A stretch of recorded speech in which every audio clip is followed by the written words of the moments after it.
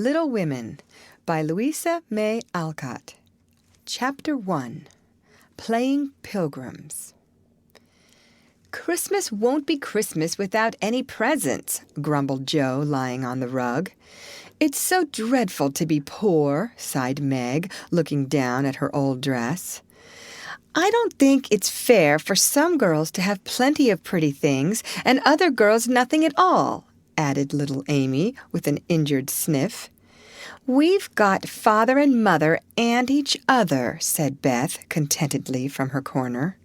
The four young faces on which the firelight shone brightened at the cheerful words, but darkened again as Joe said sadly, "We haven't got Father, and shall not have him for a long time." She didn't say, perhaps never, but each silently added it, thinking of Father far away where the fighting was. Nobody spoke for a minute.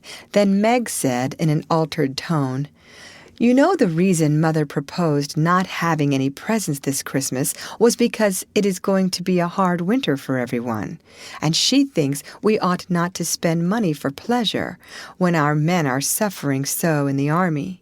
We can't do much, but we can make our little sacrifices and ought to do it gladly. But I am afraid I don't." And Meg shook her head as she thought regretfully of all the pretty things she wanted. "But I don't think the little we should spend would do any good. We've each got $1, and the army wouldn't be much helped by our giving that. I agree not to expect anything from Mother or you, but I do want to buy Undine and Cintron for myself. I've wanted it so long," said Joe, who was a bookworm. "I plan to spend mine in new music," said Beth with a little sigh, which no one heard but the hearth-brush and kettle-holder. "I shall get a nice box of Faber's drawing pencils. I really need them," said Amy decidedly. "Mother didn't say anything about our money, and she won't wish us to give up everything. Let's each buy what we want and have a little fun. I'm sure we work hard enough to earn it," cried Joe, examining the heels of her shoes in a gentlemanly manner. "I know I do, teaching those tiresome children nearly all day, when I'm longing to enjoy myself at home," began Meg in the complaining tone again. "You don't have half such a hard time as I do," said Joe. "How would you like to be shut up for hours with a nervous, fussy old lady who keeps you trotting, is never satisfied, and worries you till you're ready to fly out of the window or cry? It's naughty to fret, but I do think washing dishes and keeping things tidy is the worst work in the world. It makes me cross, and my hands get so stiff I can't practice well at all."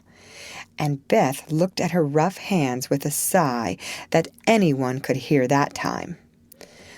"I don't believe any of you suffer as I do," cried Amy, "for you don't have to go to school with impertinent girls who plague you if you don't know your lessons, and laugh at your dresses, and label your father if he isn't rich, and insult you when your nose isn't nice." "If you mean libel, I'd say so, and not talk about labels as if Papa was a pickle bottle," advised Joe, laughing. "I know what I mean, and you needn't be satirical about it.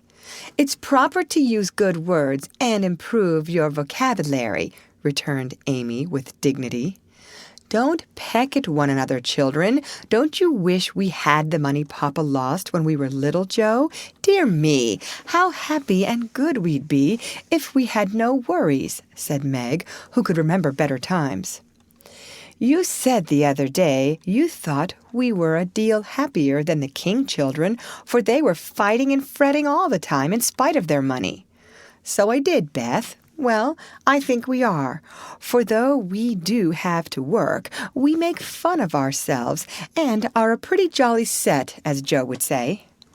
"Joe does use such slang words," observed Amy, with a reproving look at the long figure stretched on the rug. Joe immediately sat up, put her hands in her pockets, and began to whistle.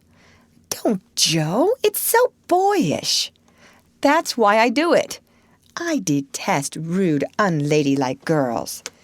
I hate affected niminy-piminy chits." "Birds in their little nests agree," sang Beth, the peacemaker, with such a funny face that both sharp voices softened to a laugh, and the pecking ended for that time. "Really, girls, you are both to be blamed," said Meg, beginning to lecture in her elder sisterly fashion. "You are old enough to leave off boyish tricks and to behave better, Josephine. It didn't matter so much when you were a little girl, but now you are so tall, and turn up your hair. You should remember that you are a young lady." "I'm not.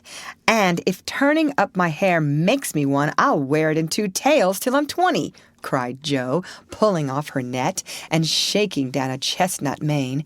"I hate to think I've got to grow up and be Miss March and wear long gowns and look as prim as a china aster. It's bad enough to be a girl anyway, when I like boys' games and work and manners. I can't get over my disappointment in not being a boy. And it's worse than ever now, for I'm dying to go and fight with Papa. And I can only stay home and knit like a poky old woman." And Jo shook the blue army sock till the needles rattled like castanets, and her ball bounded across the room. "Poor Jo! It's too bad, but it can't be helped. So you must try to be contented with making your name boyish and playing brother to us girls," said Beth, stroking the rough head with a hand that all the dishwashing and dusting in the world could not make ungentle in its touch. "As for you, Amy," continued Meg, "you are altogether too particular and prim. Your airs are funny now, but you'll grow up an affected little goose if you don't take care. I like your nice manners and refined ways of speaking when you don't try to be elegant, but your absurd words are as bad as Jo's slang." "If Jo is a tomboy and Amy a goose, what am I, please?" asked Beth, ready to share the lecture. "You're a dear and nothing else," answered Meg warmly, and no one contradicted her, for the mouse was the pet of the family. As young readers like to know how people look, we will take this moment to give them a little sketch of the 4 sisters, who sat knitting away in the twilight while the December snow fell quietly without, and the fire crackled cheerfully within. It was a comfortable room, though the carpet was faded and the furniture very plain, for a good picture or 2 hung on the walls, books filled the recesses, chrysanthemums and Christmas roses bloomed in the windows, and a pleasant atmosphere of home peace pervaded it. Margaret, the eldest of the 4, was 16 and very pretty, being plump and fair, with large eyes, plenty of soft brown hair, a sweet mouth, and white hands, of which she was rather vain. 15-year-old Jo was very tall, thin, and brown, and reminded one of a colt, for she never seemed to know what to do with her long limbs, which were very much in her way. She had a decided mouth, a comical nose, and sharp gray eyes which appeared to see everything, and were by turns fierce, funny, or thoughtful. Her long, thick hair was her one beauty, but it was usually bundled into a net to be out of her way. Round shoulders had Jo, big hands and feet, a flyaway look to her clothes, and the uncomfortable appearance of a girl who was rapidly shooting up into a woman and didn't like it. Elizabeth, or Beth, as everyone called her, was a rosy, smooth-haired, bright-eyed girl of 13, with a shy manner, a timid voice, and a peaceful expression, which was seldom disturbed. Her father called her Little Miss Tranquillity, and the name suited her excellently, for she seemed to live in a happy world of her own, only venturing out to meet the few whom she trusted and loved. Amy, though the youngest, was a most important person, in her own opinion at least, a regular snow maiden, with blue eyes and yellow hair curling on her shoulders, pale and slender, and always carrying herself like a young lady mindful of her manners. What the characters of the four sisters were, we will leave to be found out. The clock struck 6, and having swept up the hearth, Beth put a pair of slippers down to warm. Somehow the sight of the old shoes had a good effect upon the girls, for Mother was coming, and everyone brightened to welcome her. Meg stopped lecturing and lighted the lamp. Amy got out of the easy-chair without being asked, and Jo forgot how tired she was as she sat up to hold the slippers nearer to the blaze. "They are quite worn out. Marmee must have a new pair." "I thought I'd get her some with my dollar," said Beth. "No, I shall," cried Amy. "I'm the oldest," began Meg, but Jo cut in with a decided, "I'm the man of the family now Papa is away, and I shall provide the slippers, for he told me to take special care of Mother while he was gone." "I'll tell you what we'll do," said Beth. "Let's each get her something for Christmas and not get anything for ourselves." "That's like you, dear. What will we get?" exclaimed Jo. Everyone thought soberly for a minute, then Meg announced, as if the idea was suggested by the sight of her own pretty hands, "I shall give her a nice pair of gloves." "Army shoes, best to be had," cried Jo. "Some handkerchiefs, all hemmed," said Beth. "I'll get a little bottle of cologne. She likes it, and it won't cost much, so I'll have some left to buy my pencils," added Amy. "How will we give the things?" asked Meg. "Put them on the table and bring her in and see her open the bundles." "Don't you remember how we used to do it on our birthdays?" answered Jo. "I used to be so frightened when it was my turn to sit in the chair with the crown on and see you all come marching round to give the presents with a kiss. I liked the things and the kisses, but it was dreadful to have you sit looking at me while I opened the bundles," said Beth, who was toasting her face and the bread for tea at the same time. "Let Marmee think we are getting things for ourselves and then surprise her. We must go shopping tomorrow afternoon, Meg." "There is so much to do about the play for Christmas night," said Jo, marching up and down with her hands behind her back and her nose in the air. "I don't mean to act any more after this time. I'm getting too old for such things," observed Meg, who was as much a child as ever about dressing up frolics. "You won't stop, I know, as long as you can trail round in a white gown with your hair down and wear gold paper jewelry. You are the best actress we've got, and there'll be an end of everything if you quit the boards," said Jo. "We ought to rehearse tonight. Come here, Amy, and do the fainting scene, for you are as stiff as a poker in that." "I can't help it. I never saw anyone faint, and I don't choose to make myself all black and blue, tumbling flat as you do. If I can go down easily, I'll drop. If I can't, I shall fall into a chair and be graceful." "I don't care if Hugo does come at me with a pistol," returned Amy, who was not gifted with dramatic power, but was chosen because she was small enough to be borne out shrieking by the villain of the piece. "Do it this way. Clasp your hands so, and stagger across the room, crying frantically, 'Rodrigo, save me, save me!'" And away went Jo with a melodramatic scream which was truly thrilling. Amy followed, but she poked her hands out stiffly before her and jerked herself along as if she went by machinery, and her "ow" was more suggestive of pins being run into her than of fear and anguish. Jo gave a despairing groan, and Meg laughed outright, while Beth let her bread burn as she watched the fun with interest. "It's no use. Do the best you can when the time comes, and if the audience laughs, don't blame me. Come on, Meg." Then things went smoothly, for Don Pedro defied the world in a speech of 2 pages without a single break. Hagar the witch chanted an awful incantation over her kettleful of simmering toads with weird effect. Roderigo rent his chains asunder manfully, and Hugo died in agonies of remorse and arsenic with a wild "ha ha ha." "It's the best we've had yet," said Meg, as the dead villain sat up and rubbed his elbows. "I don't see how you can write and act such splendid things, Joe. You're a regular Shakespeare," exclaimed Beth, who firmly believed that her sisters were gifted with wonderful genius in all things. "Not quite," replied Joe modestly. "I do think The Witch's Curse, an operatic tragedy, is rather a nice thing, but I'd like to try Macbeth. If we only had a trapdoor for Banquo, I always wanted to do the killing part." "Is that a dagger that I see before me?" muttered Joe, rolling her eyes and clutching at the air, as she had seen a famous tragedian do. "No, it's the toasting fork with Mother's shoe on it instead of the bread. Beth's stage struck," cried Meg, and the rehearsal ended in a general burst of laughter.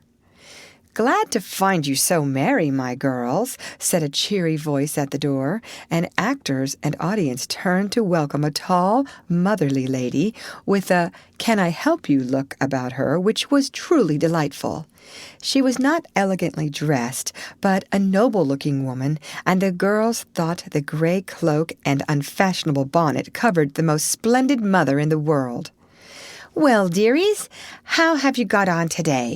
"There was so much to do, getting the boxes ready to go tomorrow, that I didn't come home to dinner." "Has anyone called Beth?" "How is your cold, Meg?" "Joe, you look tired to death. Come and kiss me, baby." While making these maternal inquiries, Mrs. March got her wet things off, her warm slippers on, and sitting down in the easy-chair, drew Amy to her lap, preparing to enjoy the happiest hour of her busy day. The girls flew about, trying to make things comfortable, each in her own way. Meg arranged the tea table, Joe brought wood and set chairs, dropping, overturning, and clattering everything she touched. Beth trotted to and fro between parlor and kitchen, quiet and busy, while Amy gave directions to everyone as she sat with her hands folded. As they gathered about the table, Mrs. March said, with a particularly happy face, "I've got a treat for you after supper." A quick, bright smile went round like a streak of sunshine. Beth clapped her hands, regardless of the biscuit she held, and Joe tossed up her napkin, crying, "A letter! A letter! 3 cheers for Father!" "Yes, a nice long letter. He is well, and thinks he shall get through the cold season better than we feared. He sends all sorts of loving wishes for Christmas, and an especial message to you girls," said Mrs. March, patting her pocket as if she had got a treasure there. "Hurry and get done. Don't stop to quirk your little finger and simper over your plate, Amy," cried Joe, choking on her tea and dropping her bread butter side down on the carpet in her haste to get at the treat. Beth ate no more, but crept away to sit in her shadowy corner and brood over the delight to come, till the others were ready. "I think it was so splendid in Father to go as chaplain when he was too old to be drafted and not strong enough for a soldier," said Meg warmly. "Don't I wish I could go as a drummer, a what's its name? Or a nurse, so I could be near him and help him," exclaimed Joe with a groan. "It must be very disagreeable to sleep in a tent and eat all sorts of bad-tasting things and drink out of a tin mug," sighed Amy. "When will he come home, Marmee?" asked Beth, with a little quiver in her voice. "Not for many months, dear, unless he is sick. He will stay and do his work faithfully as long as he can, and we won't ask for him back a minute sooner than he can be spared. Now come and hear the letter." They all drew to the fire, Mother in the big chair, with Beth at her feet, Meg and Amy perched on either arm of the chair, and Joe leaning on the back where no one would see any sign of emotion if the letter should happen to be touching. Very few letters were written in those hard times that were not touching, especially those which fathers sent home. In this one, little was said of the hardships endured, the dangers faced, or the homesickness conquered. It was a cheerful, hopeful letter, full of lively descriptions of camp life, marches, and military news, and only at the end did the writer's heart overflow with fatherly love and longing for the little girls at home. Give them all of my dear love and a kiss. Tell them I think of them by day, pray for them by night, and find my best comfort in their affection at all times. A year seems very long to wait before I see them, but remind them that while we wait, we may all work, so that these hard days need not be wasted. I know they will remember all I said to them, that they will be loving children to you, will do their duty faithfully, fight their bosom enemies bravely, and conquer themselves so beautifully that when I come back to them, I may be fonder and prouder than ever of my little women. Everybody sniffed when they came to that part. Jo wasn't ashamed of the great tear that dropped off the end of her nose, and Amy never minded the rumpling of her curls as she hid her face on her mother's shoulder and sobbed out, "I am a selfish girl. But I'll truly try to be better, so he mayn't be disappointed in me by and by." "We all will," cried Meg. "I think too much of my looks, and hate to work, but won't any more if I can help it. I'll try and be what he loves to call me, a little woman, and not be rough and wild, but do my duty here instead of wanting to be somewhere else," said Jo, thinking that keeping her temper at home was a much harder task than facing a rebel or two down south. Beth said nothing, but wiped away her tears with the blue army sock and began to knit with all her might, losing no time in doing the duty that lay nearest her, while she resolved in her quiet little soul to be all that Father hoped to find her when the year brought round the happy coming home. Mrs. March broke the silence that followed Jo's words by saying in her cheery voice, "Do you remember how you used to play Pilgrim's Progress when you were little things? Nothing delighted you more than to have me tie my piece bags on your backs for burdens, give you hats and sticks and rolls of paper, and let you travel through the house from the cellar, which was the city of destruction, up to the housetop, where you had all the lovely things you could collect to make a celestial city. What fun it was, especially going by the lions, fighting Apollyon, and passing through the valley where the hobgoblins were," said Jo. "I liked the place where the bundles fell off and tumbled downstairs," said Meg. "I don't remember much about it except that I was afraid of the cellar and the dark entry, and always liked the cake and milk we had up at the top. If I wasn't too old for such things, I'd rather like to play it over again," said Amy, who began to talk of renouncing childish things at the mature age of 12. "We never are too old for this, my dear, because it is a play we are playing all the time in one way or another. Our burdens are here, our road is before us, and the longing for goodness and happiness is the guide that leads us through many troubles and mistakes to the peace which is a true celestial city. Now, my little pilgrims, suppose you begin again, not in play, but in earnest, and see how far on you can get before Father comes home." "Really, Mother? Where are our bundles?" asked Amy, who was a very literal young lady. "Each of you told what your burden was just now, except Beth. I rather think she hasn't got any," said her mother. "Yes, I have.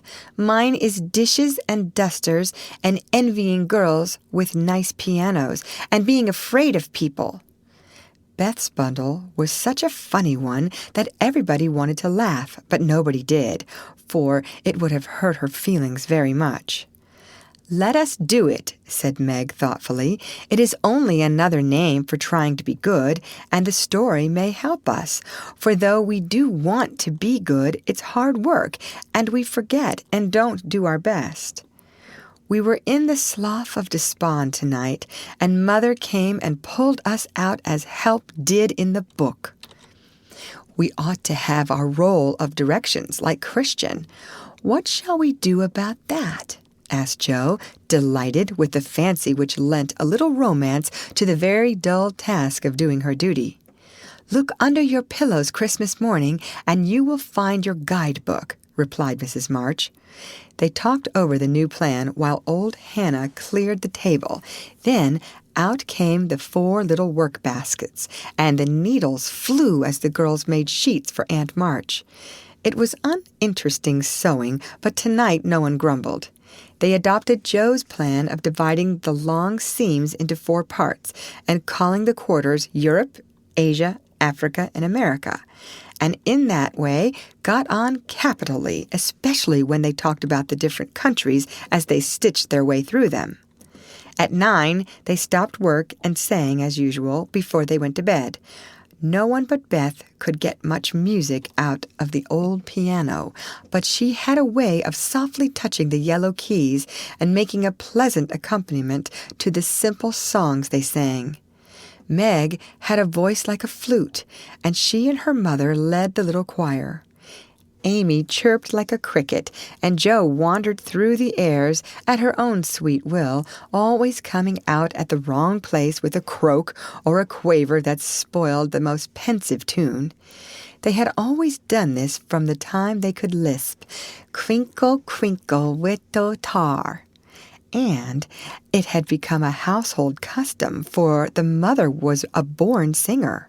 The first sound in the morning was her voice as she went about the house singing like a lark, and the last sound at night was the same cheery sound, for the girls never grew too old for that familiar lullaby.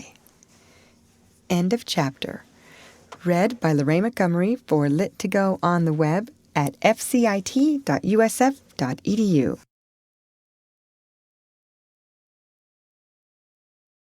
Little Women by Louisa May Alcott. Chapter 2. A Merry Christmas. Jo was the first to wake in the gray dawn of Christmas morning. No stockings hung at the fireplace, and for a moment she felt as much disappointed as she did long ago when her little sock fell down because it was crammed so full of goodies. Then she remembered her mother's promise, and slipping her hand under her pillow, drew out a little crimson-covered book. She knew it very well, for it was that beautiful old story of the best life ever lived, and Jo felt that it was a true guidebook for any pilgrim going on a long journey. She woke Meg with a Merry Christmas and bade her see what was under her pillow. A green-covered book appeared, with the same picture inside and a few words written by their mother, which made their one present very precious in their eyes. Presently Beth and Amy woke to rummage and find their little books also, one dove-colored, the other blue, and all sat looking at and talking about them, while the east grew rosy with the coming day. In spite of her small vanities, Margaret had a sweet and pious nature, which unconsciously influenced her sisters, especially Jo, who loved her very tenderly and obeyed her because her advice was so gently given. "Girls," said Meg seriously, looking from the tumbled head beside her to the 2 little night-capped ones in the room beyond, "Mother wants us to read and love and mind these books, and we must begin at once.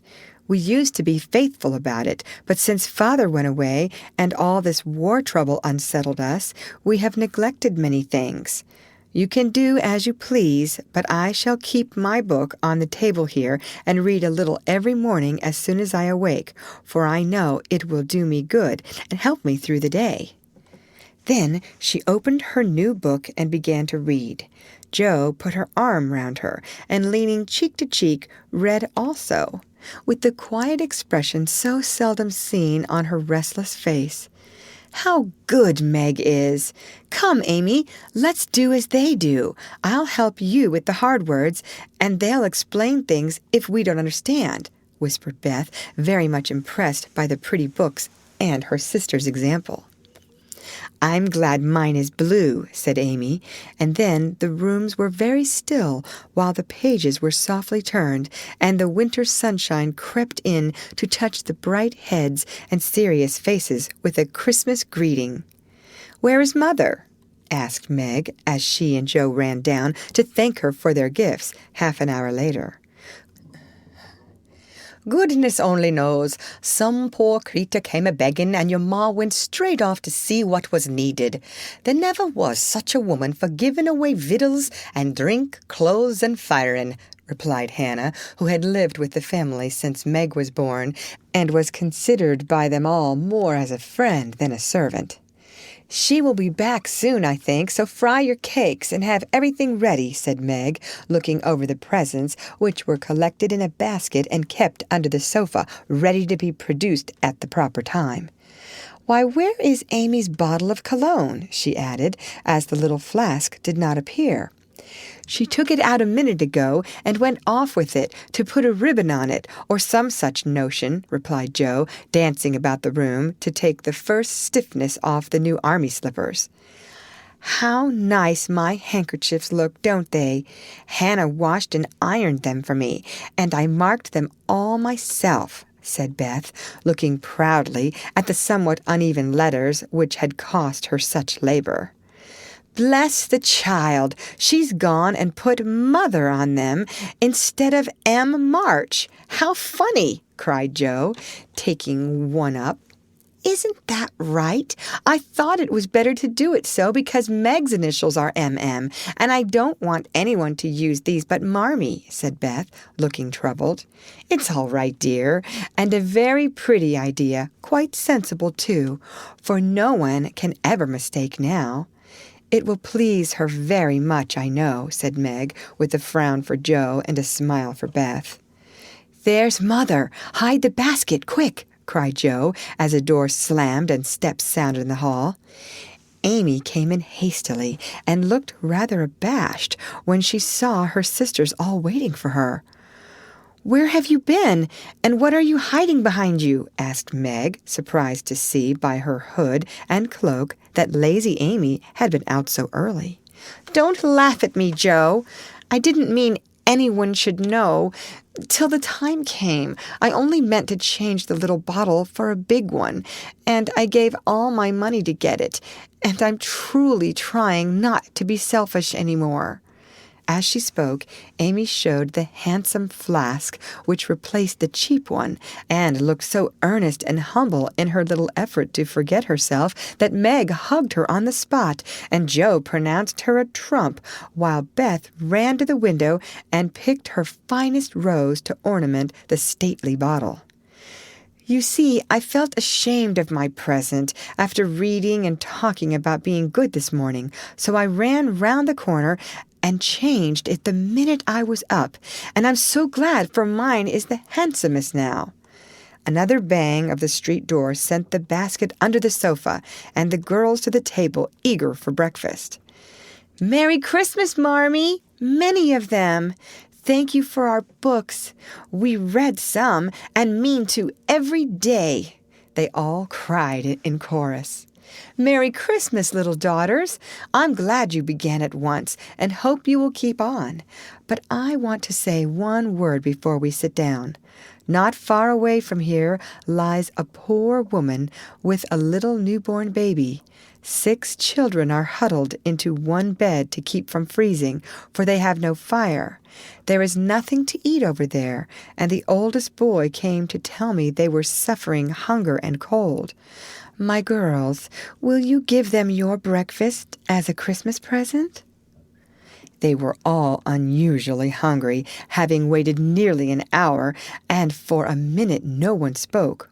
Only a minute, for Joe exclaimed impetuously, "I'm so glad you came before we began." "May I go and help carry the things to the poor little children?" asked Beth eagerly. "I shall take the cream and the muffins," added Amy, heroically giving up the article she most liked. Meg was already covering the buckwheats and piling the bread into one big plate. "I thought you'd do it," said Mrs. March, smiling as if satisfied. "You shall all go and help me, and when we come back, we will have bread and milk for breakfast, and make it up at dinner time." They were soon ready, and the procession set out. Fortunately, it was early, and they went through back streets so few people saw them, and no one laughed at the queer party. A poor, bare, miserable room it was, with broken windows, no fire, ragged bedclothes, a sick mother, wailing baby, and a group of pale, hungry children cuddled under one old quilt trying to keep warm. How the big eyes stared and the blue lips smiled as the girls went in. "Ach, mein Gott! It is good angels come to us," said the poor woman, crying for joy. "Funny angels in hoods and mittens," said Joe, and set them to laughing. In a few minutes it really did seem as if kind spirits had been at work there. Hannah, who had carried wood, made a fire, and stopped up the broken panes with old hats and her own cloak. Mrs. March gave the mother tea and gruel, and comforted her with promises of help, while she dressed the little baby as tenderly as if it had been her own. The girls, meantime, spread the table, set the children round the fire, and fed them like so many hungry birds, laughing, talking, and trying to understand the funny broken English. "Das ist gut, die Enkelkinder," cried the poor things as they ate and warmed their purple hands at the comfortable blaze. The girls had never been called angel children before, and thought it very agreeable, especially Jo, who had been considered a Sancho ever since she was born. That was a very happy breakfast, though they didn't get any of it. And when they went away, leaving comfort behind, I think there were not in all the city 4 merrier people than the hungry little girls who gave away their breakfasts and contented themselves with bread and milk on Christmas morning. "That's loving our neighbor better than ourselves, and I like it," said Meg, as they set out their presents while their mother was upstairs collecting clothes for the poor Hummels. Not a very splendid show, but there was a great deal of love done up in the few little bundles, and the tall vase of red roses, white chrysanthemums, and trailing vines, which stood in the middle, gave quite an elegant air to the table. "She's coming! Strike up, Beth! Open the door, Amy! 3 cheers for Marmee!" cried Jo, prancing about while Meg went to conduct Mother to the seat of honor. Beth played her gayest march. Amy threw open the door, and Meg enacted escort with great dignity. Mrs. March was both surprised and touched, and smiled with her eyes full as she examined her presents and read the little notes which accompanied them. The slippers went on at once. A new handkerchief was slipped into her pocket, well scented with Amy's cologne. The rose was fastened in her bosom, and the nice gloves were pronounced a perfect fit. There was a good deal of laughing and kissing and explaining in the simple, loving fashion which makes these home festivals so pleasant at the time, so sweet to remember long afterward, and then all fell to work. The morning charities and ceremonies took so much time that the rest of the day was devoted to preparations for the evening festivities. Being still too young to go often to the theater, and not rich enough to afford any great outlay for private performances, the girls put their wits to work, and necessity, being the mother of invention, made whatever they needed.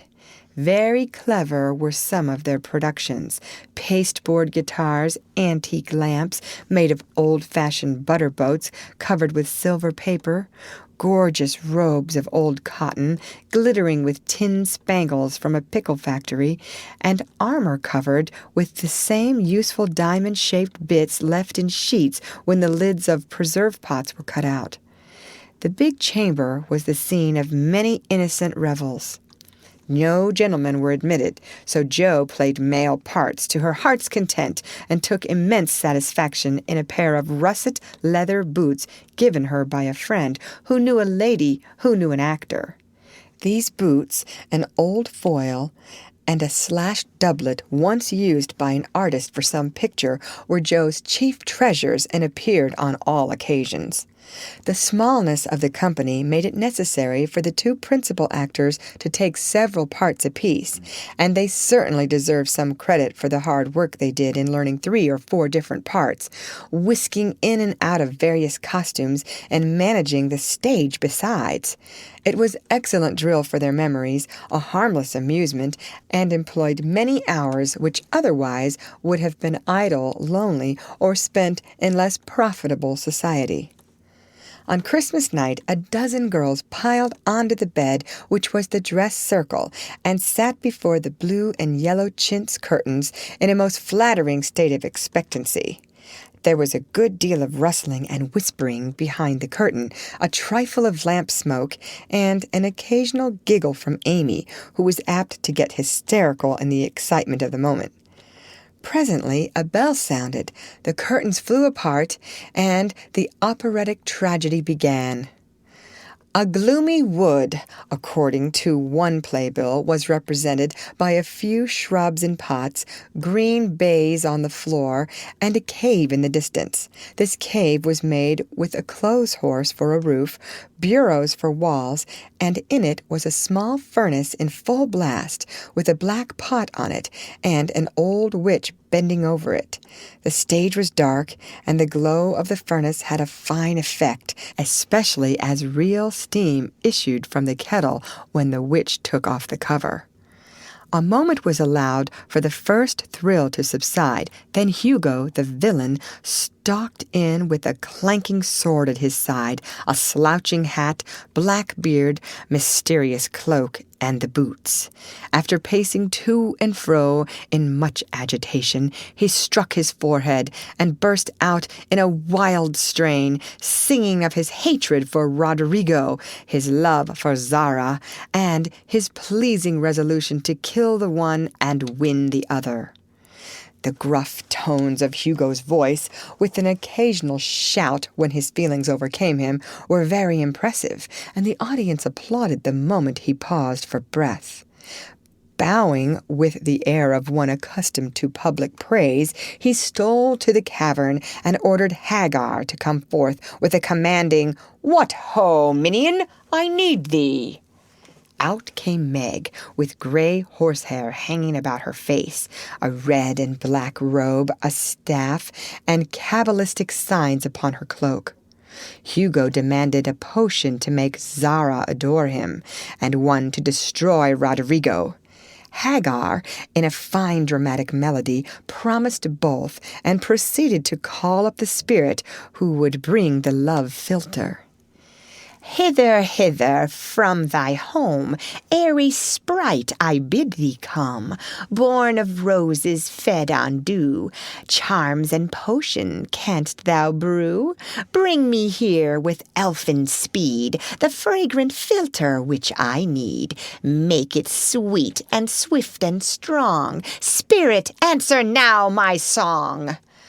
A soft strain of music sounded, and then at the back of the cave appeared a little figure in cloudy white, with glittering wings, golden hair, and a garland of roses on its head. Waving a wand, it sang, "Hither I come from my airy home, afar in the silver moon. Take the magic spell and use it well, or its power will vanish soon."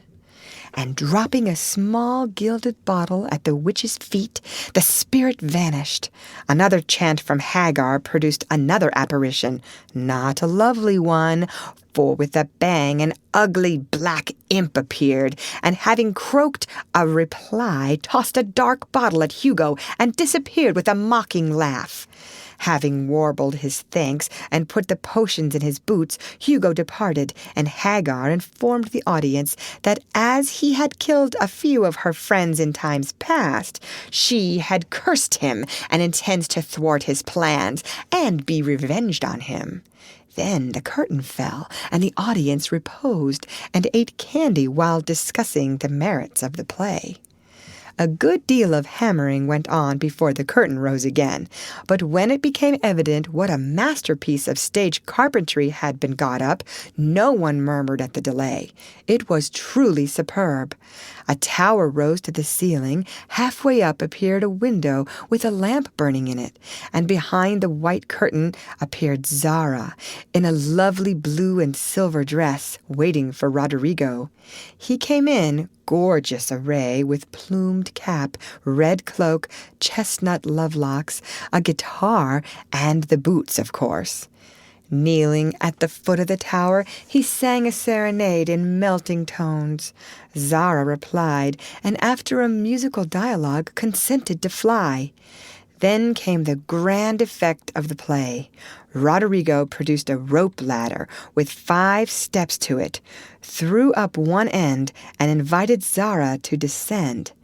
Timidly she crept from her lattice, put her hand on Roderigo's shoulder, and was about to leap gracefully down when, alas, alas for Zara, she forgot her train. It caught in the window. The tower tottered, leaned forward, fell with a crash, and buried the unhappy lovers in the ruins. A universal shriek arose as the russet boots waved wildly from the wreck, and a golden head emerged, exclaiming, "I told you so! I told you so!"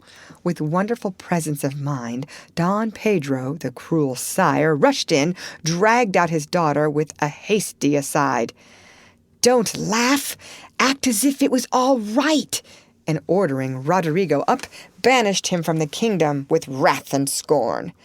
Though decidedly shaken by the fall from the tower upon him, Roderigo defied the old gentleman and refused to stir. This dauntless example fired Zara. She also defied her sire, and he ordered them both to the deepest dungeons of the castle. A stout little retainer came in with chairs and led them away, looking very much frightened and evidently forgetting the speech he ought to have made. Act Third was the castle hall, and here Hagar appeared, having come to free the lovers and finish Hugo. She hears him coming and hides, sees him put the potions into 2 cups of wine, and bid the timid little servant, "Bear them to the captives in their cells, and tell them I shall come anon." The servant takes Hugo aside to tell him something, and Hagar changes the cups for 2 others, which are harmless. Ferdinando, the minion, carries them away, and Hagar puts back the cup which holds the poison meant for Roderigo. Hugo, getting thirsty after a long warble, drinks it, loses his wits, and after a good deal of clutching and stamping, falls flat and dies, while Hagar informs him what she has done in a song of exquisite power and melody. This was a truly thrilling scene, though some persons might have thought that the sudden tumbling down of a quantity of long red hair rather marred the effect of the villain's death. He was called before the curtain, and with great propriety appeared, leading Hagar, whose singing was considered more wonderful than all the rest of the performance put together.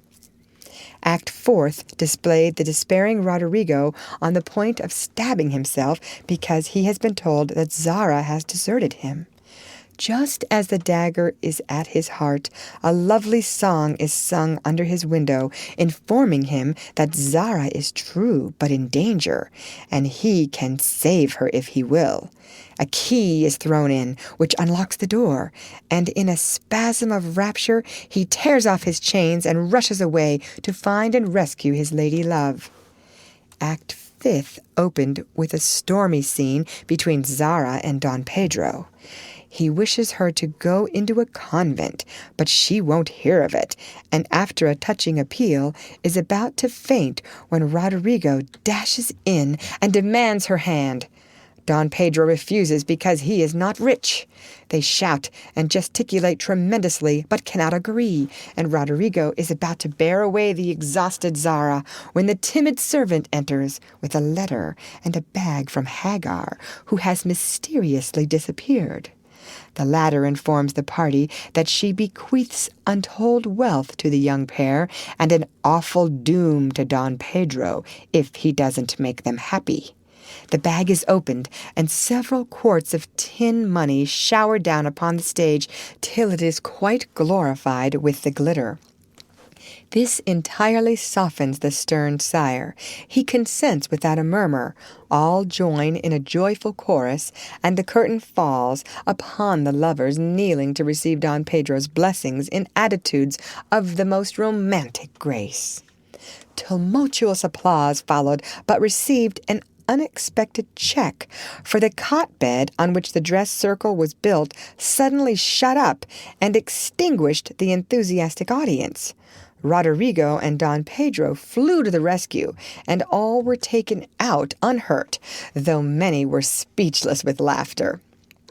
The excitement was hardly subsided when Hannah appeared with Mrs. March's compliments, and would the ladies walk down to supper. This was a surprise even to the actors, and when they saw the table, they looked at one another in rapturous amazement. It was like Marmee to get up a little treat for them, but anything so fine as this was unheard of since the departed days of plenty.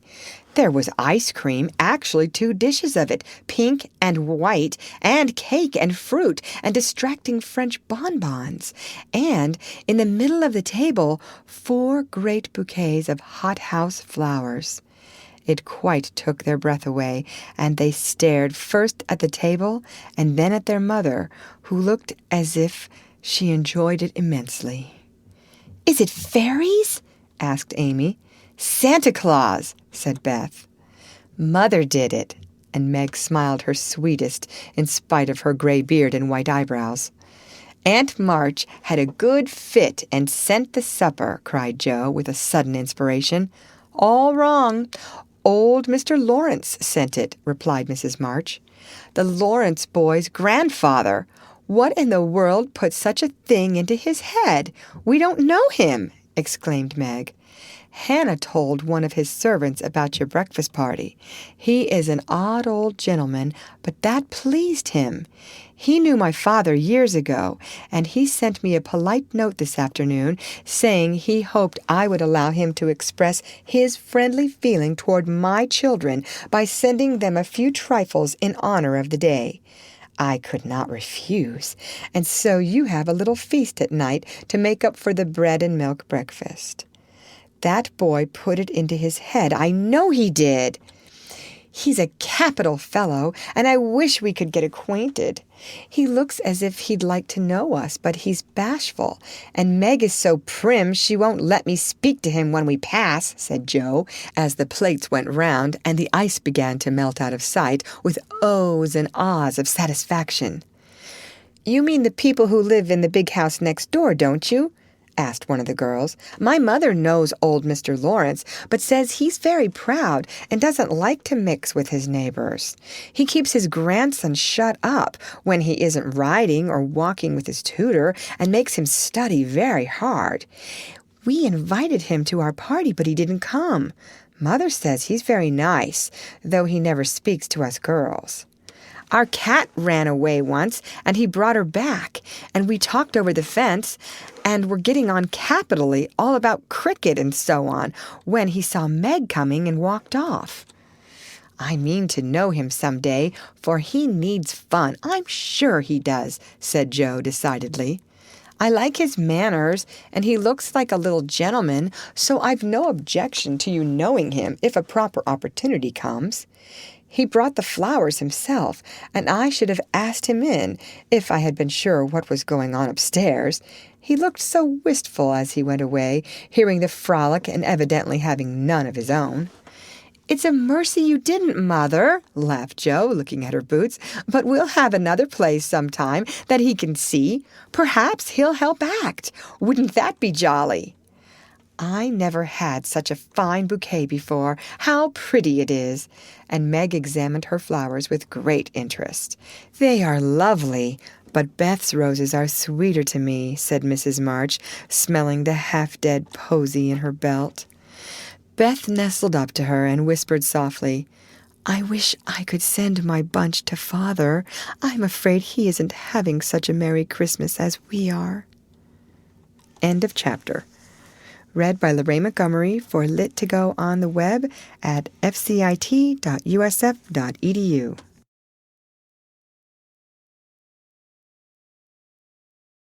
Little Women by Louisa May Alcott. Chapter 3. The Lawrence Boy. "Joe! Joe, where are you?" cried Meg at the foot of the garret stairs. "Here!" answered a husky voice from above, and running up, Meg found her sister eating apples and crying over the heir of Redcliffe, wrapped up in a comforter on an old three-legged sofa by the sunny window. This was Joe's favorite refuge, and here she loved to retire with half a dozen russets and a nice book to enjoy the quiet and the society of a pet rat who lived nearby and didn't mind her a particle. As Meg appeared, Scrabble whisked into his hole. Joe shook the tears off her cheeks and waited to hear the news. "Such fun! Only see! A regular note of invitation from Mrs. Gardiner for tomorrow night," cried Meg, waving the precious paper and then proceeding to read it with girlish delight. "Mrs. Gardiner would be happy to see Miss March and Miss Josephine at a little dance on New Year's Eve. Marmee is willing we should go. Now what shall we wear?" "What's the use of asking that when you know we shall wear our poplins because we haven't got anything else?" answered Joe with her mouth full. "If I only had a silk," sighed Meg. "Mother says I may when I'm 18, perhaps, but 2 years is an everlasting time to wait. I'm sure our pops look like silk, and they are nice enough for us. Yours is as good as new, but I forgot the burn and the tear in mine. Whatever shall I do? The burn shows badly, and I can't take any out." "You must sit still all you can and keep your back out of sight. The front is all right. I shall have a new ribbon for my hair, and Marmee will lend me her little pearl pin, and my new slippers are lovely, and my gloves will do, though they aren't as nice as I'd like." "Mine are spoiled with lemonade, and I can't get any new ones, so I shall have to go without," said Joe, who never troubled herself much about dress. "You must have gloves, or I won't go," cried Meg decidedly. "Gloves are more important than anything else. You can't dance without them, and if you don't, I should be so mortified." "Then I'll stay still. I don't care much for company dancing. It's no fun to go sailing round. I like to fly about and cut capers." "You can't ask Mother for new ones. They are so expensive, and you are so careless. She said when you spoiled the others that she shouldn't get you any more this winter. Can't you make them do?" "I can hold them crumpled up in my hand so no one will know how stained they are. That's all I can do." "No, I'll tell you how we can manage. Each wear one good one and carry a bad one. Don't you see?" "Your hands are bigger than mine, and you will stretch my glove dreadfully," began Meg, whose gloves were a tender point with her. "Then I'll go without. I don't care what people say," cried Joe, taking up her book. "You may have it, you may, only don't stain it, and do behave nicely. Don't put your hands behind you, or stare, or say, 'Christopher Columbus,' will you? Don't worry about me. I'll be as prim as I can and not get into any scrapes, if I can help it. Now go and answer your note and let me finish the splendid story." So Meg went away to accept with thanks, look over her dress, and sing blithely, as she did up one real lace frill while Joe finished her story, her 4 apples, and had a game of romps with Scrabble. On New Year's Eve the parlor was deserted, for the 2 younger girls played dressing maids, and the 2 elder were absorbed in the all-important business of getting ready for the party. Simple as the toilets were, there was a great deal of running up and down, laughing and talking, and at one time a strong smell of burned hair pervaded the house. Meg wanted a few curls about her face, and Joe undertook to pinch the papered locks with a pair of hot tongs. "Ought they to smoke like that?" asked Beth from her perch on the bed. "It's the dampness drying," replied Joe. "What a queer smell. It's like burned feathers." observed Amy, smoothing her own pretty curls with a superior air. "There, now I'll take off the papers, and you'll see a cloud of little ringlets," said Jo, putting down the tongs. She did take off the papers, but no cloud of ringlets appeared, for the hair came with the papers, and the horrified hairdresser laid a row of little scorched bundles on the bureau before her victim. Oh, what have you done? I'm spoiled. I can't go. My hair! Oh, my hair!" wailed Meg, looking with despair at the uneven frizzle on her forehead. "Just my luck. You shouldn't have asked me to do it. I always spoil everything. I'm so sorry, but the tongs were too hot, and so I've made a mess," groaned poor Jo, regarding the little black pancakes with tears of regret. "It isn't spoiled. Just frizzle it and tie your ribbon so the ends come on your forehead a bit, and it will look like the last fashion. I've seen many girls do it so," said Amy consolingly. "Serves me right for trying to be fine. I wish I'd let my hair alone," cried Meg petulantly. "So do I. It was so smooth and pretty. But it will soon grow out again," said Beth, coming to kiss and comfort the shorn sheep. After various lesser mishaps, Meg was finished at last, and by the united exertions of the entire family, Jo's hair was got up and her dress on. They looked very well in their simple suits, Meg's in silvery drab, with a blue velvet snood, lace frills, and the pearl pin. Jo in maroon, with a stiff, gentlemanly linen collar, and a white chrysanthemum or two for her only ornament.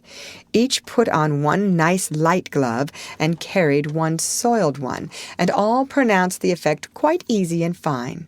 Meg's high-heeled slippers were very tight and hurt her, though she would not own it, and Jo's 19 hairpins all seemed stuck straight into her head, which was not exactly comfortable, but, dear me, let us be elegant or die. "Have a good time, dearies," said Mrs. March, as the sisters went daintily down the walk. "Don't eat much supper, and come away at 11 when I send Hannah for you." As the gate clashed behind them, a voice cried from a window, Girls, have you both got nice pocket handkerchiefs?" Yes, spandy nice, and Meg has cologne on hers," cried Jo, adding with a laugh as they went on, "I do believe Marmee would ask that if we were all running away from an earthquake."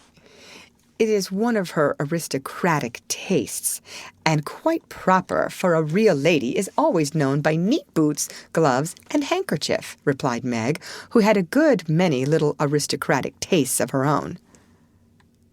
"Now, don't forget to keep the bad breath out of sight, Jo.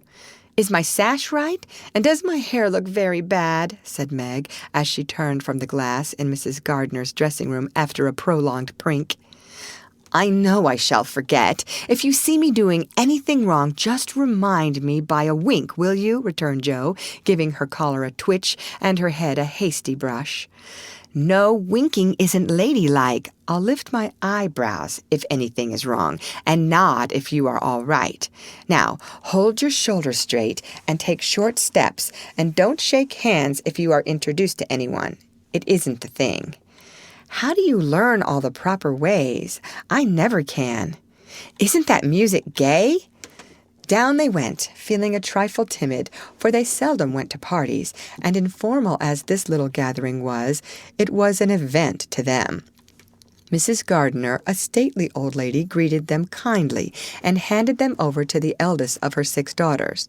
Meg knew Sally and was at her ease very soon, but Jo, who didn't care much for girls or girlish gossip, stood about with her back carefully against the wall and felt as much out of place as a colt in a flower garden. Half a dozen jovial lads were talking about skates in another part of the room, and she longed to go and join them, for skating was one of the joys of her life. She telegraphed her wish to Meg, but the eyebrows went up so alarmingly that she dared not stir. No one came to talk to her, and one by one the group dwindled away till she was left alone. She could not roam about and amuse herself, for the burned breath would show. So she stared at people rather forlornly till the dancing began. Meg was asked at once, and the tight slippers tripped about so briskly that none would have guessed the pain their wearer suffered smilingly. Jo saw a big, red-headed youth approaching her corner, and fearing he meant to engage her, she slipped into a curtained recess, intending to peep and enjoy herself in peace. Unfortunately, another bashful person had chosen the same refuge, for as the curtain fell behind her, she found herself face to face with the Lawrence boy. "Dear me, I didn't know anyone was here," stammered Jo, preparing to back out as speedily as she bounced in. But the boy laughed and said pleasantly, though he looked a little startled, "Don't mind me. Stay if you like." "Shan't I disturb you?" "Not a bit. I only came here because I don't know many people and felt rather strange at first, you know." "So did I. Don't go away, please, unless you'd rather." The boy sat down again and looked at his pumps till Jo said, trying to be polite and easy, "I think I've had the pleasure of seeing you before. You live near us, don't you?" "Next door." And he looked up and laughed outright, for Jo's prim manner was rather funny when he remembered how they had chatted about cricket when he brought the cat home. That put Jo at her ease, and she laughed too, as she said, in her heartiest way, "We did have such a good time over your nice Christmas present. Grandpa sent it. But you put it into his head, didn't you now?" "How is your cat, Miss March?" asked the boy, trying to look sober while his black eyes shone with fun. "Nicely, thank you, Mr. Lawrence. But I am not Miss March. I'm only Jo," returned the young lady. "I'm not Mr. Lawrence. I'm only Laurie. Laurie Lawrence. What an odd name. The first name is Theodore, but I don't like it, for the fellows called me Dora, so I made them say Laurie instead. I hate my name, too. So sentimental. I wish everyone would say Jo instead of Josephine. How did you make the boys stop calling you Dora?" "I thrashed 'em." "I can't thrash Aunt March, so I suppose I shall have to bear it," and Jo resigned herself with a sigh. "Don't you like to dance, Miss Jo?" asked Laurie, looking as if he thought the name suited her. "I like it well enough, if there is plenty of room, and everyone is lively. In a place like this, I'm sure to upset something, tread on people's toes, or do something dreadful, so I keep out of mischief and let Meg sail about. Don't you dance?" "Sometimes. You see, I've been abroad a good many years and haven't been into company enough yet to know how you do things here." "Abroad?" cried Jo. "Oh, tell me about it. I love dearly to hear people describe their travels." Laurie didn't seem to know where to begin, but Jo's eager questions soon set him going, and he told her how he had been at school in Vevey, where the boys never wore hats and had a fleet of boats on the lake, and for holiday fun went on walking trips about Switzerland with their teachers. "Don't I wish I'd been there!" cried Jo. "Did you go to Paris?" "We spent last winter there." "Can you talk French?" "We were not allowed to speak anything else at Vevey." "Do say some. I can read it, but can't pronounce." "Quel nom a cette jeune demoiselle en le pantoufle joli?" "How nicely you do it. Let me see. You said, 'Who is the young lady in the pretty slippers?' Didn't you?" "Oui, mademoiselle." "It's my sister Margaret, and you knew it was. Do you think she is pretty?" "Yes, she makes me think of the German girls. She looks so fresh and quiet and dances like a lady." Jo quite glowed with pleasure at this boyish praise of her sister and stored it up to repeat to Meg. Both peeped and criticized and chatted till they felt like old acquaintances. Laurie's bashfulness soon wore off, for Joe's gentlemanly demeanor amused and set him at his ease, and Joe was her merry self again because her dress was forgotten and nobody lifted their eyebrows at her. She liked the Lawrence boy better than ever and took several good looks at him, so that she might describe him to the girls, for they had no brothers, very few male cousins, and boys were almost unknown creatures to them. Curly black hair, brown skin, big black eyes, handsome nose, fine teeth, small hands and feet, taller than I am, very polite for a boy, and altogether jolly. Wonder how old he is. It was on the tip of Joe's tongue to ask, but she checked herself in time and with unusual tact tried to find out in a roundabout way. I suppose you are going to college soon. I see you pegging away at your books. No, I mean studying hard. And Joe blushed at the dreadful pegging which had escaped her. Laurie smiled, but didn't seem shocked, and answered with a shrug, "Not for a year or two. I won't go before 17 anyway." "Aren't you but 15?" asked Joe, looking at the tall lad, whom she had imagined 17 already. 16 next month." "How I wish I was going to college. You don't look as if you liked it." "I hate it. Nothing but grinding or skylarking, and I don't like the way fellows do either in this country." "What do you like?" "To live in Italy and to enjoy myself in my own way."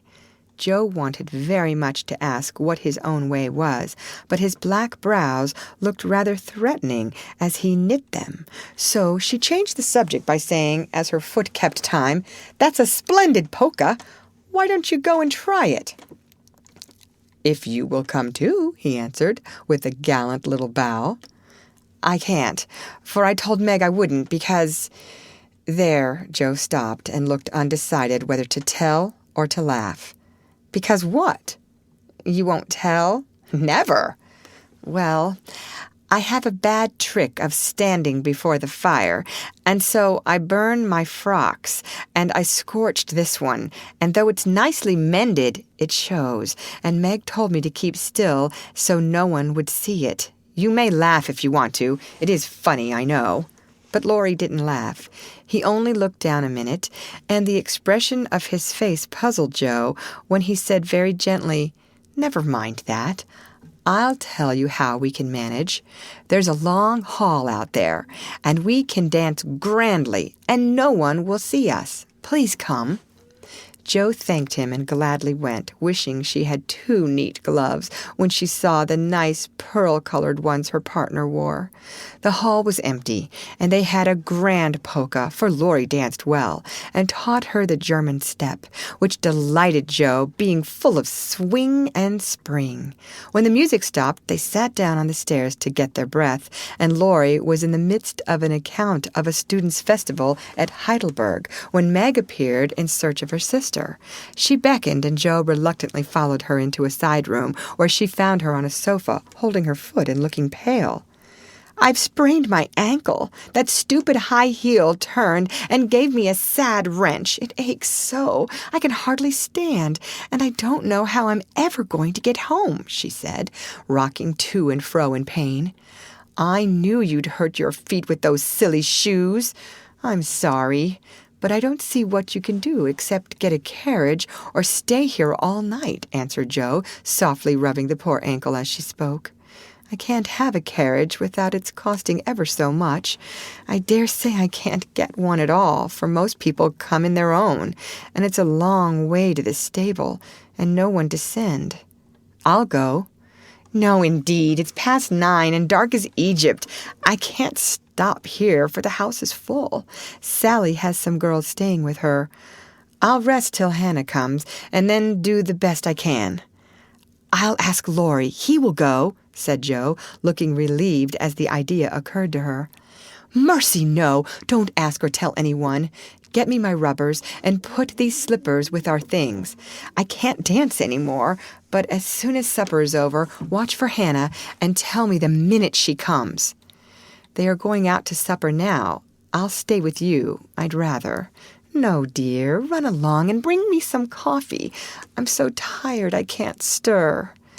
So Meg reclined with rubbers well hidden, and Jo went blundering away to the dining room, which she found after going into a china closet and opening the door of a room where old Mr. Gardner was taking a little private refreshment. Making a dart at the table, she secured the coffee, which she immediately spilled, thereby making the front of her dress as bad as the back. "Oh, dear, what a blunderbuss I am!" exclaimed Jo, finishing Meg's glove by scrubbing her gown with it. "Can I help you?" said a friendly voice, and there was Laurie, with a full cup in one hand and a plate of ice in the other. "I was trying to get something for Meg, who is very tired, and someone shook me, and here I am in a nice state," answered Jo, glancing dismally from the stained skirt to the coffee-colored glove. "Too bad. I was looking for someone to give this to. May I take it to your sister?" "Oh, thank you. I'll show you where she is. I don't offer to take it myself, for I should only get into another scrape if I did." Jo led the way, and as if used to waiting on ladies, Laurie drew up a little table, brought a second installment of coffee and ice for Jo, and was so obliging that even particular Meg pronounced him a nice boy.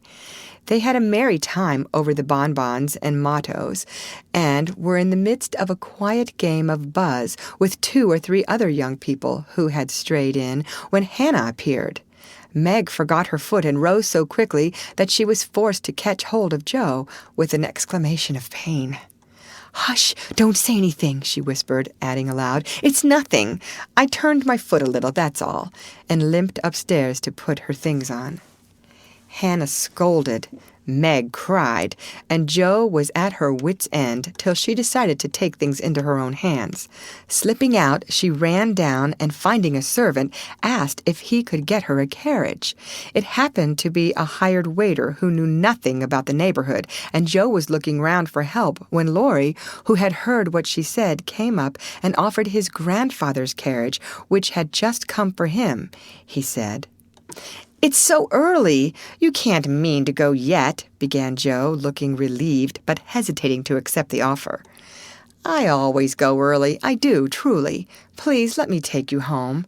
It's all on my way, you know, and it rains, they say."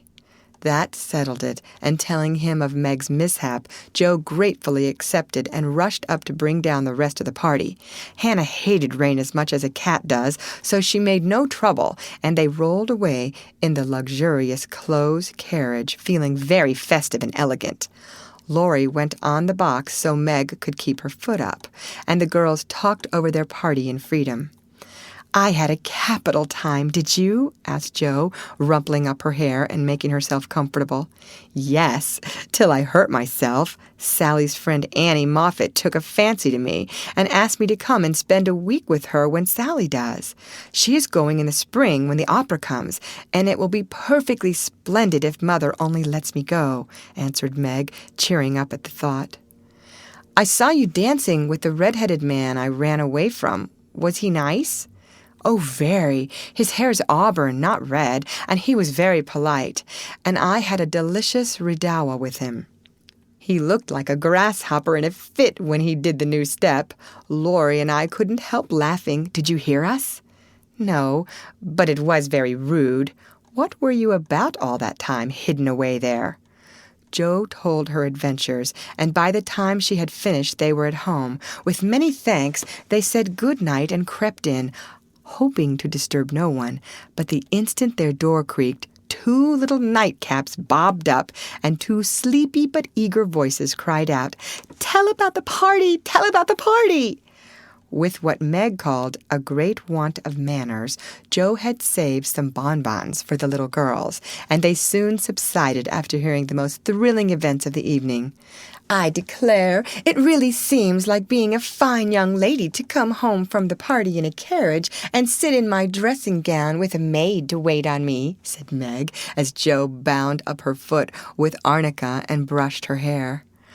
"I don't believe fine young ladies enjoy themselves a bit more than we do, in spite of our burned hair, old gowns, 1 glove apiece, and tight slippers that sprain our ankles when we are silly enough to wear them." And I think Jo was quite right. End of chapter. Read by Lorraine Montgomery for Lit to Go on the web at fcit.usf.edu.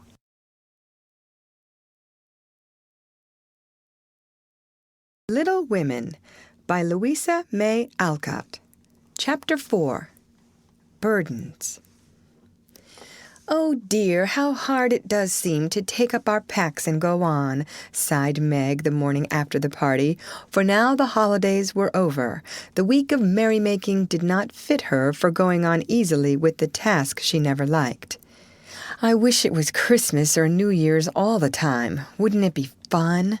answered Jo, yawning dismally. "We shouldn't enjoy ourselves half so much as we do now, but it does seem so nice to have little suppers and bouquets and go to parties and drive home and read and rest and not work. It's like other people, you know, and I always envy girls who do such things. I'm so fond of luxury," said Meg, trying to decide which of two shabby gowns was the least shabby. "Well, we can't have it, so don't let us grumble, but shoulder our bundles and trudge along as cheerfully as Marmee does. I'm sure Aunt March is a regular old man of the sea to me, but I suppose when I've learned to carry her without complaining, she will tumble off or get so light that I shan't mind her." This idea tickled Jo's fancy and put her in good spirits, but Meg didn't brighten, for her burden, consisting of 4 spoiled children, seemed heavier than ever. She had not heart enough even to make herself pretty as usual by putting on a blue neck ribbon and dressing her hair in the most becoming way. "Where's the use of looking nice when no one sees me but those cross midgets, and no one cares whether I'm pretty or not?" she muttered, shutting her drawer with a jerk. "I shall have to toil and moil all my days, with only little bits of fun now and then, and get old and ugly and sour because I'm poor and can't enjoy my life as other girls do. It's a shame." So Meg went down, wearing an injured look, and wasn't at all agreeable at breakfast time. Everyone seemed rather out of sorts and inclined to croak. Beth had a headache and lay on the sofa, trying to comfort herself with the cat and 3 kittens. Amy was fretting because her lessons were not learned, and she couldn't find her rubbers. Jo would whistle and make a great racket getting ready. Mrs. March was very busy trying to finish a letter, which must go at once, and Hannah had the grumps, for being up late didn't suit her. "There never was such a cross family," cried Jo, losing her temper when she had upset an inkstand, broken both boot-lacings, and sat down upon her hat. "You're the crossest person in it," returned Amy, washing out the sum that was all wrong with the tears that had fallen on her slate. "Beth, if you don't keep those horrid cats down cellar, I'll have them drowned," exclaimed Meg angrily as she tried to get rid of the kitten, which had scrambled up her back and stuck like a bird just out of reach. Jo laughed, Meg scolded, Beth implored, and Amy wailed because she couldn't remember how much 9 times 12 was. Girls, do be quiet 1 minute. I must get this off by the early mail, and you drive me distracted with your worry," cried Mrs. March, crossing out the 3rd spoiled sentence in her letter. There was a momentary lull, broken by Hannah, who stalked in, laid 2 hot turnovers on the table, and stalked out again. These turnovers were an institution, and the girls called them muffs, for they had no others and found the hot pies very comforting to their hands on cold mornings. Hannah never forgot to make them, no matter how busy or grumpy she might be, for the walk was long and bleak. The poor things got no other lunch and were seldom home before 2. "Cuddle your cats and get over your headache, Bethy. Goodbye, Marmee. We are a set of rascals this morning, but we'll come home regular angels. Now then, Meg." And Jo tramped away, feeling that the Pilgrims were not setting out as they ought to do. They always looked back before turning the corner, for their mother was always at the window to nod and smile and wave her hand to them. Somehow it seemed as if they couldn't have got through the day without that, for whatever their mood might be, the last glimpse of that motherly face was sure to affect them like sunshine. If Marmee shook her fist instead of kissing her hand to us, it would serve us right, for more ungrateful wretches than we are were never seen, cried Joe, taking a remorseful satisfaction in the snowy walk and bitter wind. "Don't use such dreadful expressions," replied Meg, from the depths of the veil in which she had shrouded herself like a nun sick of the world. "I like good, strong words that mean something," replied Joe, catching her hat as it took a leap off her head, preparatory to flying away altogether. "Call yourself any names you like, but I am neither a rascal nor a wretch, and I don't choose to be called so. You're a blighted being, and decidedly cross today because you can't sit in the lap of luxury all the time. Poor dear, just wait till I make my fortune, and you shall revel in carriages and ice cream and high-heeled slippers and posies and red-headed boys to dance with." "How ridiculous you are, Joe!" But Meg laughed at the nonsense and felt better in spite of herself. "Lucky for you I am, for if I put on crushed airs and tried to be dismal as you do, we should be in a nice state. Thank goodness, I can always find something funny to keep me up. Don't croak any more, but come home jolly, there's a dear." Joe gave her sister an encouraging pat on the shoulder as they parted for the day, each going a different way, each hugging her little warm turnover, and each trying to be cheerful in spite of wintry weather, hard work, and the unsatisfied desires of pleasure-loving youth. When Mr. March lost his property in trying to help an unfortunate friend, the two oldest girls begged to be allowed to do something toward their own support at least. Believing that they could not begin too early to cultivate energy, industry, and independence, their parents consented, and both fell to work with the hearty goodwill which, in spite of all obstacles, is sure to succeed at last. Margaret found a place as nursery governess, and felt rich with her small salary. As she said, she was fond of luxury, and her chief trouble was poverty. She found it harder to bear than the others because she could remember a time when home was beautiful, life full of ease and pleasure, and want of any kind unknown. She tried not to be envious or discontented, but it was very natural that the young girls should long for pretty things, gay friends, accomplishments, and a happy life. At the Kings, she daily saw all she wanted, for the children's older sisters were just out, and Meg caught frequent glimpses of dainty ball dresses and bouquets, heard lively gossip about theaters, concerts, sleighing parties, and merrymakings of all kinds, and saw money lavished on trifles, which would have been so precious to her. Poor Meg seldom complained. But a sense of injustice made her feel bitter toward everyone sometimes, for she had not yet learned to know how rich she was in the blessings which alone can make life happy. Joe happened to suit Aunt March, who was lame and needed an active person to wait upon her.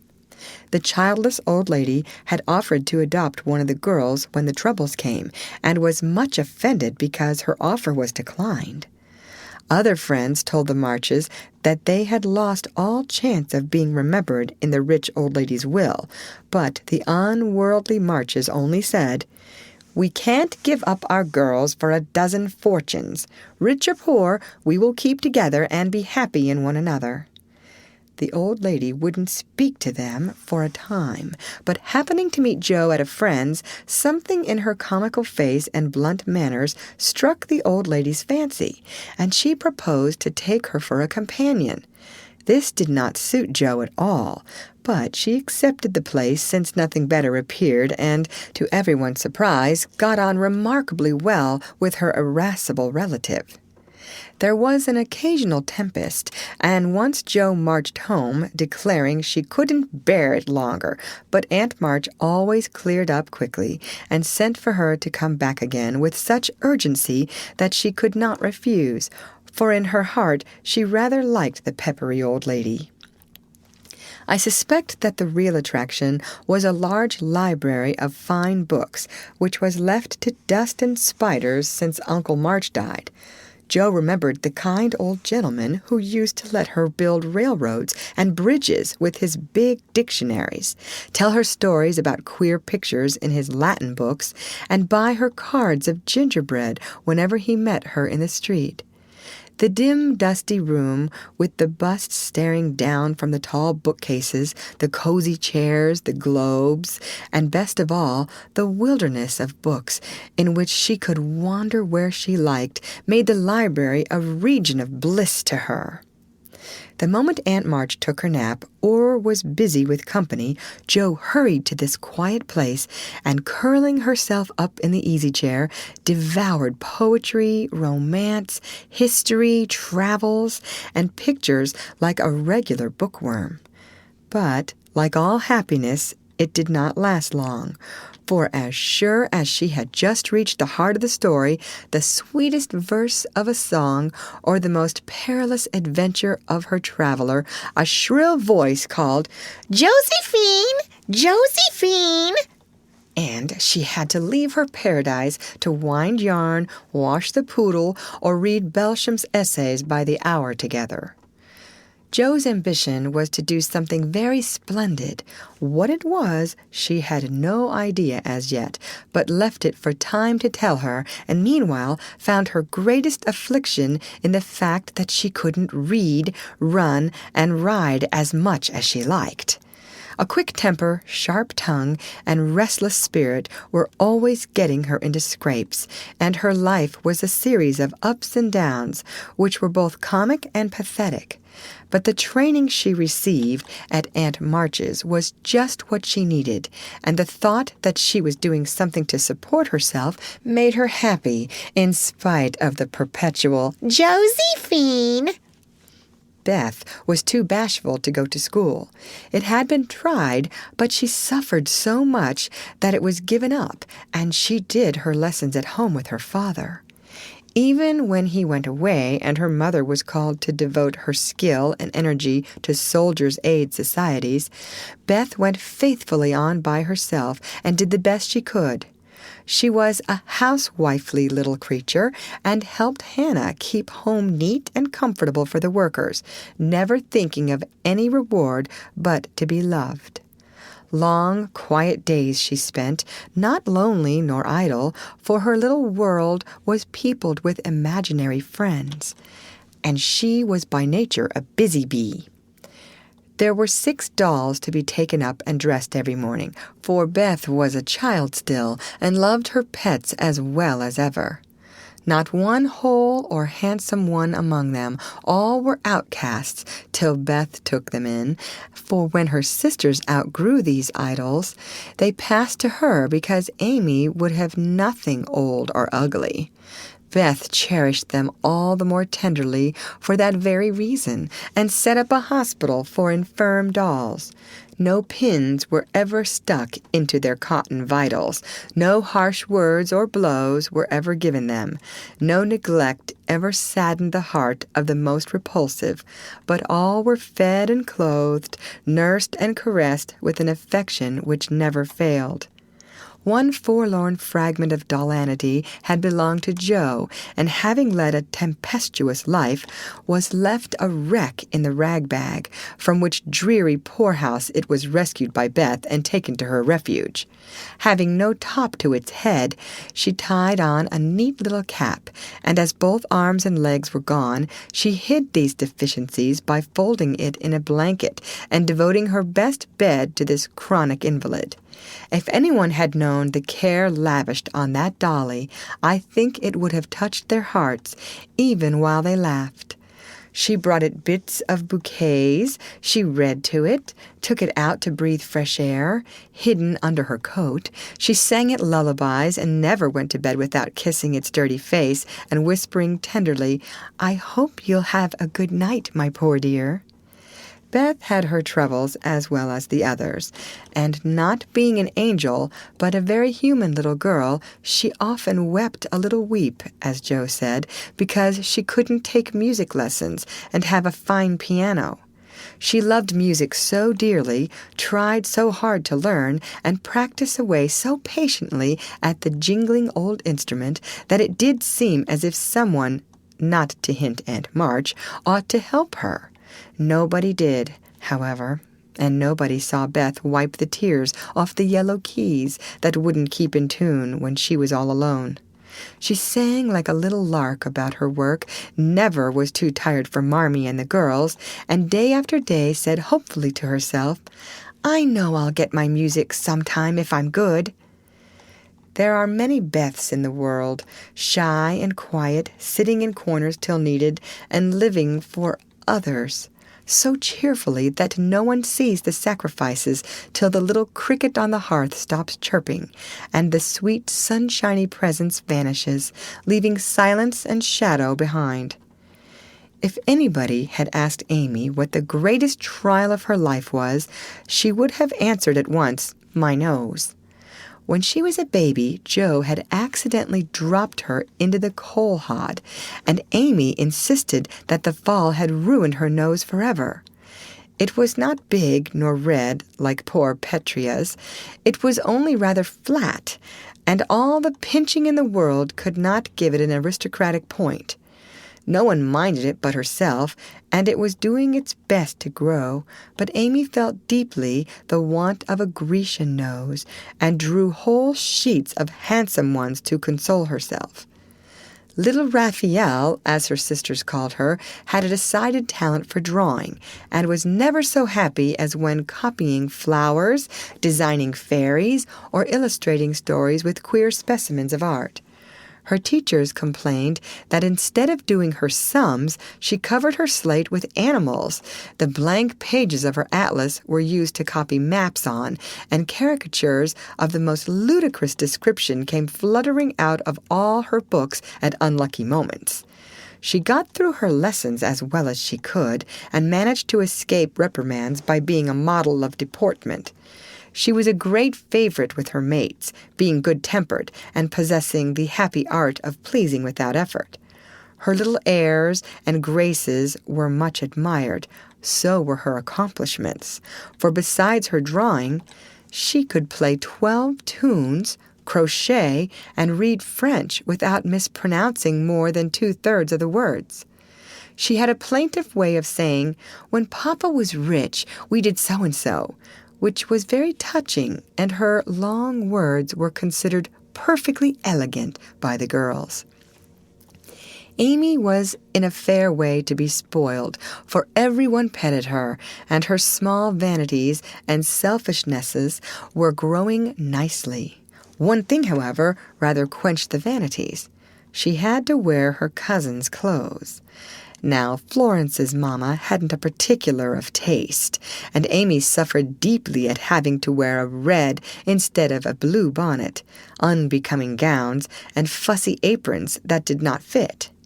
Everything was good, well made, and little worn, but Amy's artistic eyes were much afflicted, especially this winter, when her school dress was a dull purple with yellow dots and no trimming. "My only comfort," she said to Meg, with tears in her eyes, "is that Mother doesn't take tucks in my dresses whenever I'm naughty, as Maria Park's mother does. My dear, it's really dreadful, for sometimes she is so bad her frock is up to her knees, and she can't come to school. When I think of this degradation, I figure Sir I can bear even my flat nose and purple gown with yellow skyrockets on it." Meg was Amy's confidant and monitor, and by some strange attraction of opposites, Joe was gentle Beth's. To Jo alone did the shy child tell her thoughts, and over her big harum-scarum sister Beth unconsciously exercised more influence than anyone in the family. The two older girls were a great deal to one another, but each took one of the younger sisters into her keeping and watched over her in her own way, playing mother, they called it, and put their sisters in the places of discarded dolls with the maternal instinct of Little Women. "Has anybody got anything to tell? It's been such a dismal day, I'm really dying for some amusement," said Meg as they sat sewing together that evening. "I had a queer time with Aunt today, and as I got the best of it, I'll tell you about it," began Jo, who dearly loved to tell stories. "I was reading that everlasting Belsham and droning away, as I always do, for Aunt soon drops off, and then I take out some nice book and read like fury till she wakes up. I actually made myself sleepy, and before she began to nod, I gave such a gape that she asked me what I meant by opening my mouth wide enough to take the whole book in at once. 'I wish I could and be done with it,' said I, trying not to be saucy. Then she gave me a long lecture on my sins and told me to sit and think them over while she just lost herself for a moment. She never finds herself very soon, so the minute her cap began to bob like a top-heavy dahlia, I whipped the Vicar of Wakefield out of my pocket and read away, with one eye on him and one on Aunt. I'd just got to where they all tumbled into the water when I forgot and laughed out loud. Aunt woke up and, being more good-natured after her nap, told me to read a bit and show what frivolous work I preferred to the worthy and instructive Belsham. I did my very best, and she liked it, though she only said, 'I don't understand what it's all about. Go back and begin it, child.' Back I went, and made the primroses as interesting as ever I could. Once I was wicked enough to stop in a thrilling place and say meekly, 'I'm afraid it tires you, ma'am. Shan't I stop now?' She caught up her knitting, which had dropped out of her hands, gave me a sharp look through her specs, and said, in her short way, 'Finish the chapter, and don't be impertinent, miss.'" "Did she own she liked it?" asked Meg. "Oh, bless you, no. But she let old Belsham rest, and when I ran back after my gloves this afternoon, there she was, so hard at the vicar that she didn't hear me laugh as I danced a jig in the hall because of the good time coming. What a pleasant life she might have if only she chose. I don't envy her much, in spite of her money, for after all, rich people have about as many worries as poor ones, I think," added Jo. "That reminds me," said Meg, "that I've got something to tell. It isn't funny, like Jo's story, but I thought about it a good deal as I came home. At the King's today, I found everybody in a flurry, and one of the children said that her oldest brother had done something dreadful, and Papa had sent him away. I heard Mrs. King crying and Mr. King talking very loud, and Grace and Ellen turned away their faces when they passed me, so I shouldn't see how red and swollen their eyes were. I didn't ask any questions, of course, but I felt so sorry for them, and was rather glad I hadn't any wild brothers to do wicked things and disgrace the family."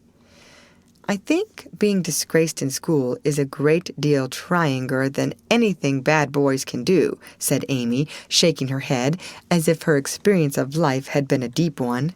"Susie Perkins came to school today with a lovely red carnelian ring. I wanted it dreadfully and wished I was her with all my might. Well, she drew a picture of Mr. Davis, with a monstrous nose and a hump, and the words, 'Young ladies, my eye is upon you,' coming out of his mouth in a balloon thing. We were laughing over it when all of a sudden his eye was on us, and he ordered Susie to bring up her slate. She was paralyzed with fright, but she went on, and oh, what do you think he did? He took her by the ear. The ear! Just fancy how horrid! And led her to the recitation platform. and made her stand there half an hour, holding the slate so everyone could see. "Didn't the girls laugh at the picture?" asked Joe, who relished the scrape. "Laugh? Not one. They sat still as mice, and Susie cried quarts. I know she did. I didn't envy her then, for I felt that millions of carnelian rings wouldn't have made me happy after that. I never should have got over such an agonizing mortification."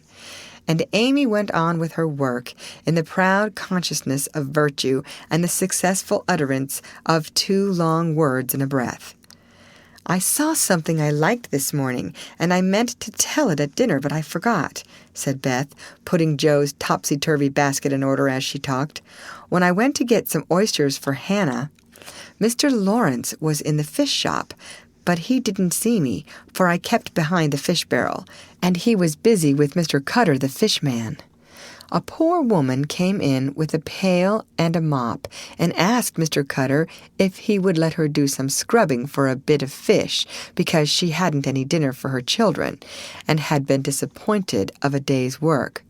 Mr. Cutter was in a hurry and said no, rather crossly, so she was going away looking hungry and sorry, when Mr. Lawrence hooked up a big fish with the crooked end of his cane and held it out to her.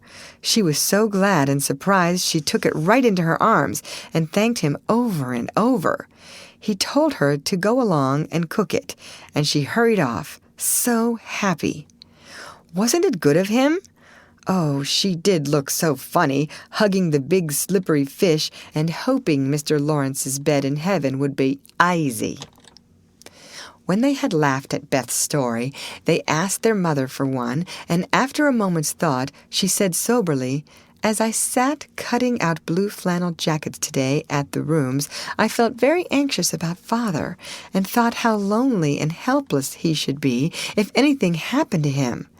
It was not a wise thing to do, but I kept on worrying till an old man came in with an order for some clothes.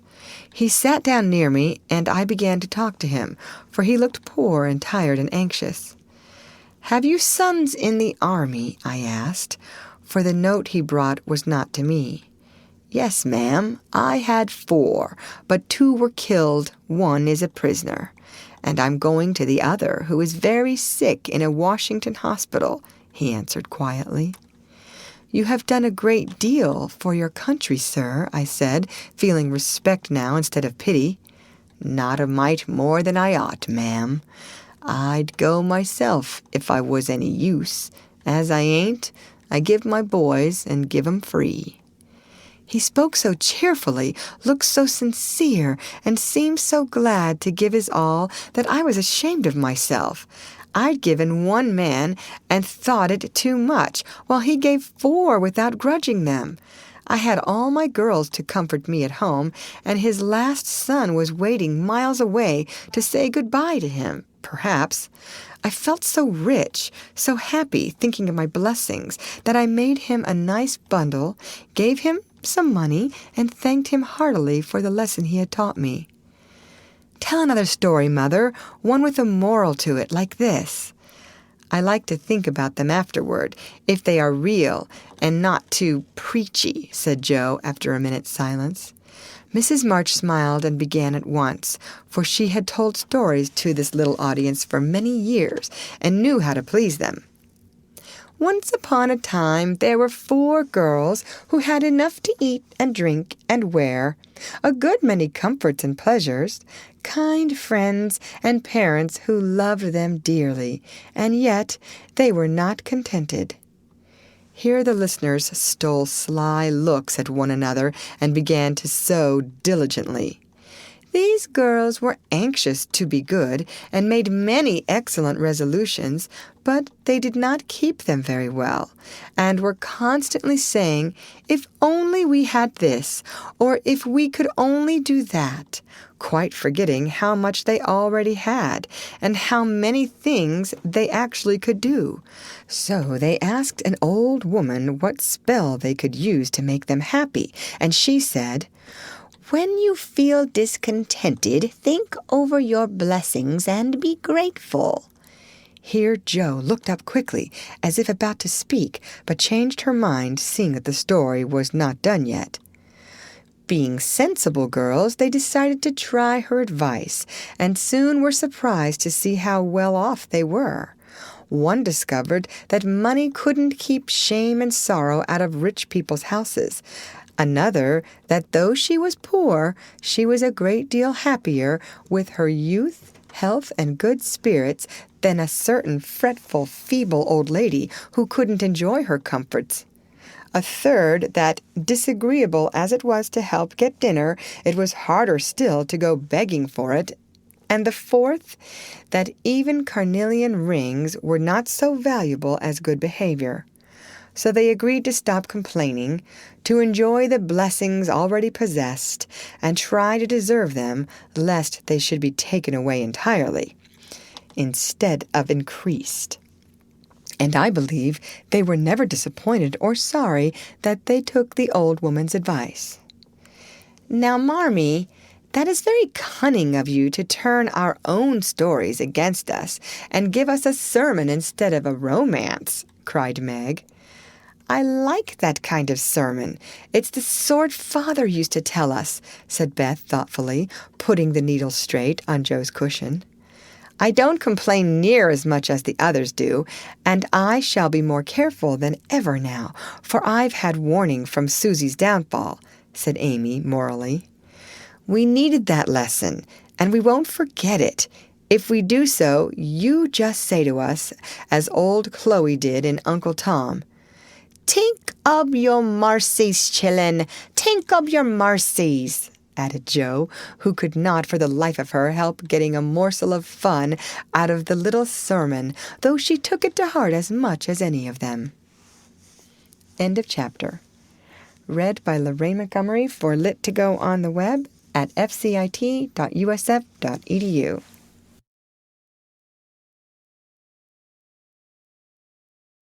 The Little Women by Louisa May Alcott. Chapter 5. Being Neighborly. "What in the world are you going to do now, Jo?" asked Meg one snowy afternoon as her sister came tramping through the hall in rubber boots, old sack, and hood, with a broom in one hand and a shovel in the other. "Going out for exercise," answered Jo, with a mischievous twinkle in her eyes. "I should think 2 long walks this morning would have been enough. It's cold and dull out, and I advise you to stay warm and dry by the fire as I do," said Meg with a shiver. "Never take advice. Can't keep still all day, and not being a pussycat, I don't like to doze by the fire. I like adventures, and I'm going to find some." Meg went back to toast her feet and read Ivanhoe, and Jo began to dig paths with great energy. The snow was light, and with her broom she soon swept a path all round the garden for Beth to walk in when the sun came out and the invalid dolls needed air. Now, the garden separated the Marches' house from that of Mr. Lawrence. Both stood in a suburb of the city, which was still country-like, with groves and lawns, large gardens, and quiet streets. A low hedge parted the 2 estates. On one side was an old brown house, looking rather bare and shabby, robbed of the vines that in summer covered its walls and the flowers which then surrounded it. On the other side was a stately stone mansion, plainly betokening every sort of comfort and luxury, from the big coach house and well-kept grounds to the conservatory and the glimpses of lovely things one caught between the rich curtains. Yet it seemed a lonely, lifeless sort of house, for no children frolicked on the lawn, no motherly face ever smiled at the windows, and few people went in and out, except the old gentleman and his grandson. To Jo's lively fancy, this fine house seemed a kind of enchanted palace, full of splendors and delights which no one enjoyed. She had long wanted to behold these hidden glories, and to know the Lawrence boy, who looked as if he would like to be known, if he only knew how to begin. Since the party, she had been more eager than ever, and had planned many ways of making friends with him. But he had not been seen lately, and Jo began to think he had gone away, when she one day spied a brown face at an upper window, looking wistfully down into their garden, where Beth and Amy were snowballing one another. "That boy is suffering for society and fun," she said to herself. "His grandpa does not know what's good for him and keeps him shut up all alone. He needs a party of jolly boys to play with, or somebody young and lively. I've a great mind to go over and tell the old gentleman so." The idea amused Jo, who liked to do daring things and was always scandalizing Meg by her queer performances.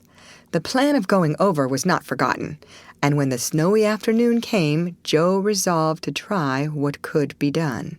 She saw Mr. Lawrence drive off, and then sallied out to dig her way down the hedge, where she paused and took a survey. All quiet, curtains down at the lower windows, servants out of sight, and nothing human visible but a curly black head leaning on a thin hand at the upper window. "There he is," thought Jo. "Poor boy, all alone and sick this dismal day. It's a shame. I'll toss up a snowball and make him look out, and then say a kind word to him." Up went a handful of soft snow, and the head turned at once, showing a face which lost its listless look in a minute as the big eyes brightened and the mouth began to smile. Jo nodded and laughed, and flourished her broom as she called out, "How do you do? Are you sick?" Laurie opened the window and croaked out as hoarsely as a raven. "Better, thank you. I've had a bad cold, and been shut up a week." "I'm sorry. What do you amuse yourself with?" "Nothing. It's dull as tombs up here." "Don't you read?" "Not much. They won't let me." "Can't somebody read to you?" "Grandpa does sometimes, but my books don't interest him, and I hate to ask Brooke all the time." "Have someone come and see you then." "There isn't anyone I'd like to see. Boys make such a row, and my head is weak." "Isn't there some nice girl who'd read and amuse you? Girls are quiet and like to play nurse." "Don't know any." "You know us," began Jo, then laughed and stopped. "So I do. Will you come, please?" cried Laurie. "I'm not quiet and nice, but I'll come, if Mother will let me. I'll go ask her. Shut the window like a good boy and wait till I come." With that, Jo shouldered her broom and marched into the house, wondering what they would all say to her. Laurie was in a flutter of excitement at the idea of having company, and flew about to get ready, for, as Mrs. March said, he was a little gentleman, and did honor to the coming guest by brushing his curly pate, putting on a fresh color, and trying to tidy up the room, which, in spite of half a dozen servants, was anything but neat.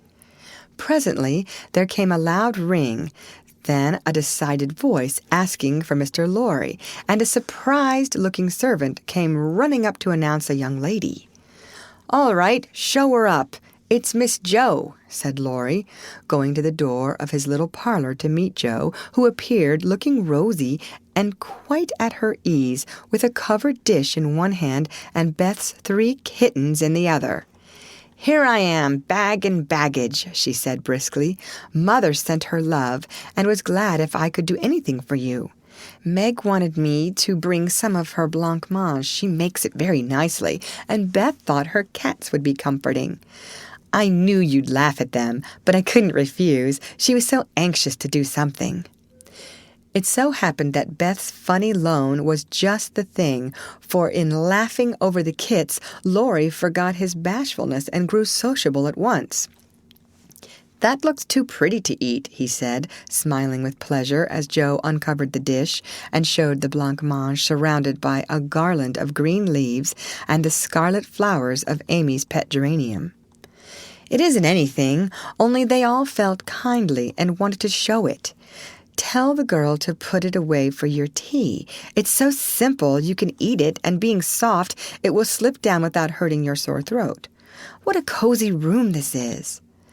It might be if it was kept nice, but the maids are lazy, and I don't know how to make them mind. It worries me, though. I'll write it up in 2 minutes, for it only needs to have the hearth brushed. So, and the things made straight on the mantelpiece, so, and the books put here, and the bottles there, and your sofa turned from the light, and the pillows plumped up a bit. Now then, you're fixed." And so he was, for as she laughed and talked, Joe had whisked things into place and given quite a different air to the room. Laurie watched her in respectful silence, and when she beckoned him to his sofa, he sat down with a sigh of satisfaction, saying gratefully, "How kind you are! Yes, that's what it wanted. Now, please, take the big chair and let me do something to amuse my company." "No, I came to amuse you. Shall I read aloud?" And Joe looked affectionately toward some inviting books nearby. "Thank you. I've read all those, and if you don't mind, I'd rather talk," answered Laurie. "Not a bit. I'll talk all day if you'll only set me going. Beth says I never know when to stop." "Is Beth the rosy one who stays at home a good deal and sometimes goes out with a little basket?" asked Laurie with interest. "Yes, that's Beth. She's my girl, and a regular good one she is, too. The pretty one is Meg, and the curly-haired one is Amy, I believe." "How did you find that out?" Laurie colored up, but answered frankly, "Why, you see, I often hear you calling to one another, and when I'm alone up here, I can't help looking over at your house. You always seem to be having such good times. I beg your pardon for being so rude, but sometimes you forget to put down the curtain at the window where the flowers are, and when the lamps are lighted, it's like looking at a picture to see the fire, and you all around the table with your mother. Her face is right opposite, and it looks so sweet behind the flowers, I can't help watching it. I haven't got any mother, you know." And Laurie poked the fire to hide a little twitching of the lips that he could not control. The solitary, hungry look in his eyes went straight to Joe's warm heart. She had been so simply taught that there was no nonsense in her head, and at 15 she was as innocent and frank as any child. Laurie was sick and lonely, and feeling how rich she was in home and happiness, she gladly tried to share it with him. Her face was very friendly, and her sharp voice unusually gentle as she said, "We'll never draw that curtain any more, and I give you leave to look as much as you like. I just wish, though, instead of peeping, you'd come over and see us. Mother is so splendid, she'd do you heaps of good, and Beth would sing to you if I begged her to, and Amy would dance. Meg and I would make you laugh over our funny stage properties, and we'd have jolly times. Wouldn't your grandpa let you?" "I think he would, if your mother asked him. He's very kind, though he does not look so, and he lets me do what I like pretty much, only he's afraid I might be a bother to strangers," began Laurie, brightening more and more. "We are not strangers, we are neighbors, and you needn't think you'd be a bother. We want to know you, and I've been trying to do it this ever so long. We haven't been here a great while, you know, but we have got acquainted with all our neighbors but you. You see, Grandpa lives among his books and doesn't mind much what happens outside. Mr. Brooke, my tutor, doesn't stay here, you know, and I have no one to go about with me, so I just stop at home and get on as I can." "That's bad. You ought to make an effort and go visiting everywhere you are asked. Then you'll have plenty of friends and pleasant places to go to. Never mind being bashful. It won't last long if you keep going." Laurie turned red again, but wasn't offended at being accused of bashfulness, for there was so much goodwill in Joe, it was impossible not to take her blunt speeches as kindly as they were meant. "Do you like your school?" asked the boy, changing the subject after a little pause, during which he stared at the fire, and Joe looked about her well pleased. "Don't go to school. I'm a businessman, girl, I mean. I go to wait on my great-aunt, and a dear, cross old soul she is, too," answered Joe. Laurie opened his mouth to ask another question, but remembering just in time that it wasn't manners to make too many inquiries into people's affairs, he shut it again and looked uncomfortable. Joe liked his good breeding and didn't mind having a laugh at Aunt March, so she gave him a lively description of the fidgety old lady, her fat poodle, the parrot that talked Spanish, and the library where she reveled. Laurie enjoyed that immensely, and when she told about the prim old gentleman who came once to woo Aunt March, and in the middle of a fine speech how Pole had tweaked his wig off to his great dismay, the boy lay back and laughed till the tears ran down his cheeks, and a maid popped her head in to see what was the matter. "Oh, that does me no end of good. Tell on, please," he said, taking his face out of the sofa cushion, red and shining with merriment. Much elated with her success, Joe did tell on, all about their plays and plans, their hopes and fears for father, and the most interesting events of the little world in which the sisters lived. Then they got to talking about books, and to Joe's delight, she found that Laurie loved them as well as she did, and had read even more than herself. "If you like them so much, come down and see ours. Grandfather is out, so you needn't be afraid," said Laurie, getting up. "I'm not afraid of anything," returned Joe, with a toss of the head. "I don't believe you are," exclaimed the boy, looking at her with much admiration, though he privately thought she would have good reason to be a trifle afraid of the old gentleman if she met him in some of his moods. The atmosphere of the whole house being summer-like, Laurie led the way from room to room, letting Joe stop to examine whatever struck her fancy. And so at last they came to the library, where she clapped her hands and pranced, as she always did when especially delighted. It was lined with books, and there were pictures and statues, and distracting little cabinets full of coins and curiosities, and Sleepy Hollow chairs, and queer tables, and bronzes, and best of all, a great open fireplace with quaint tiles all around it. "What richness!" sighed Joe, sinking into the depth of a velour chair and gazing about her with an air of intense satisfaction. "Theodore Lawrence, you ought to be the happiest boy in the world," she added impressively. "A fellow can't live on books," said Laurie, shaking his head as he perched on a table opposite. Before he could move, a bell rang, and Joe flew up, exclaiming with alarm, "Mercy me! It's your grandpa!" "Well, what if it is? You are not afraid of anything, you know," returned the boy, looking wicked. "I think I am a little bit afraid of him, but I don't know why I should be. Marmee said I might come, and I don't think you're any the worse for it," said Joe, composing herself, though she kept her eyes on the door. "I'm a great deal better for it, and ever so much obliged. I'm only afraid you are very tired of talking to me. It was so pleasant I couldn't bear to stop," said Laurie gratefully. "The doctor to see you, sir," and the maid beckoned as she spoke. "Would you mind if I left you for a minute? I suppose I must see him," said Laurie. "Don't mind me. I'm happy as a cricket here," answered Joe. Laurie went away, and his guest amused herself in her own way. She was standing before a fine portrait of the old gentleman when the door opened again, and without turning, she said decidedly, "I'm sure now that I shouldn't be afraid of him, for he's got kind eyes, though his mouth is grim, and he looks as if he had a tremendous will of his own. He isn't as handsome as my grandfather, but I like him." "Thank you, ma'am," said a gruff voice behind her, and there, to her great dismay, stood old Mr. Lawrence. Poor Joe blushed till she couldn't blush any redder, and her heart began to beat uncomfortably fast as she thought what she had said. For a minute a wild desire to run away possessed her, but that was cowardly, and the girls would laugh at her, so she resolved to stay and get out of the scrape as she could.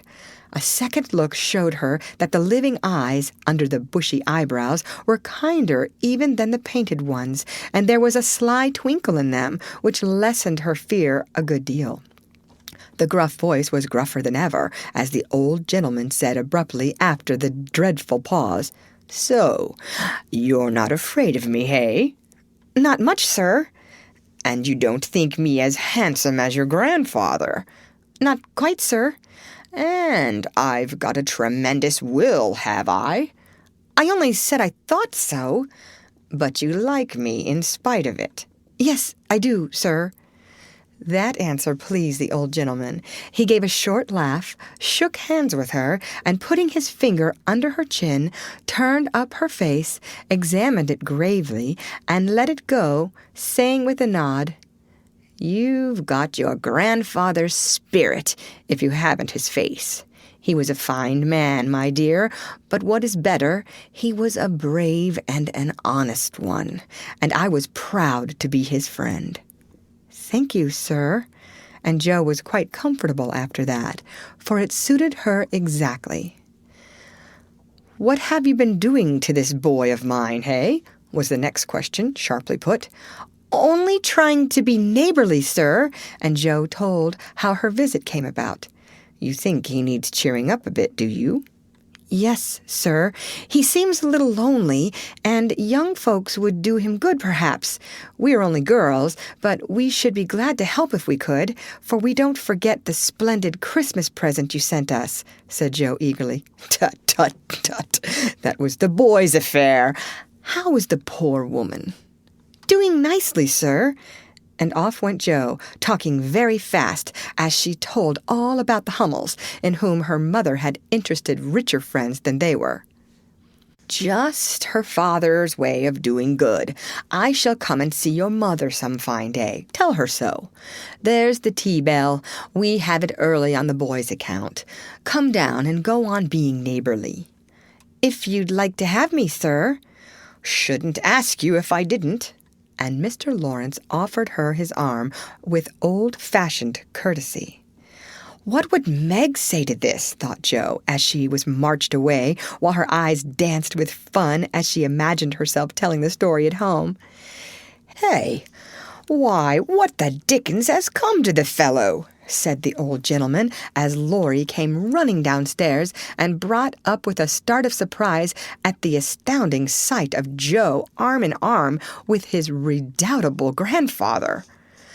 "I didn't know you'd come, sir," he began, as Jo gave him a triumphant little glance.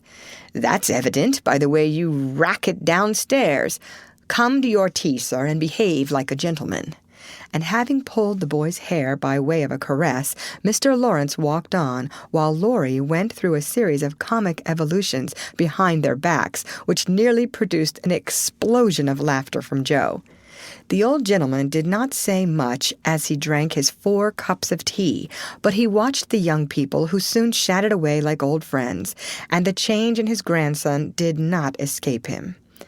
There was color, light, and life in the boy's face now, vivacity in his manner, and genuine merriment in his laugh.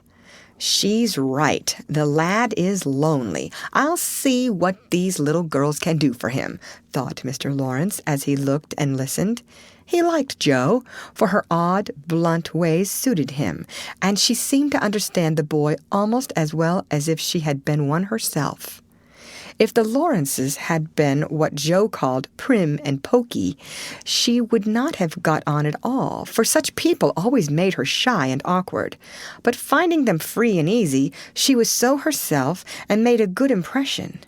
When they rose, she proposed to go, but Laurie said he had something more to show her, and took her away to the conservatory, which had been lighted for her benefit. It seemed quite fairy-like to Jo, as she went up and down the walks, enjoying the blooming walls on either side, the soft light, the damp, sweet air, and the wonderful vines and trees that hung about her, while her new friend cut the finest flowers till his hands were full. Then he tied them up, saying, with the happy look Jo liked to see, "Please give these to your mother, and tell her I like the medicine she sent me very much." They found Mr. Lawrence standing before the fire in the great drawing-room, but Jo's attention was entirely absorbed by a grand piano which stood open. "Do you play?" she asked, turning to Laurie with a respectful expression. "Sometimes," he answered modestly. "Please do now. I want to hear it, so I can tell Beth." "Won't you first?" "Don't know how. Too stupid to learn, but I love music dearly." So Laurie played, and Jo listened, with her nose luxuriously buried in heliotrope and tea roses. Her respect and regard for the Lawrence boy increased very much, for he played remarkably well and didn't put on any airs. She wished Beth could hear him, but she did not say so, only praised him till he was quite abashed, and his grandfather came to his rescue.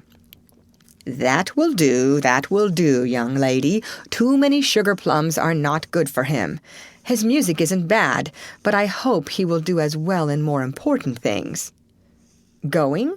Well, I'm much obliged to you, and I hope you'll come again. My respects to your mother. Good night, Dr. Joe." He shook hands kindly, but looked as if something did not please him. When they got into the hall, Jo asked Laurie if she had said something amiss. He shook his head. "No, it was me. He doesn't like to hear me play." "Why not?" "I'll tell you some day. John is going home with you, as I can't." "No need of that. I am not a young lady, and it's only a step. Take care of yourself, won't you?" "Yes, but you will come again, I hope." "If you promise to come and see us after you are well." "I will. Good night, Laurie." "Good night, Jo. Good night." When all the afternoon's adventures had been told, the family felt inclined to go visiting in a body, for each found something very attractive in the big house on the other side of the hedge. Mrs. March wanted to talk of her father with the old man, who had not forgotten him. Meg longed to walk in the conservatory. Beth sighed for the grand piano, and Amy was eager to see the fine pictures and statues. "Mother, why didn't Mr. Lawrence like to have Laurie play?" asked Jo, who was of an inquiring disposition. "I am not sure, but I think it was because his son, Laurie's father, married an Italian lady, a musician, which displeased the old man, who was very proud. The lady was good and lovely and accomplished, but he did not like her, and never saw his son after he married. They both died when Laurie was a little child, and then his grandfather took him home. I fancy the boy, who was born in Italy, is not very strong, and the old man is afraid of losing him, which makes him so careful. Laurie comes naturally by his love of music, for he is like his mother, and I dare say his grandfather fears that he may want to be a musician. At any rate, his skill reminds him of the woman he did not like, and so he glowered, as Jo said." "Dear me, how romantic!" exclaimed Meg. "How silly!" said Jo. "Let him be a musician if he wants to, and not plague his life out sending him to college when he hates to go." "That's why he has such handsome black eyes and pretty manners, I suppose. Italians are always nice," said Meg, who was a little sentimental. "What do you know about his eyes and his manners? You never spoke to him hardly," cried Jo, who was not sentimental. "I saw him at the party, and what you tell shows that he knows how to behave. That was a nice little speech about the medicine Mother sent him." "He meant the blancmange, I suppose." "How stupid you are, child! He meant you, of course." "Did he?" And Jo opened her eyes as if it had never occurred to her before. "I never saw such a girl. You don't know a compliment when you get it," said Meg, with the air of a young lady who knew all about the matter. "I think they are great nonsense, and I'll thank you not to be silly and spoil my fun.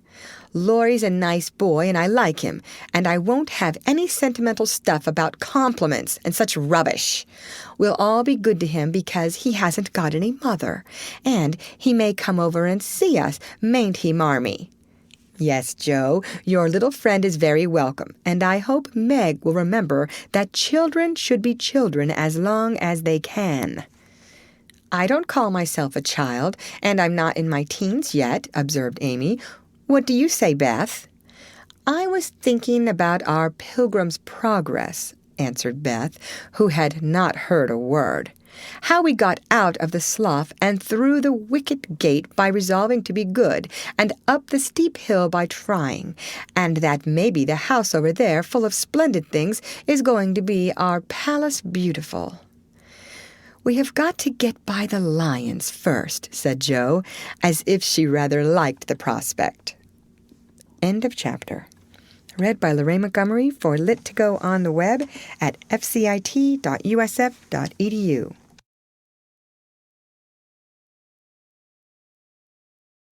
Little Women by Louisa May Alcott. Chapter 6. Beth Finds the Palace Beautiful. The big house did prove a palace beautiful, though it took some time for all to get in, and Beth found it very hard to pass the lions. Old Mr. Lawrence was the biggest one, but after he had called, said something funny or kind to each one of the girls, and talked over old times with their mother, nobody felt much afraid of him except timid Beth. The other lion was the fact that they were poor and Laurie rich, for this made them shy of accepting favors which they could not return. But after a while they found that he considered them the benefactors, and could not do enough to show how grateful he was for Mrs. March's motherly welcome, their cheerful society, and the comfort he took in that humble home of theirs. So they soon forgot their pride and interchanged kindnesses without stopping to think which was the greater. All sorts of pleasant things happened about that time, for the new friendship flourished like grass in spring.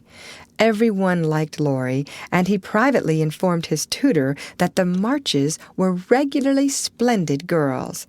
With the delightful enthusiasm of youth, they took the solitary boy into their midst and made much of him, and he found something very charming in the innocent companionship of these simple-hearted girls. Never having known mother or sisters, he was quick to feel the influences they brought about him, and their busy, lively ways made him ashamed of the indolent life he led. He was tired of books and found people so interesting now that Mr. Brooke was obliged to make very unsatisfactory reports, for Laurie was always playing truant and running over to the Marches. "Never mind, let him take a holiday and make it up afterward," said the old gentleman. "The good lady next door says he is studying too hard and needs young society, amusement, and exercise. I suspect she is right, and that I've been coddling the fellow as if I'd been his grandmother. Let him do what he likes as long as he is happy. He can't get into mischief in that little nunnery over there, and Mrs. March is doing more for him than we can." What good times they had, to be sure. Such plays and tableaux, such sleigh rides and skating frolics, such pleasant evenings in the old parlor, and now and then such gay little parties at the great house. Meg could walk in the conservatory whenever she liked and revel in bouquets.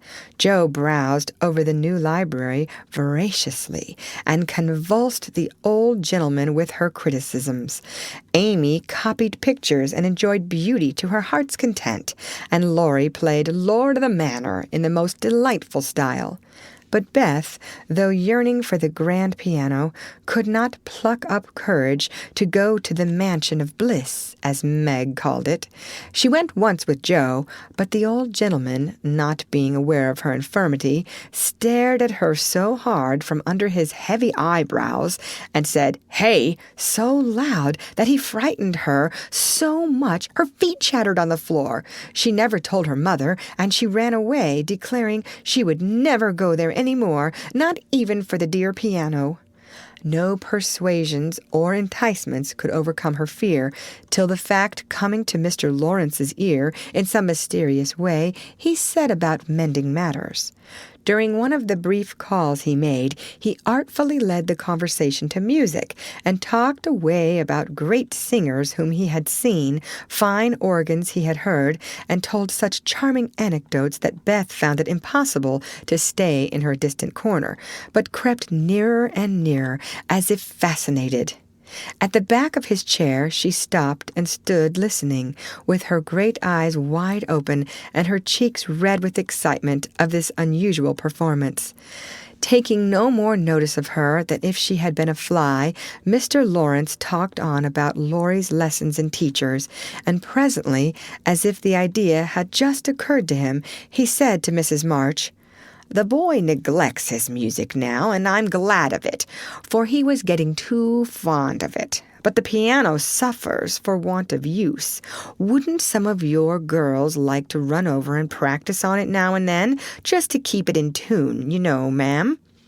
Beth took a step forward and pressed her hands tightly together to keep from clapping them, for this was an irresistible temptation, and the thought of practicing on that splendid instrument quite took her breath away.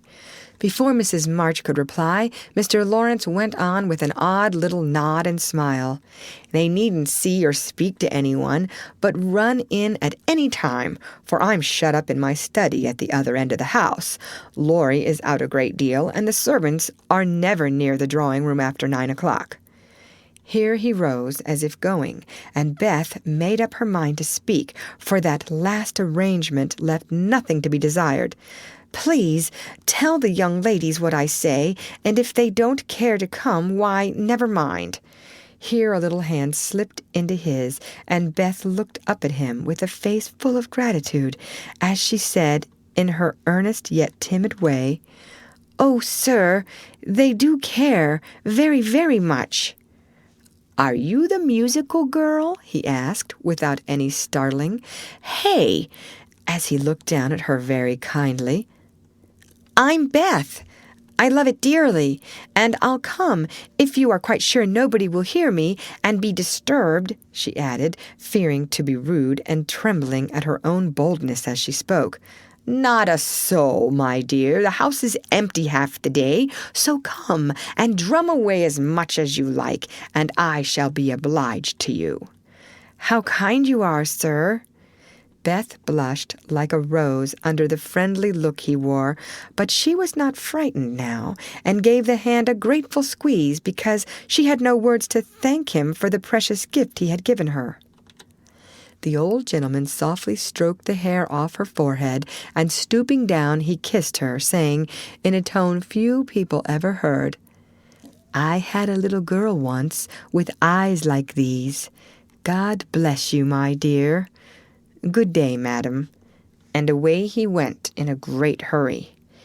Beth had a rapture with her mother, and then rushed up to impart the glorious news to her family of invalids, as the girls were not at home.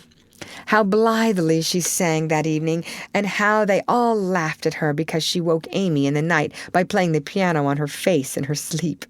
Next day, having seen both the old and young gentlemen out of the house, Beth, after 2 or 3 retreats, fairly got in at the side door and made her way as noiselessly as any mouse to the drawing-room where her idol stood. Quite by accident, of course, some pretty easy music lay on the piano, and with trembling fingers and frequent stops to listen and look about, Beth at last touched the great instrument, and straightway forgot her fear, herself, and everything else but the unspeakable delight which the music gave her, for it was like the voice of a beloved friend. She stayed till Hannah came to take her home to dinner, but she had no appetite, and could only sit and smile upon everyone in a general state of beatitude. After that, the little brown hood slipped through the hedge nearly every day, and the great drawing-room was haunted by a tuneful spirit that came and went unseen. She never knew that Mr. Lawrence opened his study door to hear the old-fashioned airs he liked. She never saw Laurie mount guard in the hall to warn the servants away. She never suspected that the exercise books and new songs which she found in the rack were put there for her especial benefit. And when he talked to her about music at home, she only thought how kind he was to tell things that helped her so much. So she enjoyed herself heartily, and found, what isn't always the case, that her granted wish was all she had hoped. Perhaps it was because she was so grateful for this blessing that a greater was given her. At any rate, she deserved both. "Mother, I'm going to work Mr. Lawrence a pair of slippers. He is so kind to me." I must thank him, and I don't know any other way." "Can I do it?" asked Beth, a few weeks after that eventful call of his. "Yes, dear, it will please him very much, and be a nice way of thanking him. The girls will help you about them, and I will pay for the making up," replied Mrs. March, who took peculiar pleasure in granting Beth's requests because she so seldom asked anything for herself. After many serious discussions with Meg and Joe, the pattern was chosen, the materials bought, and the slippers begun. A cluster of grave yet cheerful pansies on a deeper purple ground was pronounced very appropriate and pretty, and Beth worked away early and late with occasional lifts over hard parts. She was a nimble little needlewoman, and they were finished before anyone got tired of them. Then she wrote a short, simple note, and with Laurie's help, got them smuggled onto the study table one morning before the old gentleman was up. When this excitement was over, Beth waited to see what would happen. All day passed, and a part of the next before any acknowledgment arrived, and she was beginning to fear she had offended her crotchety friend. On the afternoon of the second day, she went out to do an errand and give poor Joanna, the invalid doll, her daily exercise. As she came up the street on her return, she saw 3, yes, 4 heads popping in and out of the parlor windows, and the moment they saw her, several hands were waved, and several joyful voices screamed, "Here's a letter from the old gentleman! Come quick and read it!"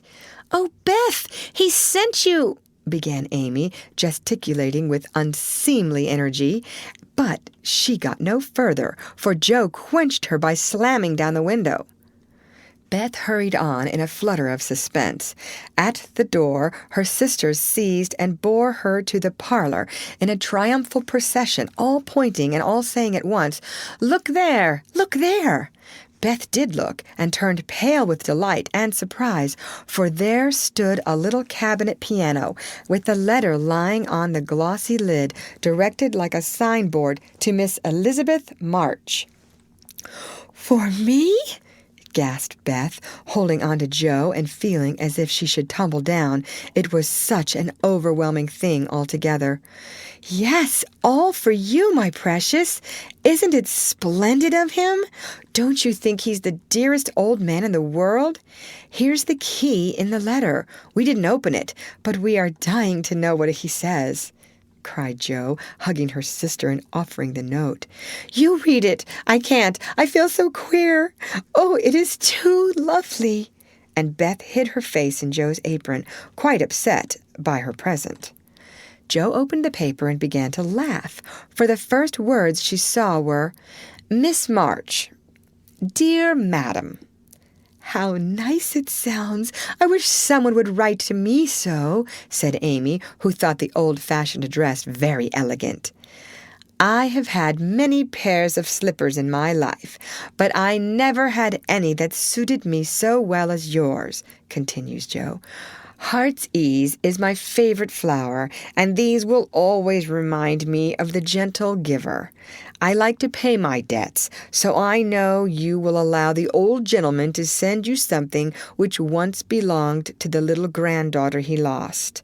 With hearty thanks and best wishes, I remain your grateful friend and humble servant, James Lawrence." There! Beth, that's an honor to be proud of, I'm sure. Laurie told me how fond Mr. Lawrence used to be of the child who died, and how he kept all her little things carefully. Just think, he's given you her piano. That comes of having big blue eyes and loving music, said Joe, trying to soothe Beth, who trembled and looked more excited than she had ever been before. See the cunning brackets to hold candles, and the nice green silk puckered up with a gold rose in the middle, and the pretty rack and stool all complete, added Meg, opening the instrument and displaying its beauties. Your humble servant, James Lawrence. Only think of his writing that to you. I'll tell the girls. They'll think it's splendid, said Amy, much impressed by the note. Try it, honey. Let's hear the sound of the baby piano, said Hannah, who always took a share in the family joys and sorrows. So Beth tried it, and everyone pronounced it the most remarkable piano ever heard. It had evidently been newly tuned and put in apple pie order, but perfect as it was, I think the real charm lay in the happiest of all happy faces which leaned over it as Beth lovingly touched the beautiful black and white keys and pressed the bright pedals. "You'll have to go and thank him," said Jo, by way of a joke, for the idea of the child's really going never entered her head. "Yes, I mean to. I guess I'll go now, before I get frightened thinking about it." And, to the utter amazement of the assembled family, Beth walked deliberately down the garden, through the hedge, and in at the Lawrences' door. "Well, I wish I may die if it ain't the queerest thing I ever see. The piany has turned her head. She'd never have gone in her right mind," cried Hannah, staring after her while the girls were rendered quite speechless by the miracle. They would have been still more amazed if they had seen what Beth did afterward. If you will believe me, she went and knocked at the study door before she gave herself time to think, and when a gruff voice called out, "Come in," she did go in, right up to Mr. Lawrence, who looked quite taken aback, and held out her hand, saying, with only a small quaver in her voice, "I came to thank you, sir, for—" But she didn't finish, for he looked so friendly that she forgot her speech, and only remembering that he had lost the little girl he loved, she put both arms round his neck and kissed him. If the roof of the house had suddenly flown off, the old gentleman wouldn't have been more astonished, but he liked it. Oh dear, yes, he liked it amazingly, and was so touched and pleased by that confiding little kiss that all his crustiness vanished, and he just set her on his knee and laid his wrinkled cheek against her rosy one, feeling as if he had got his own little granddaughter back again. Beth ceased to fear him from that moment, and sat there talking to him as cozily as if she had known him all her life, for love casts out fear, and gratitude can conquer pride. When she went home, he walked with her to her own gate, shook hands cordially, and touched his hat as he marched back again, looking very stately and erect, like a handsome, soldierly old gentleman as he was. When the girls saw that performance, Jo began to dance a jig. By way of expressing her satisfaction, Amy nearly fell out of the window in her surprise, and Meg exclaimed, with uplifted hands, "Well, I do believe the world is coming to an end." End of chapter. Read by Lorraine Montgomery for Lit2Go on the web at fcit.usf.edu.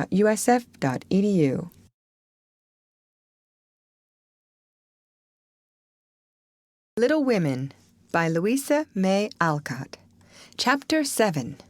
Amy's Valley of Humiliation. "That boy is a perfect cyclops, isn't he?" said Amy one day, as Laurie clattered by on horseback with a flourish of his whip as he passed. "How dare you say so, when he's got both his eyes? And very handsome ones they are, too," cried Jo, who resented any slighting remarks about her friend. "I didn't say anything about his eyes, and I don't see why you need fire up when I admire his riding." "Oh, my goodness! That little goose means a centaur, and she called him a cyclops," exclaimed Jo with a burst of laughter. "You needn't be so rude. It's only a lapse of linguae, as Mr. Davis says," retorted Amy, finishing Jo with her Latin. "I just wish I had a little of the money Laurie spends on that horse," she added, as if to herself, yet hoping her sisters would hear. "Why?" asked Meg kindly, for Jo had gone off in another laugh at Amy's second blunder. "I need it so much. I'm dreadfully in debt, and it won't be my turn to have the rag money for a month." "In debt, Amy? What do you mean?" And Meg looked sober. "Why, I owe at least a dozen pickled limes, and I can't pay them, you know, till I have money, for Marmee forbade my having anything charged at the shop." Tell me all about it. Are limes the fashion now? It used to be pricking bits of rubber to make balls, and Meg tried to keep her countenance. Amy looked so grave and important. Why, you see, the girls are always buying them, and unless you want to be thought mean, you must do it too. It's nothing but limes now, for everyone is sucking them in their desks in school time and trading them off for pencils, bead rings, paper dolls, or something else at recess. If one girl likes another, she gives her a lime. If she's mad with her, she eats one before her face and doesn't offer even a suck. They treat by turns, and I've had ever so many, but haven't returned them, and I ought, for they are debts of honor, you know. How much will pay them off and restore your credit? Asked Meg, taking out her purse. A quarter would more than do it, and leave a few cents over for a treat for you. Don't you like limes? Not much. You may have my share. Here's the money. Make it last as long as you can, for it isn't very plenty, you know. Oh, thank you. It must be so nice to have pocket money. I'll have a grand feast, for I haven't tasted a lime this week. I felt delicate about taking any, as I couldn't return them, and I'm actually suffering for one. Next day, Amy was rather late at school, but could not resist the temptation of displaying, with pardonable pride, a moist brown paper parcel before she consigned it to the inmost recesses of her desk. During the next few minutes, the rumor that Amy March had got 24 delicious limes — she ate one on the way, and was going to treat — circulated through her set, and the attentions of her friends became quite overwhelming. Katie Brown invited her to her next party on the spot. Mary Kingsley insisted on lending her watch till recess, and Jenny Snow, a satirical young lady who had basely twitted Amy upon her limeless state, promptly buried the hatchet and offered to furnish answers to certain appalling sums. But Amy had not forgotten Miss Snow's cutting remarks about some persons whose noses were not too flat to smell other people's limes, and stuck-up people who were not too proud to ask for them, and she instantly crushed that Snow girl's hopes by the withering telegram, "You needn't be so polite all of a sudden, for you won't get any." A distinguished personage happened to visit the school that morning, and Amy's beautifully drawn maps received praise, which honor to her foe rankled in the soul of Miss Snow and caused Miss March to assume the airs of a studious young peacock. But alas, alas, pride goes before a fall, and the revengeful Snow turned the tables with disastrous success. No sooner had the guest paid the usual stale compliments and bowed himself out than Jenny, under pretense of asking an important question, informed Mr. Davis, the teacher, that Amy March had pickled limes in her desk. Now Mr. Davis had declared limes a contraband article, and solemnly vowed to publicly ferule the first person who was found breaking the law. This much-enduring man had succeeded in banishing chewing gum after a long and stormy war, had made a bonfire of the confiscated novels and newspapers, had suppressed a private post office, had forbidden distortions of the face, nicknames, and caricatures, and done all that one man could do to keep 100 rebellious girls in order. Boys are trying enough to human patience, goodness knows, but girls are infinitely more so, especially to nervous gentlemen with tyrannical tempers and no more talent for teaching than Dr. Blimber. Mr. Davis knew any quantity of Greek, Latin, algebra, and ologies of all sorts, so he was called a fine teacher, and manners, morals, feelings, and examples were not considered of any particular importance. It was a most unfortunate moment for denouncing Amy, and Jenny knew it. Mr. Davis had evidently taken his coffee too strong that morning. There was an east wind which always affected his neuralgia, and his pupils had not done him the credit which he felt he deserved. Therefore, to use the expressive, if not elegant language of a schoolgirl, he was as nervous as a witch and as cross as a bear. The word limes was like fire to powder. His yellow face flushed, and he rapped on his desk with an energy which made Jenny skip to her seat with unusual rapidity. "Young ladies, attention if you please." At the stern order the buzz ceased, and 50 pairs of blue, black, gray, and brown eyes were obediently fixed upon his awful countenance. "Miss March, come to the desk." Amy rose to comply with outward composure, but a secret fear oppressed her, for the limes weighed upon her conscience. "Bring with you the limes you have in your desk," was the unexpected command which arrested her before she got out of her seat. "Don't take all," whispered her neighbor, a young lady of great presence of mind. Amy hastily shook out half a dozen and laid the rest down before Mr. Davis, feeling that any man possessing a human heart would relent when the delicious perfume met his nose. Unfortunately, Mr. Davis particularly detested the odor of the fashionable pickle, and disgust added to his wrath. "Is that all?" "Not quite," stammered Amy. "Bring the rest immediately." With a despairing glance at her set, she obeyed. "You are sure there are no more?" "I never lie, sir." "So I see. Now, take these disgusting things 2 by 2 and throw them out of the window." There was a simultaneous sigh, which created quite a little gust, as the last hope fled, and the treat was ravished from their longing lips. Scarlet with shame and anger, Amy went to and fro 6 dreadful times, and as each doomed couple, looking oh so plump and juicy, fell from her reluctant hands, a shout from the street completed the anguish of the girls, for it told them that their feast was being exulted over by the little Irish children, who were their sworn foes. This was too much. All flashed indignant or appalling glances at the inexorable Davis, and one passionate lime lover burst into tears. As Amy returned from her last trip, Mr. Davis gave a portentous hum and said in his most impressive manner, "Young ladies, you remember what I said to you a week ago. I am sorry this has happened, but I never allow my rules to be infringed, and I never break my word. Miss March, hold out your hand." Amy started and put both hands behind her, turning on him an imploring look which pleaded for her better than the words she could not utter.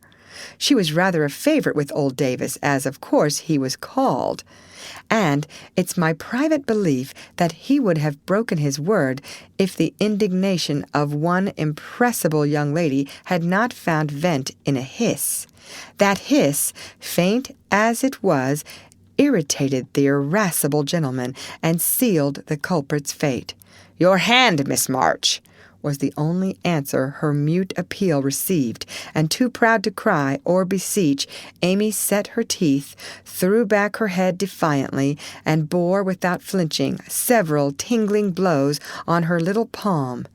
They were neither many nor heavy, but that made no difference to her. For the first time in her life she had been struck, and the disgrace in her eyes was as deep as if he had knocked her down. "You will now stand on the platform till recess," said Mr. Davis, resolved to do the thing thoroughly, since he had begun. That was dreadful.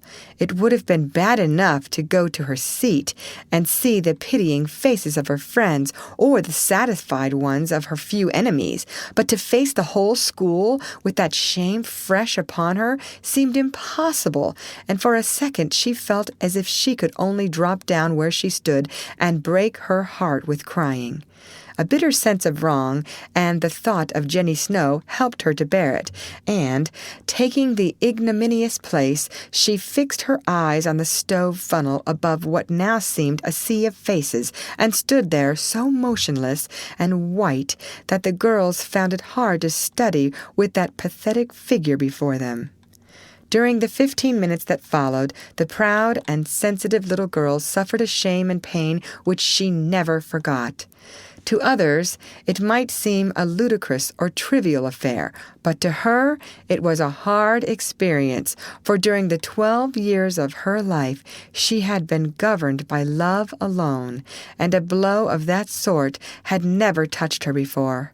The smart of her hand and the ache of her heart were forgotten in the sting of the thought, "I shall have to tell at home, and they will be so disappointed in me." The 15 minutes seemed an hour, but they came to an end at last, and the word recess had never seemed so welcome to her before. "You can go, Miss March," said Mr. Davis, looking, as he felt, uncomfortable. He did not soon forget the reproachful glance Amy gave him as she went, without a word to anyone, straight into the anteroom, snatched her things, and left the place forever, as she passionately declared to herself. She was in a sad state when she got home, and when the older girls arrived, some time later, an indignation meeting was held at once. Mrs. March did not say much, but looked disturbed, and comforted her afflicted little daughter in her tenderest manner. Meg bathed the insulted hand with glycerin and tears. Beth felt that even her beloved kittens would fail as a balm for griefs like this.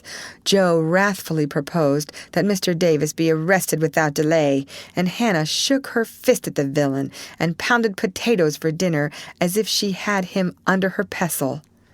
No notice was taken of Amy's flight, except by her mates, but the sharp-eyed demoiselles discovered that Mr. Davis was quite benignant in the afternoon, also unusually nervous.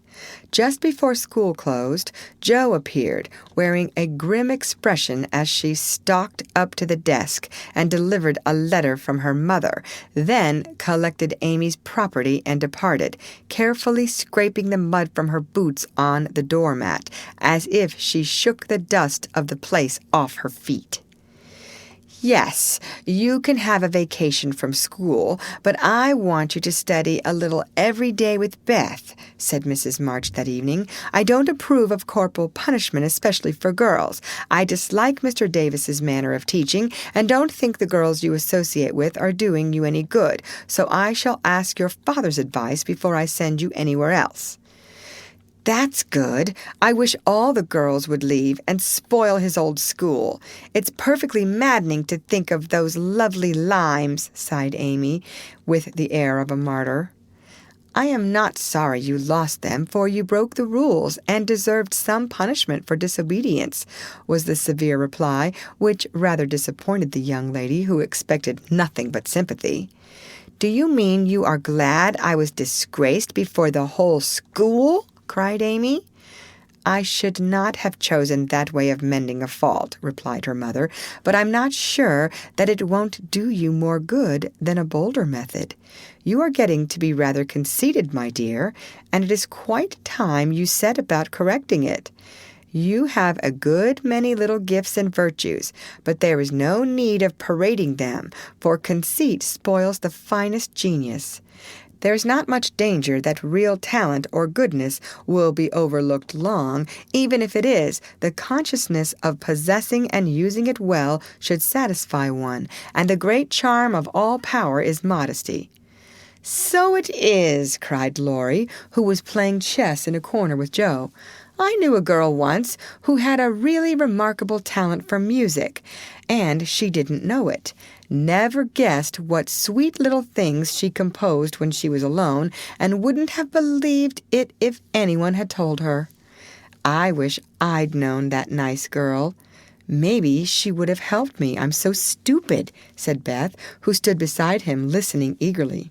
"You do know her, and she helps you better than anyone else could," answered Laurie, looking at her with such mischievous meaning in his merry black eyes that Beth suddenly turned very red and hid her face in the sofa cushion, quite overcome by such an unexpected discovery. Joe let Laurie win the game to pay for that praise of her Beth, who could not be prevailed upon to play for them after her compliment. So Laurie did his best and sang delightfully, being in a particularly lively humor, for to the Marches he seldom showed the moody side of his character. When he was gone, Amy, who had been pensive all evening, said suddenly, as if busy over some new idea, "Is Laurie an accomplished boy?" "Yes, he has had an excellent education and has much talent. He will make a fine man, if not spoiled by petting," replied her mother. "And he isn't conceited, is he?" asked Amy. "Not in the least. That is why he is so charming, and we all like him so much." "I see. It's nice to have accomplishments and be elegant, but not to show off or get perked up," said Amy thoughtfully. "These things are always seen and felt in a person's manner and conversations, if modestly used, but it is not necessary to display them," said Mrs. March. "Any more than it's proper to wear all your bonnets and gowns and ribbons at once, that folks may know you've got them," added Joe, and the lecture ended in a laugh. End of chapter. Read by Lorraine Montgomery for Lit to Go on the web at fcit.usf.edu.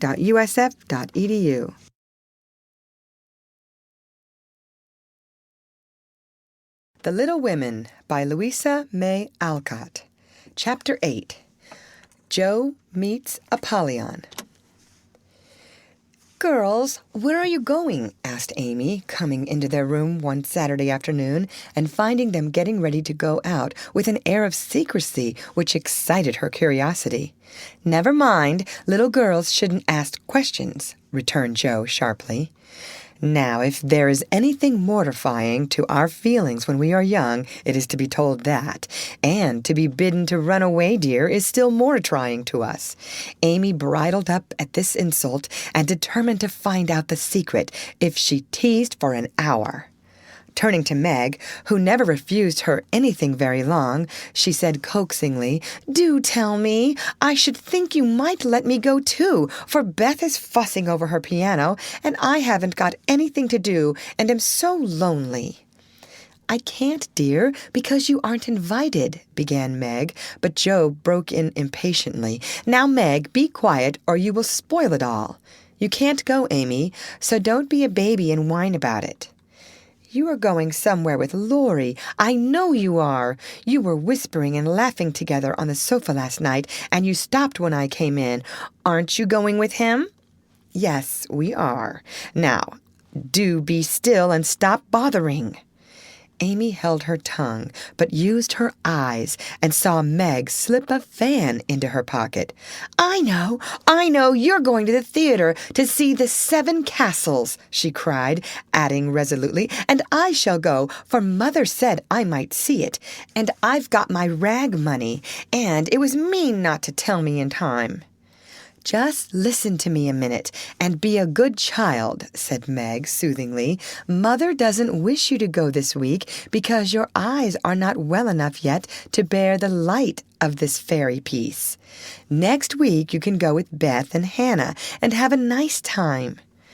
"I don't like that half as well as going with you and Laurie. Please let me. I've been sick with this cold so long, and shut up. I'm dying for some fun."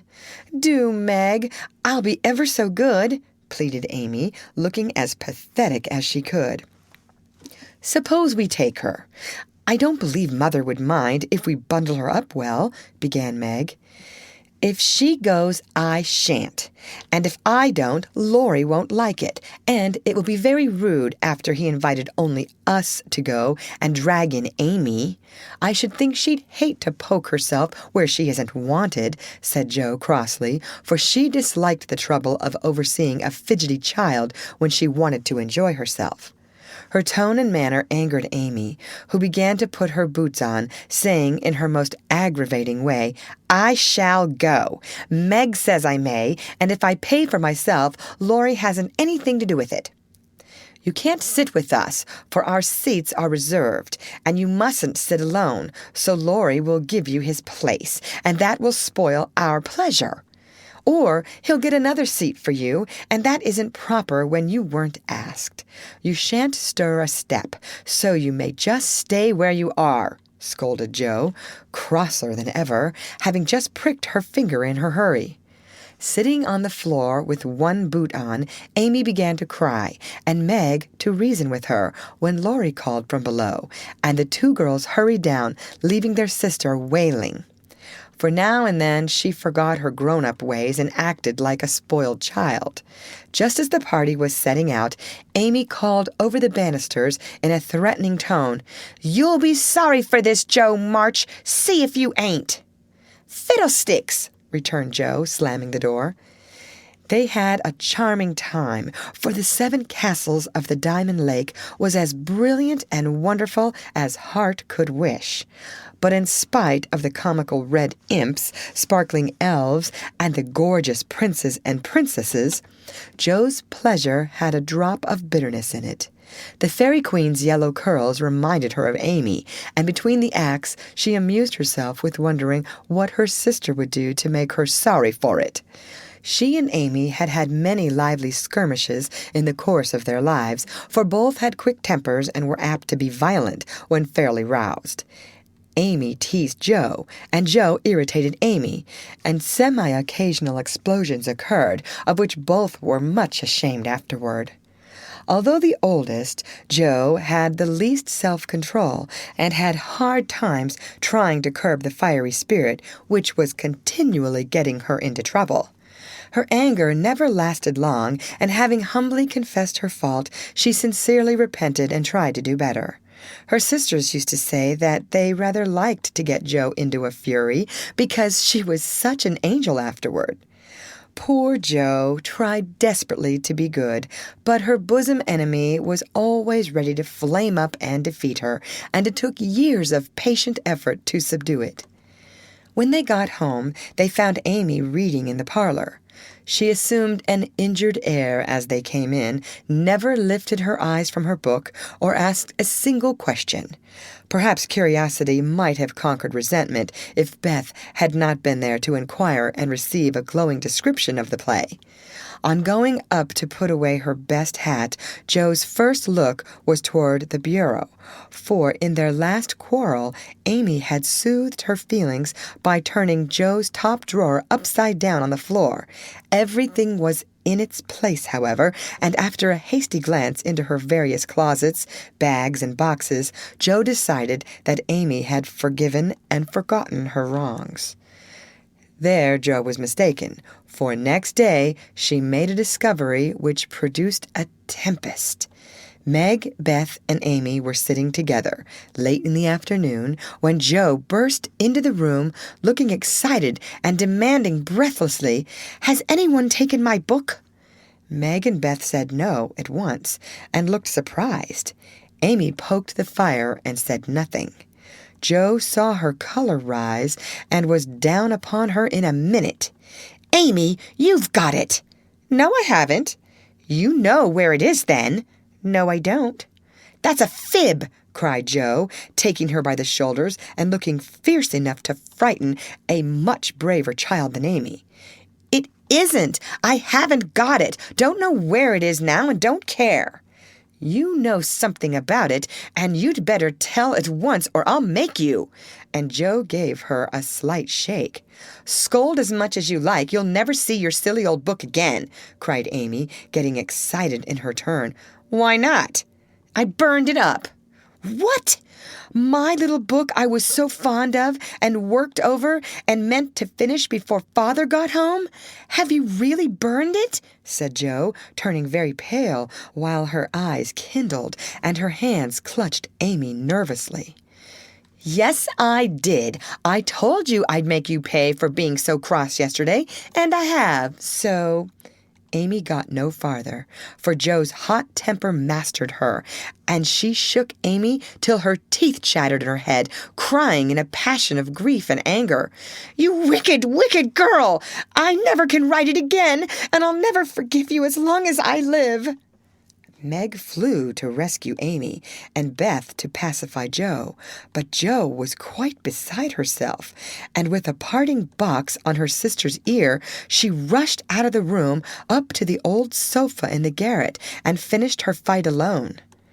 The storm cleared up below, for Mrs. March came home, and having heard the story, soon brought Amy to a sense of the wrong she had done her sister. Joe's book was the pride of her heart, and was regarded by her family as a literary sprout of great promise. It was only half a dozen little fairy tales, but Joe had worked over them patiently, putting her whole heart into her work, hoping to make something good enough to print. She had just copied them with great care, and had destroyed the old manuscript, so that Amy's bonfire had consumed the loving work of several years. It seemed a small loss to others, but to Joe it was a dreadful calamity, and she felt that it never could be made up to her. Beth mourned as for a departed kitten, and Meg refused to defend her pet. Mrs. March looked grave and grieved, and Amy felt that no one would love her till she had asked pardon for the act which she now regretted more than any of them. When the tea bell rang, Joe appeared, looking so grim and unapproachable that it took all Amy's courage to say meekly, "Please forgive me, Joe. I'm very, very sorry." "I never shall forgive you," was Joe's stern answer, and from that moment she ignored Amy entirely.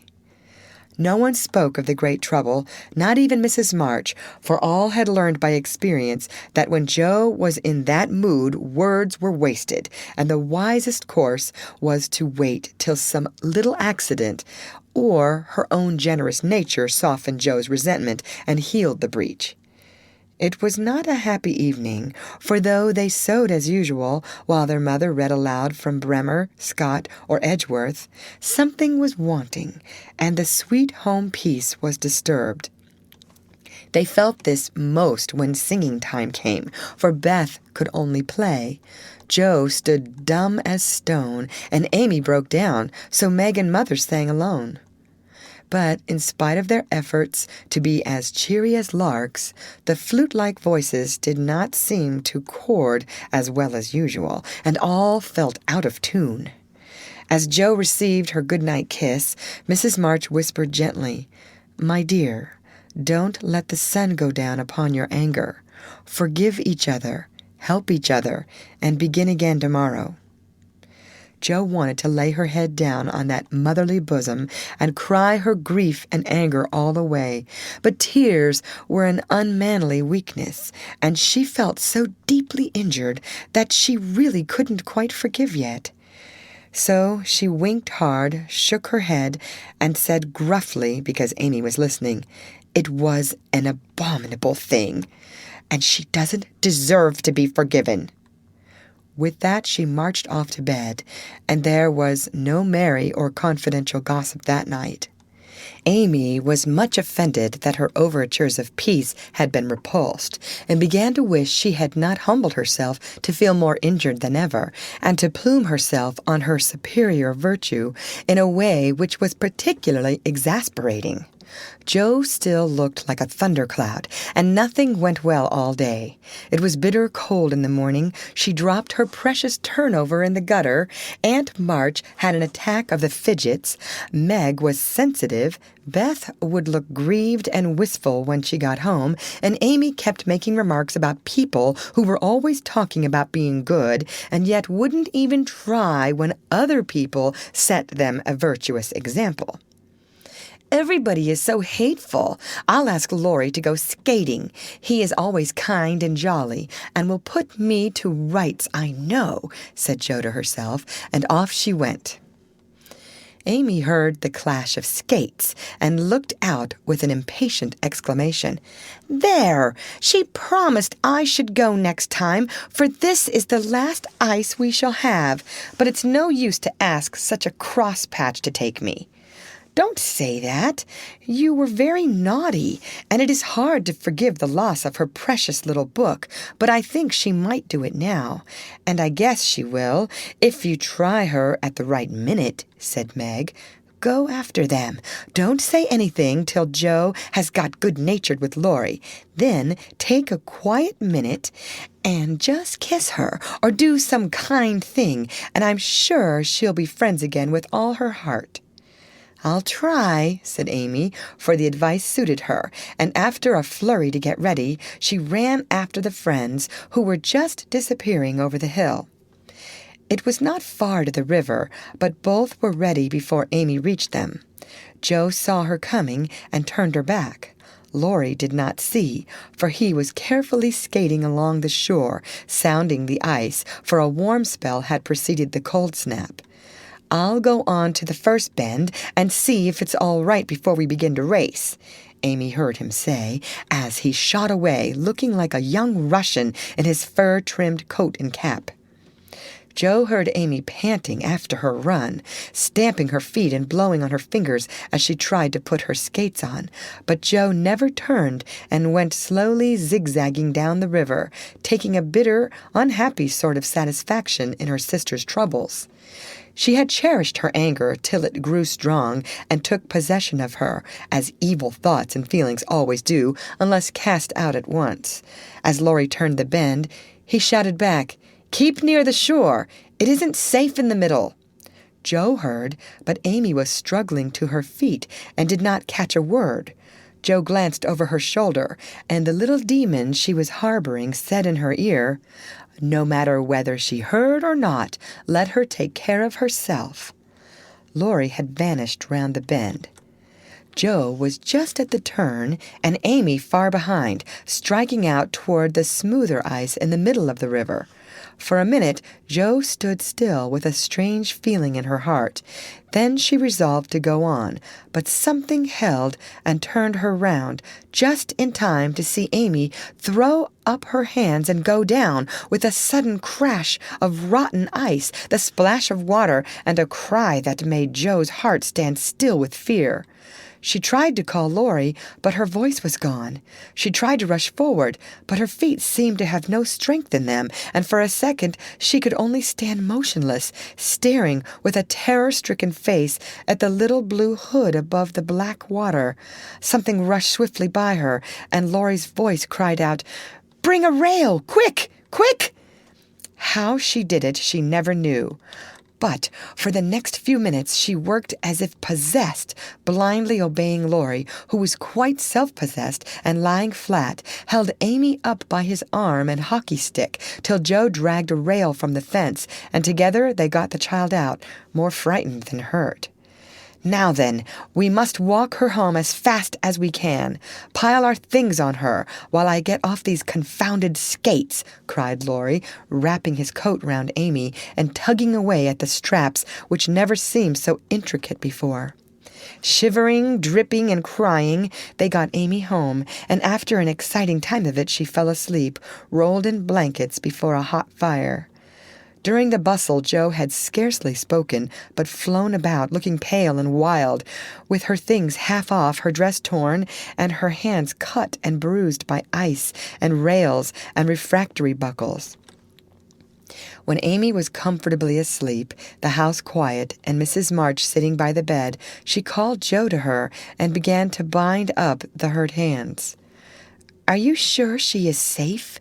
whispered Joe, looking remorsefully at the golden head, which might have been swept away from her sight forever under the treacherous ice. "Quite safe, dear. She is not hurt, and won't even take cold, I think. You were so sensible in covering and getting her home quickly," replied her mother cheerfully. "Laurie did it all. I only let her go. Mother, if she should die, it would be my fault." And Joe dropped down beside the bed in a passion of penitent tears, telling all that had happened, bitterly condemning her hardness of heart and sobbing out her gratitude for being spared the heavy punishment which might have come upon her. "It's my dreadful temper. I try to cure it. I think I have, and then it breaks out worse than ever. Oh, Mother, what shall I do? What shall I do?" cried poor Jo in despair. "Watch and pray, dear. Never get tired of trying, and never think it is impossible to conquer your fault," said Mrs. March, drawing the blowsy head to her shoulder and kissing the wet cheek so tenderly that Jo cried even harder. "You don't know. You can't guess how bad it is. It seems as if I could do anything when I'm in a passion. I get so savage I could hurt anyone and enjoy it. I'm afraid I shall do something dreadful some day and spoil my life and make everybody hate me. Oh, Mother, help me. Do help me." "I will, my child, I will. Don't cry so bitterly. But remember this day, and resolve with all your soul that you will never know another like it. Jo, dear, we all have our temptations, some far greater than yours, and it often takes us all our lives to conquer them. You think your temper is the worst in the world, but mine used to be just like it." "Yours, Mother? Why, you are never angry." And for the moment, Jo forgot remorse in surprise. "I've been trying to cure it for 40 years, and have only succeeded in controlling it. I am angry nearly every day of my life, Jo, but I have learned not to show it, and I still hope to learn not to feel it, though it may take me another 40 years to do so." The patience and the humility of the face she loved so well was a better lesson to Jo than the wisest lecture, the sharpest reproof. She felt comforted at once by the sympathy and confidence given her. The knowledge that her mother had a fault like hers and tried to mend it made her own easier to bear and strengthened her resolution to cure it, though 40 years seemed rather a long time to watch and pray to a girl of 15. "Mother, are you angry when you fold your lips tight together and go out of the room sometimes when Aunt March scolds or people worry you?" asked Jo, feeling nearer and dearer to her mother than ever before.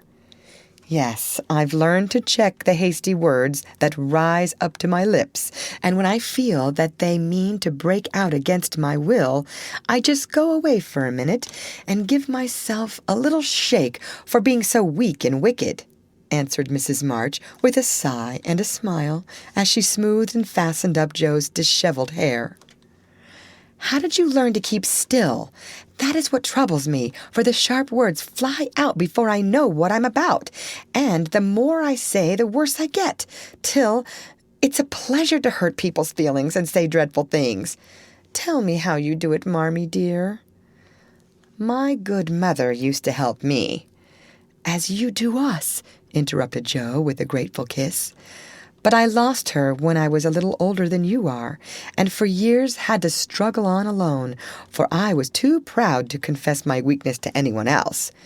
I had a hard time, Jo, and shed a good many bitter tears over my failures, for in spite of my efforts, I never seemed to get on. Then your father came, and I was so happy that I found it easy to be good. But by and by, when I had 4 little daughters round me, and we were poor, then the old trouble began again, for I am not patient by nature, and it tried me very much to see my children wanting anything." "Poor Mother! What helped you then?" "Your father, Jo. He never loses patience, never doubts or complains, but always hopes, and works and waits so cheerfully that one is ashamed to do otherwise before him. He helped and comforted me, and showed me that I must try to practice all the virtues I would have my little girls possess, for I was their example. It was easier to try for your sakes than for my own." A startled or surprised look from one of you when I spoke sharply rebuked me more than any words could have done, and the love, respect, and confidence of my children was the sweetest reward I could receive for my efforts to be the woman I would have them copy. "Oh, Mother, if I'm ever half as good as you, I shall be satisfied," cried Joe, much touched. "I hope you will be a great deal better, dear, but you must keep watch over your bosom enemy, as Father calls it, or it may sadden, if not spoil, your life. You have had a warning. Remember it, and try with heart and soul to master this quick temper before it brings you greater sorrow and regret than you have known today." "I will try, Mother. I truly will. But you must help me. Remind me, and keep me from flying out. I used to see Father sometimes put his finger on his lips and look at you with a very kind but sober face, and you always folded your lips tight and went away. Was he reminding you then?" asked Joe softly. "Yes, I asked him to help me so, and he never forgot it, but saved me from many a sharp word by that little gesture and kind look." Joe saw that her mother's eyes filled and her lips trembled as she spoke, and fearing that she had said too much, she whispered anxiously, "Was it wrong to watch you and to speak of it? I didn't mean to be rude, but it's so comfortable to say all I think to you and feel so safe and happy here." "My Joe, you may say anything to your mother, for it is my greatest happiness and pride to feel that my girls confide in me and know how much I love them." "I thought I'd grieved you." "No, dear, but speaking of Father reminded me how much I miss him, how much I owe him, and how faithfully I should watch and work to keep his little daughters safe and good for him."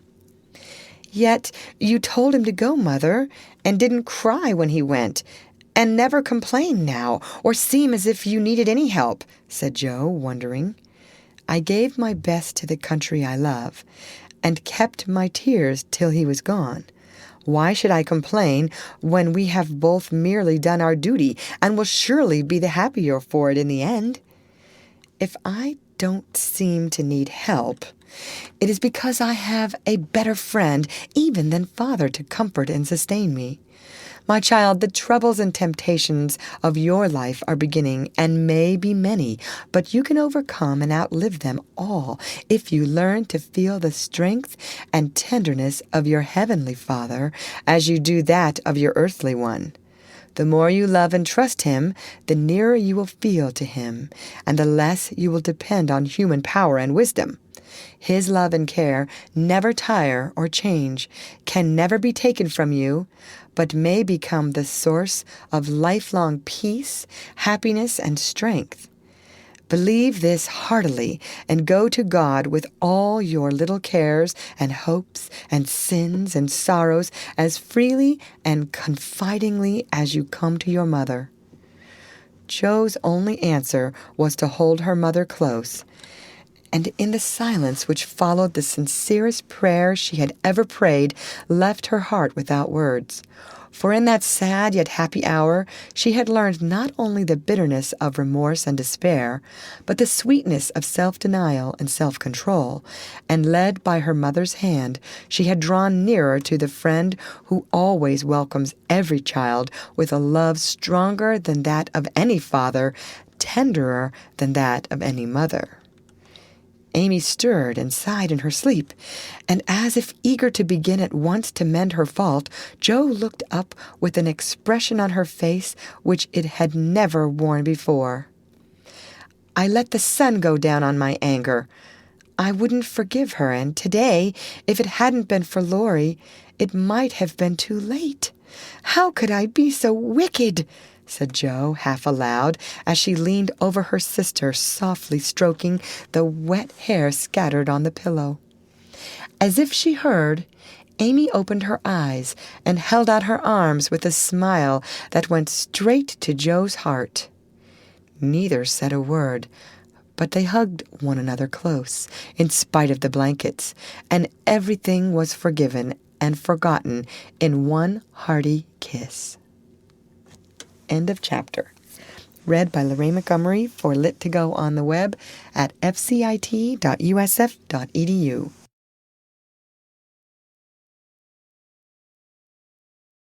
Little Women by Louisa May Alcott. Chapter 9. Meg Goes to Vanity Fair. I do think it was the most fortunate thing in the world that those children should have the measles just now, said Meg one April day as she stood packing the go-abroady trunk in her room surrounded by her sisters. And so nice of Annie Moffat not to forget her promise. A whole fortnight of fun will be regularly splendid, replied Jo, looking like a windmill as she folded skirts with her long arms. And such lovely weather. I'm so glad of that, added Beth, tidily sorting neck and hair ribbons in her best box, lent for the great occasion. I wish I was going to have a fine time and wear all these nice things, said Amy, with her mouth full of pins, as she artistically replenished her sister's cushion. I wish you were all going, but as you can't, I shall keep my adventures to tell you when I come back. I'm sure it's the least I can do when you have been so kind, lending me things and helping me get ready, said Meg, glancing round the room at the very simple outfit, which seemed nearly perfect in their eyes. What did Mother give you out of the treasure box? Asked Amy, who had not been present at the opening of a certain cedar chest in which Mrs. March kept a few relics of past splendor as gifts for her girls when the proper time came. A pair of silk stockings, that pretty carved fan, and a lovely blue sash. I wanted the violet silk, but there isn't time to make it over, so I must be contented with my old tarlatan. It will look nice over my new muslin skirt, and the sash will set it off beautifully. I wish I hadn't smashed my coral bracelet, for you might have had it, said Jo, who loved to give and lend, but whose possessions were usually too dilapidated to be of much use. There is a lovely old-fashioned pearl set in the treasure chest, but Mother said real flowers were the prettiest ornament for a young girl, and Laurie promised to send me all I want, replied Meg. Now, let me see. There's my new gray walking suit. Just curl up the feather in my hat, Beth, then my poplin for Sunday and the small party. It looks heavy for spring, doesn't it? The violet silk would be so nice. Oh, dear. Never mind, you've got the tarlatan for the big party, and you always look like an angel in white, said Amy, brooding over the little store of finery in which her soul delighted. It isn't low-necked, and it doesn't sweep enough, but it will have to do. My blue house dress looks so well turned and freshly trimmed that I feel as if I'd got a new one. My silk sack isn't a bit the fashion, and my bonnet doesn't look like Sally's. I didn't like to say anything, but I was sadly disappointed in my umbrella. I told Mother black with a white handle, but she forgot and bought a green one with a yellowish handle. It's strong and neat, so I ought not to complain, but I know I shall feel ashamed of it beside Annie's silk one with the gold top, sighed Meg, surveying the little umbrella with great disfavor. Change it, advised Jo. I won't be so silly or hurt Marmy's feelings when she took so much pains to get my things. It's a nonsensical notion of mine, and I'm not going to give up to it. My silk stockings and 2 pairs of new gloves are my comfort. You are a dear to lend me yours, Jo. I feel so rich and sort of elegant with 2 new pairs and the old ones cleaned up for common. And Meg took a refreshing peep at her glove box. Annie Moffat has blue and pink bows on her nightcaps. Would you put some on mine? She asked, as Beth brought up a pile of snowy muslins fresh from Hannah's hands. No, I wouldn't, for the smart caps won't match the plain gowns without any trimming on them. Poor folks shouldn't rig, said Jo decidedly. I wonder if I shall ever be happy enough to have real lace on my clothes and bows on my caps, said Meg impatiently. You said the other day that you'd be perfectly happy if you could only go to Annie Moffat's, observed Beth in her quiet way. So I did. Well, I am happy, and I won't fret. But it does seem as if the more one gets, the more one wants, doesn't it? There now, the trays are ready, and everything in but my ball dress, which I shall leave for Mother to pack," said Meg, cheering up, as she glanced from the half-filled trunk to the many times pressed and mended white tarlatan, which she called her ball dress, with an important air. The next day was fine, and Meg departed in style for a fortnight of novelty and pleasure. Mrs. March had consented to the visit rather reluctantly, fearing that Margaret would come back more discontented than she went. But she begged so hard, and Sally had promised to take good care of her, and a little pleasure seemed so delightful after a winter of irksome work, that the mother yielded, and the daughter went to take her first taste of fashionable life. The Moffats were very fashionable, and simple Meg was rather daunted at first by the splendor of the house and the elegance of its occupants.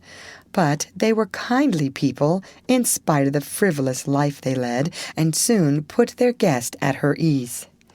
Perhaps Meg felt, without understanding why, that they were not particularly cultivated or intelligent people, and that all their gilding could not quite conceal the ordinary material of which they were made.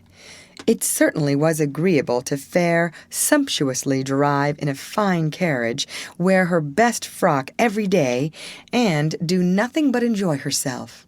It suited her exactly, and soon she began to imitate the manners and conversation of those about her, to put on little airs and graces, use French phrases, crimp her hair, take in her dresses, and talk about the fashions as well as she could. The more she saw of Annie Moffat's pretty things, the more she envied her and sighed to be rich. Home now looked bare and dismal as she thought of it. Work grew harder than ever, and she felt that she was a very destitute and much injured girl, in spite of the new gloves and silk stockings. She had not much time for repining, however, for the 3 young girls were busily employed in having a good time. They shopped, walked, rode, and called all day, went to theaters and operas, or frolicked at home in the evening, for Annie had many friends and knew how to entertain them. Her older sisters were very fine young ladies, and one was engaged, which was extremely interesting and romantic, Meg thought. Mr. Moffat was a fat, jolly old gentleman who knew her father, and Mrs. Moffat, a fat, jolly old lady who took as great a fancy to Meg as her daughter had done. Everyone petted her, and Daisy, as they called her, was in a fair way to have her head turned. When the evening for the small party came, she found that the poplin wouldn't do at all, for the other girls were putting on thin dresses and making themselves very fine indeed. So out came the tarlatan, looking older, limper, and shabbier than ever beside Sally's crisp new one. Meg saw the girls glance at it, and then at one another, and her cheeks began to burn, for with all her gentleness she was very proud. No one said a word about it, but Sally offered to dress her hair, and Annie to tie her sash, and Belle, the engaged sister, praised her white arms. But in their kindness, Meg saw only pity for her poverty, and her heart felt very heavy as she stood by herself, while the others laughed, chattered, and flew about like gauzy butterflies. The hard, bitter feeling was getting pretty bad when the maid brought in a box of flowers. Before she could speak, Annie had the cover off, and all were exclaiming at the lovely roses, heath, and fern within. "It's for Belle, of course. George always sends her some, but these are altogether ravishing," cried Annie, with a great sniff. "They are for Miss March," the man said, "and here's a note," put in the maid, holding it to Meg. "What fun! Who are they from? Didn't know you had a lover," cried the girls, fluttering about Meg in a high state of curiosity and surprise. "The note is from Mother, and the flowers from Laurie," said Meg simply, yet much gratified that he had not forgotten her. "Oh, indeed," said Annie with a funny look as Meg slipped the note into her pocket as a sort of talisman against envy, vanity, and false pride, for the few loving words had done her good, and the flowers cheered her up by their beauty. Feeling almost happy again, she laid by a few ferns and roses for herself and quickly made up the rest in dainty bouquets for the breasts, hair, and skirts of her friends, offering them so prettily that Clara, the elder sister, told her she was the sweetest little thing she ever saw, and they looked quite charmed with her small attention. Somehow the kind act finished her despondency, and when all the rest went to show themselves to Mrs. Moffat, she saw a happy, bright-eyed face in the mirror as she laid her ferns against her rippling hair and fastened the roses in the dress that didn't strike her so very shabby now. She enjoyed herself very much that evening, for she danced to her heart's content. Everyone was very kind, and she had 3 compliments. Annie made her sing, and someone said she had a remarkably fine voice. Major Lincoln asked who the fresh little girl with the beautiful eyes was, and Mr. Moffat insisted on dancing with her because she didn't dawdle, but had some spring in her, as he gracefully expressed it. So altogether she had a very nice time, till she overheard a bit of conversation which disturbed her extremely. She was sitting just inside the conservatory, waiting for her partner to bring her an ice, when she heard a voice ask on the other side of the flowery wall, "How old is he?" 16 or 17, I should say," replied another voice. "It would be a grand thing for one of those girls, wouldn't it? Sally says they are very intimate now, and the old man quite dotes on them. Mrs. M. has made her plans, I dare say, and will play her cards well, early as it is. The girl evidently doesn't think of it yet," said Mrs. Moffat. "She told that fib about her mamma, as if she did know, and colored up when the flowers came quite prettily, poor thing. She'd be so nice if she was only got up in style. Do you think she'd be offended if we offered to lend her a dress for Thursday?" asked another voice. "She's proud, but I don't believe she'd mind, for that dowdy tarlatan is all she has got.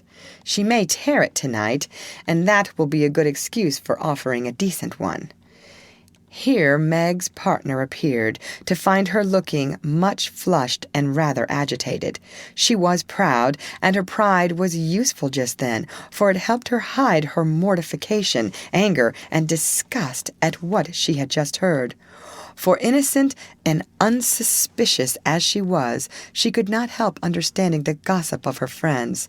She tried to forget it, but could not, and kept repeating to herself, "Mrs. M. has made her plans, that fib about her mamma and dowdy tarlatan," till she was ready to cry and rush home to tell her troubles and ask for advice. As that was impossible, she did her best to seem gay, and being rather excited, she succeeded so well that no one dreamed what an effort she was making. She was very glad when it was all over, and she was quiet in her bed, where she could think and wonder and fume till her head ached and her hot cheeks were cooled by a few natural tears. Those foolish yet well-meant words had opened a new world to Meg, and much disturbed the peace of the old one, in which till now she had lived as happily as a child. Her innocent friendship with Laurie was spoiled by the silly speeches she had overheard. Her faith in her mother was a little shaken by the worldly plans attributed to her by Mrs. Moffat, who judged others by herself, and the sensible resolution to be contented with the simple wardrobe which suited a poor man's daughter was weakened by the unnecessary pity of girls who thought a shabby dress one of the greatest calamities under heaven. Poor Meg had a restless night, and got up heavy-eyed, unhappy, half resentful toward her friends, and half ashamed of herself for not speaking out frankly and setting everything right. Everybody dawdled that morning, and it was noon before the girls found energy enough even to take up their worsted work. Something in the manner of her friends struck Meg at once. They treated her with more respect, she thought, took quite a tender interest in what she said, and looked at her with eyes that plainly betrayed curiosity. All this surprised and flattered her, though she did not understand it till Miss Bell looked up from her writing and said with a sentimental air, "Daisy, dear, I've sent an invitation to your friend Mr. Lawrence for Thursday. We should like to know him, and it's only a proper compliment to you." Meg colored, but a mischievous fancy to tease the girls made her reply demurely, "You are very kind, but I'm afraid he won't come." "Why not, Sherry?" asked Miss Bell. "He's too old." "My child, what do you mean? What is his age, I beg to know?" cried Miss Clara. "Nearly 70, I believe," answered Meg, counting stitches to hide the merriment in her eyes. "You sly creature! Of course we meant the young man," exclaimed Miss Bell, laughing. "There isn't any. Laurie is only a little boy." And Meg laughed, also at the queer look which the sisters exchanged as she thus described her supposed lover. "About your age," Nan said. "Nearer my sister Jo's. I am 17 in August," returned Meg, tossing her head. "It's very nice of him to send you flowers, isn't it?" said Annie, looking wise about nothing. "Yes, he often does, to all of us, for their house is full, and we are so fond of them. My mother and old Mr. Lawrence are friends, you know, so it is quite natural that we children should play together," and Meg hoped they would say no more. "It's evident Daisy isn't out yet," said Miss Clara to Belle with a nod. "Quite a pastoral state of innocence all round," returned Miss Bell with a shrug. "I'm going out to get some little matters for my girls. Can I do anything for you, young ladies?" asked Miss Moffat, lumbering in like an elephant in silk and lace. "No, thank you, ma'am," replied Sally. "I've got my new pink silk for Thursday, and don't want a thing." "Nor I," began Meg, but stopped, because it occurred to her that she did want several things, and could not have them. "What shall you wear?" asked Sally. "My old white one again, if I can mend it fit to be seen. It got sadly torn last night," said Meg, trying to speak quite easily, but feeling very uncomfortable. "Why don't you send home for another?" said Sally, who was not an observing young lady. "I haven't got any other." It cost Meg an effort to say that, but Sally did not see it, and exclaimed in amiable surprise, "Only that? How funny!" She did not finish her speech, for Belle shook her head at her and broke in, saying kindly, "Not at all. Where is the use of having a lot of dresses when she isn't out yet? There's no need of sending home Daisy, even if you had a dozen, for I've got a sweet blue silk laid away which I've outgrown, and you shall wear it to please me, won't you, dear?" "You are very kind, but I don't mind my old dress if you don't. It does well enough for a little girl like me," said Meg. "Now, do let me please myself by dressing you up in style. I admire to do it. And you'd be a regular little beauty with a touch here and there. I shan't let anyone see you till you are done, and then we'll burst upon them like Cinderella and her godmother going to the ball," said Belle in her persuasive tone. Meg couldn't refuse the offer so kindly made, for a desire to see if she would be a little beauty after touching up caused her to accept and forget all her former uncomfortable feelings toward the Moffats. On the Thursday evening, Belle shut herself up with her maid, and between them they turned Meg into a fine lady. They crimped and curled her hair, they polished her neck and arms with some fragrant powder, touched her lips with coralline salve to make them redder, and Hortense would have added a soupçon of rouge if Meg had not rebelled. They laced her into a sky-blue dress, which was so tight she could hardly breathe, and so low in the neck that modest Meg blushed at herself in the mirror. A set of silver filigree was added, bracelets, necklace, brooch, and even earrings, for Hortense tied them on with a bit of pink silk which did not show. A cluster of tea rose buds at the bosom and a ruche reconciled Meg to the display of her pretty white shoulders, and a pair of high-heeled silk boots satisfied the last wish of her heart. A lace handkerchief, a plumy fan, and a bouquet in a shoulder-holder finished her off, and Miss Bell surveyed her with the satisfaction of a little girl with a newly dressed doll. "Mademoiselle is charmante, très jolie, is she not?" cried Hortense, clasping her hands in an affected rapture.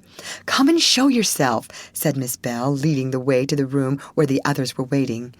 As Meg went rustling after, with her long skirts trailing, her earrings tinkling, her curls waving, and her heart beating, she felt as if her fun had really begun at last, for the mirror had plainly told her that she was a little beauty.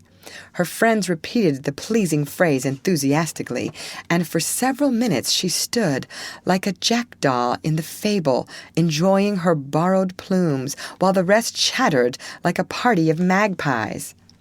"While I dress, do you drill her, Nan, in the management of her skirt and those French heels, or she will trip herself up.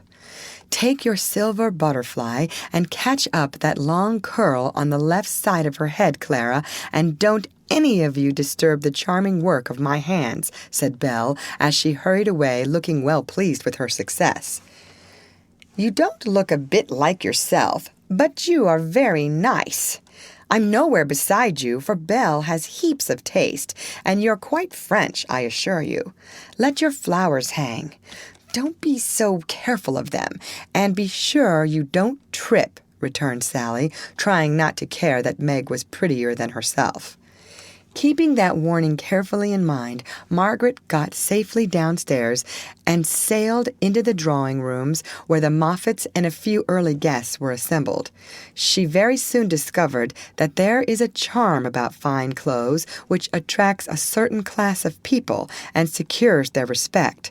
Several young ladies, who had taken no notice of her before, were very affectionate all of a sudden.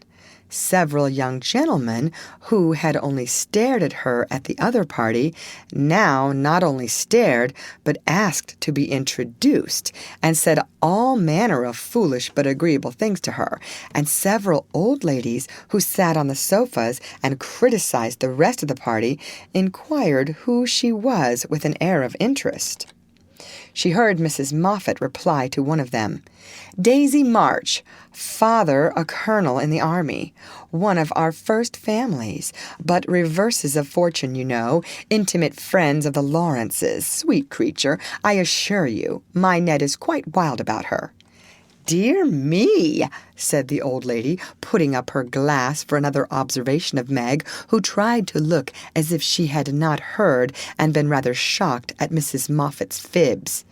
The queer feeling did not pass away, but she imagined herself acting the new part of fine lady, and so got on pretty well, though the tight dress gave her a side-ache, the train kept getting under her feet, and she was in constant fear lest her earrings should fly off and get lost or broken. She was flirting her fan and laughing at the feeble jokes of a young gentleman who tried to be witty, when she suddenly stopped laughing and looked confused, for just opposite she saw Laurie. He was staring at her with undisguised surprise and disapproval also, she thought, for though he bowed and smiled, yet something in his honest eyes made her blush and wish she had her old dress on. To complete her confusion, she saw Belle nudge Annie, and both glance from her to Laurie, who, she was happy to see, looked unusually boyish and shy. "Silly creatures to put such thoughts into my head. I won't care for it, or let it change me a bit," thought Meg, and rustled across the room to shake hands with her friend. "I'm glad you came. I was afraid you wouldn't," she said, with her most grown-up air. "Joe wanted me to come and tell her how you looked, so I did," answered Laurie, without turning his eyes upon her, though he half smiled at her maternal tone. "What shall you tell her?" asked Meg, full of curiosity to know his opinion of her, yet feeling ill at ease with him for the first time. "I shall say I didn't know you, for you look so grown up and unlike yourself I'm quite afraid of you," he said, fumbling at his glove button. "How absurd of you! The girls dressed me up for fun, and I rather like it." "Wouldn't Joe stare if she saw me?" said Meg, bent on making him say whether he thought her improved or not. "Yes, I think she would," returned Laurie gravely. "Don't you like me so?" asked Meg.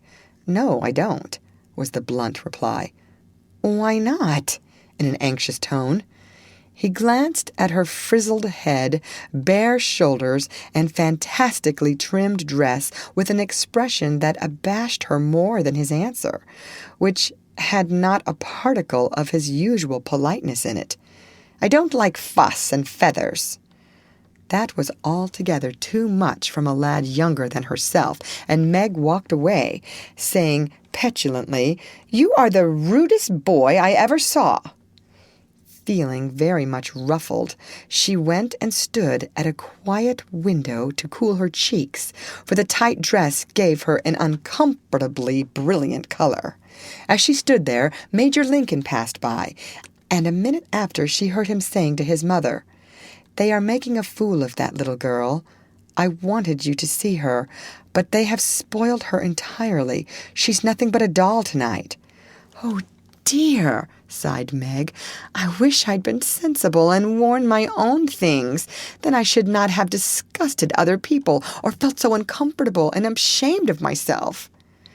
She leaned her forehead on the cool pane and stood half hidden by the curtains, never minding that her favorite waltz had begun till someone touched her, and turning she saw Laurie, looking penitent, as he said, with his very best bow and his hand out, "Please forgive my rudeness and come and dance with me." "I'm afraid it will be too disagreeable to you," said Meg, trying to look offended and failing entirely. "Not a bit of it. I'm dying to do it. Come, I'll be good. I don't like your gown, but I do think you are just splendid." And he waved his hands as if words failed to express his admiration. Meg smiled and relented, and whispered as they stood waiting to catch the time, "Take care my skirt doesn't trip you up. It's the plague of my life, and I was a goose to wear it." "Pin it round your neck, and then it will be useful," said Laurie, looking down at the little blue boots, which he evidently approved of. Away they went fleetly and gracefully, for having practiced at home, they were well matched, and the blithe young couple were a pleasant sight to see as they twirled merrily round and round, feeling more friendly than ever after their small tiff. "Laurie, I want you to do me a favor, will you?" said Meg, as he stood fanning her when her breath gave out, which it did very soon, though she would not own why. "Won't I?" said Laurie with alacrity. "Please don't tell them at home about my dress tonight. They won't understand the joke, and it will worry Mother."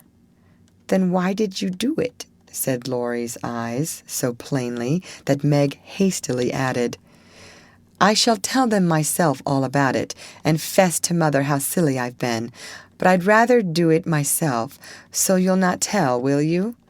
"I give you my word I won't. Only what shall I say when they ask me?" "Just say I looked pretty well and was having a good time." "I'll say the first with all my heart.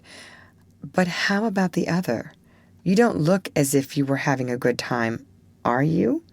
And Laurie looked at her with an expression which made her answer in a whisper, "No, not just now. Don't think I'm horrid. I only wanted a little fun, but this sort doesn't pay, I find, and I'm getting tired of it." "Here comes Ned Moffat. What does he want?" said Laurie, knitting his black brows as if he did not regard his young host in the light of a pleasant addition to the party. "He put his name down for 3 dances, and I suppose he's coming for them. What a bore," said Meg, assuming a languid air which amused Laurie immensely. He did not speak to her again till supper time, when he saw her drinking champagne with Ned and his friend Fisher, who were behaving like a pair of fools, as Laurie said to himself, for he felt a brotherly sort of right to watch over the Marches and fight their battles whenever a defender was needed. "You'll have a splitting headache tomorrow if you drink much of that." "I wouldn't, Meg. Your mother doesn't like it, you know," he whispered, leaning over her chair as Ned turned to refill her glass and Fisher stooped to pick up her fan. "I'm not Meg tonight. I'm a doll who does all sorts of crazy things. Tomorrow I shall put away my fuss and feathers and be desperately good again," she answered with an affected little laugh. "Wish tomorrow was here, then," muttered Laurie, walking off, ill-pleased at the change he saw in her. Meg danced and flirted, chattered and giggled, as the other girls did. After supper she undertook the German and blundered through it, nearly upsetting her partner with her long skirt and romping in a way that scandalized Laurie, who looked on and meditated a lecture. But he got no chance to deliver it, for Meg kept away from him till he came to say good night. "Remember," she said, trying to smile, for the splitting headache had already begun. "Silence à la mort," replied Laurie, with a melodramatic flourish as he went away. This little bit of byplay excited Annie's curiosity, but Meg was too tired for gossip and went to bed, feeling as if she had been to a masquerade and hadn't enjoyed herself as much as she expected. She was sick all the next day, and on Saturday went home, quite used up with her fortnight's fun, and feeling that she had sat in the lap of luxury long enough. It does seem pleasant to be quiet and not have company manners on all the time. Home is a nice place, though it isn't splendid, said Meg, looking about her with a restful expression as she sat with her mother and Joe on the Sunday evening. "I'm glad to hear you say so, dear, for I was afraid home would seem dull and poor to you after your fine quarters," replied her mother, who had given her many anxious looks that day. For motherly eyes are quick to see any change in children's faces. Meg had told her adventures gaily and said over and over what a charming time she had had, but something still seemed to weigh upon her spirits, and when the younger girls were gone to bed, she sat thoughtfully staring at the fire, saying little and looking worried. As the clock struck 9 and Joe proposed bed, Meg suddenly left her chair and, taking Beth's stool, leaned her elbows on her mother's knee, saying bravely, "Marmee, I want to 'fess." "I thought so. What is it, dear?" "Shall I go away?" asked Joe discreetly. "Of course not. Don't I always tell you everything?" "I was ashamed to speak of it before the younger children, but I want you to know all the dreadful things I did at the Moffats." "We are prepared," said Mrs. March, smiling, but looking a little anxious. "I told you they dressed me up, but I didn't tell you that they powdered and squeezed and frizzled and made me look like a fashion plate. Laurie thought I wasn't proper. I know he did, though he didn't say so, and one man called me a doll. I knew it was silly, but they flattered me and said I was a beauty and quantities of nonsense, so I let them make a fool of me." "Is that all?" asked Joe, as Mrs. March looked silently at the downcast face of her pretty daughter and could not find it in her heart to blame her little follies. "No, I drank champagne and romped and tried to flirt and was altogether abominable," said Meg self-reproachfully. "There is something more, I think," and Mrs. March soothed the soft cheek, which suddenly grew rosy as Meg answered slowly, "Yes, it is very silly, but I want to tell it because I hate to have people say and think such things about us and Laurie."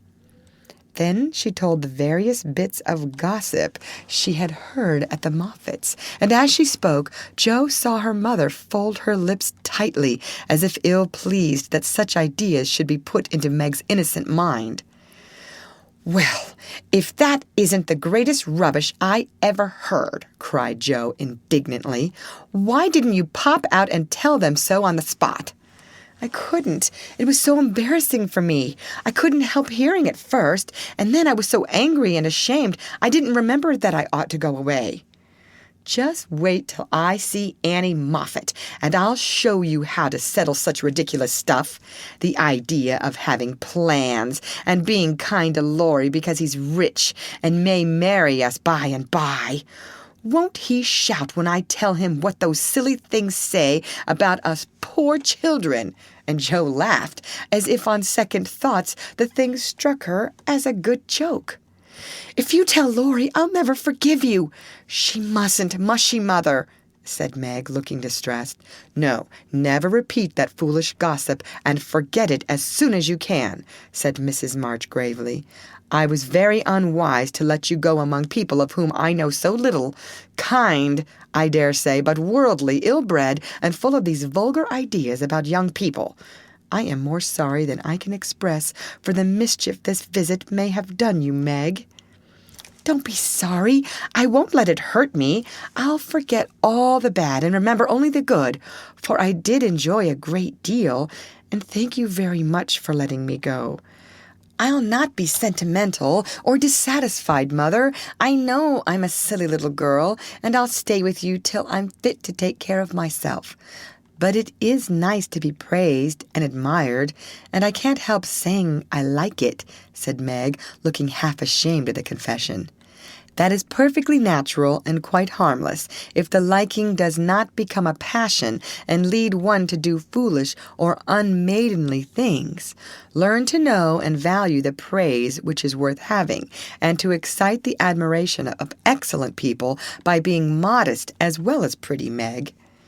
Margaret sat thinking a moment while Jo stood with her hands behind her, looking both interested and a little perplexed, for it was a new thing to see Meg blushing and talking about admiration, lovers, and things of that sort. And Jo felt as if during that fortnight her sister had grown up amazingly and was drifting away from her into a world where she could not follow. "Mother, do you have plans, as Mrs. Moffat said?" asked Meg bashfully. "Yes, my dear, I have a great many. All mothers do, but mine differ somewhat from Mrs. Moffat's, I suspect. I will tell you some of them, for the time has come when a word may set this romantic little head and heart of yours right on a very serious subject.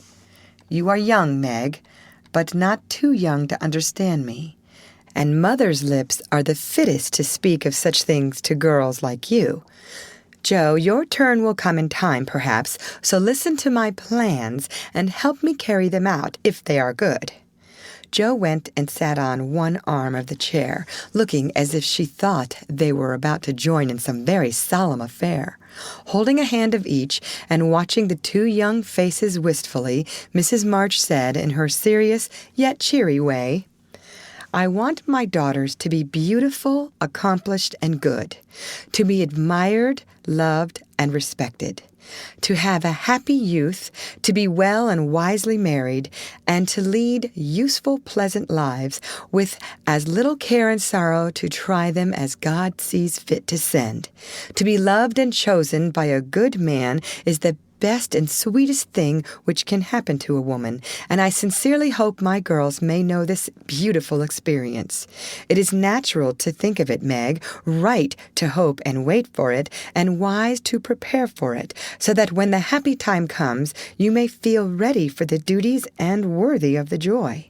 My dear girls, I am ambitious for you, but not to have you make a dash in the world, marry rich men merely because they are rich, or have splendid houses, which are not homes, because love is wanting. Money is a needful and precious thing, and when well used, a noble thing. But I never want you to think it is the first or only prize to strive for. I'd rather see you poor men's wives, if you were happy, beloved, contented, than queens on thrones without self-respect and peace. Poor girls don't stand any chance, Belle says, unless they put themselves forward, sighed Meg. Then we'll be old maids, said Joe stoutly. Right, Joe. Better be happy old maids than unhappy wives or unmaidenly girls running about to find husbands, said Mrs. March decidedly. Don't be troubled, Meg. Poverty seldom daunts a sincere lover. Some of the best and most honored women I know were poor girls, but so love-worthy that they were not allowed to be old maids. Leave these things to time. Make this home happy, so that you may be fit for homes of your own, if they are offered you, and contented here if they are not. One thing remember, my girls. Mother is always ready to be your confidant. Father to be your friend, and both of us hope and trust that our daughters, whether married or single, will be the pride and comfort of our lives. We will, Marmee, we will, cried both with all their hearts as she bade them good night. End of chapter. Read by Lorraine Montgomery for Lit to Go on the web at fcit.usf.edu.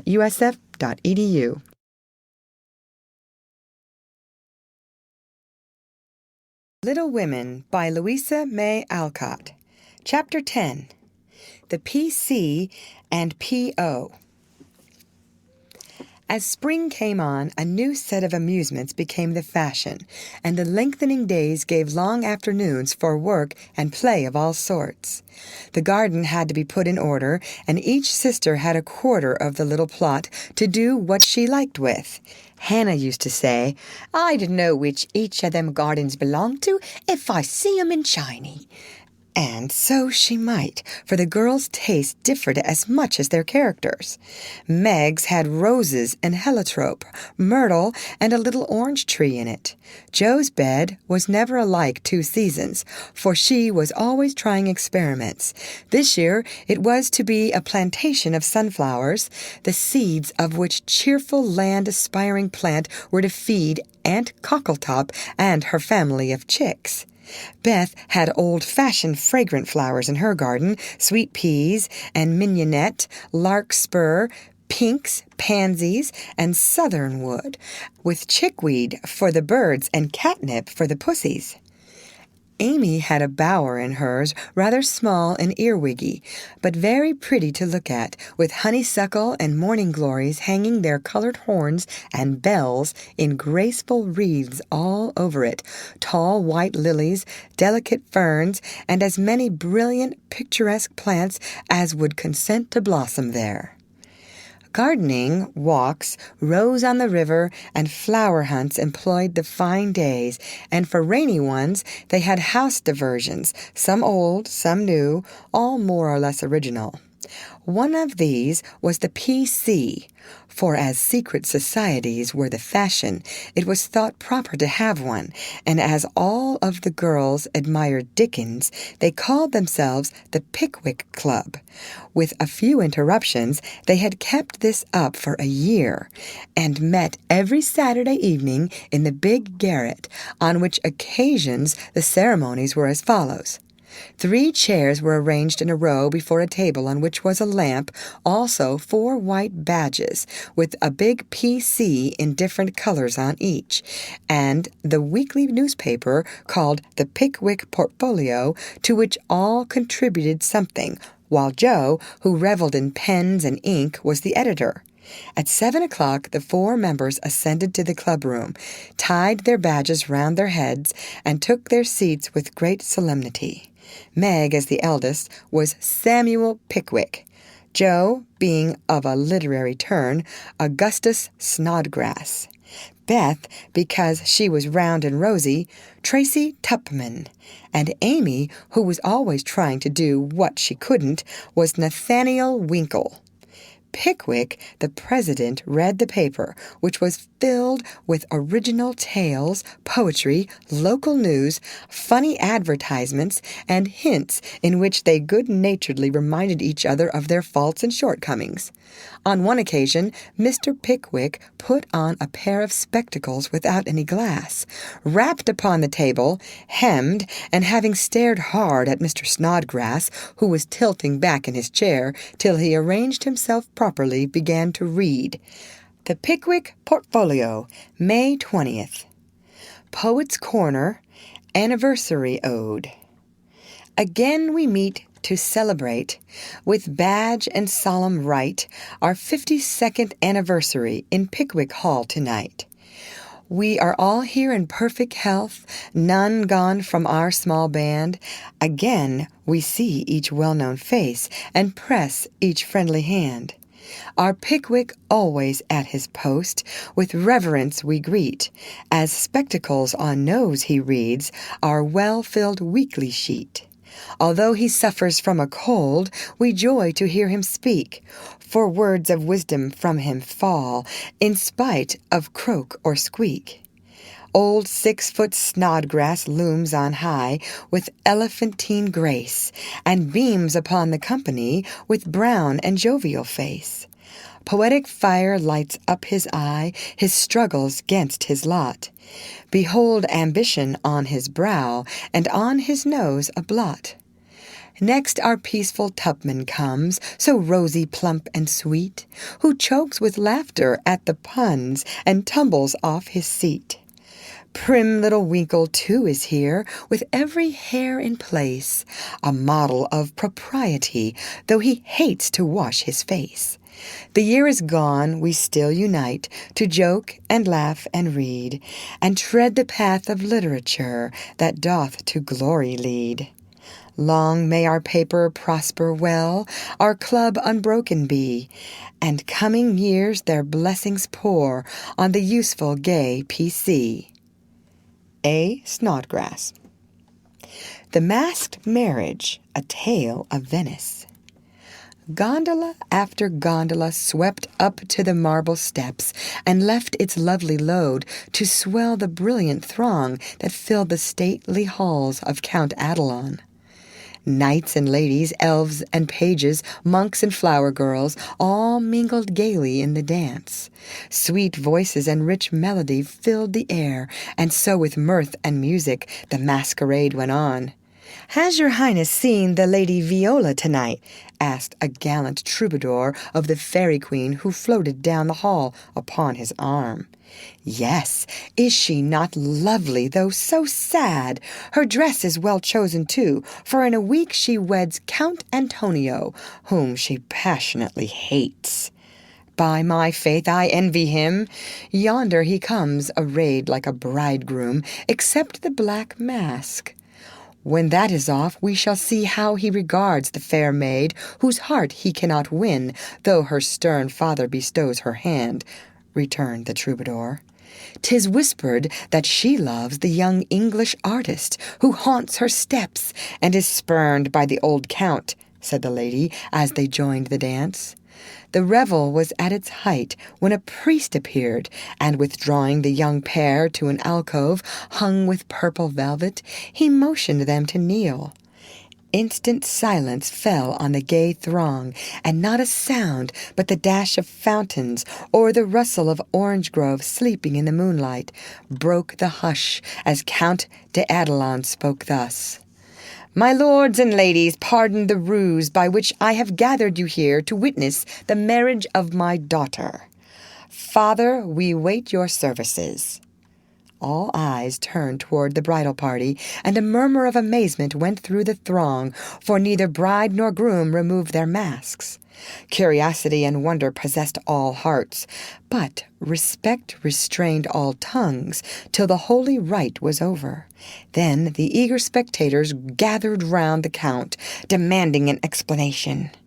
"Gladly would I give it, if I could, but I only know that it was the whim of my timid Viola, and I yielded to it. Now, my children, let the play end. Unmask and receive my blessing." But neither bent the knee, for the young bridegroom replied in a tone that startled all listeners as the mask fell, disclosing the noble face of Ferdinand Devereux, the artist lover, and leaning on the breast, where now flashed the star of an English earl, was the lovely Viola, radiant with joy and beauty. "My lord, you scornfully bade me claim your daughter when I could boast as high a name and vast a fortune as the Count Antonio.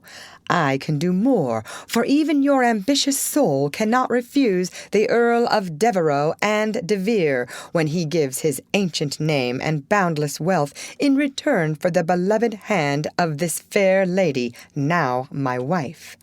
The Count stood like one changed to stone, and turning to the bewildered crowd, Ferdinand added with a gay smile of triumph, "To you, my gallant friends, I can only wish that your wooing may prosper as mine has done, and that you may all win as fair a bride as I have by this masked marriage." S. Pickwick. Why is the PC like the Tower of Babel? It is full of unruly members. The history of a squash.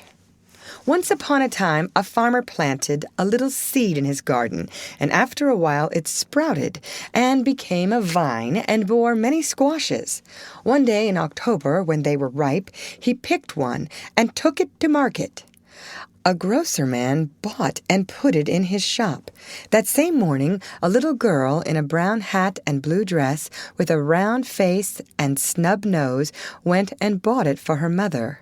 She lugged it home, cut it up, and boiled it in the big pot, mashed some of it with salt and butter for dinner, and to the rest she added a pint of milk, 2 eggs, 4 spoons of sugar, nutmeg, and some crackers, put it in a deep dish, and baked it till it was brown and nice, and next day it was eaten by a family named March.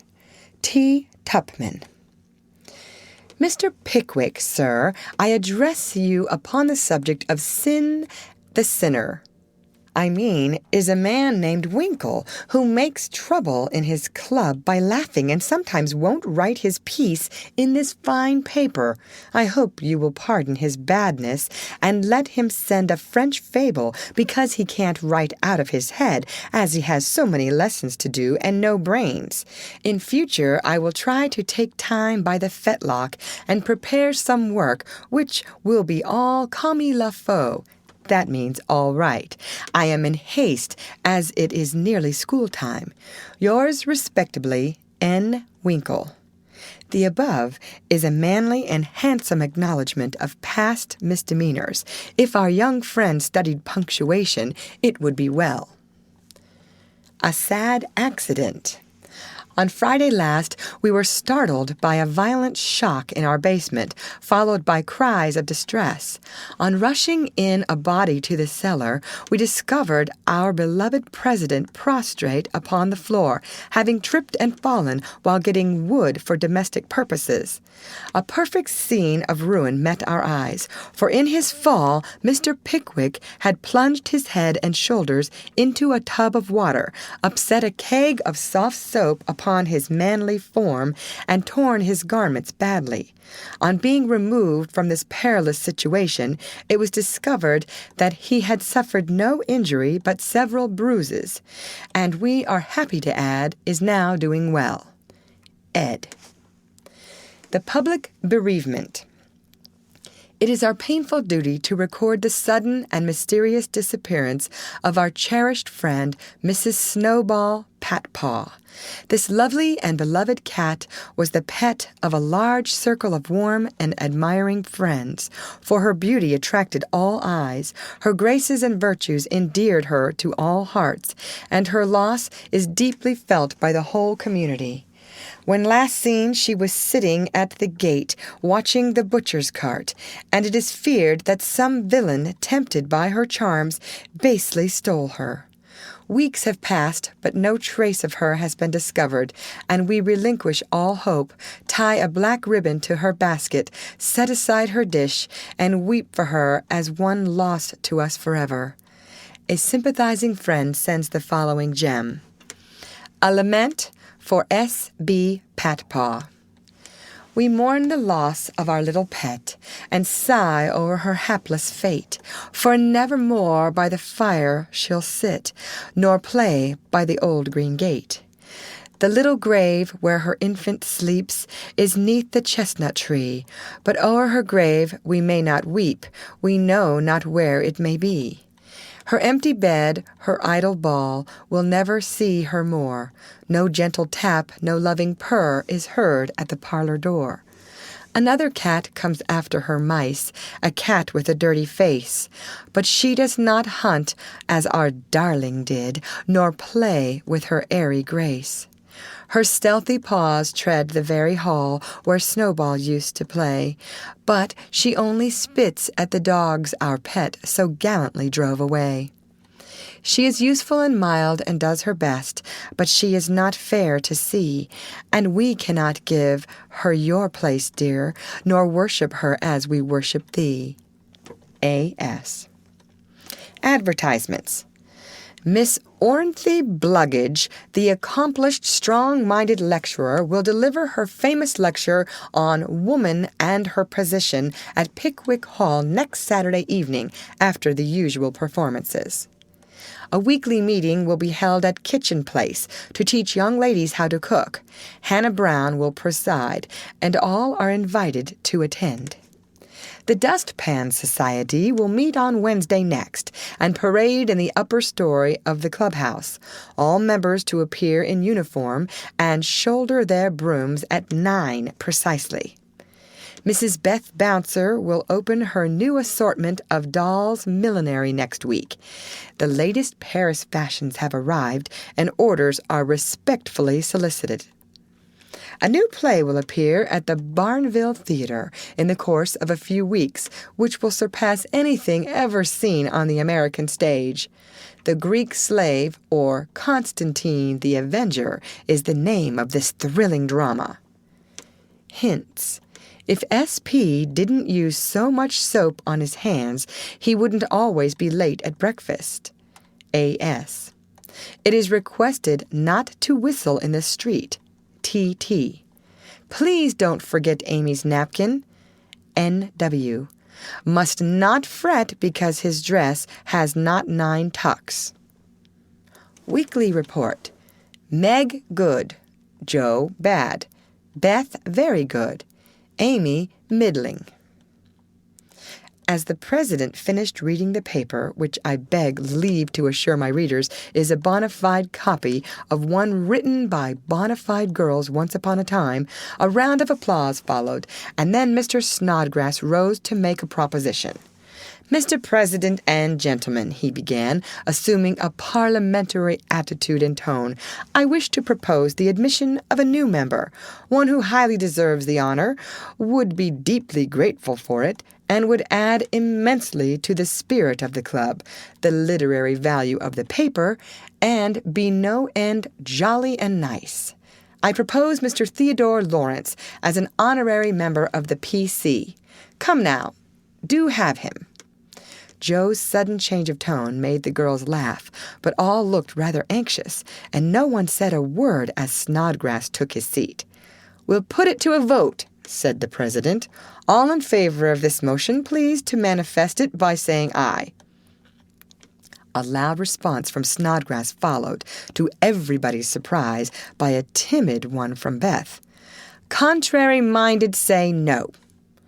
Meg and Amy were contrary-minded, and Mr. Winkle rose to say with great elegance, We don't wish any boys. They only joke and bounce about. This is a ladies' club, and we wish to be private and proper. I'm afraid he'll laugh at our paper and make fun of us afterward, observed Pickwick, pulling the little curl on her forehead, as she always did when doubtful. Up rose Snodgrass, very much in earnest. Sir, I give you my word as a gentleman, Laurie won't do anything of the sort.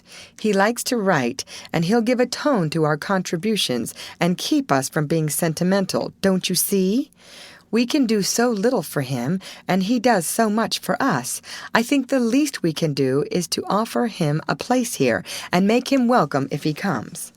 This artful allusion to benefits conferred brought Tupman to his feet, looking as if he had quite made up his mind.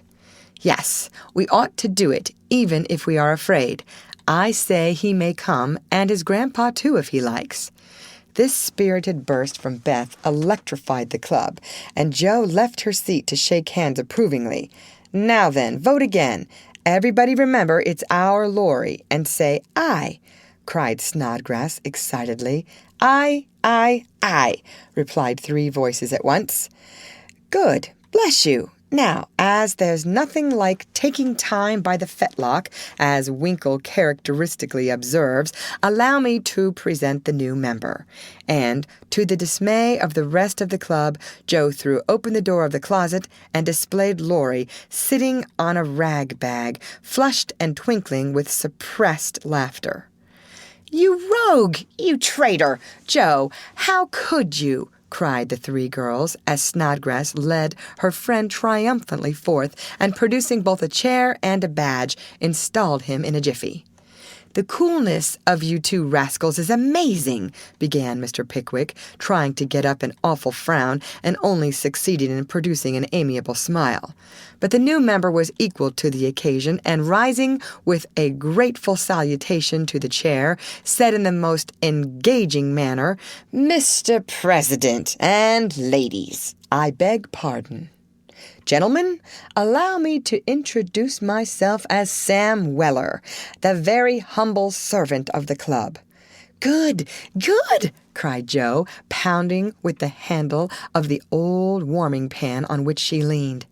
"My faithful friend and noble patron," continued Laurie, with a wave of the hand, "who has so flatteringly presented me, is not to be blamed for the base stratagem of tonight. I planned it, and she only gave in after lots of teasing." "Come now, don't lay it all on yourself. You know I proposed the cupboard," broke in Snodgrass, who was enjoying the joke amazingly. "Never mind what she says. I'm the wretch that did it, sir," said the new member, with a Welleresque nod to Mr. Pickwick. "But on my honor I never will do so again, and henceforth devote myself to the interest of this immortal club."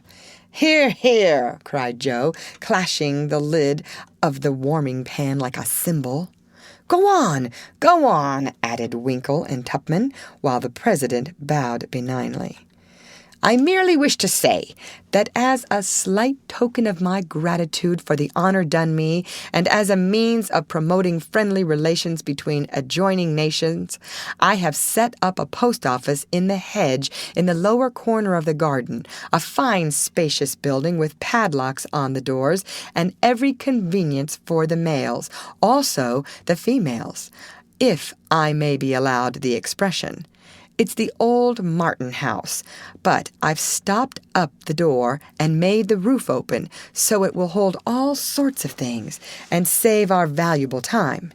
Letters, manuscripts, books, and bundles can be passed in there, and as each nation has a key, it will be uncommonly nice, I fancy. Allow me to present the club key, and with many thanks to your favor, take my seat." Great applause as Mr. Weller deposited a little key on the table and subsided. The warming pan clashed and waved wildly, and it was some time before order could be restored. A long discussion followed, and everyone came out surprising, for everyone did her best. So it was an unusually lively meeting, and did not adjourn till a late hour, when it broke up with 3 shrill cheers for the new member. No one ever regretted the admittance of Sam Weller, for a more devoted, well-behaved, and jovial member no club could have. He certainly did add spirit to the meetings, and a tone to the paper, for his orations convulsed his hearers, and his contributions were excellent, being patriotic, classical, comical, or dramatic, but never sentimental. Jo regarded them as worthy of Bacon, Milton, or Shakespeare, and remodeled her own works with good effect, she thought. The P.O. was a capital little institution and flourished wonderfully, for nearly as many queer things passed through it as through the real post office. Tragedies and cravats, poetry and pickles, garden seeds and long letters, music and gingerbread, rubbers, invitations, scoldings, and puppies. The old gentleman liked the fun and amused himself by sending odd bundles, mysterious messages, and funny telegrams, and his gardener, who was smitten with Hannah's charms, actually sent a love letter to Joe's care. How they laughed when the secret came out, never dreaming how many love letters that little post office would hold in the years to come. End of chapter. Read by Lorraine Montgomery for Lit to Go on the web at fcit.usf.edu.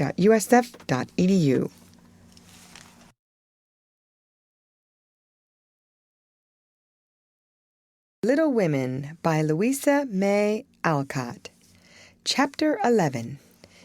Experiments. The 1st of June. The Kings are off to the seashore tomorrow, and I'm free. 3 months' vacation. How I shall enjoy it, exclaimed Meg, coming home one warm day to find Joe laid upon the sofa in an unusual state of exhaustion, while Beth took off her dusty boots and Amy made lemonade for the refreshment of the whole party. Aunt March went today, for which, oh, be joyful, said Joe. I was mortally afraid she'd ask me to go with her. If she had, I should have felt as if I ought to do it, but Plumfield is about as gay as a churchyard, you know, and I'd rather be excused. We had a flurry getting the old lady off, and I had a fright every time she spoke to me, for I was in such a hurry to be through that I was uncommonly helpful and sweet, and feared she'd find it impossible to part from me. I quaked till she was fairly in the carriage, and had a final fright, for as it drove off she popped out her head, saying, "Josephine, won't you?" I didn't hear any more, for I basely turned and fled. I did actually run, and whisked round the corner where I felt safe. "Poor old Joe! She came in looking as if bears were after her," said Beth, as she cuddled her sister's feet with a motherly air. "Aunt March is a regular samphire, is she not?" observed Amy, tasting her mixture critically. "She means vampire, not seaweed. But it doesn't matter. It's too warm to be particular about one's parts of speech," murmured Joe. "What shall you do all your vacation?" asked Amy, changing the subject with tact. "I shall lie abed late and do nothing," replied Meg from the depths of the rocking chair. "I've been routed up early all winter and had to spend my days working for other people, so now I'm going to rest and revel to my heart's content." "No," said Joe, "that dozy way wouldn't suit me. I've laid in a heap of books, and I'm going to improve my shining hours reading on my perch in the old apple tree when I'm not having... "Don't say larks," implored Amy as a return snub for the samphire correction. "I'll say nightingales, then, with Laurie. That's proper and appropriate, since he's a warbler." "Don't let us do any lessons, Beth, for a while, but play all the time and rest, as the girls mean to," proposed Amy. "Well, I will if Mother doesn't mind. I want to learn some new songs, and my children need fitting up for the summer. They are dreadfully out of order and really suffering for clothes." "May we, Mother?" asked Meg, turning to Mrs. March, who sat sewing in what they called Marmy's corner. "You may try your experiment for a week and see how you like it. I think by Saturday night you will find that all play and no work is as bad as all work and no play." "Oh, dear, no. It will be delicious, I'm sure," said Meg complacently. "I now propose a toast, as my friend and partner, Sari Gamp, says. 'Fun forever and no grubbing,'" cried Joe, rising glass in hand as the lemonade went round. They all drank it merrily and began the experiment by lounging for the rest of the day. Next morning, Meg did not appear till 10 o'clock. Her solitary breakfast did not taste good, and the room seemed lonely and untidy, for Joe had not filled the vases, Beth had not dusted, and Amy's books lay scattered about. Nothing was neat and pleasant but Marmy's corner, which looked as usual. And there Meg sat to rest and read, which meant to yawn and imagine what pretty summer dresses she would get with her salary. Joe spent the morning on the river with Laurie, and the afternoon reading and crying over the wide, wide world up in the apple tree. Beth began by rummaging everything out of the big closet where her family resided, but getting tired before half done, she left her establishment topsy-turvy and went to her music, rejoicing that she had no dishes to wash. Amy arranged her bower, put on her best white frock, smoothed her curls, and sat down to draw under the honeysuckle, hoping someone would see and inquire who the young artist was. As no one appeared but an inquisitive daddy-long-legs who examined her work with interest, she went to walk, got caught in a shower, and came home dripping. At tea-time they compared notes, and all agreed that it had been a delightful, though unusually long day. Meg, who went shopping in the afternoon and got a sweet blue muslin, had discovered after she had cut the breadths off that it wouldn't wash, which mishap made her slightly cross. Joe had burned the skin off her nose boating and got a raging headache by reading too long. Beth was worried by the confusion of her closet and the difficulty of learning 3 or 4 songs at once, and Amy deeply regretted the damage done her frock, for Katie Brown's party was to be the next day, and now, like Flora McFlimsy, she had nothing to wear. But these were mere trifles, and they assured their mother that the experiment was working finely.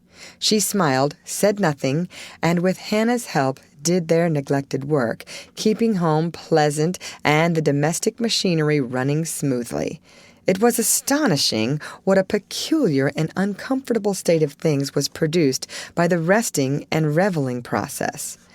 The days kept getting longer and longer. The weather was unusually variable, and so were tempers. An unsettled feeling possessed everyone, and Satan found plenty of mischief for the idle hands to do.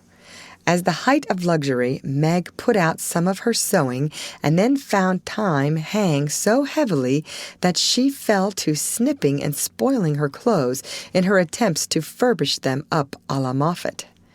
Joe read till her eyes gave out, and she was sick of books, got so fidgety that even good-natured Laurie had a quarrel with her, and so reduced in spirits that she desperately wished she had gone with Aunt March.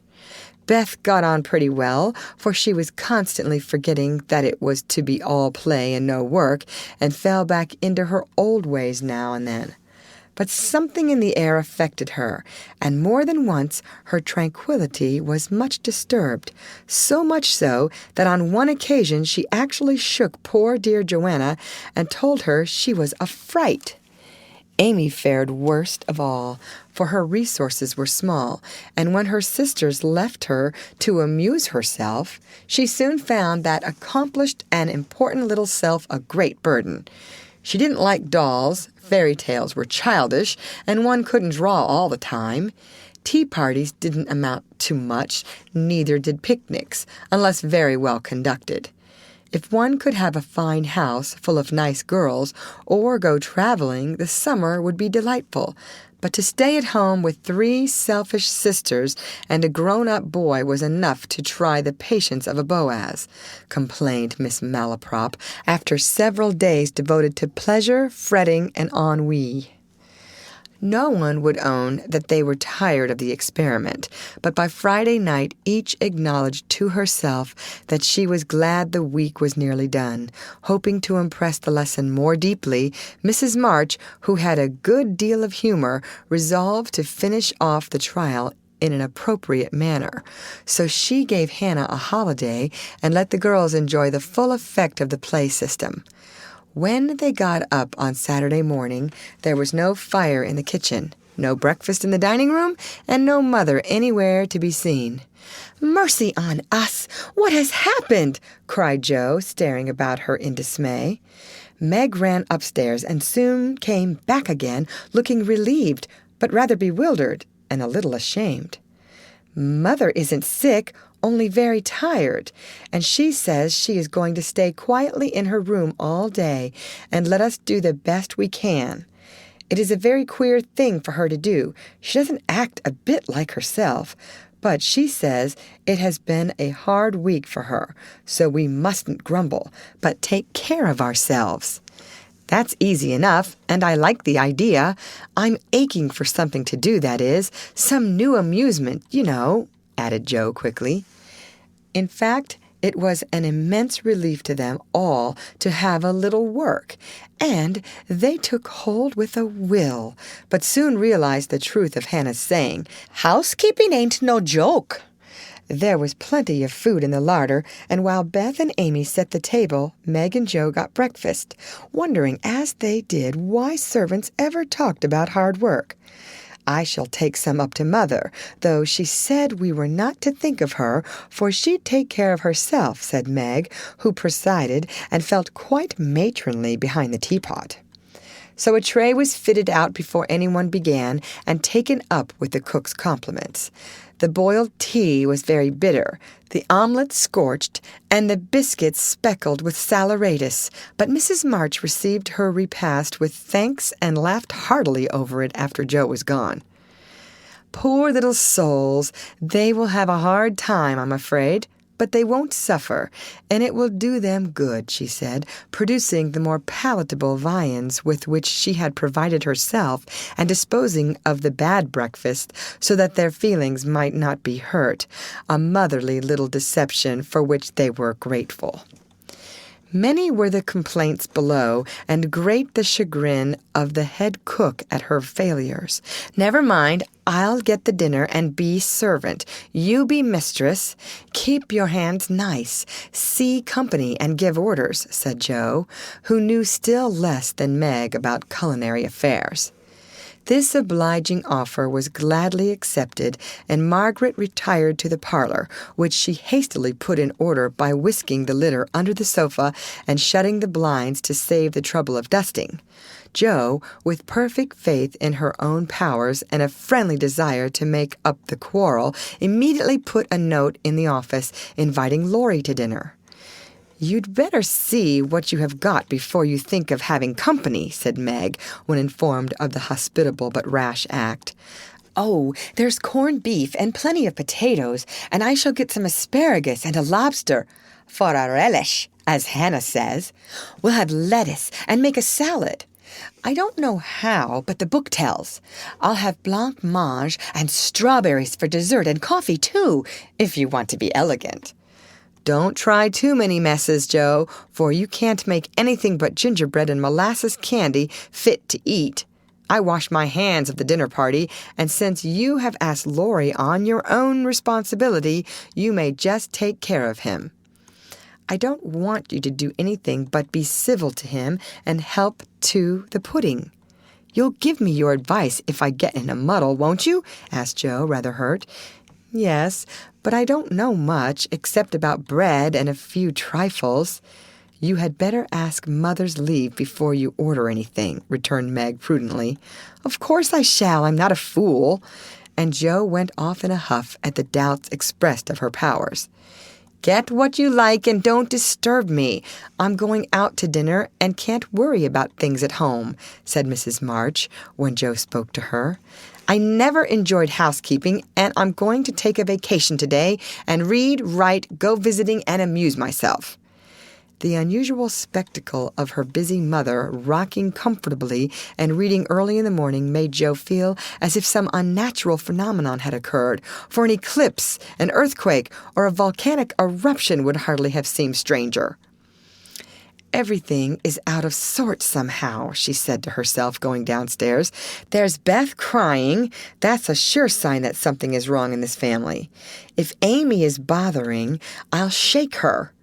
Feeling very much out of sorts herself, Jo hurried into the parlor to find Beth sobbing over Pip, the canary, who lay dead in the cage with his little claws pathetically extended as if imploring the food for want of which he had died. "It's all my fault. I forgot him. There isn't a seed or a drop left. Oh, Pip! Oh, Pip! How could I be so cruel to you?" cried Beth, taking the poor thing in her hands and trying to restore him. Jo peeped into his half-open eye, felt his little heart, and finding him stiff and cold, shook her head and offered her domino box for a coffin. "Put him in the oven, and maybe he will get warm and revive," said Amy hopefully. "He's been starved, and he shan't be baked now he's dead. I'll make him a shroud, and he shall be buried in the garden, and I'll never have another bird, never, my Pip, for I am too bad to own one," murmured Beth, sitting on the floor with her pet folded in her hands. "The funeral shall be this afternoon, and we will all go. Now, don't cry, Bethy. It's a pity, but nothing goes right this week, and Pip has had the worst of the experiment. Make the shroud and lay him in my box, and after the dinner party we'll have a nice little funeral," said Jo, beginning to feel as if she had undertaken a good deal. Leaving the others to console Beth, she departed to the kitchen, which was in a most discouraging state of confusion. Putting on a big apron, she fell to work and got the dishes piled up ready for washing, when she discovered that the fire was out. "Here's a sweet prospect," muttered Jo, slamming the stove door open and poking vigorously among the cinders. Having rekindled the fire, she thought she would go to market while the water heated. The walk revived her spirits, and flattering herself that she had made good bargains, she trudged home again after buying a very young lobster, some very old asparagus, and 2 boxes of acid strawberries. By the time she got cleared up, the dinner arrived and the stove was red hot. Hannah had left a pan of bread to rise. Meg had worked it up early, set it on the hearth for a second rising, and forgotten it. Meg was entertaining Sally Gardner in the parlor when the door flew open and a flurry, crocky, flushed, and disheveled figure appeared, demanding tartly, "I say, isn't bread riz enough when it runs over the pans?"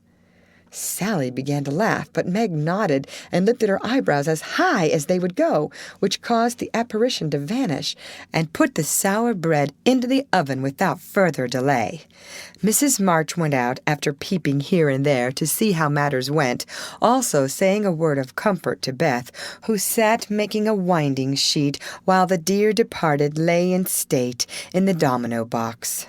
A strange sense of helplessness fell upon the girls as the gray bonnet vanished round the corner, and despair seized them when a few minutes later Miss Crocker appeared and said she'd come to dinner. Now this lady was a thin yellow spinster with a sharp nose and inquisitive eyes, who saw everything and gossiped about all she saw. They disliked her, but had been taught to be kind to her simply because she was old and poor and had few friends.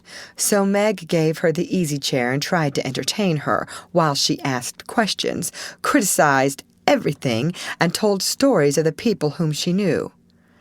Language cannot describe the anxieties, experiences, and exertions which Jo underwent that morning, and the dinner she served up became a standing joke.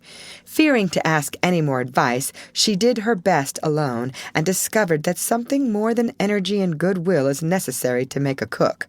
She boiled the asparagus for an hour, and was grieved to find the heads cooked off, and the stalks harder than ever. The bread burned black, for the salad dressing so aggravated her that she could not make it fit to eat. The lobster was a scarlet mystery to her, but she hammered and poked till it was unshelled, and its meager proportions concealed in a grove of lettuce leaves. The potatoes had to be hurried, not to keep the asparagus waiting, and were not done at the last. The blancmange was lumpy, and the strawberries not as ripe as they looked, having been skillfully deaconed. "Well, they can eat beef and bread and butter if they are hungry, only it's mortifying to have to spend your whole morning for nothing," thought Jo, as she rang the bell half an hour later than usual, and stood hot, tired, and dispirited, surveying the feast spread before Laurie, accustomed to all sorts of elegance, and Miss Crocker, whose tattling tongue would report them far and wide. Poor Jo would gladly have gone under the table, as one thing after another was tasted and left, while Amy giggled, Meg looked distressed, Miss Crocker pursed her lips, and Laurie talked and laughed with all his might to give a cheerful tone to the festive scene. Jo's one strong point was the fruit, for she had sugared it well, and had a pitcher of rich cream to eat with it.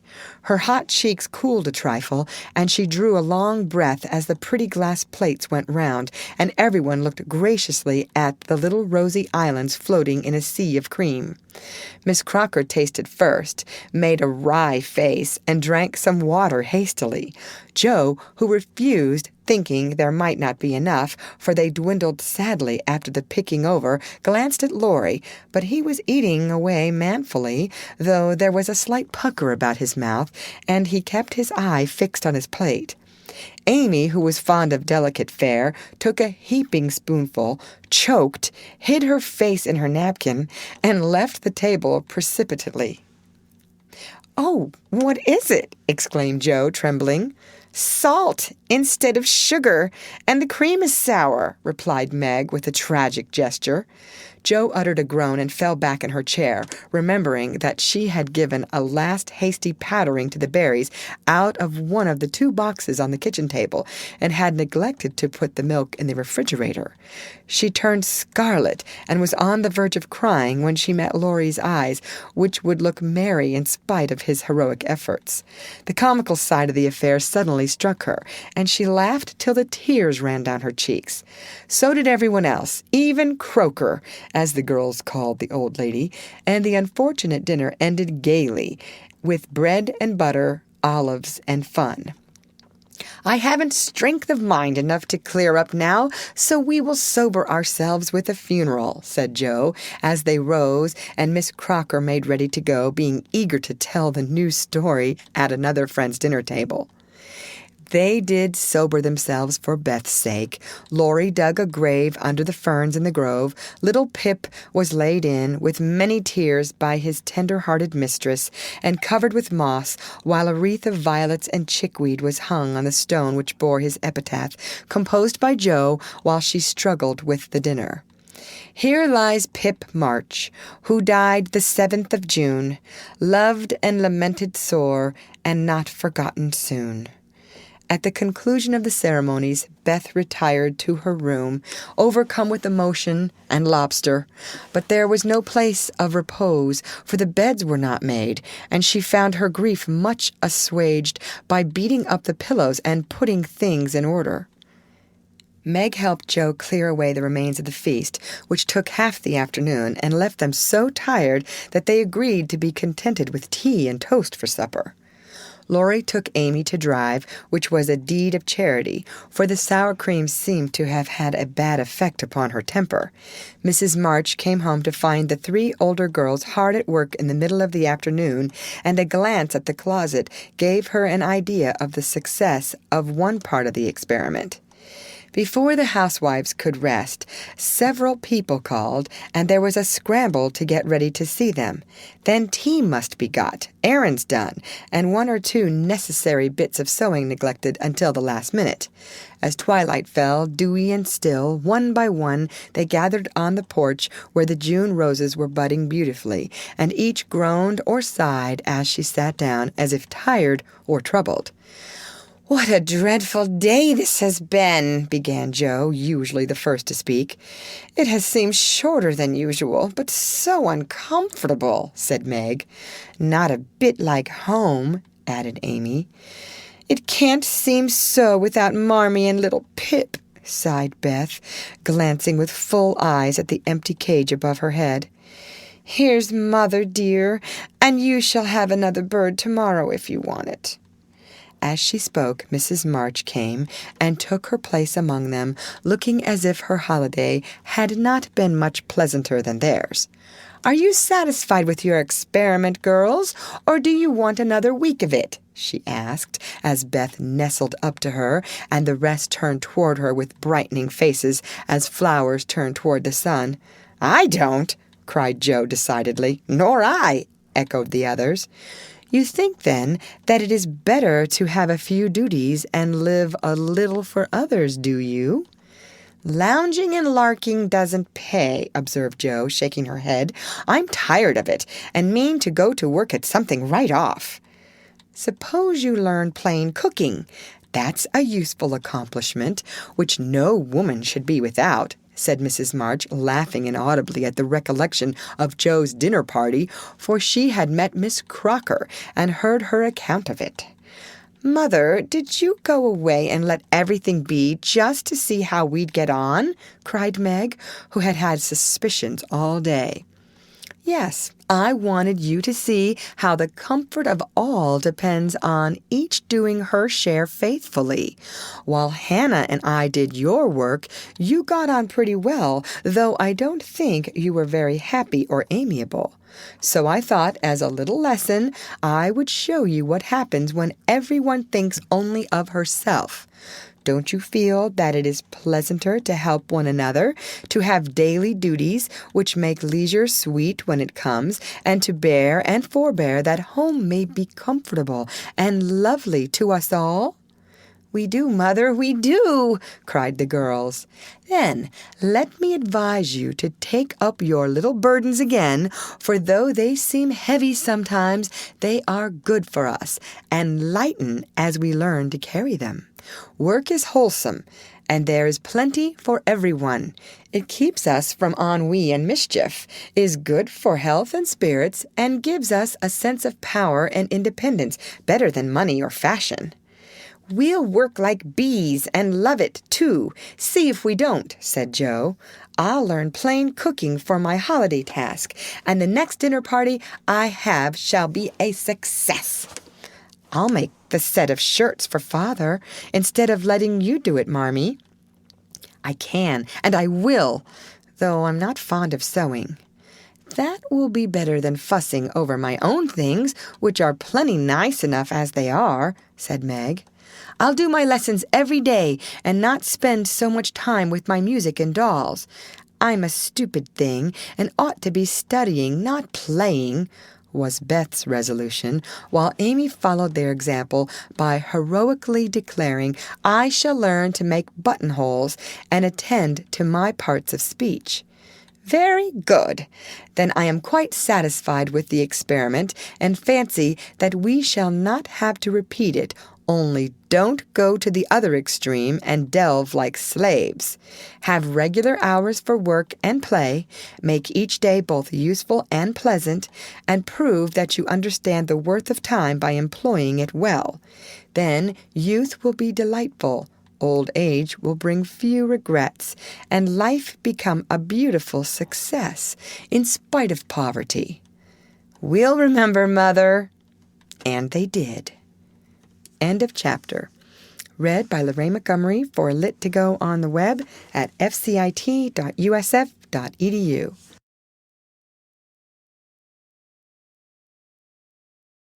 Little Women by Louisa May Alcott. Chapter 12. Camp Lawrence. Beth was postmistress, for being most at home, she could attend to it regularly, and dearly liked the daily task of unlocking the little door and distributing the mail. One July day she came in with her hands full and went about the house leaving letters and parcels like the penny post. "Here's your posy, Mother." Laurie never forgets that, she said, putting the fresh nosegay in the vase that stood in Marmy's corner, and was kept supplied by the affectionate boy. Miss Meg March, 1 letter and a glove, continued Beth, delivering the articles to her sister, who sat near her mother, stitching wristbands. Why, I left a pair over there, and here is only one, said Meg, looking at the gray cotton glove. Didn't you drop the other in the garden? No, I'm sure I didn't, for there was only one in the office. I hate to have odd gloves. Never mind, the other may be found. My letter is only a translation of the German song I wanted. I think Mr. Brooke did it, for this isn't Laurie's writing. Mrs. March glanced at Meg, who was looking very pretty in her gingham morning gown, with the little curls blowing about her forehead, and very womanly as she sat sewing at her little work-table full of tidy white rolls, so unconscious of the thought in her mother's mind as she sewed and sang, while her fingers flew and her thoughts were busied with girlish fancies as innocent and fresh as the pansies in her belt, that Mrs. March smiled and was satisfied. 2 letters for Dr. Joe, a book, and a funny old hat, which covered the whole post office and stuck outside, said Beth, laughing, as she went into the study where Joe sat writing. What a sly fellow Laurie is. I said I wished bigger hats were the fashion because I burnt my face every hot day. He said, why mind the fashion? Wear a big hat and be comfortable. I said I would if I had one, and he has sent me this to try me. I'll wear it for fun and show him I don't care for the fashion. And hanging the antique broad brim on a bust of Plato, Joe read her letters. One from her mother made her cheeks glow and her eyes fill, for it said to her, My dear, I write a little word to tell you with how much satisfaction I watch your efforts to control your temper. You say nothing about your trials, failures, or successes, and think perhaps that no one sees them but the friend whose help you daily ask. If I may trust the well-worn cover of your guidebook, I, too, have seen them all, and heartily believe in the sincerity of your resolution, since it begins to bear fruit. Go on, dear, patiently and bravely, and always believe that no one sympathizes more tenderly with you than your loving mother. That does me good. That's worth millions of money and pecks of praise. Oh, Marmee, I do try. I will keep on trying and not get tired, since I have you to help me. Laying her head on her arms, Jo wet her little romance with a few happy tears, for she had thought that no one saw and appreciated her efforts to be good, and this assurance was doubly precious, doubly encouraging, because unexpected and from the person whose commendation she most valued. Feeling stronger than ever to meet and subdue her Apollyon, she pinned the note inside her frock as a shield and a reminder, lest she be taken aware, and proceeded to open her other letter, quite ready for either good or bad news. In a big, dashing hand, Laurie wrote, Dear Joe, what ho! Some English girls and boys are coming to see me tomorrow, and I want to have a jolly time. If it's fine, I'm going to pitch my tent in Longmeadow and row up the whole crew to lunch and croquet, have a fire, make messes, gypsy fashion, and all sorts of larks. They are nice people and like such things. Brooke will go to keep us boys steady, and Kate Vaughan will play propriety for the girls.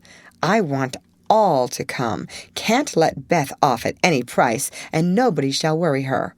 Don't bother about rations. I'll see to that and everything else. Only do come. There's a good fellow. In a tearing hurry, yours ever, Laurie. Here's richness, cried Jo, flying in to tell the news to Meg. Of course we can go, Mother. It will be such a help to Laurie, for I can row, and Meg see to the lunch, and the children be useful in some way. I hope the Vaughans are not fine grown-up people. Do you know anything about them, Jo? Asked Meg. only that there are 4 of them. Kate is older than you, Fred and Frank twins about my age, and a little girl, Grace, who is 9 or 10. Laurie knew them abroad and liked the boys. I fancied from the way he primmed up his mouth in speaking of her that he didn't admire Kate much. I'm so glad my French print is clean. It's just the thing and so becoming, observed Meg complacently. Have you anything decent, Joe? Scarlet and gray boating suit, good enough for me. I shall row and tramp about, so I don't want any starch to think of. You'll come, Betty? If you won't let any boys talk to me. Not a boy. I like to please Laurie, and I'm not afraid of Mr. Brooke. He is so kind. But I don't want to play or sing or say anything. I'll work hard and not trouble anyone, and you'll take care of me, Joe, so I'll go. That's my good girl. You do try to fight off your shyness, and I love you for it. Fighting faults isn't easy, as I know, and a cheery word kind of gives a lift. Thank you, Mother. And Joe gave the thin cheek a grateful kiss, more precious to Mrs. March than if it had given back the rosy roundness of her youth. I had a box of chocolate drops and the picture I wanted to copy, said Amy, showing her mail. And I got a note from Mr. Lawrence asking me to come over and play to him tonight before the lamps are lighted, and I shall go, added Beth, whose friendship with the old gentleman prospered finely. Now, let's fly round and do double duty today so that we can play tomorrow with free minds, said Joe, preparing to replace her pen with a broom. When the sun peeped into the girls' room early next morning to promise them a fine day, he saw a comical sight. Each had made such preparation for the feat as seemed necessary and proper. Meg had an extra row of little curl papers across her forehead. Joe had copiously anointed her afflicted face with cold cream. Beth had taken Joanna to bed with her to atone for the approaching separation, and Amy had capped the climax by putting a clothespin on her nose to uplift the offending feature. It was one of the kind artists use to hold the paper on their drawing boards, therefore quite appropriate and effective for the purpose it was now being put. This funny spectacle appeared to amuse the sun, for he burst out with such radiance that Joe woke up and roused her sisters by a hearty laugh at Amy's ornament. Sunshine and laughter were good omens for a pleasure party, and soon a lively bustle began in both houses. Beth, who was ready first, kept reporting what went on next door, and enlivened her sisters' toilets by frequent telegrams from the window. There goes the man with the tent. I see Mrs. Barker doing up the lunch in a hamper and a great basket. Now Mr. Lawrence is looking up at the sky and the weathercock. I wish he would go too. There's Laurie looking like a sailor. Nice boy. Oh, mercy me. Here's a carriage full of people, a tall lady, a little girl, and 2 dreadful boys. One is lame, poor thing. He's got a crutch. Laurie didn't tell us that. Be quick, girls. It's getting late. Why, there is Ned Moffat, I do declare. Meg, isn't that the man who bowed to you one day when we were shopping? So it is. How queer that he should come. I thought he was at the mountains. There's Sally. I'm glad she got back in time. Am I all right, Joe? Cried Meg in a flutter. A regular daisy. Hold up your dress and put your hat on straight. It looks sentimental tipped that way and will fly off at the first puff. Now then, come on. Oh, Joe, you are not going to wear that awful hat. It's too absurd. You shall not make a guy of yourself, remonstrated Meg, as Joe tied down with a red ribbon the broad-brimmed, old-fashioned Leghorn Laurie had sent for a joke. I just will, though, for it's capital, so shady, light, and big. It will make fun, and I don't mind being a guy if I'm comfortable. With that, Joe marched straight away, and the rest followed, a bright little band of sisters, all looking their best in summer suits with happy faces under the jaunty hat brims. Laurie ran to meet and present them to his friends in the most cordial manner. The lawn was the reception room, and for several minutes a lively scene was enacted there. Meg was grateful to see that Miss Kate, though 20, was dressed with a simplicity which American girls would do well to imitate, and who was much flattered by Mr. Ned's assurances that he came especially to see her. Joe understood why Laurie primmed up his mouth when speaking of Kate, for that young lady had a stand-off, don't-touch-me air, which contrasted strongly with the free and easy demeanor of the other girls. Beth took an observation of the new boys and decided that the lame one was not dreadful, but gentle and feeble, and she would be kind to him on that account. Amy found Grace a well-mannered, merry little person, and after staring dumbly at one another for a few minutes, they suddenly became very good friends. Tents, lunch, and croquet utensils having been sent on beforehand, the party was soon embarked, and the two boats pushed off together, leaving Mr. Lawrence waving his hat on the shore. Laurie and Joe rowed one boat, Mr. Brooke and Ned the other, while Fred Vaughn, the riotous twin, did his best to upset both by paddling about in a wherry like a disturbed water-bug. Joe's funny hat deserved a vote of thanks, for it was of general utility. It broke the ice in the beginning by producing a laugh. It created quite a refreshing breeze, flapping to and fro as she rowed, and would make an excellent umbrella for the whole party if a shower came up, she said. Miss Kate decided that she was odd, but rather clever, and smiled upon her from afar. Meg in the other boat was delightfully situated, face to face with the rowers, who both admired the prospect and feathered their oars with uncommon skill and dexterity. Mr. Brooke was a grave, silent young man with handsome brown eyes and a pleasant voice. Meg liked his quiet manners and considered him a walking encyclopedia of useful knowledge. He never talked to her much, but he looked at her a good deal, and she felt sure that he did not regard her with aversion. Ned, being in college, of course put on all the airs which freshmen think it their bounden duty to assume. He was not very wise, but very good-natured, and altogether an excellent person to carry on a picnic.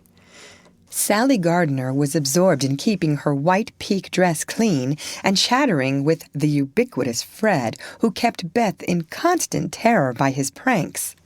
It was not far to Long Meadow, but the tent was pitched and the wickets down by the time they arrived. A pleasant green field with 3 wide-spreading oaks in the middle and a smooth strip of turf for croquet. "Welcome to Camp Lawrence," said the young host as they landed with exclamations of delight. "Brooke is commander-in-chief. I am commissary general. The other fellows are staff officers, and you ladies are company. The tent is for your especial benefit, and that oak is your drawing room. This is the mess room, and the third is the camp kitchen. Now, let's have a game before it gets hot, and then we'll see about dinner." Frank, Beth, Amy, and Grace sat down to watch the game played by the other 8. Mr. Brooke chose Meg, Kate, and Fred. Laurie took Sally, Joe, and Ned. The English played well, but the Americans played better, and contested every inch of the ground as strongly as if the spirit of '76 inspired them. Joe and Fred had several skirmishes, and once narrowly escaped high words.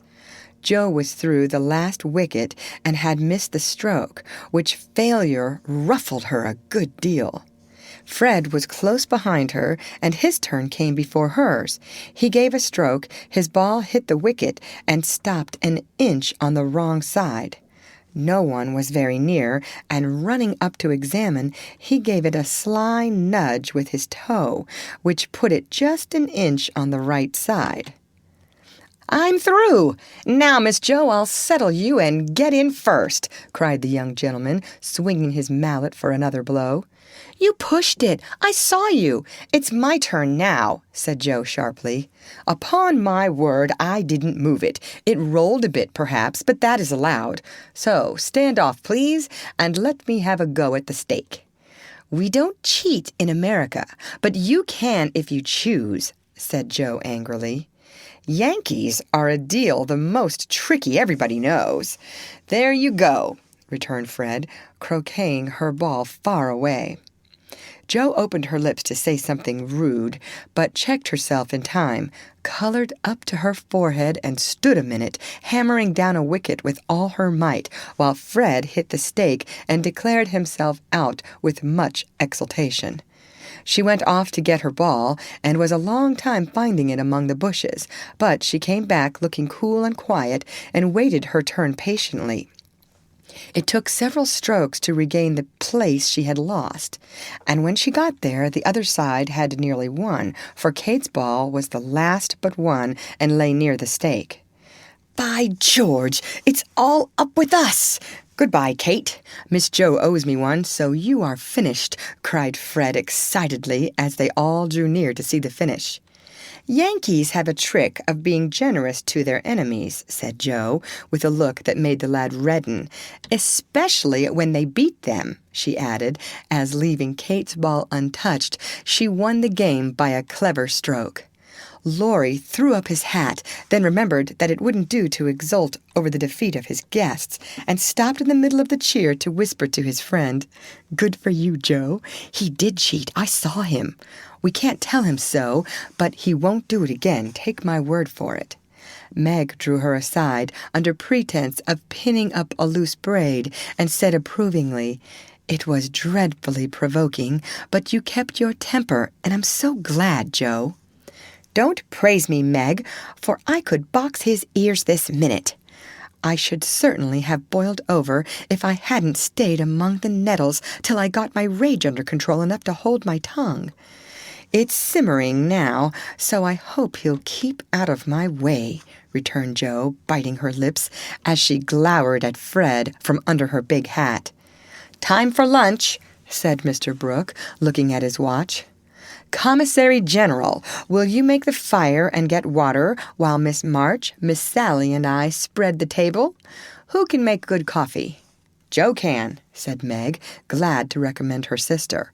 So Joe, feeling that her late lessons in cookery were to do her honor, went to preside over the coffee pot, while the children collected dry sticks, and the boys made a fire and got water from a spring nearby. Miss Kate sketched, and Frank talked to Beth, who was making little mats of braided rushes to serve as plates. The commander-in-chief and his aides soon spread the tablecloth with an inviting array of eatables and drinkables, prettily decorated with green leaves. Joe announced that the coffee was ready, and everyone settled themselves to a hearty meal, for youth is seldom dyspeptic, and exercise develops wholesome appetites. A very merry lunch it was, for everything seemed fresh and funny, and frequent peals of laughter startled a venerable horse who fed nearby. There was a pleasing inequality in the table, which produced many mishaps to cups and plates. Acorns dropped in the milk, little black ants partook of the refreshments without being invited, and fuzzy caterpillars swung down from the tree to see what was going on. 3 white-headed children peeped over the fence, and an objectionable dog barked at them from the other side of the river with all his might and main. "There's salt here," said Laurie, as he handed Joe a saucer of berries. "Thank you. I prefer spiders," she replied, fishing up 2 unwary little ones who had gone to a creamy death. "How dare you remind me of that horrid dinner party when yours is so nice in every way," added Joe, as they both laughed and ate out of one plate, the china having run short. "I had an uncommonly good time that day, and haven't got over it yet. This is no credit to me, you know. I don't do anything. It's you and Meg and Brooke who make it all go, and I'm no end obliged to you." "What shall we do when we can't eat any more?" asked Laurie, feeling that his trump card had been played when lunch was over. "Have games till it's cooler. I brought authors, and I dare say Miss Kate knows something new and nice. Go and ask her. She's company, and you ought to stay with her more." "Aren't you company too?" I thought she'd suit Brooke, but he keeps talking to Meg, and Kate just stares at them through that ridiculous glass of hers. I'm going, so you needn't try to preach propriety, for you can't do it, Joe." Miss Kate did know several new games, and as the girls would not, and the boys could not eat any more, they all adjourned to the drawing-room to play rigmarole. One person begins a story, any nonsense you like, and tells as long as he pleases, only taking care to stop short at some exciting point when the next takes it up and does the same. It's very funny when well done, and makes a perfect jumble of tragical-comical stuff to laugh over. "Please start it, Mr. Brooke," said Kate, with a commanding air, which surprised Meg, who treated the tutor with as much respect as any other gentleman. Lying on the grass at the feet of the two young ladies, Mr. Brooke obediently began the story, with the handsome brown eyes steadily fixed upon the sunshiny river. "Once on a time, a knight went out into the world to seek his fortune, for he had nothing but his sword and his shield. He traveled a long while, nearly 28 years, and had a hard time of it, till he came to the palace of a good old king, who had offered a reward to anyone who could tame and train a fine but unbroken colt, of which he was very fond. The knight agreed to try, and got on slowly but surely, for the colt was a gallant fellow, and soon learned to love his new master, though he was freakish and wild. Every day, when he gave his lessons to this pet of the king's, the knight rode him through the city, and as he rode, he looked everywhere for a certain beautiful face, which he had seen many times in his dreams, but never found. One day, as he went prancing down a quiet street, he saw at the window of a ruinous castle the lovely face. He was delighted, inquired who lived in this old castle, and was told that several captive princesses were kept there by a spell, and spun all day to lay up money to buy their liberty. The knight wished intensely that he could free them, but he was poor and could only go by each day, watching for the sweet face and longing to see it out in the sunshine. At last he resolved to get into the castle and ask how he could help them. He went and knocked.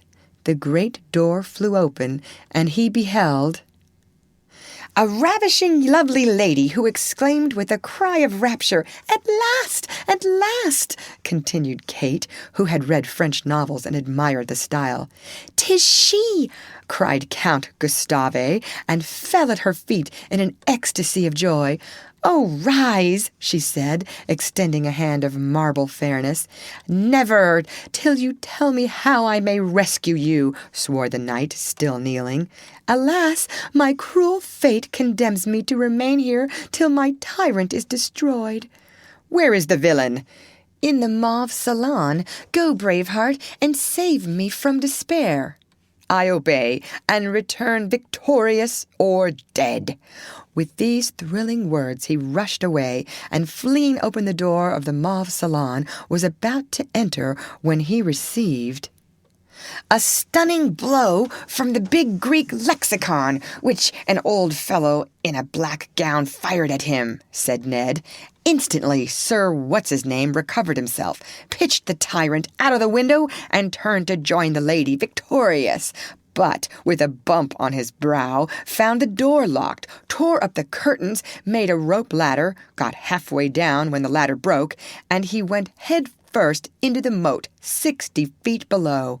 Could swim like a duck, paddled round the castle till he came to a little door guarded by 2 stout fellows, knocked their heads together till they cracked like a couple of nuts. Then, by a trifling exertion of his prodigious strength, he smashed in the door, went up a pair of stone steps covered with dust, a foot thick, toads as big as your fist, and spiders that would frighten you into hysterics, Miss March. At the top of these steps, he came plump upon a sight that took his breath away and chilled his blood. A tall figure, all in white, with a veil over its face, "And a lamp in its wasted hand," went on Meg. "It beckoned, gliding noiselessly before him down a corridor as dark and cold as any tomb. Shadowy effigies in armor stood on either side. A dead silence reigned. The lamp burned blue, and the ghostly figure ever and anon turned its face toward him, showing the glitter of awful eyes through its white veil. They reached a curtained door, behind which sounded lovely music. He sprang forward to enter, but the spectre plucked him back and waved threateningly before him a "Snuff-box," said Joe, in a sepulchral tone which convulsed the audience. "Thank'ee," said the knight politely, as he took a pinch and sneezed 7 times so violently that his head fell off. "Ha, ha!" laughed the ghost, and having peeped through the keyhole at the princess's spinning away for dear life, the evil spirit picked up her victim and put him in a large tin box, where there were 11 other knights packed together without their heads like sardines, who all rose and began to "Dance a hornpipe," cut in Fred, as Joe paused for breath. And as they danced, the rubbishy old castle turned to a man-of-war in full sail. "Up with the jib, reef the topsail halyards, helm hard alee, and man the guns," roared the captain, as a Portuguese pirate hove in sight, with the flag black as ink flying from her foremast.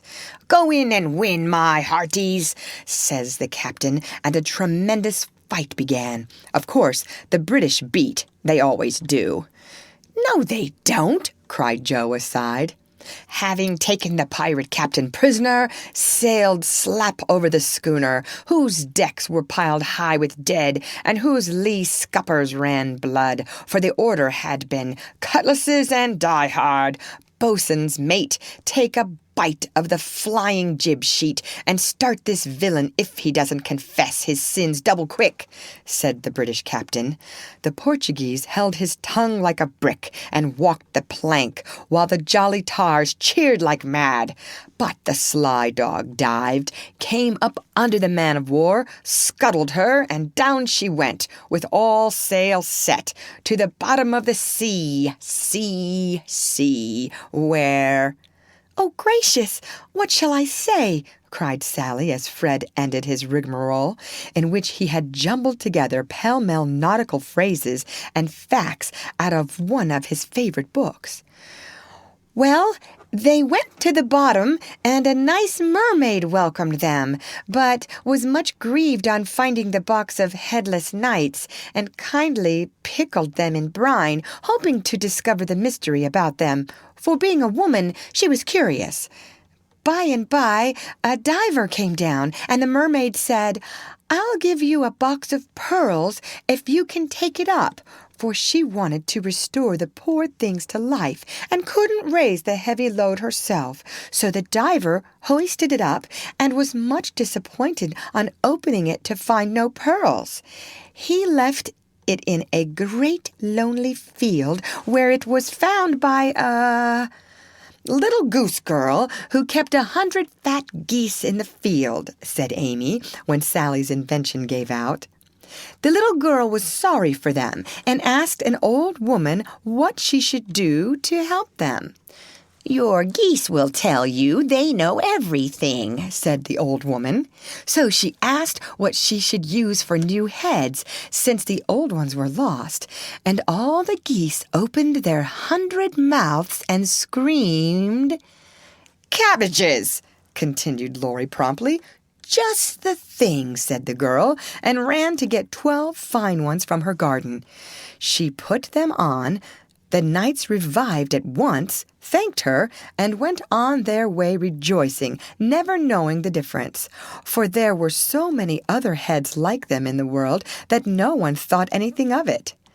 The knight in whom I'm interested went back to find the pretty face, and learned that the princesses had spun themselves free and all gone and married but one. He was in a great state of mind at that, and mounting the colt, who stood by him through thick and thin, rushed to the castle to see which was left. peeping over the hedge, he saw the queen of his affections picking flowers in her garden. "Will you give me a rose?" said he. "You must come and get it. I can't come to you. It isn't proper," said she, as sweet as honey. He tried to climb over the hedge, but it seemed to grow higher and higher. Then he tried to push through, but it grew thicker and thicker, and he was in despair. So he patiently broke twig after twig till he had made a little hole through which he peeped, saying imploringly, "Let me in! Let me in!" But the pretty princess did not seem to understand, for she picked her roses quietly and left him to fight his way in. Whether he did or not, Frank will tell you. "I can't. I'm not playing.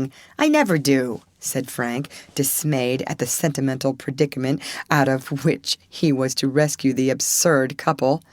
Beth had disappeared behind Joe, and Grace was asleep. "So the poor knight is to be left sticking in the hedge, is he?"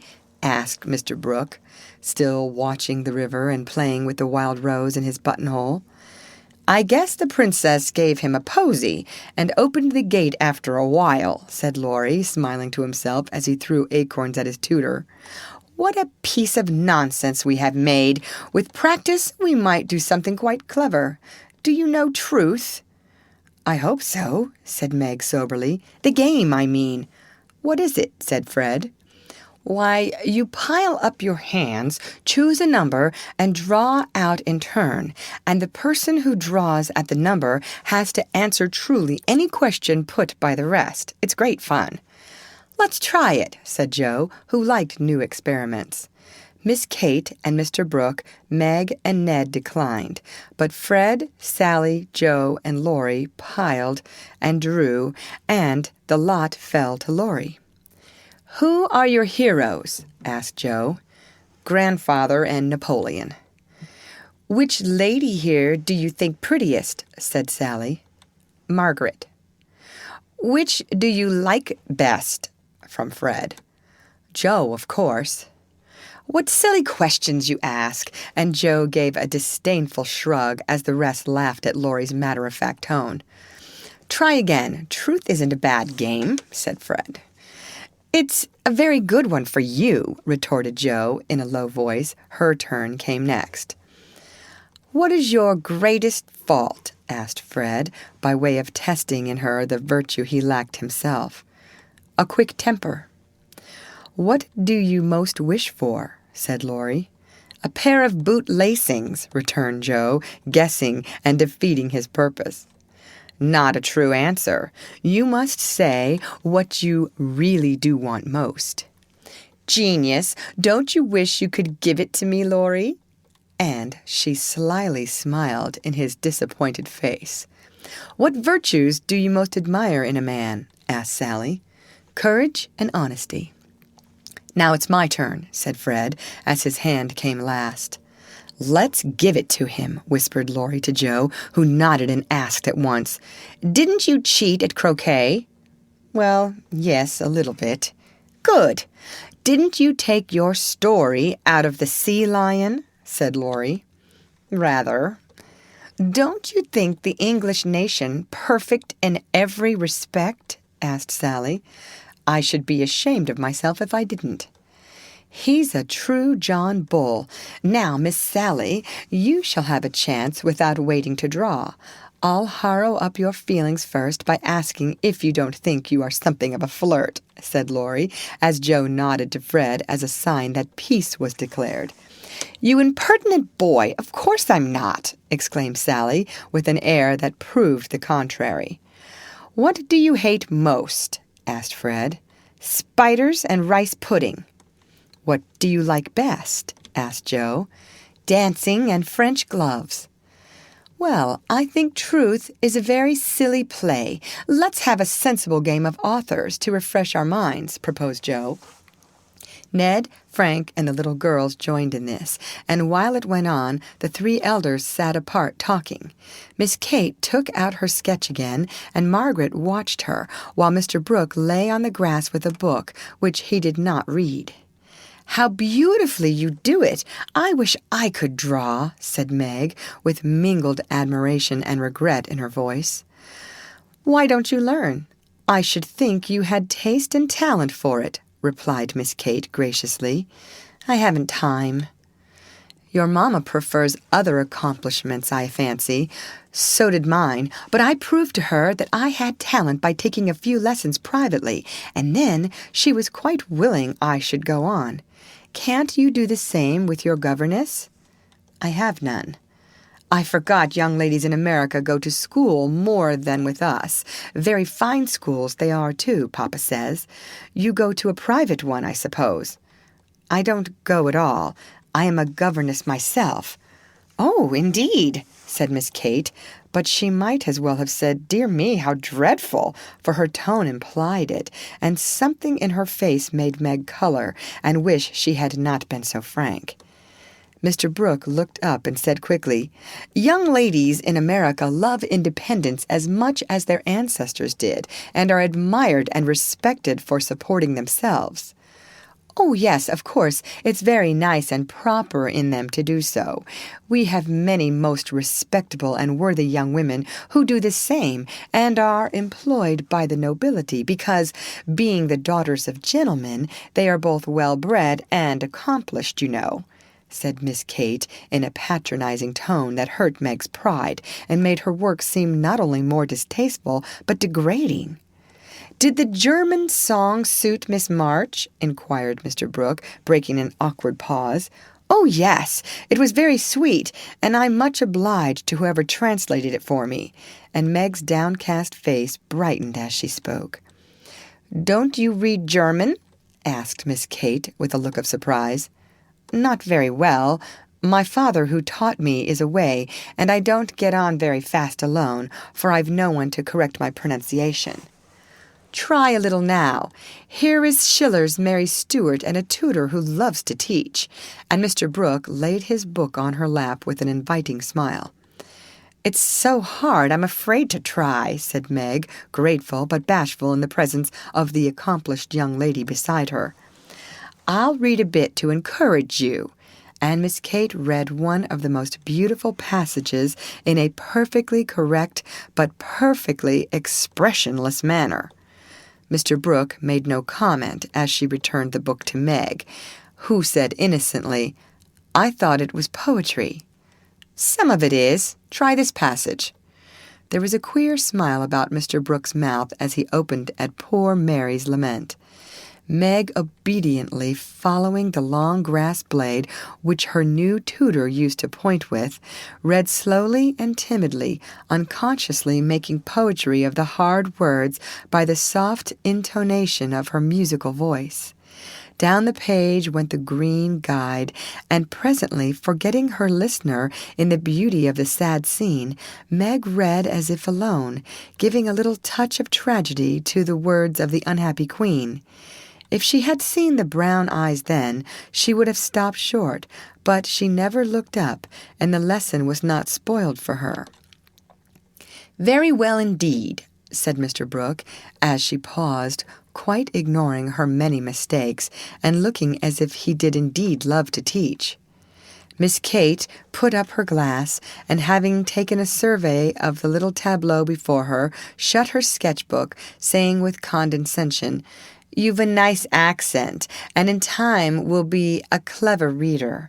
I advise you to learn, for German is a valuable accomplishment to teachers. I must look after Grace. She is romping." And Miss Kate strolled away, adding to herself with a shrug, "I didn't come to chaperone a governess, though she is young and pretty. What odd people these Yankees are. I'm afraid Laurie will be quite spoiled among them." "I forgot that English people rather turn up their noses at governesses and don't treat them as we do," said Meg, looking after the retreating figure with an annoyed expression. tutors also have rather a hard time of it there, as I know to my sorrow. There's no place like America for us workers, Miss Margaret." And Mr. Brooke looked so contented and cheerful that Meg was ashamed to lament her hard lot. "I'm glad I live in it, then. I don't like my work, but I get a good deal of satisfaction out of it after all, so I won't complain. I only wished I liked teaching as you do." "I think you would if you had Laurie for a pupil." "I shall be very sorry to lose him next year," said Mr. Brooke, busily punching holes in the turf. "Going to college, I suppose?" Meg's lips asked the question, but her eyes added, "And what becomes of you?"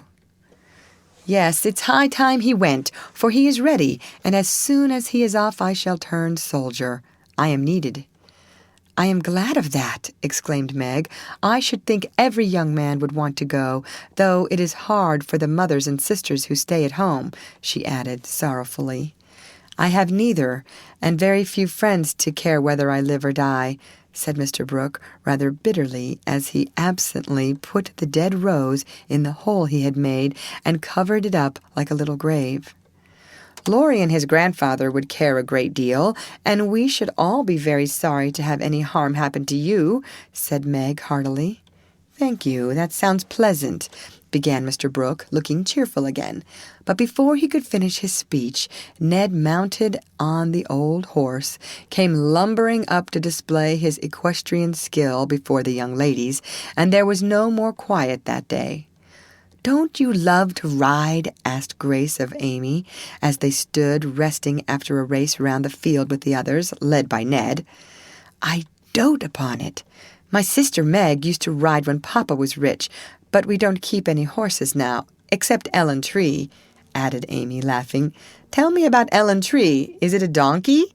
asked Grace curiously. "Why, you see, Joe is crazy about horses, and so am I, but we've only got an old side saddle and no horse. Out in our garden is an apple tree that has a nice low branch, so Joe put the saddle on it, fixed some reins on the part that turns up,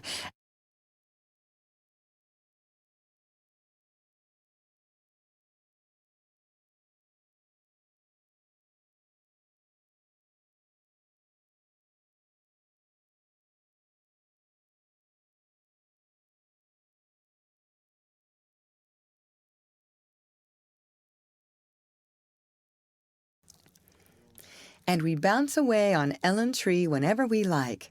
"How funny!" laughed Grace. "I have a pony at home and ride nearly every day in the park with Fred and Kate. It's very nice, for my friends go too, and the row is full of ladies and gentlemen." "Dear, how charming! I hope I shall go abroad some day, but I'd rather go to Rome than the Row," said Amy, who had not the remotest idea what the Row was, and wouldn't have asked for the world. Frank, sitting just behind the little girls, heard what they were saying, and pushed his crutch away from him with an impatient gesture as he watched the active lads going through all sorts of comical gymnastics. Beth, who was collecting the scattered author cards, looked up and said, in her shy yet friendly way, "I'm afraid you are tired. Can I do anything for you?" "Talk to me, please. It's dull sitting by myself," answered Frank, who had evidently been used to being made much of at home. If he asked her to deliver a Latin oration, it would not have seemed a more impossible task to bashful Beth, but there was no place to run to, no Joe to hide behind now, and the poor boy looked so wistfully at her that she bravely resolved to try. "What do you like to talk about?" she asked, fumbling over the cards and dropping half as she tried to tie them up. "Well, I like to hear about cricket and boating and hunting," said Frank, who had not yet learned to suit his amusements to his strength. "My heart, what shall I do? I don't know anything about them," thought Beth, and forgetting the boy's misfortune in her flurry, she said, hoping to make him talk, "I never saw any hunting, but I suppose you know all about it." "I did once, but I can never hunt again, for I got hurt leaping a confounded 5-barred gate, so there are no more horses and hounds for me," said Frank, with a sigh that made Beth hate herself for her innocent blunder. "Your deer are much prettier than our ugly buffaloes," she said, turning to the prairies for help and feeling glad that she had read one of the boys' books in which Joe delighted. Buffaloes proved soothing and satisfactory, and in her eagerness to amuse another, Beth forgot herself and was quite unconscious of her sister's surprise and delight at the unusual spectacle of Beth talking away to one of the dreadful boys against whom she had begged protection. "Bless her heart, she pities him, so she is good to him," said Joe, beaming at her from the croquet ground. "I always said she was a little saint," added Meg, as if there could be no further doubt of it. "I haven't heard Frank laugh so much for ever so long," said Grace to Amy, as they sat discussing dolls and making tea sets out of the acorn cups. "My sister Beth is a very fastidious girl when she likes to be," said Amy, well pleased at Beth's success. She meant fascinating, but as Grace didn't know the exact meaning of either word, fastidious sounded well and made a good impression. An impromptu circus, fox and geese, and an amicable game of croquet finished the afternoon. At sunset, the tent was struck, hampers packed, wickets pulled up, boats loaded, and the whole party floated down the river, singing at the tops of their voices. Ned, getting sentimental, warbled a serenade with the pensive refrain, "Alone, alone, ah, woe alone," and at the lines, "We each are young, we each have a heart. Oh, why should we stand thus coldly apart?" He looked at Meg with such a lackadaisical expression that she laughed outright and spoiled his song. "How can you be so cruel to me?" he whispered under cover of a lively chorus. "You've kept close to that starched-up Englishwoman all day, and now you snub me." "I didn't mean to, but you looked so funny, I really couldn't help it," replied Meg, passing over the first part of his reproach, for it was quite true that she had shunned him, remembering the Moffat party and the talk after it. Ned was offended and turned to Sally for consolation, saying to her rather pettishly, "There isn't a bit of flirt in that girl, is there?" "Not a particle, but she's a dear," returned Sally, defending her friend, even while confessing her shortcomings. "She's not a stricken dear, anyway," said Ned, trying to be witty, and succeeding as well as very young gentlemen usually do. On the lawn, where it had gathered, the little party separated with cordial good-nights and good-byes, for the Vaughns were going to Canada. As the four sisters went home through the garden, Miss Kate looked after them, saying, without the patronizing tone in her voice, "In spite of their demonstrative manners, American girls are very nice when one knows them." "I quite agree with you," said Mr. Brooke. End of chapter. Read by Lorraine Montgomery for Lit2Go on the web at fcit.usf.edu.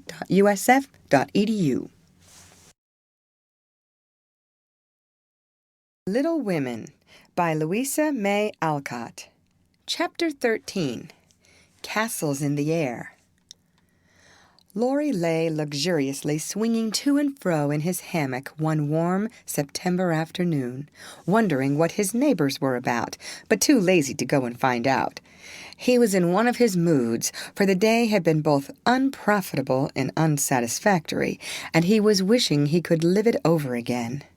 The hot weather made him indolent, and he had shirked his studies, tried Mr. Brooke's patience to the utmost, displeased his grandfather by practicing half the afternoon, frightened the maid-servants half out of their wits by mischievously hinting that one of his dogs was going mad, and after high words with the stableman about some fancied neglect of his horse, he had flung himself into his hammock to fume over the stupidity of the world in general, till the peace of the lovely day quieted him in spite of himself. Staring up into the green gloom of the horse-chestnut trees above him, he dreamed dreams of all sorts, and was just imagining himself tossing on the ocean in a voyage round the world when the sound of voices brought him ashore in a flash. Peeping through the meshes of the hammock, he saw the Marches coming out, as if bound on some expedition.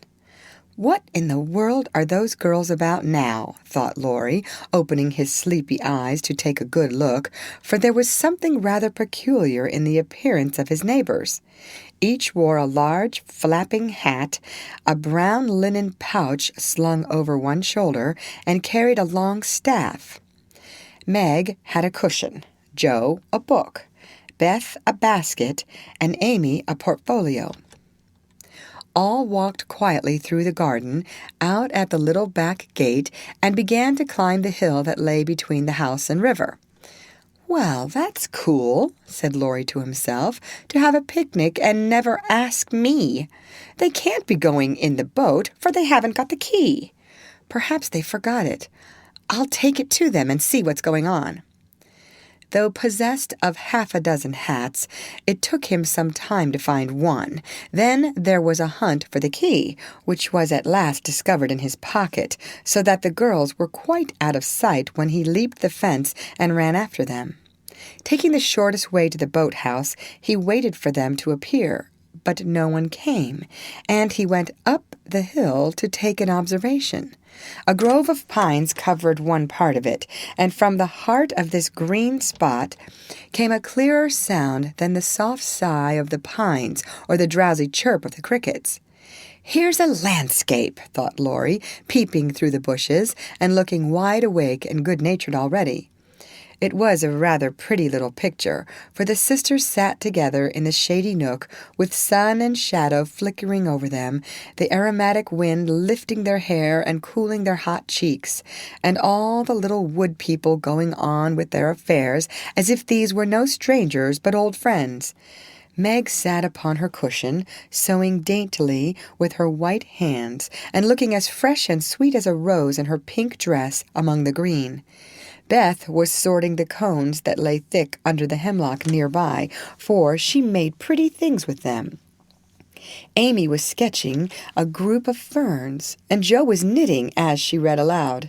A shadow passed over the boy's face as he watched them, feeling that he ought to go away because uninvited, yet lingering because home seemed very lonely, and this quiet party in the woods most attractive to his restless spirit.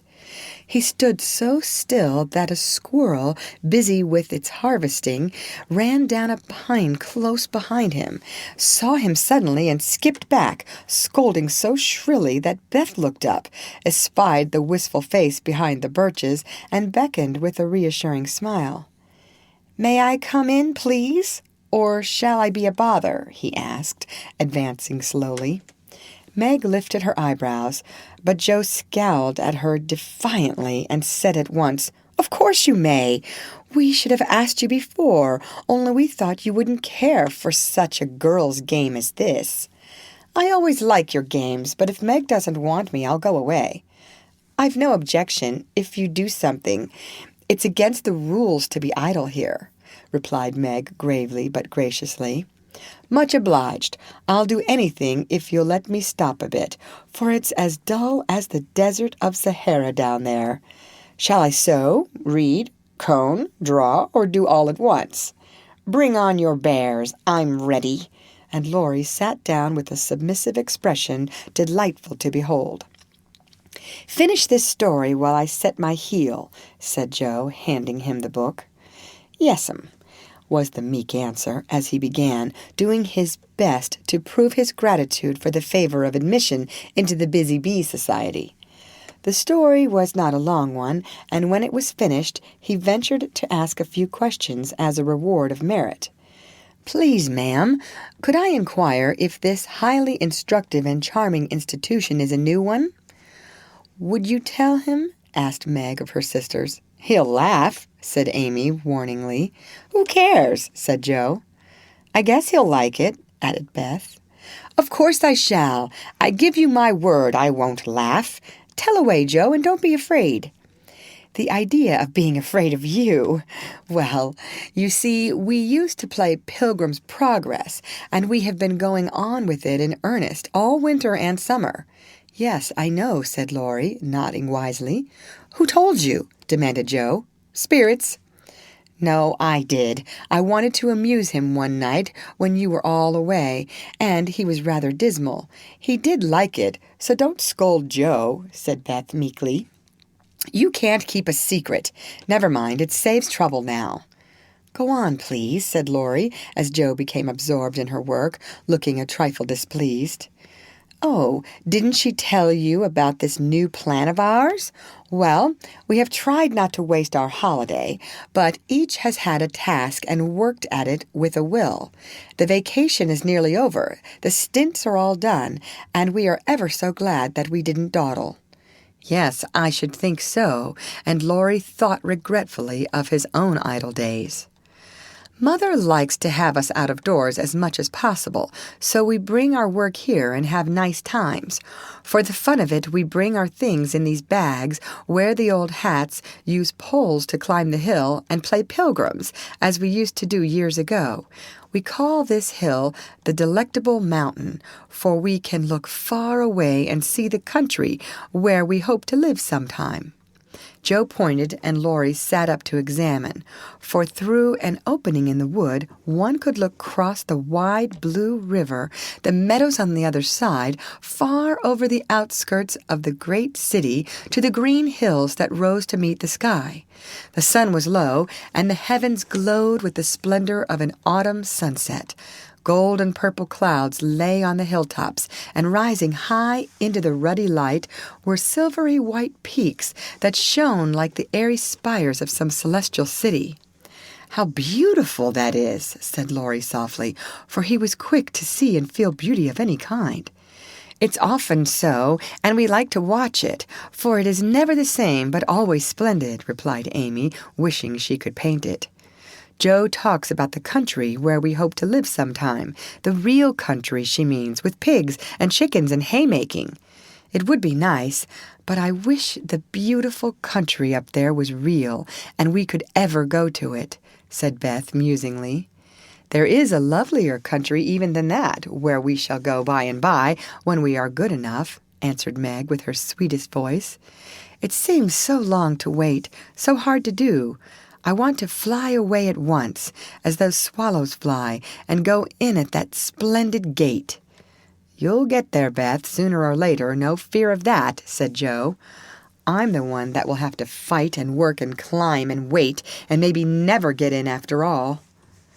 You'll have me for company, if that's any comfort. I shall have to do a deal of traveling before I come in sight of your celestial city. If I arrive late, you'll say a good word for me. Won't you, Beth? Something in the boy's face troubled his little friend, but she said cheerfully, with her quiet eyes on the changing clouds, if people really want to go, and really try all their lives, I think they will get in, for I don't believe there are any locks on that door or any guards at the gate.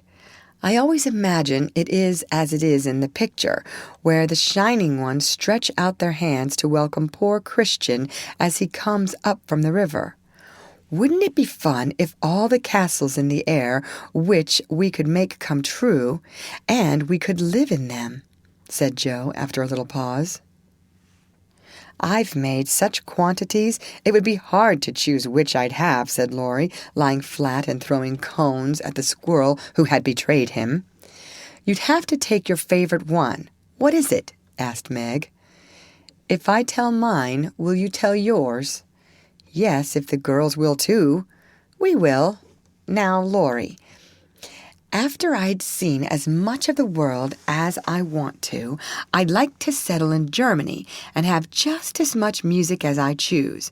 I'm to be a famous musician myself, and all creation is to rush to hear me, and I'm never to be bothered about money or business, but just enjoy myself and live for what I like. That's my favorite castle. What's yours, Meg? Margaret seemed to find it a little hard to tell hers, and waved a break before her face, as if to disperse imaginary gnats, while she sat slowly. I should like a lovely house full of all sorts of luxurious things, nice food, pretty clothes, handsome furniture, pleasant people, and heaps of money. I am to be mistress of it and manage it as I like, with plenty of servants, so I never need work a bit. How I should enjoy it! For I wouldn't be idle, but do good and make everyone love me dearly. Wouldn't you have a master for your castle in the air? Asked Laurie slyly. I said pleasant people, you know, and Meg carefully tied up her shoe as she spoke so that no one saw her face. Why don't you say you'd have a splendid, wise, good husband and some angelic little children? You know your castle wouldn't be perfect without, said blunt Joe, who had no tender fancies yet and rather scorned romance, except in books. You'd have nothing but horses, inkstands, and novels in yours, answered Meg petulantly. Wouldn't I, though? I'd have a stable full of Arabian steeds, rooms piled high with books, and I'd write out of a magic inkstand so that my works should be as famous as Laurie's music. I want to do something splendid before I go into my castle, something heroic or wonderful that won't be forgotten after I'm dead.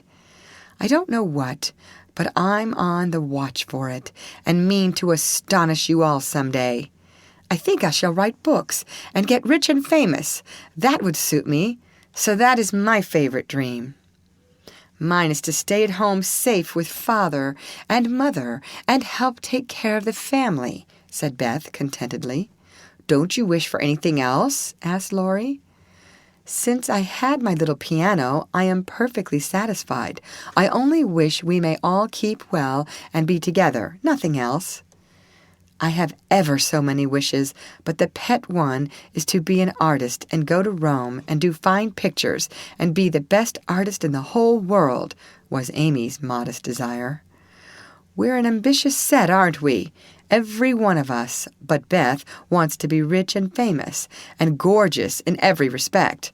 I do wonder if any of us will ever get our wishes, said Laurie, chewing grass like a meditative calf.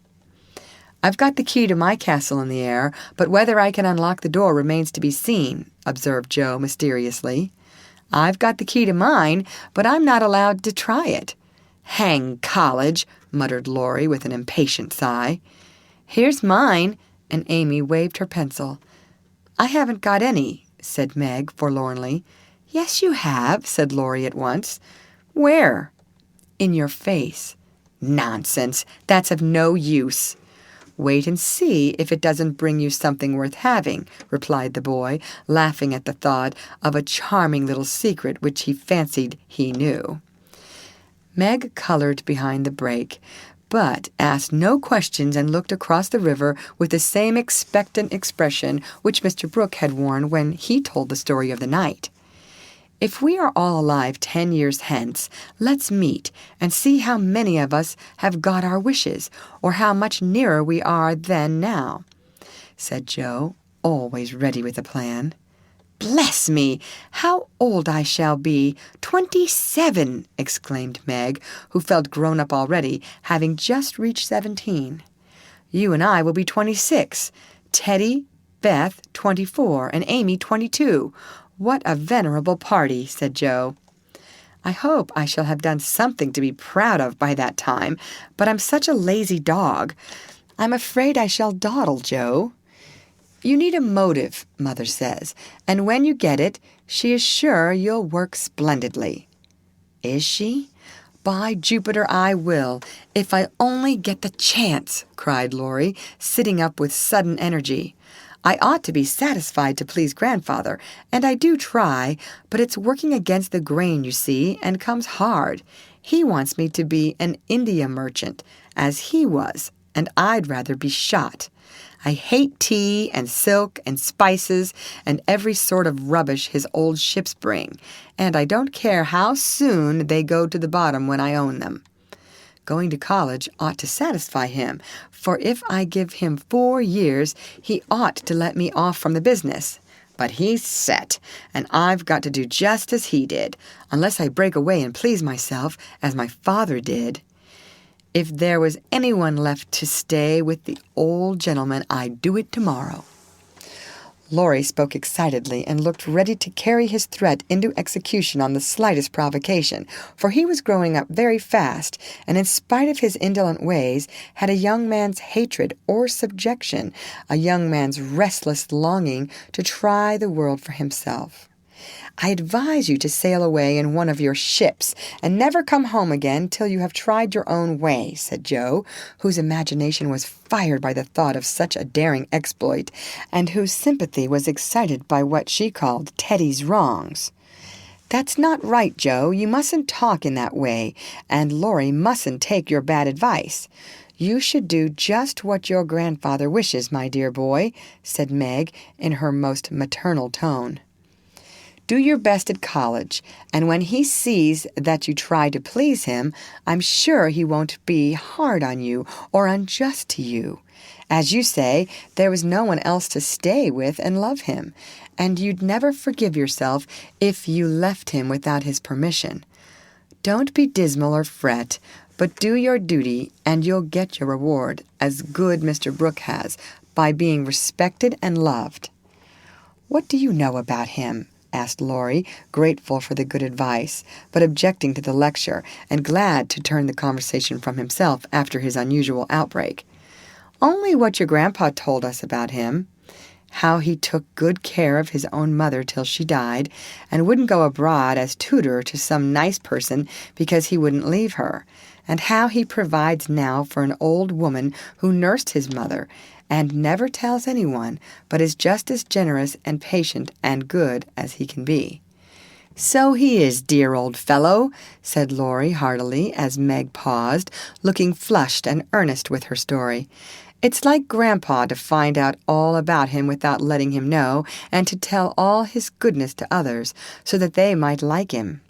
Brooke couldn't understand why your mother was so kind to him, asking him over with me and treating him in her beautiful, friendly way. He thought she was just perfect, and talked about it for days and days, and went on about you all in flaming style. If ever I do get my wish, you'll see what I'll do for Brooke." "Begin to do something now by not plaguing his life out," said Meg sharply. "How do you know I do, miss? I can always tell by his face when he goes away. If you have been good, he looks satisfied and walks briskly. If you have plagued him, he's sober and walks slowly, as if he wanted to go back and do his work better." "Well, I like that. So you keep an account of my good and bad marks in Brooke's face, do you?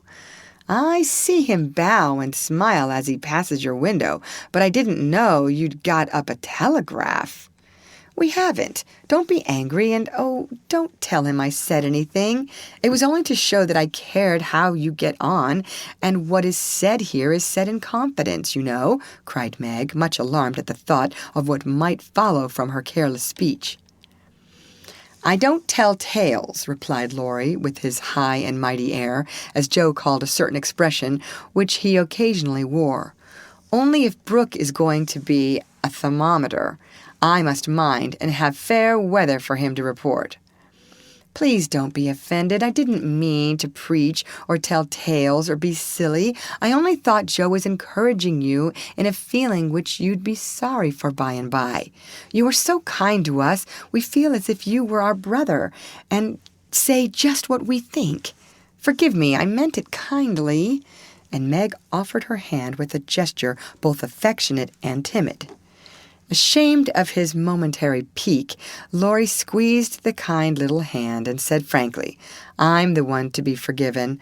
I'm cross and have been out of sorts all day. I like to have you tell me my faults and be sisterly. So don't mind if I am grumpy sometimes. I thank you all the same." Bent on showing that he was not offended, he made himself as agreeable as possible, wound cotton for Meg, recited poetry to please Joe, shook down cones for Beth, and helped Amy with her ferns, proving himself a fit person to belong to the Busy Bee Society. In the midst of an animated discussion on the domestic habits of turtles, one of those amiable creatures, having strolled up from the river, the faint sound of the bell warned them that Hannah had put the tea to draw, and they would just have time to get home to supper. "May I come again?" asked Laurie. "Yes, if you are good and love your book, as the boys in the primer are told to do so," said Meg, smiling. "I'll try." "Then you may come, and I'll teach you to knit as the Scotchmen do. There's a demand for socks just now," added Joe, waving hers like a big blue worsted banner as they parted at the gate. That night, when Beth played to Mr. Lawrence in the twilight, Laurie, standing in the shadow of the curtain, listened to the little David, whose simple music always quieted his moody spirit, and watched the old man, who sat with his gray head on his hand, thinking tender thoughts of the dead child he had loved so much. Remembering the conversation of the afternoon, the boy said to himself, with the resolve to make the sacrifice cheerfully, "I'll let my castle go and stay with the dear old gentleman while he needs me, for I am all he has." End of chapter. Read by Lorraine Montgomery for Lit2Go on the web at fcit.usf.edu.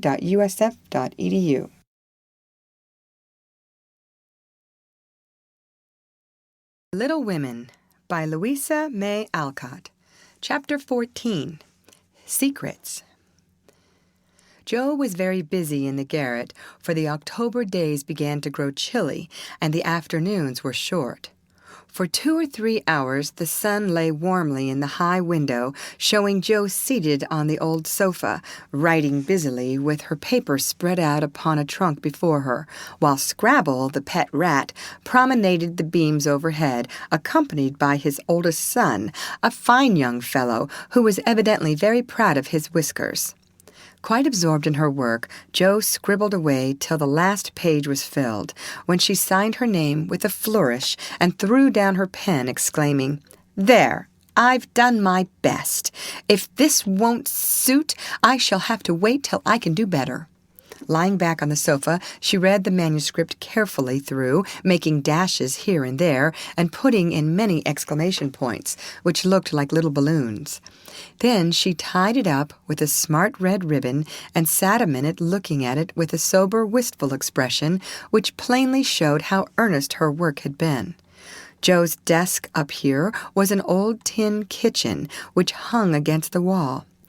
In it she kept her papers and a few books, safely shut away from Scrabble, who, being likewise of a literary turn, was fond of making a circulating library of such books as were left in his way by eating the leaves.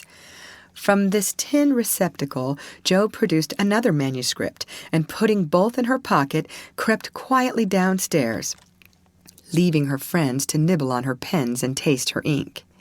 She put on her hat and jacket as noiselessly as possible, and going to the back entry window, got out upon the roof of a low porch, swung herself down to the grassy bank, and took a roundabout way to the road.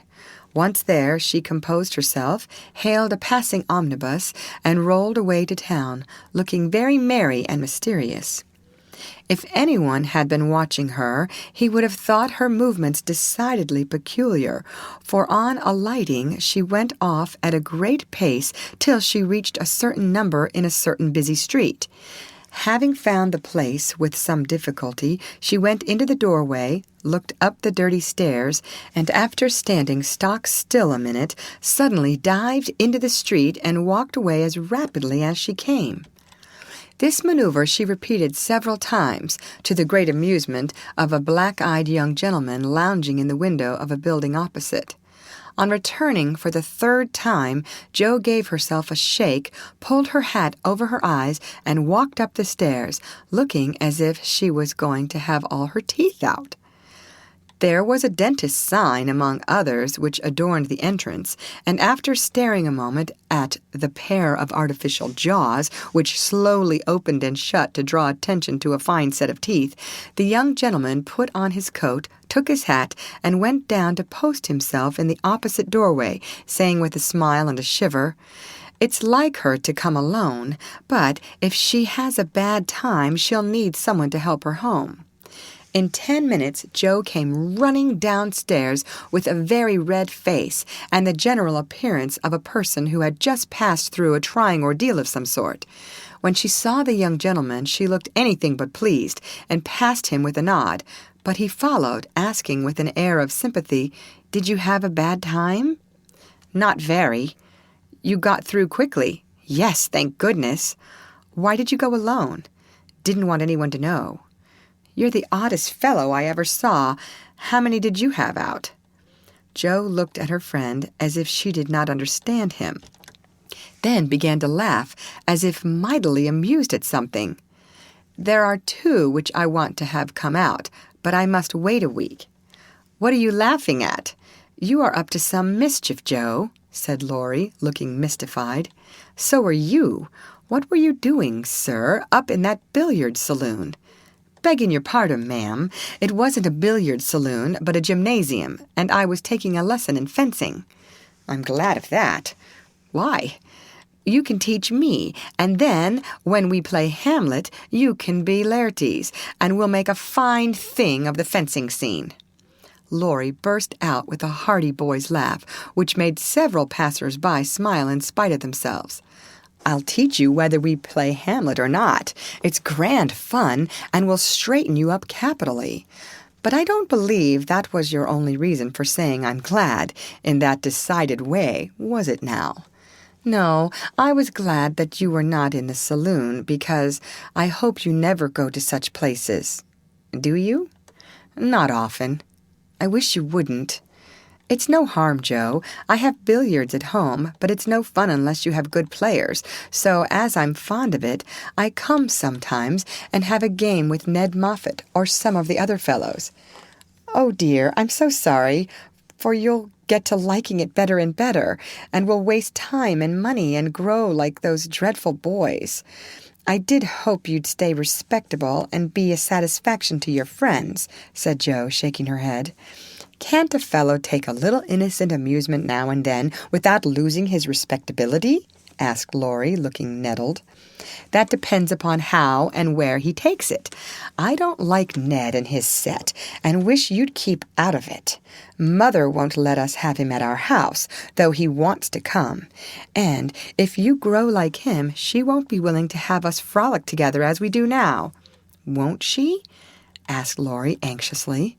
"No, she can't bear fashionable young men, and she'd shut us all up in bandboxes rather than have us associate with them." "Well, she needn't get out her bandboxes yet. I'm not a fashionable party and don't mean to be, but I do like harmless larks now and then, don't you?" "Yes, nobody minds them, so lark away, but don't get wild, will you? Or there will be an end of all our good times." "I'll be a double-distilled saint."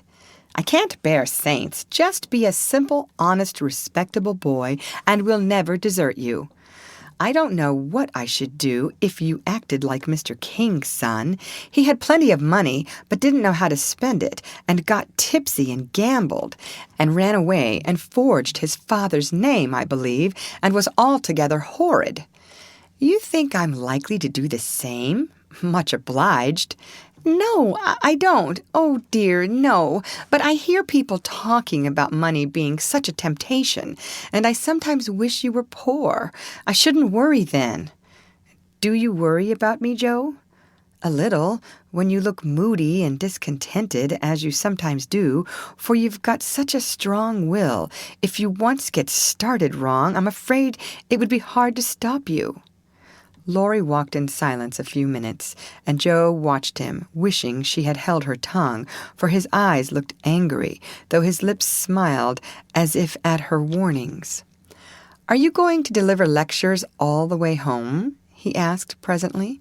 "Of course not. Why?" "Because if you are, I'll take a bus. If you're not, I'd like to walk with you and tell you something very interesting." "I won't preach any more, and I'd like to hear the news immensely." "Very well, then. Come on. It's a secret, and if I tell you, you must tell me yours." "I haven't got any," began Joe, but stopped suddenly, remembering that she had. You know you have. You can't hide anything. So up and fess, or I won't tell, cried Laurie. Is your secret a nice one? Oh, isn't it? All about people you know, and such fun. You ought to hear it, and I've been aching to tell it this long time. Come, you begin. You'll not say anything about it at home, will you? Not a word. And you won't tease me in private. I never tease. Yes, you do. You get everything you want out of people. I don't know how you do it, but you are a born wheedler. Thank you. Fire away.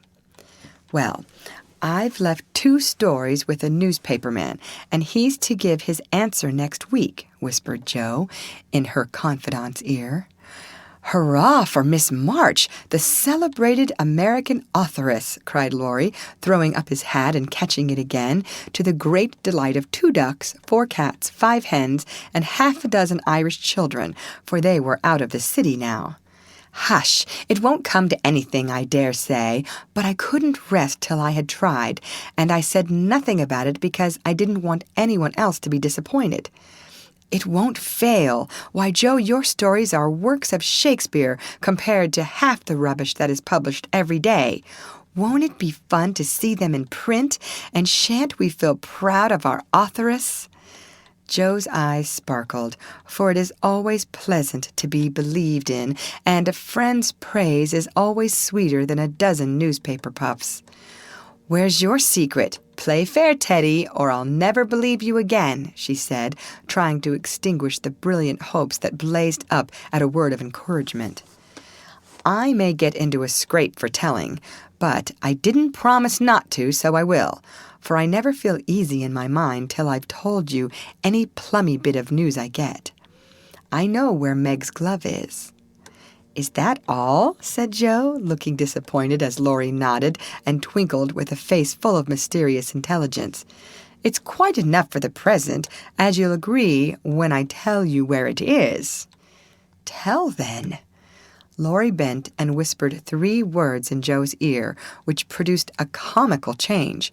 She stood and stared at him for a minute, looking both surprised and displeased, then walked on, saying sharply, How do you know?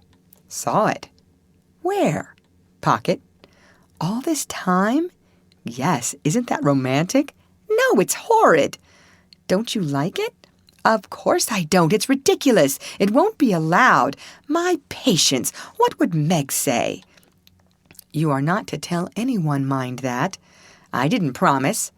That was understood, and I trusted you. Well, I won't for the present anyway, but I'm disgusted and wish you hadn't told me. I thought you'd be pleased. At the idea of anybody coming to take Meg away? No, thank you. You'll feel better about it when somebody comes to take you away. I'd like to see anyone try it, cried Jo fiercely. So should I, and Laurie chuckled at the idea. I don't think secrets agree with me.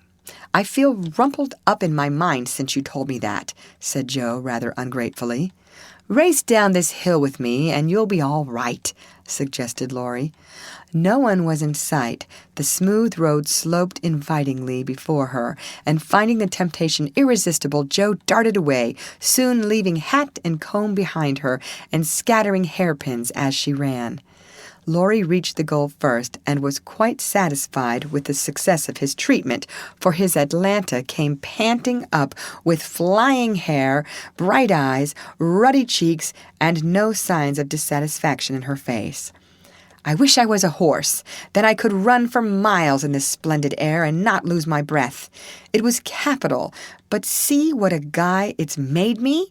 Go, pick up my things, like a cherub, as you are, said Jo, dropping down under a maple tree, which was carpeting the bank with crimson leaves.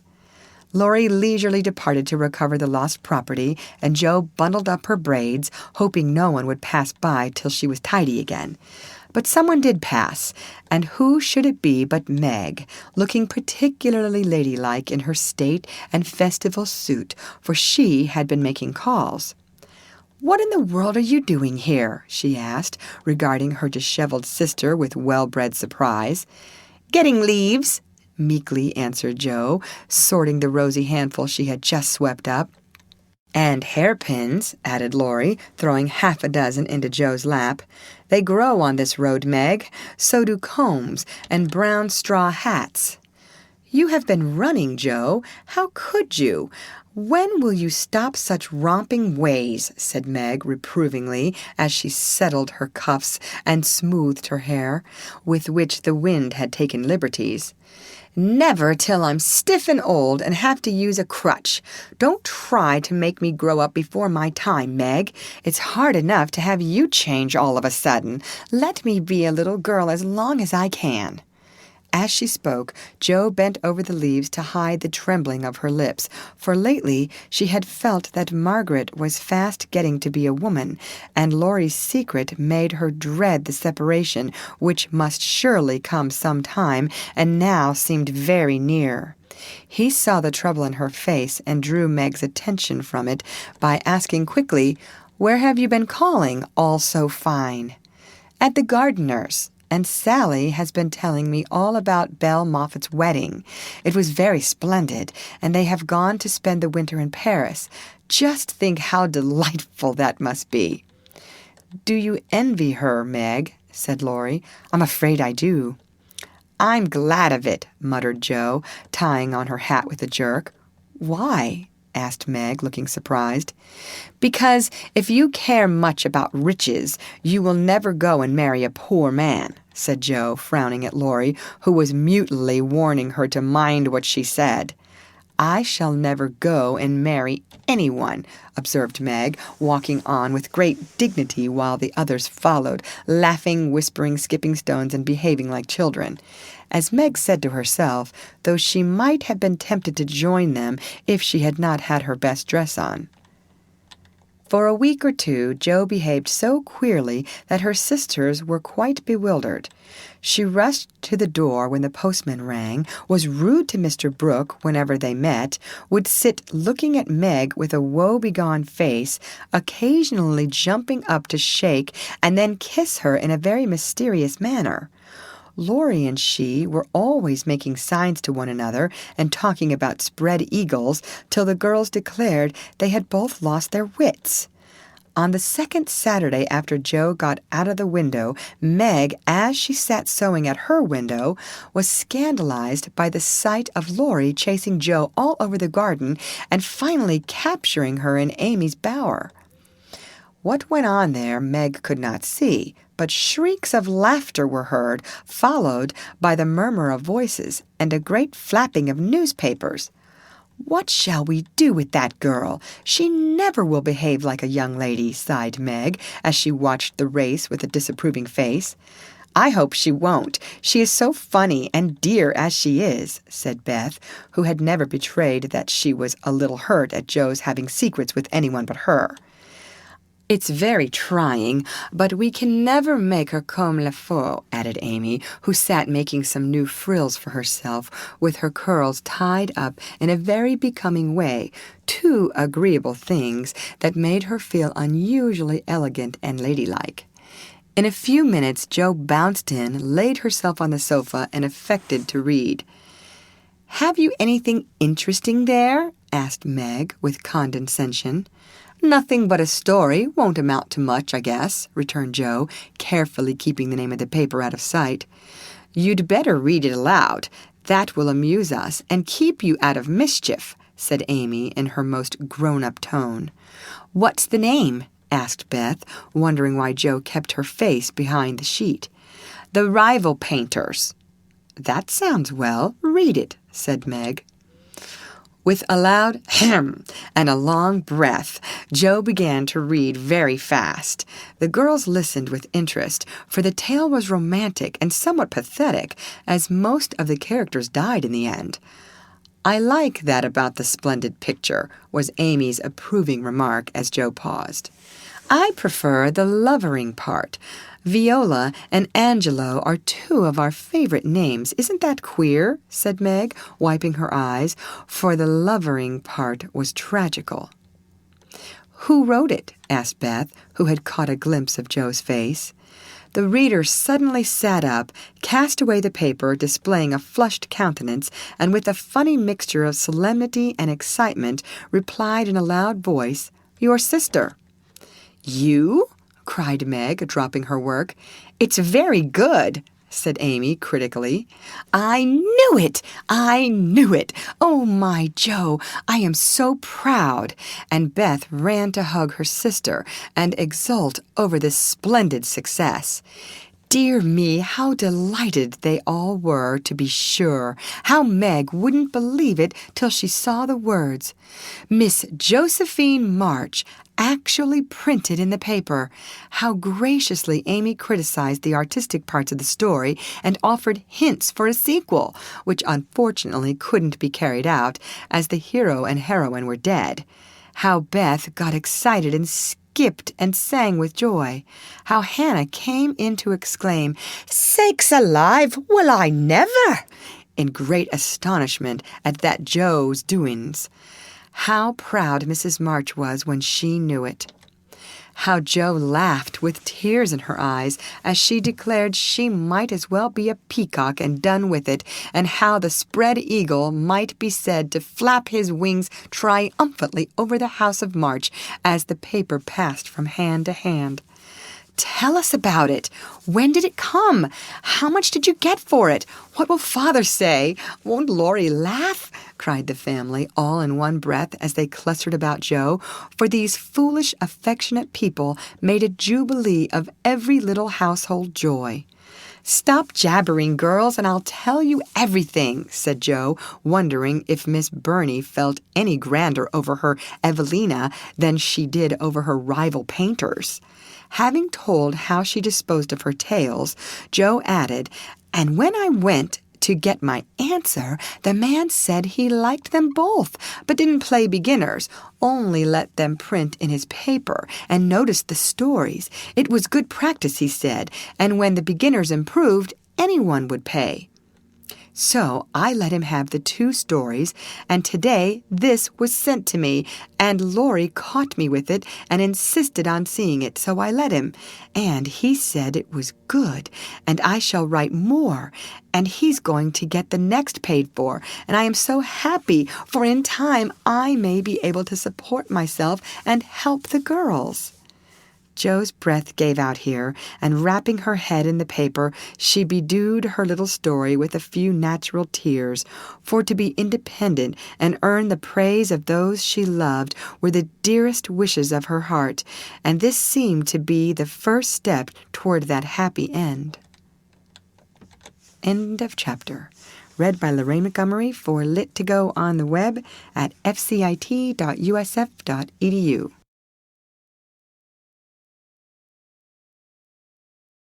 Little Women by Louisa May Alcott.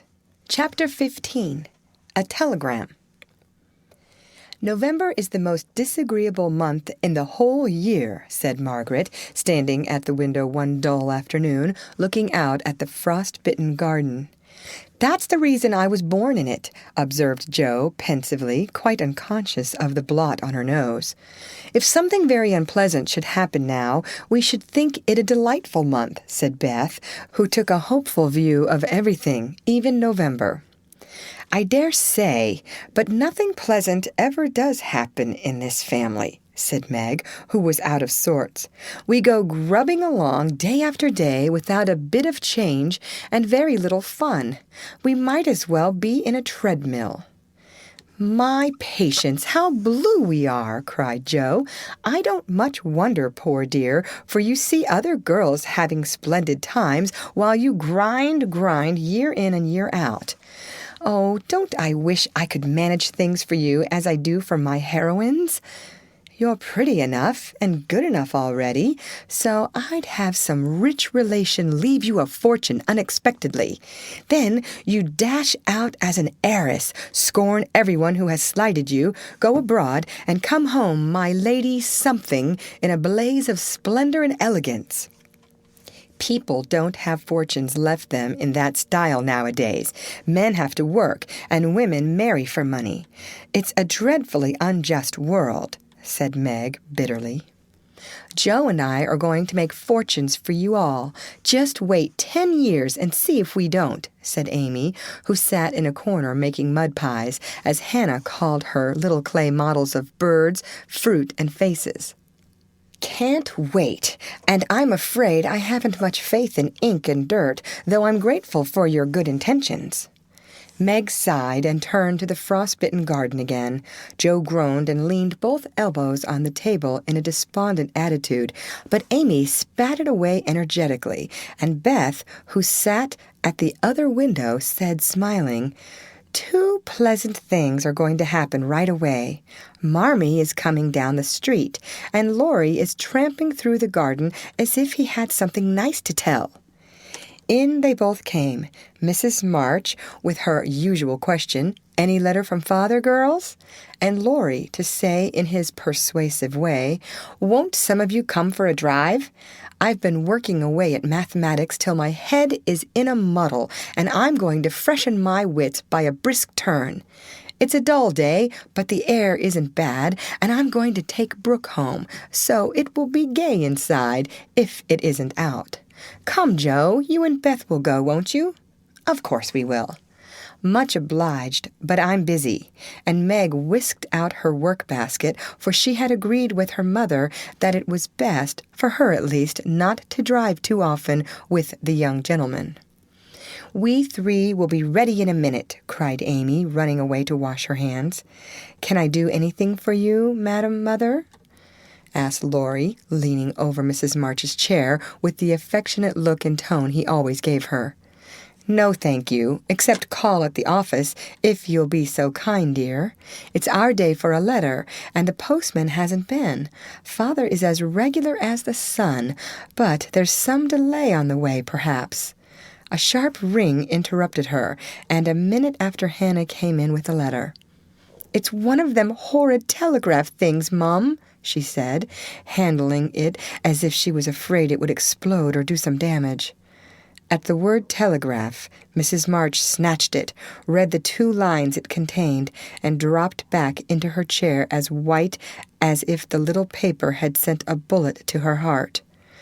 Laurie dashed downstairs for water, while Meg and Hannah supported her, and Joe read aloud in a frightened voice, "Mrs. March, your husband is very ill. Come at once. S. Hale, Blank Hospital, Washington." How still the room was as they listened breathlessly, how strangely the day darkened outside, and how suddenly the whole world seemed to change as the girls gathered about their mother, feeling as if all the happiness and support of their lives was about to be taken from them. Mrs. March was herself again directly, read the message over, and stretched out her arms to her daughters, saying in a tone they never forgot, "I shall go at once, but it may be too late. Oh, children, children, help me to bear it." For several minutes there was nothing but the sound of sobbing in the room, mingled with broken words of comfort, tender assurances of help, and hopeful whispers that died away in tears.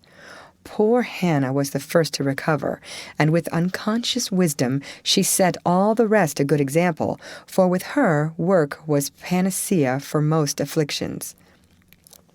"The Lord keep the dear man. I won't waste no time a-crying, but get your things ready right away, Mum," she said heartily, as she wiped her face on her apron, gave her mistress a warm shake of the hand with her own hard one, and went away to work like 3 women in one. "She's right. There's no time for tears now. Be calm, girls, and let me think." They tried to be calm, poor things, as their mother sat up, looking pale but steady, and put away her grief to think and plan for them. "Where's Laurie?" she asked presently, when she had collected her thoughts and decided on the first duties to be done. "Here, ma'am." "Oh, let me do something," cried the boy, hurrying from the next room, whither he had withdrawn, feeling that their first sorrow was too sacred for even his friendly eyes to see. "Send a telegram saying I will come at once. The next train goes early in the morning. I'll take that." "What else? The horses are ready. I can go anywhere, do anything," he said, looking ready to fly to the ends of the earth. Leave a note at Aunt March's. Joe, give me that pen and paper." Tearing off the blank side of one of her newly copied pages, Jo drew the table before her mother, well knowing that money for the long, sad journey must be borrowed, and feeling as if she could do anything to add a little to the sum for her father. "Now, go, dear, but don't kill yourself driving at a desperate pace. There is no need of that." Mrs. March's warning was evidently thrown away, for 5 minutes later Laurie tore by the window on his own fleet horse, riding as if for his life. "Joe, run to the rooms and tell Mrs. King that I can't come.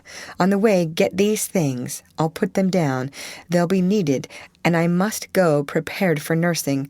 Hospital stores are not always good. Beth, go and ask Mr. Lawrence for a couple of bottles of old wine. I'm not too proud to beg for Father.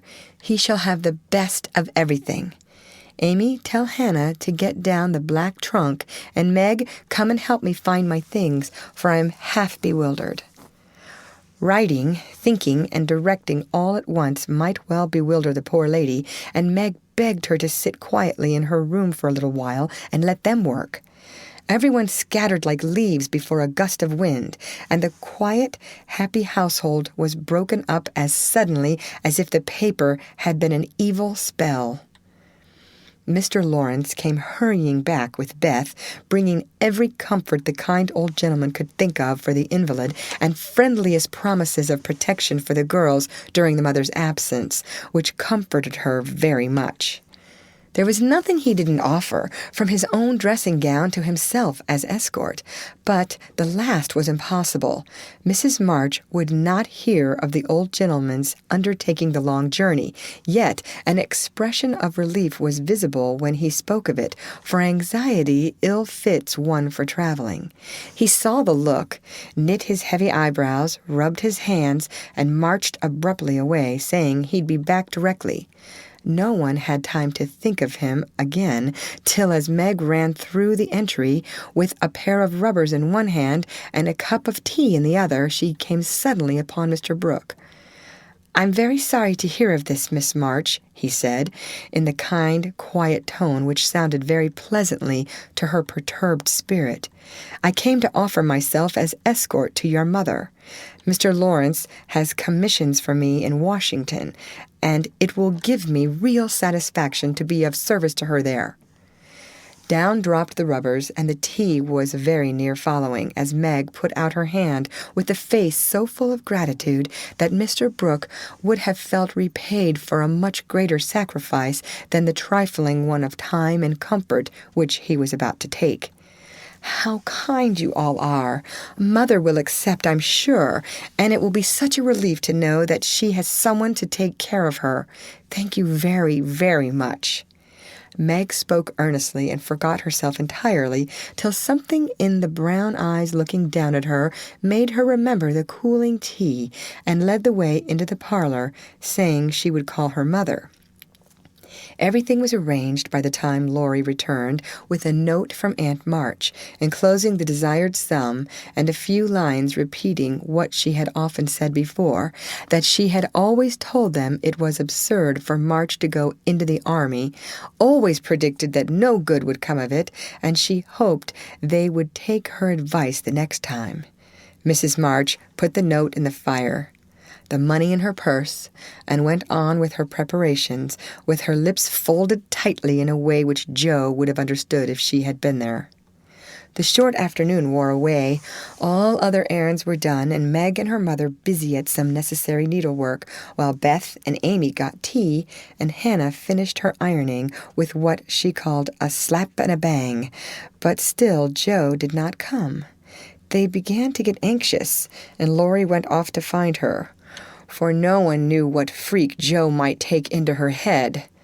He missed her, however, and she came walking in with a very queer expression of countenance, for there was a mixture of fun and fear, satisfaction and regret in it, which puzzled the family as much as did the roll of bills she laid before her mother, saying with a little choke in her voice, "That's my contribution toward making Father comfortable and bringing him home." My dear, where did you get it? $25? Joe, I hope you haven't done anything rash. No, it's mine. Honestly, I didn't beg, borrow, or steal it. I earned it, and I don't think you'll blame me, for I only sold what was my own." As she spoke, Jo took off her bonnet, and a general outcry arose, for all her abundant hair was cut short. "Your hair! Your beautiful hair! Oh, Jo, how could you? Your one beauty!" "My dear girl, there was no need of this." "She doesn't look like my Jo anymore, but I love her dearly for it." As everyone exclaimed, and Beth hugged the cropped head tenderly, Jo assumed an indifferent air, which did not deceive anyone a particle, and said, rumpling up the brown bush and trying to look as if she liked it, "It doesn't affect the fate of the nation, so don't wail, Beth. It will be good for my vanity. I was getting too proud of my wig. It will do my brains good to have that mop taken off. My head feels deliciously light and cool, and the barber said I could soon have a curly crop, which will be boyish becoming and easy to keep in order. I'm satisfied, so please take the money and let's have supper." "Tell me all about it, Jo. I am not quite satisfied, but I can't blame you, for I know how willingly you sacrificed your vanity, as you call it, to your love. But, my dear, it was not necessary, and I'm afraid you will regret it one of these days," said Mrs. March. "No, I won't," returned Jo stoutly, feeling much relieved that her prank was not entirely condemned. "What made you do it?" asked Amy, who would as soon have thought of cutting off her head as her pretty hair. "Well, I was wild to do something for Father," replied Jo, as they gathered about the table, "for healthy young people can eat even in the midst of trouble. I hate to borrow as much as Mother does, and I knew Aunt March would croak. She always does, if you ask for a ninepence. Meg gave all her quarterly salary toward the rent, and I only got some clothes with mine, so I felt wicked and was bound to have some money if I sold the nose off my face to get it. You needn't feel wicked, my child. You had no winter things and got the simplest with your own hard earnings," said Mrs. March with a look that warmed Jo's heart. "I hadn't the least idea of selling my hair at first, but as I went along I kept thinking what I could do and feeling as if I'd like to dive into some of the rich stores and help myself. In a barber's window I saw tails of hair with the prices marked, and one black tail, not so thick as mine, was $40. It came to me all of a sudden that I had one thing to make money out of, and without stopping to think, I walked in, asked if they bought hair, and what they would give for mine." "I don't see how you dared to do it," said Beth in a tone of awe.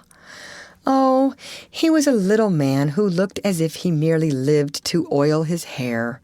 He rather stared at first, as if he wasn't used to having girls bounce into his shop and ask him to buy their hair. He said he didn't care about mine. It wasn't the fashionable color, and he never paid much for it in the first place. The work put into it made it dear, and so on. It was getting late, and I was afraid if it wasn't done right away that I shouldn't have it done at all, and you know when I start to do a thing I hate to give it up. So I begged him to take it, and told him why I was in such a hurry. It was silly, I dare say, but it changed his mind, for I got rather excited and told the story in my topsy-turvy way, and his wife heard, and said so kindly, 'Take it, Thomas, and oblige the young lady.' I'd do as much for our Jimmy any day if I had a spire of hair worth selling." "Who was Jimmy?" asked Amy, who liked to have things explained as they went along. "Her son," she said, "who was in the army. How friendly such things make strangers feel, don't they?"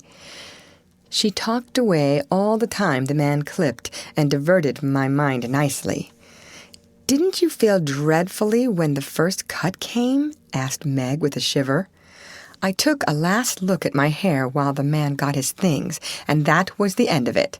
I never snivel over trifles like that.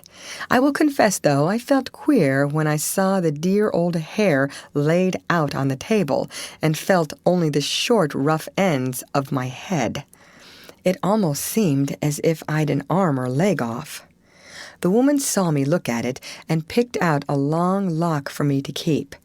I'll give it to you, Marmee, just to remember past glories by, for a crop is so comfortable I don't think I shall ever have a mane again.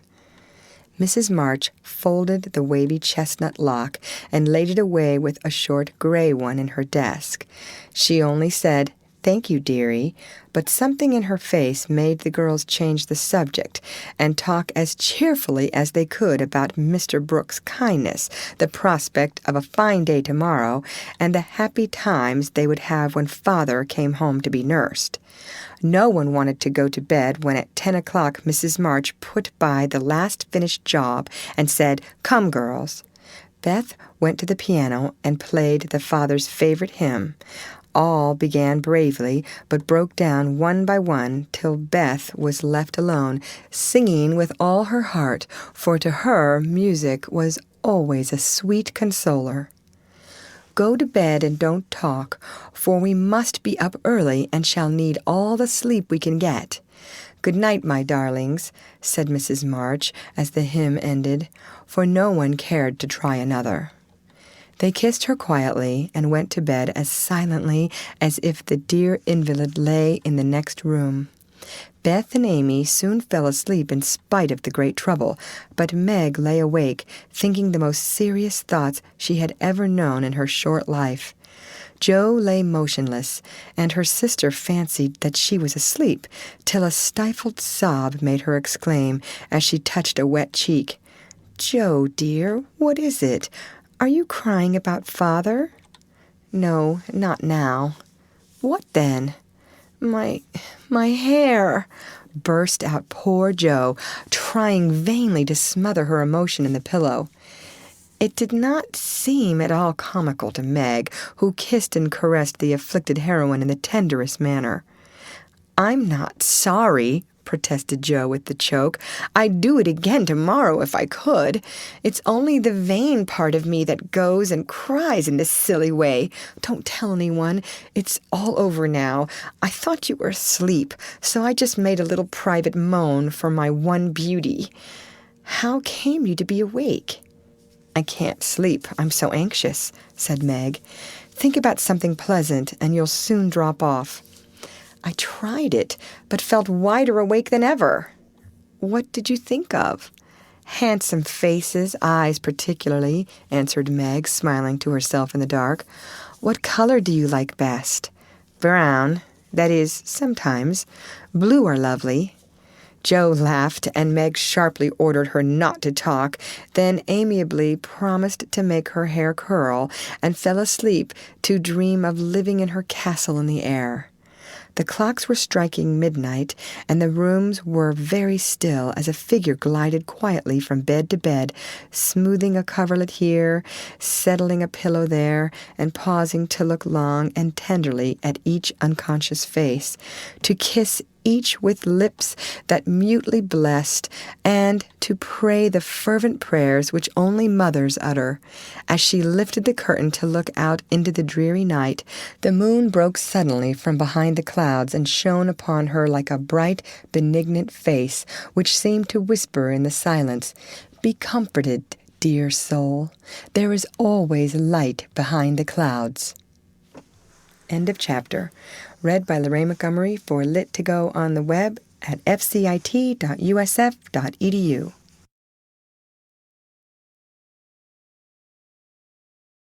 Little Women by Louisa May Alcott. Chapter 16. Letters. In the cold gray dawn, the sisters lit their lamp and read their chapter with an earnestness never felt before. For now the shadow of a real trouble had come. The little books were full of help and comfort, and as they dressed, they agreed to say goodbye cheerfully and hopefully, and send their mother on her anxious journey unsaddened by tears or complaints from them. Everything seemed very strange when they went down, so dim and still outside, so full of light and bustle within. Breakfast at that early hour seemed odd, and even Hannah's familiar face looked unnatural as she flew about her kitchen with her nightcap on. The big trunk stood ready in the hall. Mother's cloak and bonnet lay on the sofa, and Mother herself sat trying to eat, but looking so pale and worn with sleeplessness and anxiety that the girls found it very hard to keep their resolution. Meg's eyes kept filling in spite of herself. Jo was obliged to hide her face in the kitchen roller more than once, and the little girls wore a grave, troubled expression, as if sorrow was a new experience to them.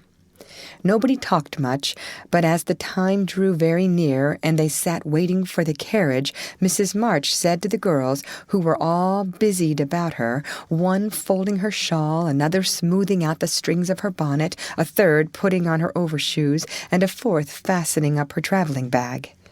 "Children, I leave you to Hannah's care and Mr. Lawrence's protection. Hannah is faithfulness itself, and our good neighbor will guard you as if you were his own. I have no fears for you, yet I am anxious that you should take this trouble rightly. Don't grieve and fret when I am gone, or think that you can be idle and comfort yourself by being idle and trying to forget. Go on with your work as usual, for work is a blessed solace. Hope and keep busy, and whatever happens, remember that you never can be fatherless." "Yes, Mother." "Meg, dear, be prudent. Watch over your sisters, consult Hannah, and in any perplexity go to Mr. Lawrence. Be patient, Jo. Don't get despondent or do rash things. Write to me often, and be my brave girl, ready to help and cheer all. Beth, comfort yourself with your music, and be faithful to the little home duties. And you, Amy, help all you can, be obedient, and keep Happy safe at home." "We will, Mother, we will." The rattle of an approaching carriage made them all start and listen. That was the hard minute, but the girls stood it well. No one cried, no one ran away or uttered a lamentation, though their hearts were very heavy as they sent loving messages to Father, remembering as they spoke that it might be too late to deliver them. They kissed their mother quietly, clung about her tenderly, and tried to wave their hands cheerfully when she drove away. Laurie and his grandfather came over to see her off, and Mr. Brooke looked so strong and sensible and kind that the girls christened him Mr. Greatheart on the spot. "Goodbye, my darlings. God bless and keep us all," whispered Mrs. March as she kissed one dear little face after the other and hurried into the carriage. As she rolled away, the sun came out, and looking back, she saw it shining on the group at the gate like a good omen. They saw it also, and smiled and waved their hands, and the last thing she beheld as she turned the corner was the 4 bright faces, and behind them, like a bodyguard, old Mr. Lawrence, faithful Hannah, and devoted Laurie. "How kind everyone is to us," she said, turning to find fresh proof of it in the respectful sympathy of the young man's face. "I don't see how they can help it," returned Mr. Brooke, laughing so infectiously that Mrs. March could not help smiling. And so the journey began with the good omens of sunshine, smiles, and cheerful words.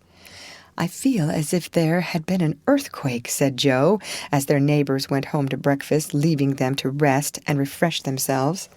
"It seems as if half the house was gone," added Meg forlornly. Beth opened her lips to say something, but could only point to the pile of nicely mended hose which lay on Mother's table, showing that even in her last hurried moments she had thought and worked for them. It was a little thing, but it went straight to their hearts, and in spite of their brave resolutions, they all broke down and cried bitterly. Hannah wisely allowed them to relieve their feelings, and when the shower showed signs of clearing up, she came to the rescue armed with a coffee pot. "Now, my dear young ladies, remember what your ma said, and don't fret.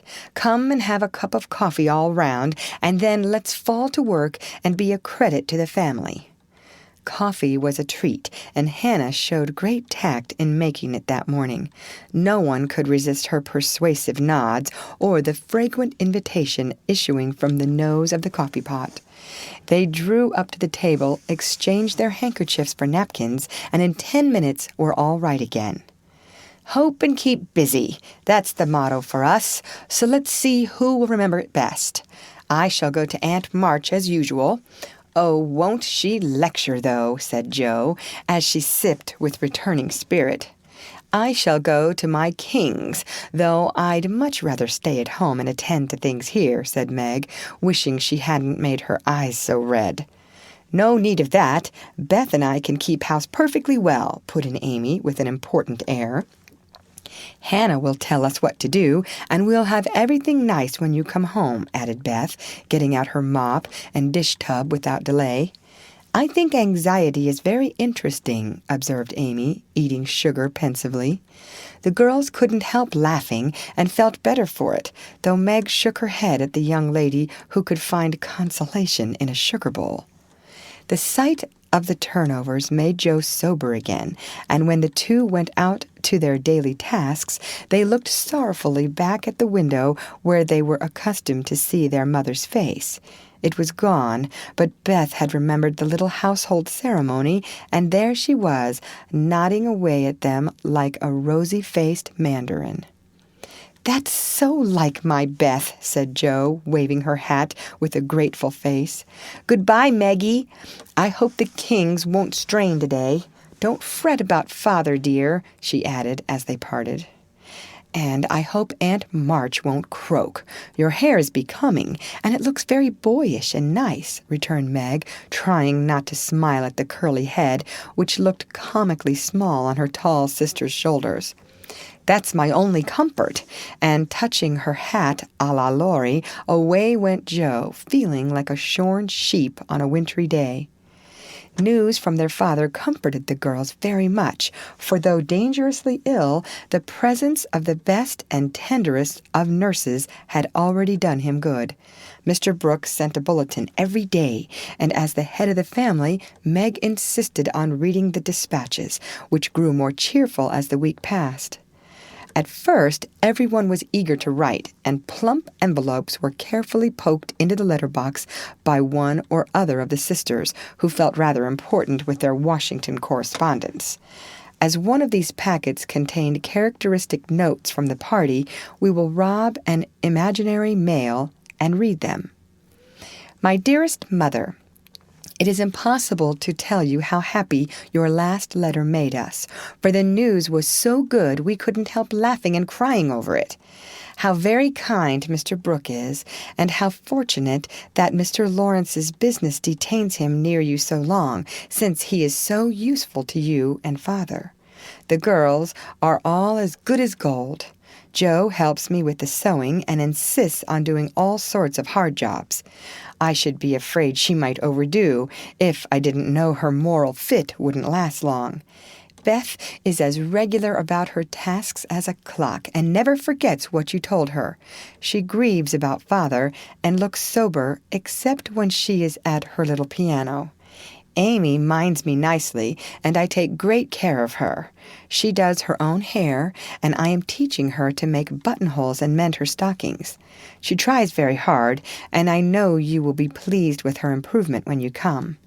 Mr. Lawrence watches over us like a motherly old hen, as Jo says, and Laurie is very kind and neighborly. He and Jo keep us merry, for we get pretty blue sometimes and feel like orphans with you so far away. Hannah is a perfect saint. She does not scold at all and always calls me Miss Margaret, which is quite proper, you know, and treats me with respect. We are all well and busy, but we long day and night to have you back. Give my dearest love to Father, and believe me, ever your own, Meg. This note, prettily written on scented paper, was a great contrast to the next, which was scribbled on a big sheet of thin foreign paper, ornamented with blots and all manner of flourishes and curly-tailed letters. My precious Marmee, 3 cheers for dear father. Brooke was a trump to telegraph right off and let us know the minute he was better. I rushed up garret when the letter came and tried to thank God for being so good to us, but I could only cry and say, I'm glad, I'm glad. Didn't that do as well as a regular prayer? For I felt a great many in my heart. We have such funny times, and now I can enjoy them, for everyone is so desperately good, it's like living in a nest of turtle doves. You'd laugh to see Meg head the table and try to be motherish. She gets prettier every day, and I'm in love with her sometimes. The children are regular archangels, and I'm Joe, and never shall be anything else. Oh, I must tell you that I came near having a quarrel with Laurie. I freed my mind about a silly little thing, and he was offended. I was right, but didn't speak as I ought, and he marched home, saying he wouldn't come again till I begged pardon. I declared I wouldn't, and got mad. It lasted all day. I felt bad, and wanted you very much. Laurie and I are both so proud, it's hard to beg pardon. But I thought he'd come to it, for I was in the right. He didn't come, and just at night I remembered what you said when Amy fell into the river. I read my little book, felt better, resolved not to let the sun set on my anger, and ran over to tell Laurie I was sorry. I met him at the gate, coming for the same thing. We both laughed, begged each other's pardon, and felt all good and comfortable again. I made a poem yesterday when I was helping Hannah wash, and as Father likes my silly little things, I put it in to amuse him.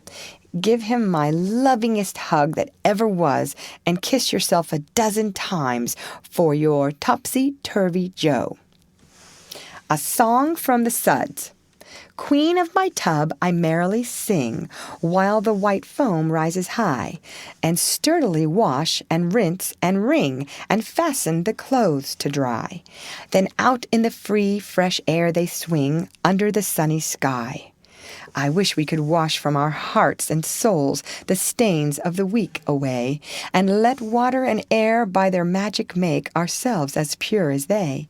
Then on the earth there would be indeed a glorious washing day.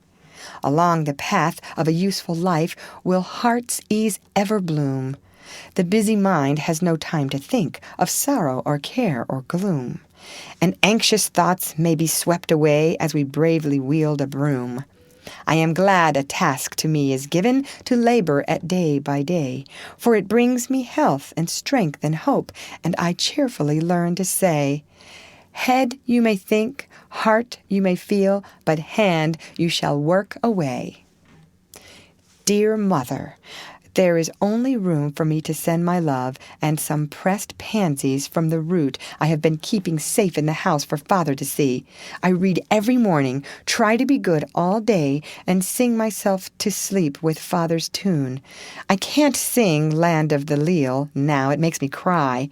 Everyone is very kind, and we are as happy as we can be without you. Amy wants the rest of the page, so I must stop. I didn't forget to cover the holders, and I wind the clock and air the rooms every day. Kiss dear Father on the cheek he calls mine. Oh, do come soon to your loving little Beth. Ma chérie Mama, we are all well. I do my lessons always and never cooperate the girls. Meg says I mean contradict, so I put in both words, and you can take the properest. Meg is a great comfort to me and lets me have jelly every night at tea. It's so good for me, Joe says, because it keeps me sweet-tempered. Laurie is not as respectful as he ought to be now I am almost in my teens. He calls me chick and hurts my feelings by talking French to me very fast when I say merci or bonjour as Hattie King does. The sleeves of my blue dress were all worn out, and Meg put in new ones, but the full front came wrong, and they are more blue than the dress. I felt bad, but did not fret. I bear my troubles well, but I do wish Hannah would put more starch in my aprons and have buckwheats every day. Can't she? Didn't I make that interrogation point nice? Meg says my punctuation and spelling are disgraceful, and I am mortified. But, dear me, I have so many things to do I can't stop. Adieu. I send heaps of love to Papa. Your affectionate daughter, Amy Curtis March. Dear Miss March, I just drop a line to say we get on first rate. The girls is clever and fly around right smart. Miss Meg is going to make a proper good housekeeper. She has the liking for it and gets the hang of things surprising quick. Joe do's beat all for going ahead, but she don't stop to calculate first, and you never know where she's like to bring up. She's done out a tub of clothes on Monday, but she starched 'em afore they was rinsed and blued a pink calico dress till I thought I should have died a-laughing. Beth is the best of little creeters, and a sight of help to me, being so forehanded and dependable. She tries to learn everything, and really goes to market beyond her years, likewise keeps accounts, with my help quite wonderful. We have got on very economical so far. I don't let the girls have coffee only once a week, according to your wish, and keep 'em on plain, wholesome victuals. Amy does well without fretting, wearing her best clothes and eating sweet stuff. Mr. Lorry is as full of didos as usual, and turns the house upside down frequent, but he heartens the girls, so I let 'em have full swing. The old gentleman sends heaps of things, and is rather wearing, but means well, and it ain't my place to say nothing. My bread is riz, so no more at this time. I send my duty to Mr. March, and hope he's seen the last of his pneumonia. Yours respectful, Hannah Mullet. Head nurse of Ward No. 2. All serene on the Rappahannock, troops in fine condition. Commissary department well conducted. The Home Guard under Colonel Teddy, always on duty. Commander-in-Chief General Lawrence reviews the Army daily. Quartermaster Mullet keeps order in camp, and Major Lyon does picket duty at night. A salute of 24 guns was fired on receipt of good news from Washington, and a dress parade took place at headquarters. Commander-in-Chief sends best wishes, in which he is heartily joined by Colonel Teddy. Dear Madam, the little girls are all well. Beth and my boy report daily. Hannah is a model servant, and guards pretty Meg like a dragon. Glad the fine weather holds.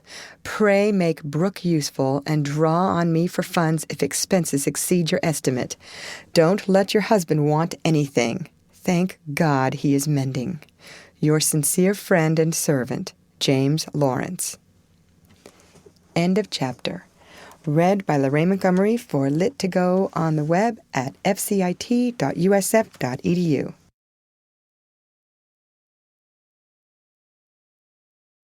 Little Women by Louisa May Alcott. Chapter 17. Little Faithful. For a week, the amount of virtue in the old house would have supplied the neighborhood. It was really amazing, for everyone seemed in a heavenly frame of mind, and self-denial was all the fashion. Relieved of their first anxiety about their father, the girls insensibly relaxed their praiseworthy efforts a little, and began to fall back into old ways. They did not forget their motto, but hoping and keeping busy seemed to grow easier, and after such tremendous exertions, they felt that endeavor deserved a holiday, and gave it a good many. Joe caught a bad cold through neglect to cover the shorn head enough, and was ordered to stay at home till she was better, for Aunt March didn't like to hear people read with colds in their heads. Joe liked this, and after an energetic rummage from garret to cellar, subsided on the sofa to nurse her cold with arsenicum and books. Amy found that housework and art did not go well together, and returned to her mud pies.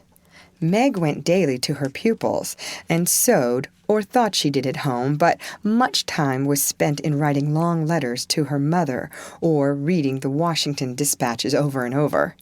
Beth kept on, with only slight relapses into idleness or grieving. All the little duties were faithfully done each day, and many of her sisters also, for they were forgetful, and the house seemed like a clock whose pendulum was gone a-visiting. When her heart got heavy with longings for mother or fears for father, she went away into a certain closet, hid her face in the folds of a dear old gown, and made her little moan and prayed her little prayer quietly by herself. Nobody knew what cheered her up after a sober fit, but everyone felt how sweet and helpful Beth was, and fell into a way of going to her for comfort or advice in their small affairs.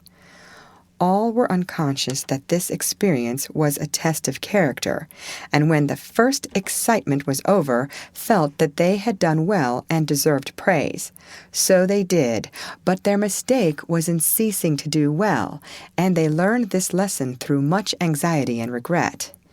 "Meg, I wish you'd go and see the Hummels. You know Mother told us not to forget them," said Beth, 10 days after Mrs. March's departure.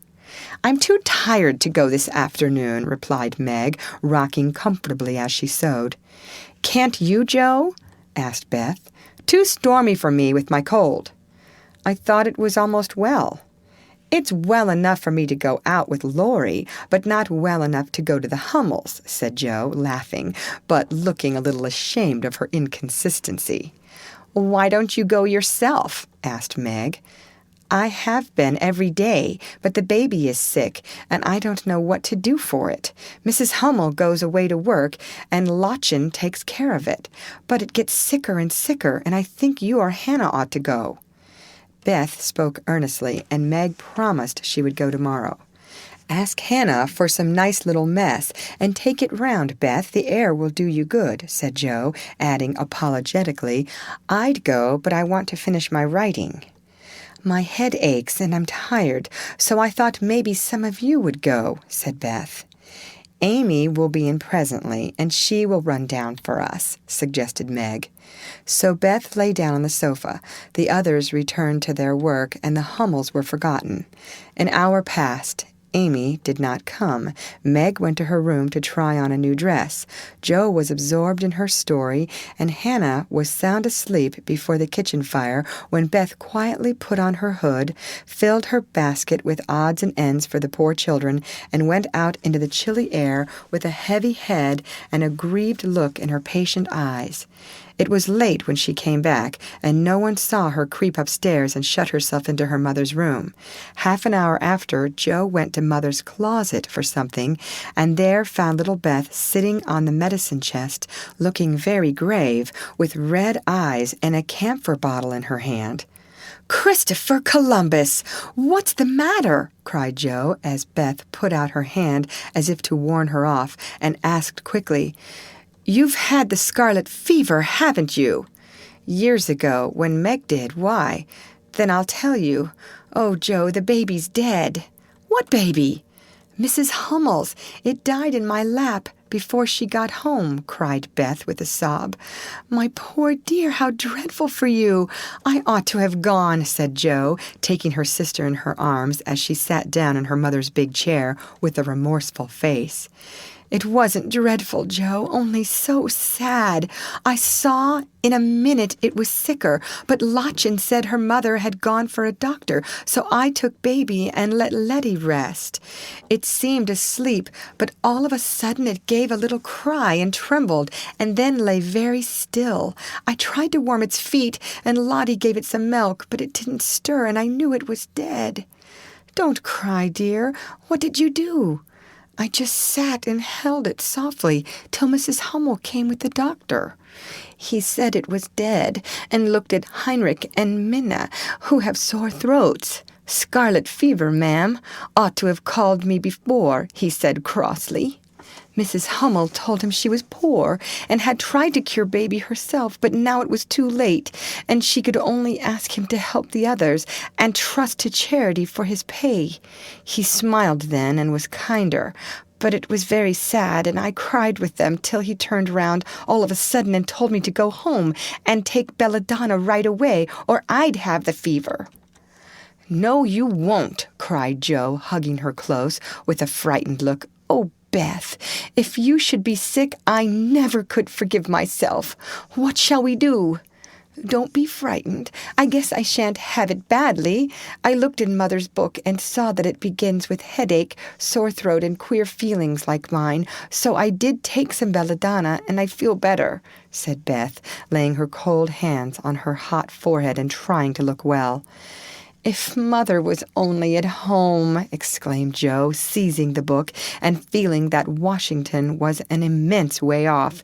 She read a page, looked at Beth, felt her head, peeped into her throat, and then said gravely, "You've been over the baby every day for more than a week, and among the others who are going to have it, so I'm afraid you're going to have it, Beth. I'll call Hannah. She knows all about sickness." "Don't let Amy come. She never had it, and I should hate to give it to her. Can't you and Meg have it over again?" asked Beth anxiously. "I guess not." "Don't care if I do. Serve me right, selfish pig, to let you go and stay writing rubbish myself," muttered Joe as she went to consult Hannah. The good soul was wide awake in a minute and took the lead at once, assuring that there was no need to worry, everyone had scarlet fever, and if rightly treated, nobody died, all of which Joe believed and felt much relieved as they went up to call Meg. "Now, I'll tell you what we'll do," said Hannah, when she had examined and questioned Beth. "We will have Dr. Bangs just to take a look at you, dear, and see that we start right. Then we'll send Amy off to Aunt March's for a spell to keep her out of harm's way, and one of you girls can stay at home and amuse Beth for a day or two." "I shall stay, of course. I'm oldest," began Meg, looking anxious and self-reproachful. "I shall, because it's my fault she is sick. I told Mother I'd do the errands, and I haven't," said Joe decidedly. "Which will you have, Beth? There ain't no need of but one," said Hannah. "Joe, please." And Beth leaned her head against her sister with a contented look, which effectually settled that point. "I'll go and tell Amy," said Meg, feeling a little hurt, yet rather relieved on the whole, for she did not like nursing, and Joe did. Amy rebelled outright and passionately declared that she had rather have the fever than go to Aunt March. Meg reasoned, pleaded, and commanded, all in vain. Amy protested that she would not go, and Meg left her in despair to ask Hannah what should be done. Before she came back, Laurie walked into the parlor to find Amy sobbing with her head in the sofa cushions. She told her story, expecting to be consoled, but Laurie only put his hands in his pockets and walked about the room whistling softly as he knit his brows in deep thought. Presently he sat down beside her and said in his most wheedlesome tone, "Now be a sensible little woman and do as they say. No, don't cry, but hear what a jolly plan I've got. You go to Aunt March's, and I'll come and take you out every day driving or walking, and we'll have capital times. Won't that be better than moping here?" "I don't wish to be sent off as if I was in the way," began Amy in an injured voice. "Bless your heart, child. It's to keep you well. You don't want to be sick, do you?" "No, I'm sure I don't, but I dare say I shall be, for I've been with Beth all the time." "That's the very reason you ought to go away at once, so that you may escape it. Change of air and care will keep you well, I dare say, or if it does not entirely, you will have the fever more lightly. I advise you to be off as soon as you can, for scarlet fever is no joke, miss." "But it's dull at Aunt March's, and she is so cross," said Amy, looking rather frightened. "It won't be dull with me popping in every day to tell you how Beth is, and take you out gallivanting. The old lady likes me, and I'll be as sweet as possible to her, so she won't peck at us, whatever we do." "Will you take me out in the trotting wagon with Puck?" "Oh, my honor as a gentleman." "And come every single day?" "See if I don't." "And bring me back the minute Beth is well?" "The identical minute." "And go to the theater, truly?" "A dozen theaters, if we may." "Well, I guess I will," said Amy slowly. "Good girl. Call Meg and tell her you'll give in," said Laurie, with an approving pat which annoyed Amy more than the giving in. Meg and Joe came running down to behold the miracle which had been wrought, and Amy, feeling very precious and self-sacrificing, promised to go if the doctor said Beth was going to be ill.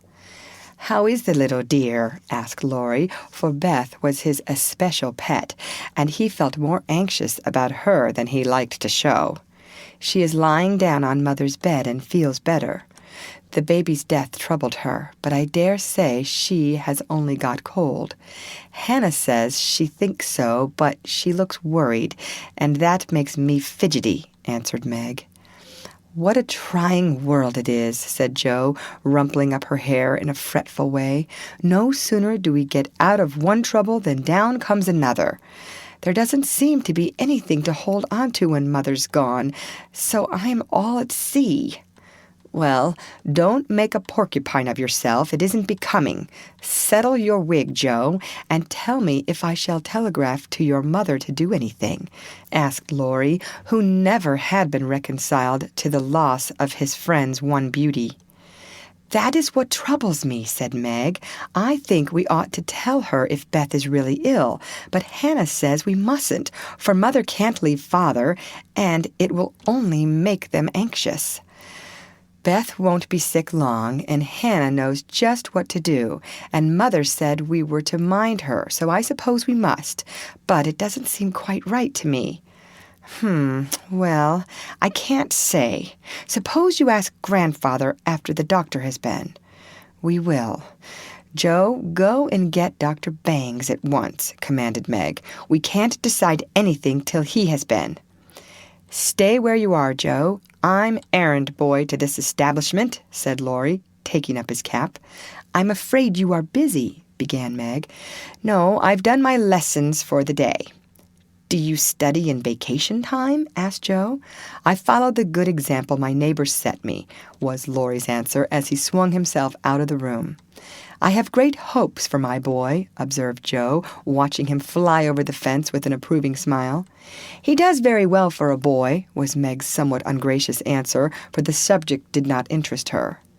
Dr. Bangs came, said Beth had symptoms of the fever, but he thought she would have it lightly, though he looked sober over the Hummel story. Amy was ordered off at once and provided with something to ward off danger. She departed in great state, with Joe and Laurie as escort. Aunt March received them with her usual hospitality. "What do you want now?" she asked, looking sharply over her spectacles, while the parrot, sitting on the back of her chair, called out, "Go away! No boys allowed here!" Laurie retired to the window, and Joe told her story. "No more than I expected, if you are allowed to go poking about among poor folks. Amy can stay and make herself useful if she isn't sick, which I've no doubt she will be. Looks like it now.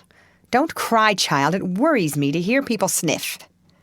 Amy was on the point of crying, but Laurie slyly pulled the parrot's tail, which caused Polly to utter an astonished croak and call out, "Bless my boots!" in such a funny way that she laughed instead. "What do you hear from your mother?" asked the old lady gruffly. "Father is much better," replied Joe, trying to keep sober. "Oh, is he? Well, that won't last long, I fancy. March never had any stamina," was the cheerful reply.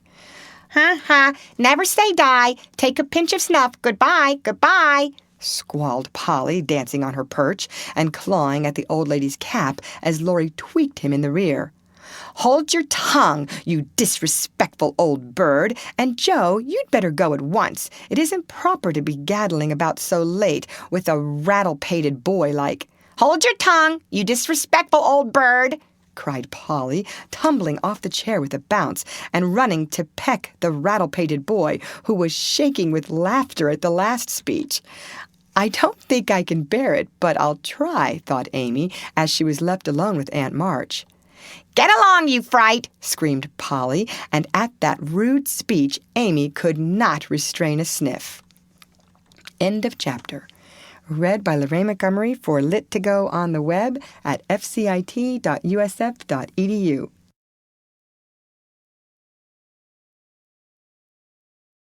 Little Women by Louisa May Alcott. Chapter 18. Dark Days. Beth did have the fever, and was much sicker than anyone but Hannah and the doctor suspected. The girls knew nothing about illness, and Mr. Lawrence was not allowed to see her, so Hannah had everything her own way, and busy Dr. Bangs did his best, but left a good deal to the excellent nurse. Meg stayed at home, lest she should infect the Kings, and kept house, feeling very anxious and a little guilty when she wrote letters in which no mention was made of Beth's illness. She could not think it right to deceive her mother, but she had been bidden to mind Hannah, and Hannah wouldn't hear of Mrs. March being told and worried just for such a trifle. Jo devoted herself to Beth day and night, not a hard task, for Beth was very patient and bore her pain uncomplainingly as long as she could control herself. But there came a time when during the fever fits she began to talk in a hoarse, broken voice, to play on the coverlet as if on her beloved little piano, and try to sing with a throat so swollen that there was no music left, a time when she did not know the familiar faces around her, but addressed them by wrong names, and called imploringly for her mother. Then Jo grew frightened. Meg begged to be allowed to write the truth, and even Hannah said she would think of it, though there was no danger yet. A letter from Washington added to their trouble, for Mr. March had had a relapse, and could not think of coming home for a long while. How dark the days seemed now, how sad and lonely the house, and how heavy were the hearts of the sisters as they worked and waited, while the shadow of death hovered over the once happy home. Then it was that Margaret, sitting alone with tears dropping often on her work, felt how rich she had been in things more precious than any luxuries money could buy, in love, protection, peace, and health, the real blessings of life. Then it was that Jo, living in the darkened room, with that suffering little sister always before her eyes, and that pathetic voice sounding in her ears, learned to see the beauty and the sweetness of Beth's nature, to feel how deep and tender a place she filled in all hearts, and to acknowledge the worth of Beth's unselfish ambition to live for others, and make home happy by that exercise of those simple virtues which all may possess, and which all should love and value more than talent, wealth, or beauty.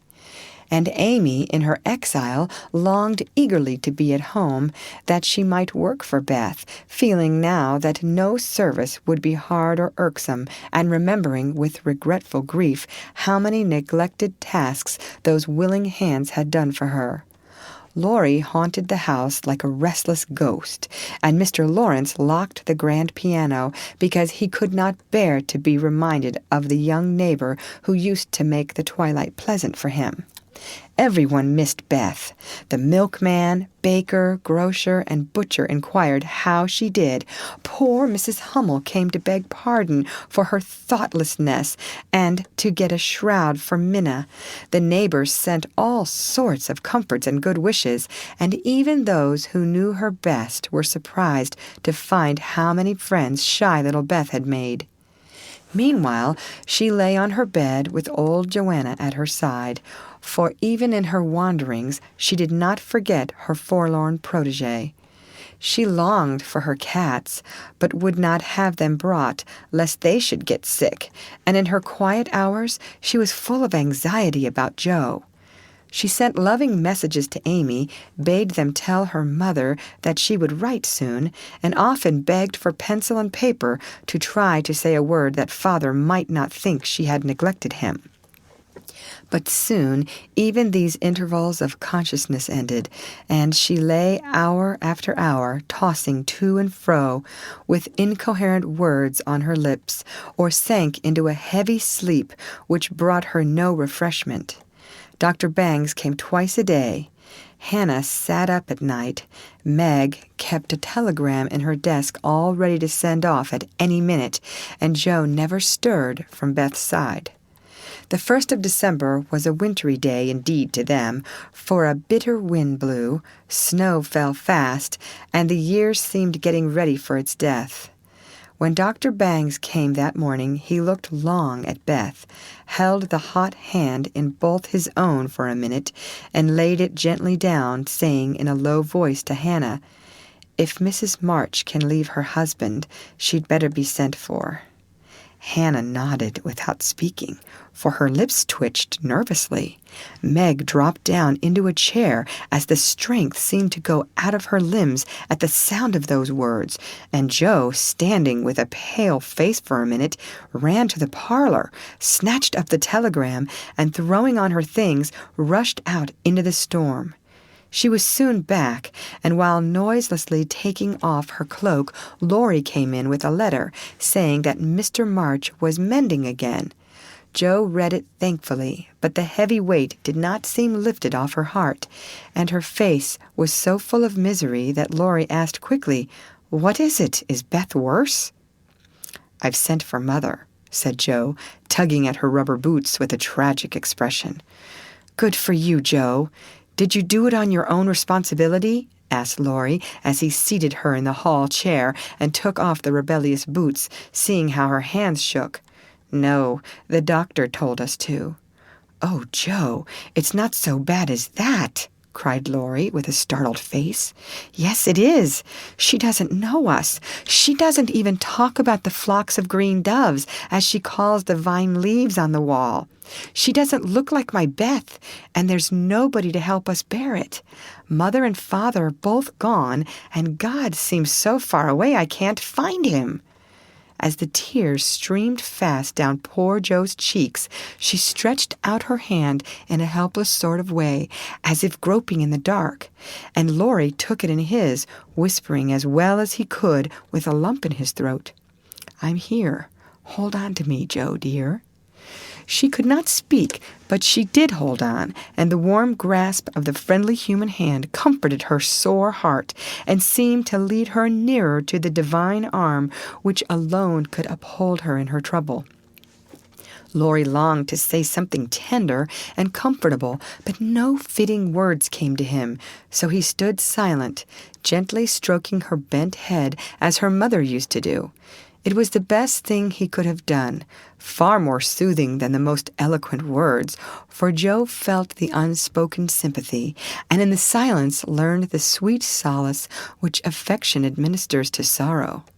Soon she dried the tears which had relieved her, and looked up with a grateful face. "Thank you, Teddy. I'm better now. I don't feel so forlorn, and will try to bear it if it comes." "Keep hoping for the best. That will help you, Joe. Soon your mother will be here, and then everything will be all right." "I'm so glad Father is better. Now she won't feel so bad about leaving him." "Oh, me, it does seem as if all the troubles came in a heap, and I got the heaviest part on my shoulders," sighed Joe, spreading her wet handkerchief over her knees to dry. "Doesn't Meg pull fair?" asked Laurie, looking indignant. "Oh, yes, she tries to, but she can't love Bethy as I do, and she won't miss her as I shall. Beth is my conscience, and I can't give her up. I can't! Down went Joe's face into the wet handkerchief, and she cried despairingly, for she had kept up bravely till now, and never shed a tear. Laurie drew his hand across his eyes, but could not speak till he had subdued the choky feeling in his throat and steadied his lips. It might be unmanly, but he couldn't help it, and I am glad of it. Presently, as Joe's sobs quieted, he said hopefully, "I don't think she will die.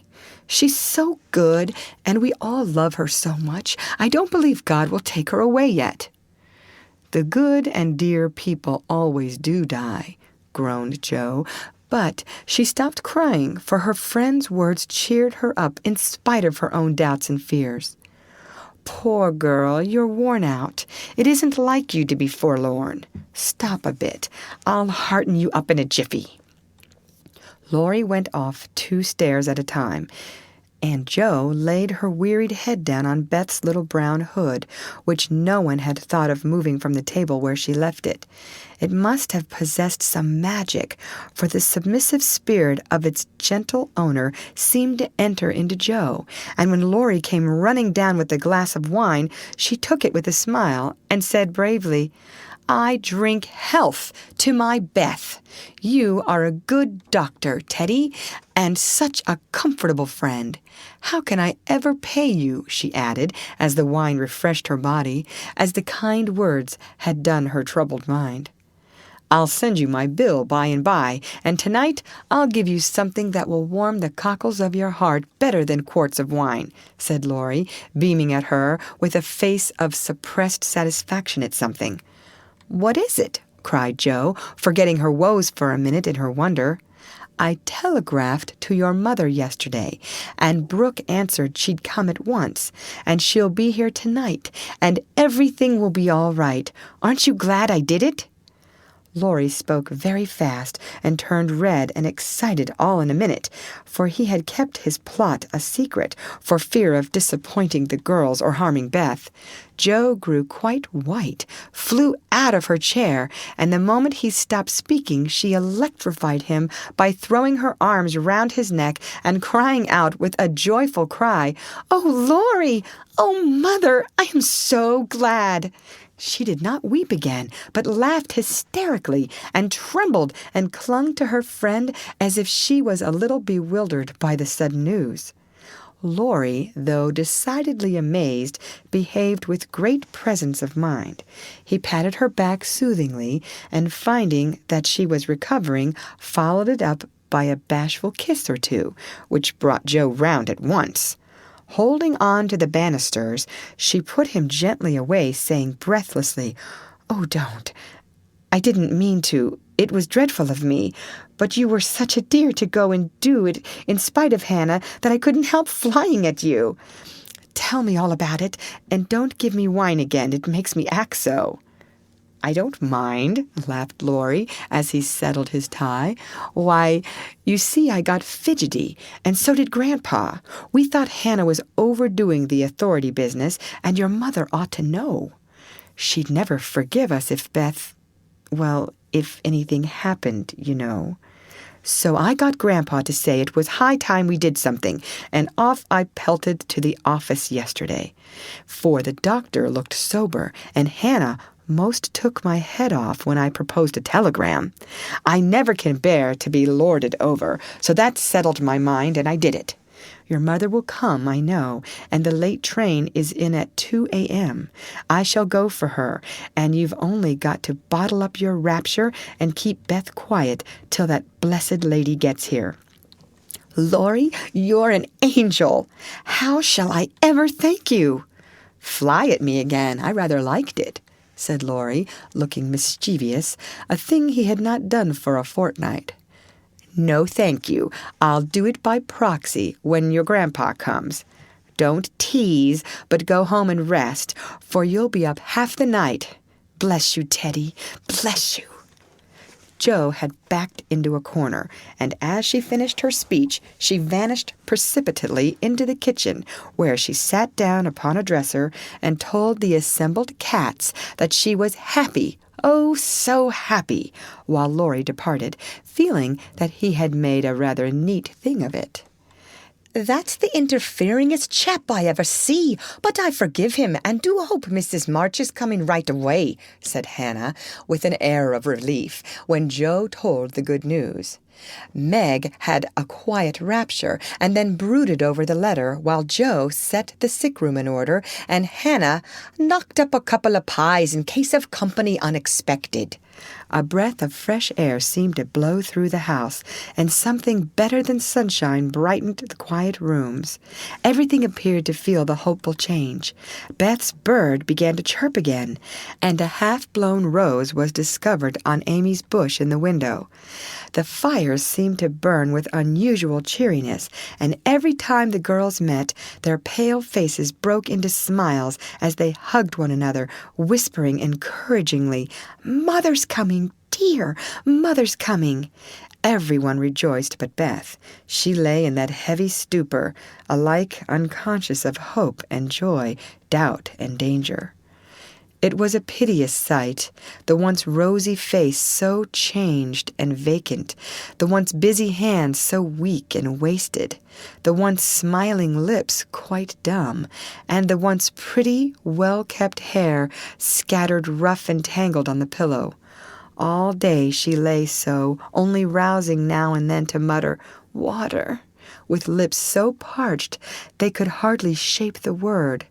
All day Joe and Meg hovered over her, watching, waiting, hoping, and trusting in God and Mother. And all day the snow fell, the bitter wind raged, and the hours dragged slowly by.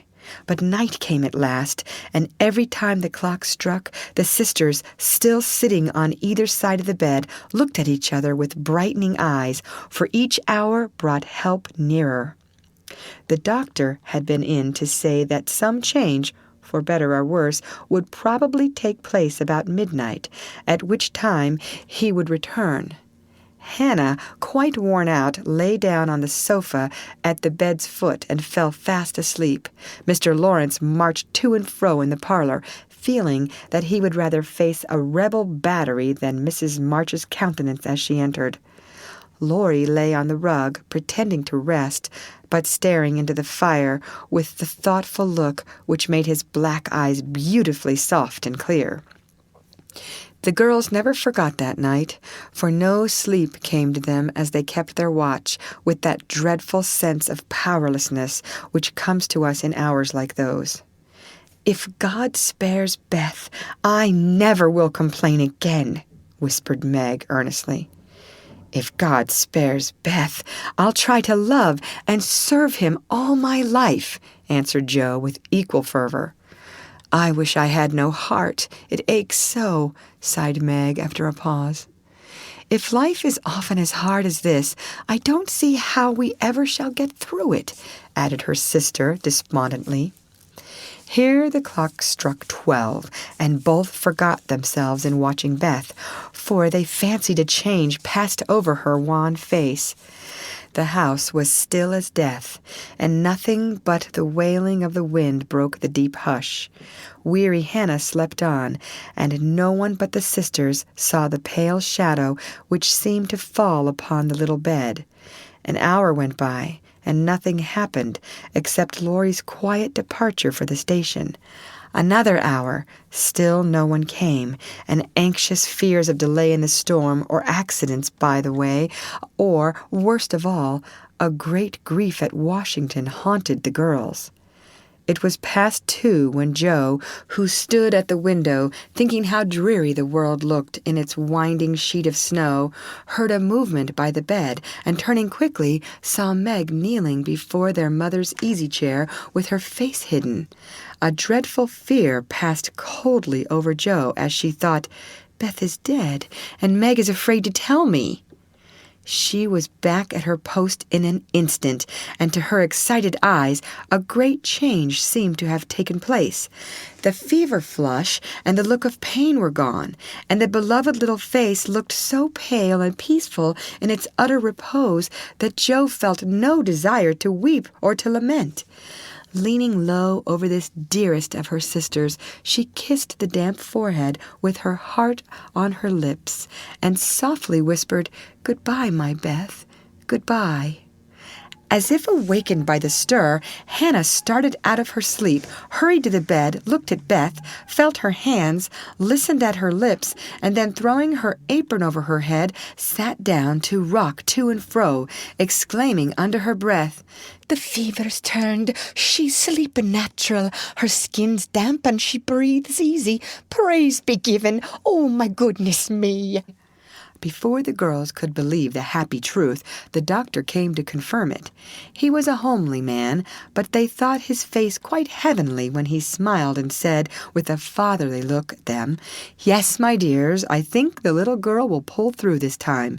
Keep the house quiet, let her sleep, and when she wakes, give her—" What they were to give neither heard, for both crept into the dark hall, and sitting on the stairs held each other close, rejoicing with hearts too full for words.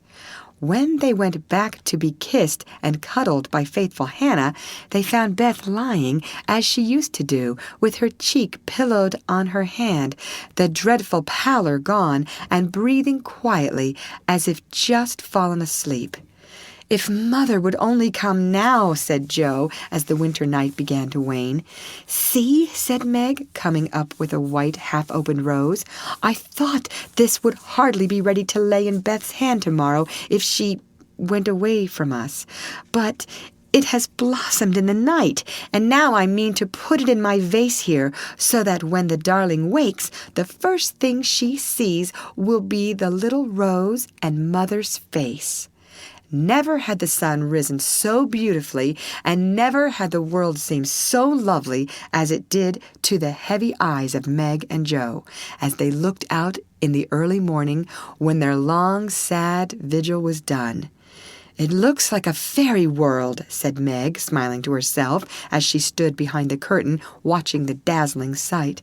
"Hark!" cried Joe, starting to her feet. Yes, there was a sound of bells at the door below, a cry from Hannah, and then Laurie's voice saying in a joyful whisper, "Girls, she's come! She's come!"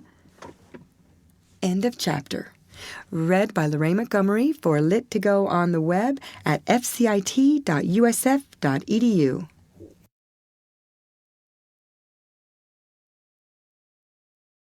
Little Women by Louisa May Alcott. Chapter 19. Amy's Will. While these things were happening at home, Amy was having hard times at Aunt March's. She felt her exile deeply, and for the first time in her life realized how much she was beloved and petted at home. Aunt March never petted anyone. She did not approve of it, but she meant to be kind, for the well-behaved little girl pleased her very much, and Aunt March had a soft place in her old heart for her nephew's children, though she didn't think it proper to confess it. She really did her best to make Amy happy, but dear me, what mistakes she made. Some old people keep young at heart in spite of wrinkles and gray hairs, can sympathize with children's little cares and joys, make them feel at home, and can hide wise lessons under pleasant plays, giving and receiving friendship in the sweetest way. But Aunt March had not this gift, and she worried Amy very much with her rules and orders, her prim ways, and long prosy talks.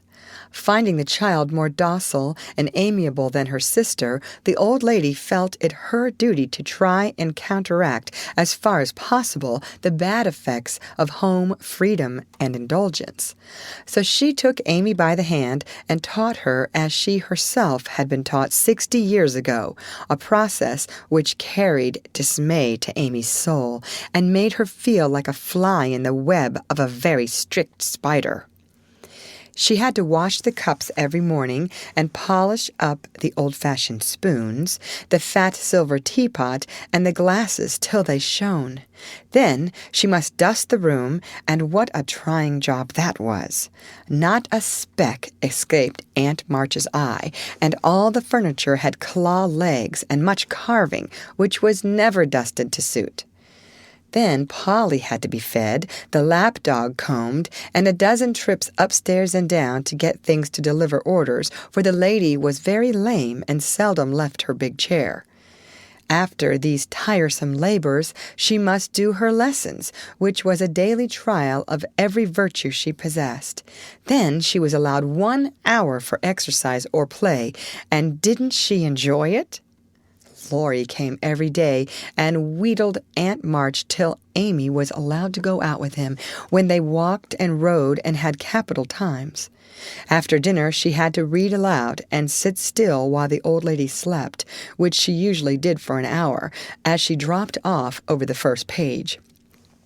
Then patchwork or towels appeared, and Amy sewed with outward meekness and inward rebellion till dusk, when she was allowed to amuse herself as she liked till tea-time. The evenings were the worst of all, for Aunt March fell to telling long stories about her youth, which were so unutterably dull that Amy was always ready to go to bed, intending to cry over her hard fate, but usually going to sleep before she had squeezed out more than a tear or two. If it had not been for Laurie and old Esther, the maid, she felt that she never could have got through that dreadful time. The parrot alone was enough to drive her distracted, for he soon felt that she did not admire him, and revenged himself by being as mischievous as possible. He pulled her hair whenever she came near him, upset his bread and milk to plague her when she had newly cleaned his cage, made Mop bark by pecking at him while Madame dozed, called her names before company, and behaved in all respects like a reprehensible old bird. Then she could not endure the dog, a fat, cross beast who snarled and yelped at her when she made his toilet, and who lay on his back with all his legs in the air and a most idiotic expression of countenance when he wanted something to eat, which was about a dozen times a day. The cook was bad-tempered, the old coachman was deaf, and Esther, the only one who ever took any notice of the young lady. Esther was a Frenchwoman who had lived with Madame, as she called her mistress, for many years, and who rather tyrannized over the old lady, who could not get along without her.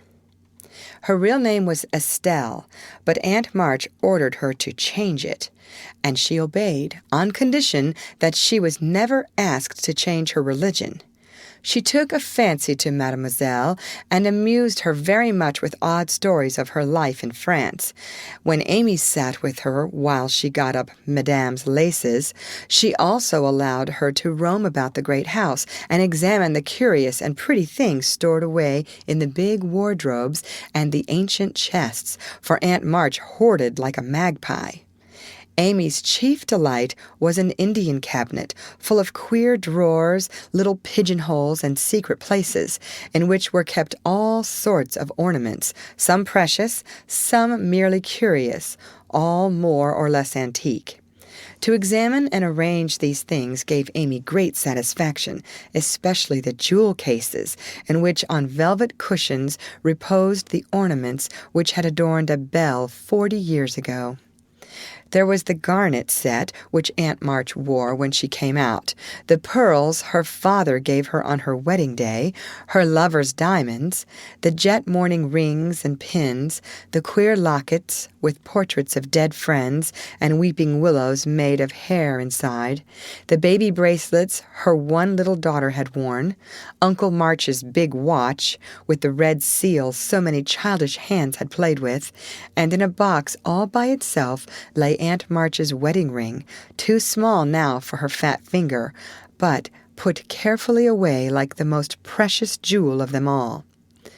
"Which would Mademoiselle choose if she had her will?" asked Esther, who always sat near to watch over and lock up the valuables. "I like the diamonds best, but there is no necklace among them, and I'm fond of necklaces. They are so becoming. I should choose this if I might," replied Amy, looking with great admiration at a string of gold and ebony beads from which hung a heavy cross of the same. "I too covet that, but not as a necklace. Ah, no, to me it is a rosary, and as such I should use it like a good Catholic," said Esther, eyeing the handsome thing wistfully. "Is it meant to use as you used the string of good-smelling wooden beads hanging over your glass?"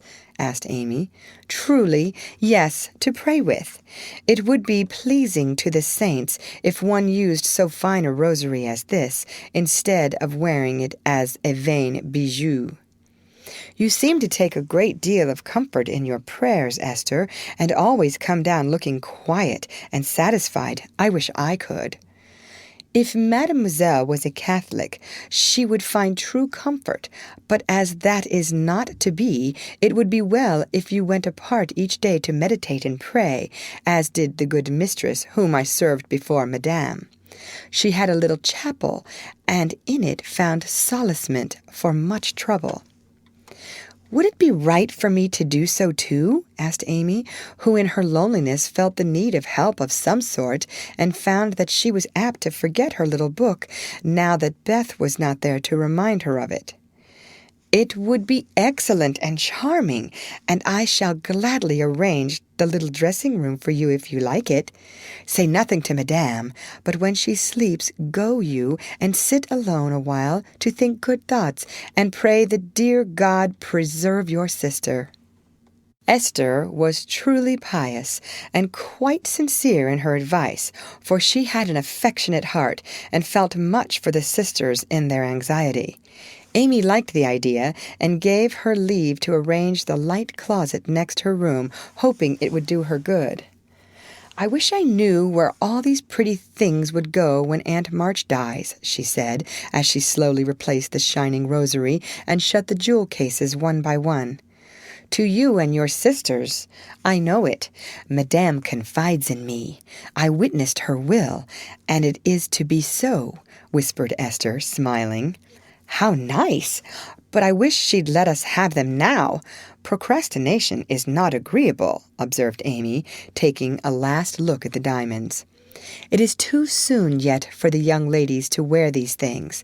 The first one who is affianced will have the pearls. Madame has said it, and I have a fancy that the little turquoise ring will be given to you when you go, for Madame approves your good behavior and charming manners."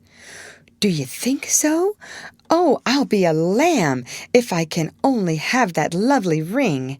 It's ever so much prettier than Kitty Bryant's. I do like Aunt March after all." And Amy tried on the blue ring with a delighted face and a firm resolve to earn it.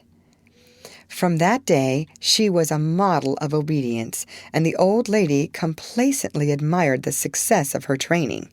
Esther fitted up the closet with a little table, placed a footstool before it, and over it a picture taken from one of the shut-up rooms. She thought it was of no great value, but being appropriate she borrowed it, well knowing that Madame would never know it, nor care if she did. It was, however, a very valuable copy of one of the famous pictures of the world, and Amy's beauty-loving eyes were never tired of looking up at the sweet face of the Divine Mother, while her tender thoughts of her own were busy at her heart. On the table she laid her little Testament and hymn book, kept a vase always full of the best flowers Laurie brought her, and came every day to sit alone thinking good thoughts and praying the dear God to preserve her sister. Esther had given her a rosary of black beads with a silver cross, but Amy hung it up and did not use it, feeling doubtful as to its fitness for Protestant prayers.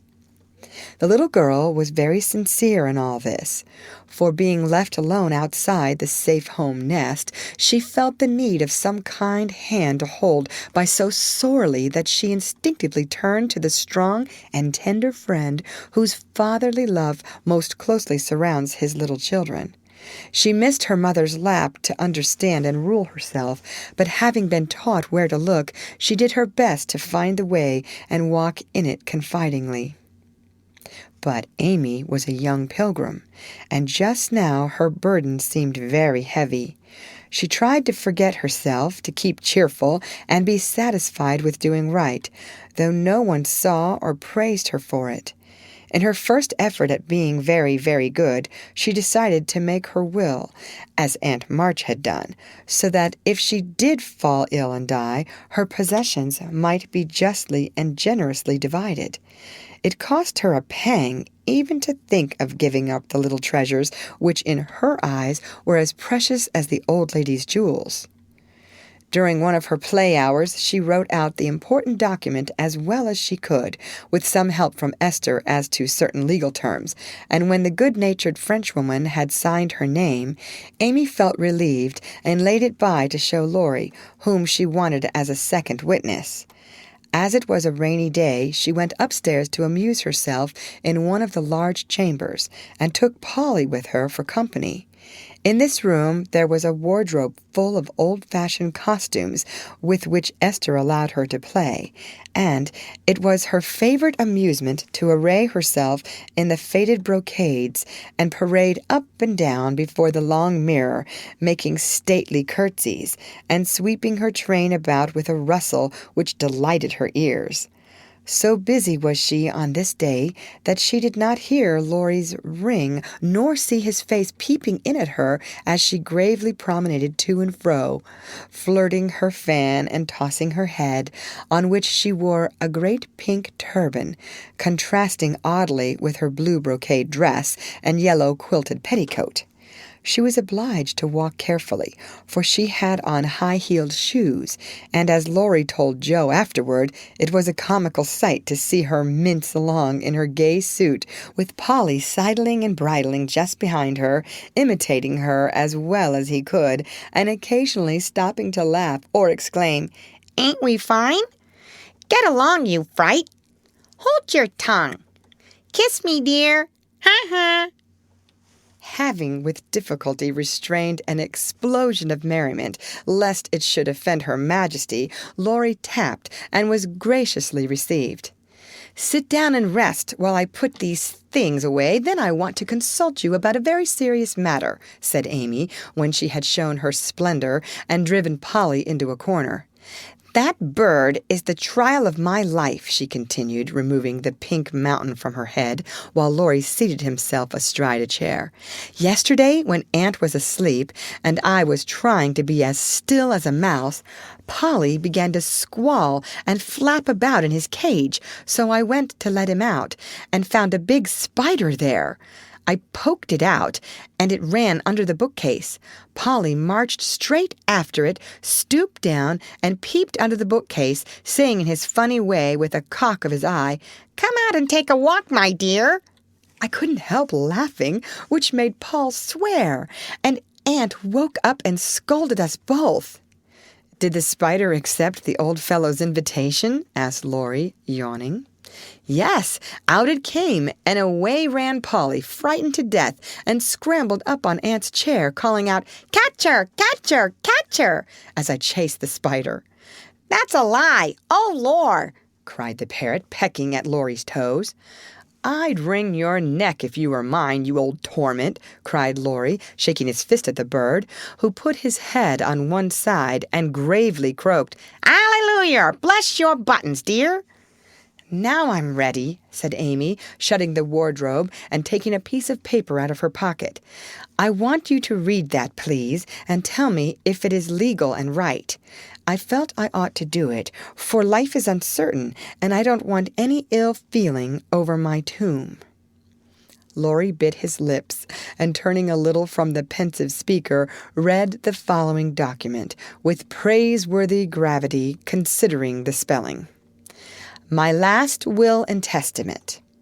I, Amy Curtis March, being in my sane mind, go give and bequeath all my earthly property, videlicet to wit, namely to my father, my best pictures, sketches, maps, and works of art, including frames, also my $100 to do what he likes with.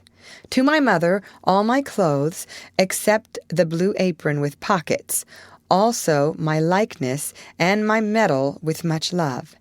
To my dear sister Margaret, I give my turquoise ring, if I get it, also my green box with the doves on it, also my piece of real lace for her neck, and my sketch of her as a memorial of her little girl. To Joe I leave my breastpin, the one mended with sealing wax, also my bronze inkstand, she lost the cover, and my most precious plaster rabbit, because I am sorry I burned up her story. To Beth, if she lives after me, I give my dolls and the little bureau, my fan, my linen collars, and my new slippers, if she can wear them, being thin when she gets well. And I herewith also leave her my regret that I ever made fun of old Joanna. To my friend and neighbor Theodore Lawrence, I bequeath my papier-mâché portfolio, my clay model of a horse, though he did say it hadn't any neck. Also, in return for his great kindness in the hour of affliction, any one of my artistic works he likes. Notre Dame is the best. To our venerable benefactor, Mr. Lawrence, I leave my purple box with a looking-glass in the cover, which will be nice for his pens, and remind him of the departed girl who thanks him for his favors to her family, especially Beth. I wish my favorite playmate, Kitty Bryant, to have the blue silk apron and my gold bead ring with a kiss. To Hannah I give the bandbox she wanted, and all the patchwork I leave, hoping she will remember me when it you see. And now, having disposed of my most valuable property, I hope all will be satisfied and not blame the dead. I forgive everyone, and trust we may all meet when the trump shall sound. Amen. To this will and testament I set my hand and seal on this 20th day of November, Annie Domino, 1861. Amy Curtis March. Witnesses: Estelle Valner, Theodore Lawrence. The last name was written in pencil, and Amy explained that he was to rewrite it in ink and seal it up for her property. What put it into your head? Did anyone tell you about Beth's giving away her things? Asked Laurie soberly, as Amy laid a bit of red tape with sealing wax, a taper, and a standish before him. She explained and then asked anxiously, "What about Beth?" "I'm sorry I spoke, but as I did, I'll tell you. She felt so ill one day that she told Joe she wanted to give her piano to Meg, her cats to you, and the poor old doll to Joe, who would love it for her sake. She was sorry she had so little to give, and left locks of hair to the rest of us, and her best love to Grandpa. She never thought of a will." Laurie was signing and sealing as he spoke, and did not look up till a great tear dropped on the paper.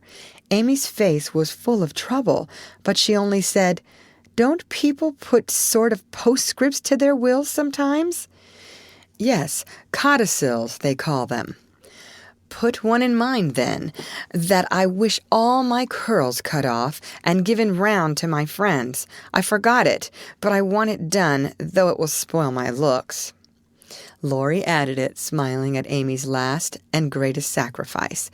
Then he amused her for an hour, and was much interested in all her trials. But when he came to go, Amy held him back to whisper with trembling lips, "Is there really any danger about Beth?"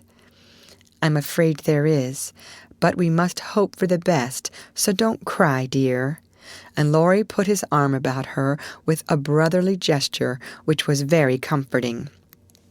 When he had gone, she went to her little chapel, and sitting in the twilight prayed for Beth, with streaming tears and an aching heart, feeling that a million turquoise rings would not console her for the loss of her gentle little sister.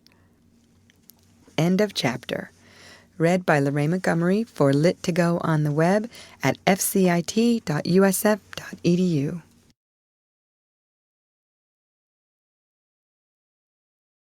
Little Women by Louisa May Alcott.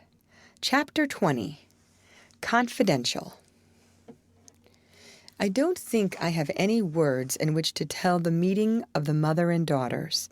Such hours are beautiful to live, but very hard to describe, so I will leave it to the imagination of my readers, merely saying that the house was full of genuine happiness, and that Meg's tender hope was realized, for when Beth woke from that long healing sleep, the first objects on which her eyes fell were the little Rose and Mother's face. Too weak to wonder at anything, she only smiled and nestled close in the loving arms about her, feeling that the hungry longing was satisfied at last. Then she slept again, and the girls waited upon their mother, for she would not unclasp the thin hand which clung to hers even in sleep. Hannah had dished up an astonishing breakfast for the traveler, finding it impossible to vent her excitement in any other way, and Meg and Joe fed their mother like dutiful young storks while they listened to her whispered account of father's state. Mr. Brooks promised to stay and nurse him, the delays which the storm occasioned on the homeward journey, and the unspeakable comfort Laurie's hopeful face had given her when she arrived, worn out with fatigue, anxiety, and cold. What a strange yet pleasant day that was, so brilliant and gay without, for all the world seemed abroad to welcome the first snow, so quiet and reposeful within, for everyone slept, spent with watching, and a Sabbath stillness reigned through the house, while nodding Hannah mounted guard at the door. With the blissful sense of burdens lifted off, Meg and Joe closed their weary eyes and lay at rest like storm-beaten boats safe at anchor in a quiet harbor. Mrs. March would not leave Beth's side, but rested in the big chair, waking often to look at, touch, and brood over her child, like a miser over some recovered treasure. Laurie, meanwhile, posted off to comfort Amy, and told his story so well that Aunt March actually sniffed herself, and never once said, "I told you so." Amy came out so strong on this occasion that I think the good thoughts in the little chapel really began to bear fruit. She dried her tears quickly, restrained her impatience to see her mother, and never even thought of the turquoise ring, when the old lady heartily agreed in Laurie's opinion that she behaved like a capital little woman. Even Polly seemed impressed, for he called her a good girl, blessed her buttons, and begged her to "come and take a walk, dear," in his most affable tone.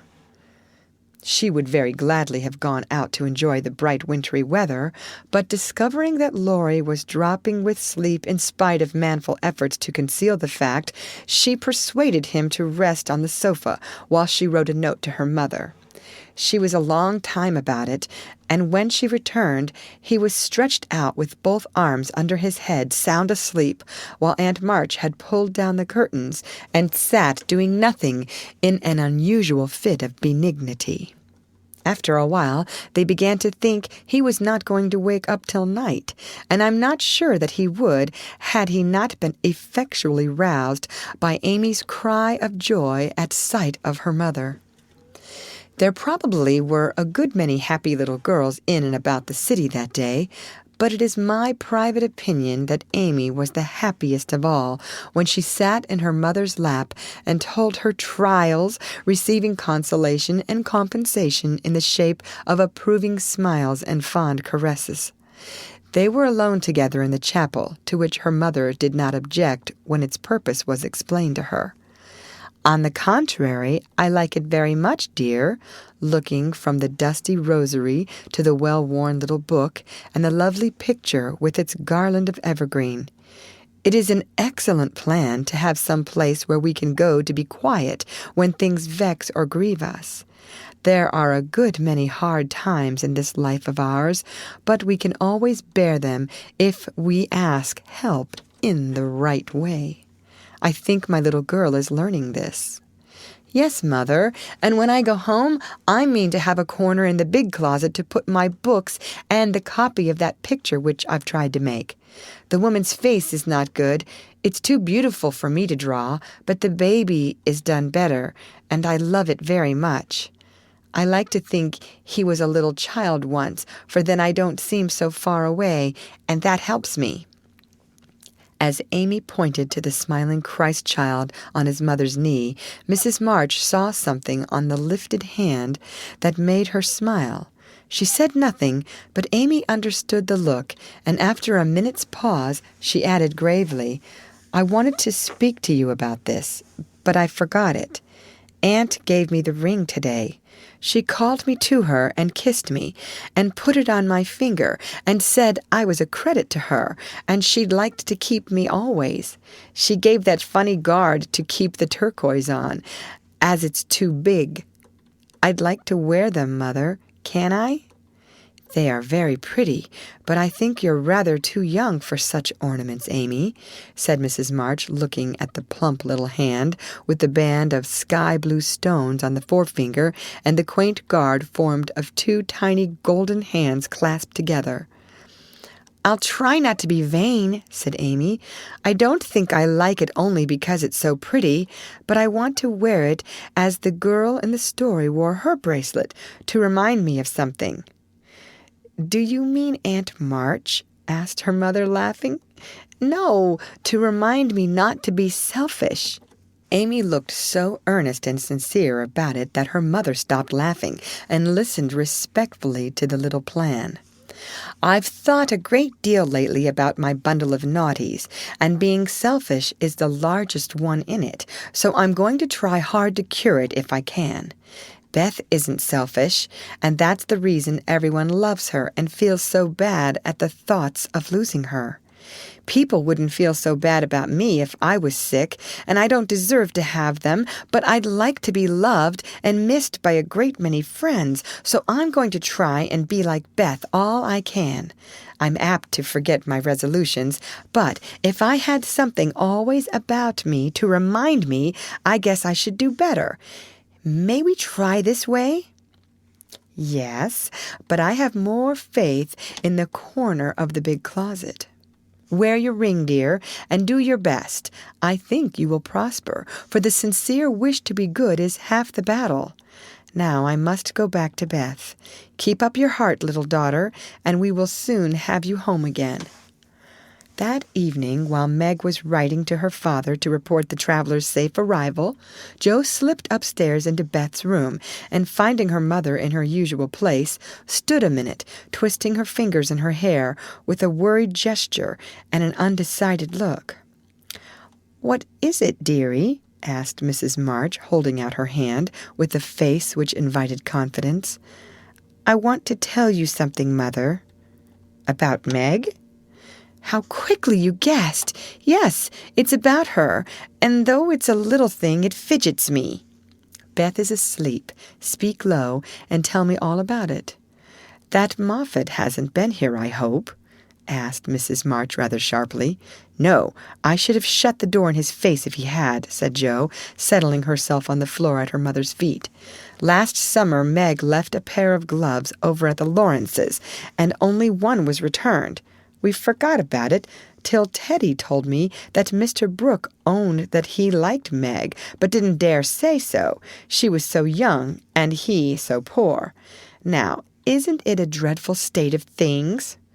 "Do you think Meg cares for him?" asked Mrs. March with an anxious look. "Mercy me! I don't know anything about love and such nonsense," cried Jo, with a funny mixture of interest and contempt. "In novels, the girls show it by starting and blushing, fainting away, growing thin, and acting like fools. Now, Meg does not do anything of the sort. She eats and drinks and sleeps like a sensible creature. She looks straight in my face when I talk about that man, and only blushes a little bit when Teddy jokes about lovers. I forbid him to do it, but he doesn't mind me as he ought."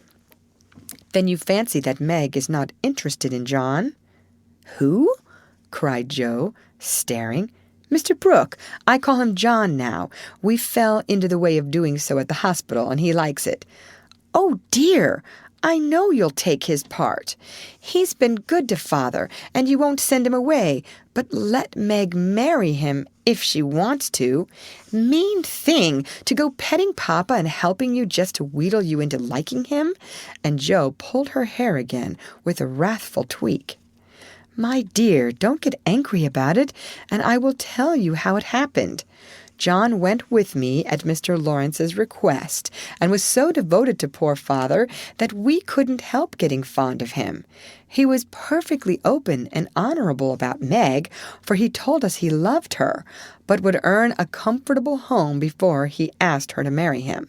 He only wanted our leave to love her and work for her, and the right to make her love him if he could. He is a truly excellent young man, and we could not refuse to listen to him, but I will not consent to Meg's engaging herself so young." "Of course not. It would be idiotic. I knew there was mischief brewing. I felt it, and now it's worse than I imagined. I just wish I could marry Meg myself and keep her safe in the family." This odd arrangement made Mrs. March smile, but she said gravely, "Joe, I confide in you and don't wish you to say anything to Meg yet. When John comes back and I see them together, I can judge better of her feelings toward him. She'll see those handsome eyes that she talks about, and then it will be all up with her. She's got such a soft heart, it will melt like butter in the sun if anyone looks sentimentally at her. She read the short reports he sent more than she did your letters, and pinched me when I spoke of it, and likes brown eyes, and doesn't think John an ugly name, and she'll go and fall in love, and there's an end of peace and fun and cozy times together. I see it all. They'll go lovering around the house, and we shall have to dodge. Meg will be absorbed and no good to me any more. Brooke will scratch up a fortune somehow, carry her off, and make a hole in my family, and I shall break my heart, and everything will be abominably uncomfortable. Oh, dear me! Why weren't we all boys? Then there wouldn't be any bother." Jo leaned her chin on her knees in a disconsolate attitude and shook her fist at the reprehensible John. Mrs. March sighed, and Jo looked up with an air of relief. "You don't like it, Mother? I'm glad of it.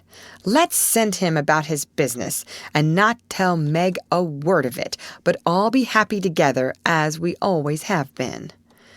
"I did wrong to sigh, Jo. It is natural and right you should all go to homes of your own in time, but I do want to keep my girls as long as I can, and I am sorry that this happened so soon, for Meg is only 17, and it will be some years before John can make a home for her. Your father and I have agreed that she shall not bind herself in any way, nor be married before 20. If she and John love one another, they can wait and test the love by doing so. She is conscientious, and I have no fear of her treating him unkindly. My pretty, tender-hearted girl, I hope things will go happily with her." "Hadn't you rather have her marry a rich man?" asked Jo, as her mother's voice faltered a little over the last words. "Money is a good and useful thing, Jo, and I hope my girls will never feel the need of it too bitterly, nor be tempted by too much. I should like to know that John was firmly established in some good business, which gave him an income large enough to keep free from debt and make Meg comfortable. I'm not ambitious for a splendid fortune, a fashionable position, or a great name for my girls. If rank and money come with love and virtue also, I should accept them gratefully and enjoy your good fortune. But I know by experience how much genuine happiness can be had in a plain little house where the daily bread is earned and some privations give sweetness to the few pleasures. I am content to see Meg begin humbly, for if I am not mistaken, she will be rich in the possession of a good man's heart, and that is better than a fortune." "I understand, Mother, and quite agree, but I'm disappointed about Meg, for I'd planned to have her marry Teddy by and by and sit in the lap of luxury all her days. Wouldn't it be nice?" asked Jo, looking up with a brighter face. "He is younger than she, you know," began Mrs. March, but Jo broke in, "Only a little. He's old for his age and tall, and can be quite grown up in his manners if he likes. Then he's rich and generous and good and loves us all, and I say it's a pity my plan is spoiled. I'm afraid Laurie is hardly grown up enough for Meg, and altogether too much of a weathercock just now for anyone to depend on. Don't make plans, Jo, but let time and their own hearts mate your friends. We can't meddle safely in such matters, and had better not get romantic rubbish, as you call it, into our heads, lest it spoil our friendship."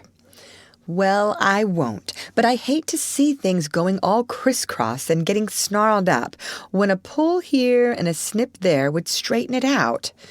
I wish wearing flat iron on our heads would keep us from growing up. But buds will be roses, and kittens cats, more's the pity."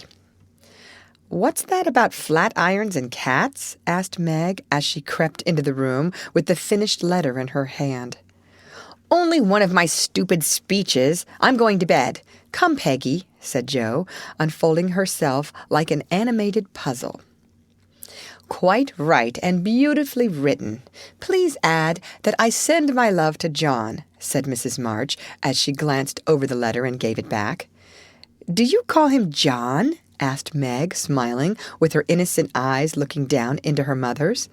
"Yes, he has been like a son to us, and we are very fond of him," replied Mrs. March, returning the look with a keen one. "I'm glad of that. He is so lonely. Good night, Mother dear." "It is so inexpressibly comfortable to have you here," was Meg's answer.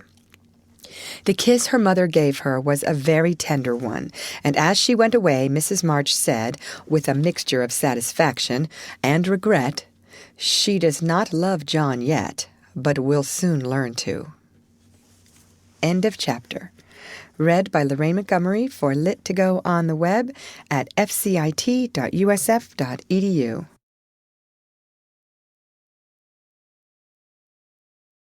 Little Women by Louisa May Alcott.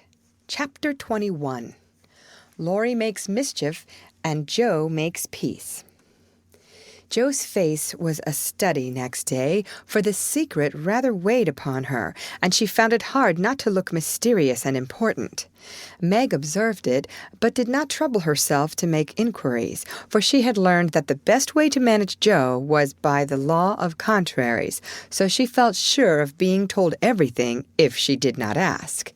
She was rather surprised, therefore, when the silence remained unbroken, and Jo assumed a patronizing air, which decidedly aggravated Meg, who in turn assumed an air of dignified reserve, and devoted herself to her mother. This left Jo to her own devices, for Mrs. March had taken her place as nurse and bade her rest, exercise, and amuse herself after her long confinement. Amy being gone, Laurie was her only refuge, and much as she enjoyed his society, she rather dreaded him just then, for he was an incorrigible tease, and she feared he would coax the secret from her. She was quite right, for the mischief-loving lad no sooner suspected a mystery than he set himself to find it out, and led Jo a trying life of it. He wheedled, bribed, ridiculed, threatened, and scolded, affected indifference that he might surprise the truth from her, declared he knew, then that he didn't care, and at last, by dint of perseverance, he satisfied himself that it concerned Meg and Mr. Brooke. Feeling indignant that he was not taken into his tutor's confidence, he set his wits to work to devise some proper retaliation for the slight. Meg, meanwhile, had apparently forgotten the matter and was absorbed in preparations for her father's return. But all of a sudden a change seemed to come over her, and for a day or two she was quite unlike herself. She started when spoken to, blushed when looked at, was very quiet, and sat over her sewing with a timid, troubled look on her face. To her mother's inquiries she answered that she was quite well, and Jo's she silenced by begging to be let alone. "She feels it in the air, love, I mean, and she's going very fast. She's got most of the symptoms, is twittery and cross, doesn't eat, lies awake, and mopes in corners. I caught her singing that song he gave her, and once she said 'John,' as you do, and then turned as red as a poppy. 'Whatever shall we do?' said Jo, looking ready for any measures, however violent. 'Nothing but wait. Let her alone, be kind and patient, and Father's coming will settle everything,' replied her mother. 'Here's a note to you, Meg, all sealed up.' 'How odd! Teddy never seals mine,' said Jo next day, as she distributed the contents of the little post office. Mrs. March and Jo were deep in their own affairs when a sound from Meg made them look up to see her staring at her note with a frightened face. 'My child, what is it?' cried her mother, running to her, while Jo tried to take the paper, which had done the mischief. It's all a mistake. He didn't send it. Oh, Joe, how could you do it?" And Meg hid her face in her hands, crying as if her heart were quite broken. "Me? I've done nothing. What's she talking about?" cried Joe, bewildered. Meg's mild eyes kindled with anger as she pulled a crumpled note from her pocket and threw it at Joe, saying reproachfully, "You wrote it, and that bad boy helped you. How could you be so rude, so mean, and cruel to us both?"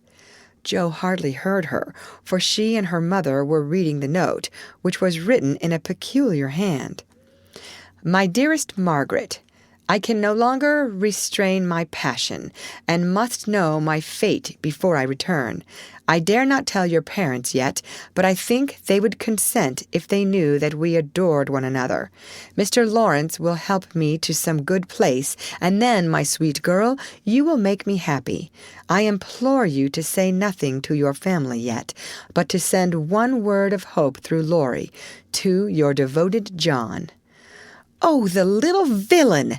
That's the way he meant to pay me for keeping my word to Mother. I'll give him a hearty scolding and bring him over to beg pardon," cried Joe, burning to execute immediate justice. But her mother held her back, saying, with a look she seldom wore, "Stop, Joe. You must clear yourself first. You have played so many pranks that I am afraid you have had a hand in this." "Oh, my word, Mother, I haven't. I never saw that note before, and don't know anything about it, as true as I live," said Joe, so earnestly that they believed her. "If I had taken part in it, I'd have done it better than this, and have written a sensible note. I should think you'd have known Mr. Brooke wouldn't write such stuff as that," she added, scornfully tossing down the paper. "It's like his writing," faltered Meg, comparing it with the note in her hand. "Oh, Meg, you didn't answer it," cried Mrs. March quickly. "Yes, I did," and Meg hid her face again, overcome with shame. "Here's a scrape. Do let me bring that wicked boy over to explain and be lectured. I can't rest till I get hold of him," and Joe made for the door again.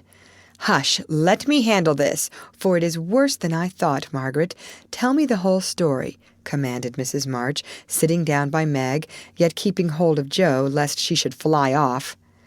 "I received the first letter from Laurie, who didn't look as if he knew anything about it," began Meg, without looking up. "I was worried at first, and meant to tell you. Then I remembered how you liked Mr. Brooke, so I thought you wouldn't mind if I kept my little secret for a few days. I'm so silly that I liked to think no one knew, and while I was deciding what to say, I felt like the girls in books, who have such things to do. Forgive me, Mother. I've paid for my silliness now. I never can look him in the face again." "What did you say to him?" asked Mrs. March. "I only said I was too young to do anything about it yet, that I didn't wish to have secrets from you, and he must speak to Father. I was very grateful for his kindness, and would be his friend, but nothing more for a long while." Mrs. March smiled as if well pleased, and Joe clapped her hands, exclaiming with a laugh, "You are almost equal to Caroline Percy, who was a pattern of prudence. Tell on, Meg. What did he say to that?" "He writes in a different way entirely, telling me that he never sent any love letter at all, and is very sorry that my roguish sister Jo should take liberties with our names. It's very kind and respectful, but think how dreadful for me." Meg leaned against her mother, looking the image of despair, and Jo tramped about the room, calling Laurie names. All of a sudden she stopped, caught up the two notes, and after looking at them closely, said decidedly, "I don't believe Brooke ever saw either of these letters. Teddy wrote both, and keeps yours to crow over me because I wouldn't tell him my secret." "Don't have any secrets, Joe. Tell it to Mother and keep out of trouble, as I should have done," said Meg warningly. "Bless you, child. Mother told me." "That will do, Joe. I'll comfort Meg while you go and get Laurie. I shall sift the matter to the bottom and put a stop to such pranks at once." Away ran Joe, and Mrs. March gently told Meg Mr. Brooks' real feelings. "Now, dear, what are your own? Do you love him enough to wait till he can make a home for you, or will you keep yourself quite free for the present?" "I've been so scared and worried. I don't want to have anything to do with lovers for a long while, perhaps never," answered Meg petulantly. "If John doesn't know anything about this nonsense, don't tell him, and make Joe and Laurie hold their tongues. I won't be deceived and plagued and made a fool of. It's a shame."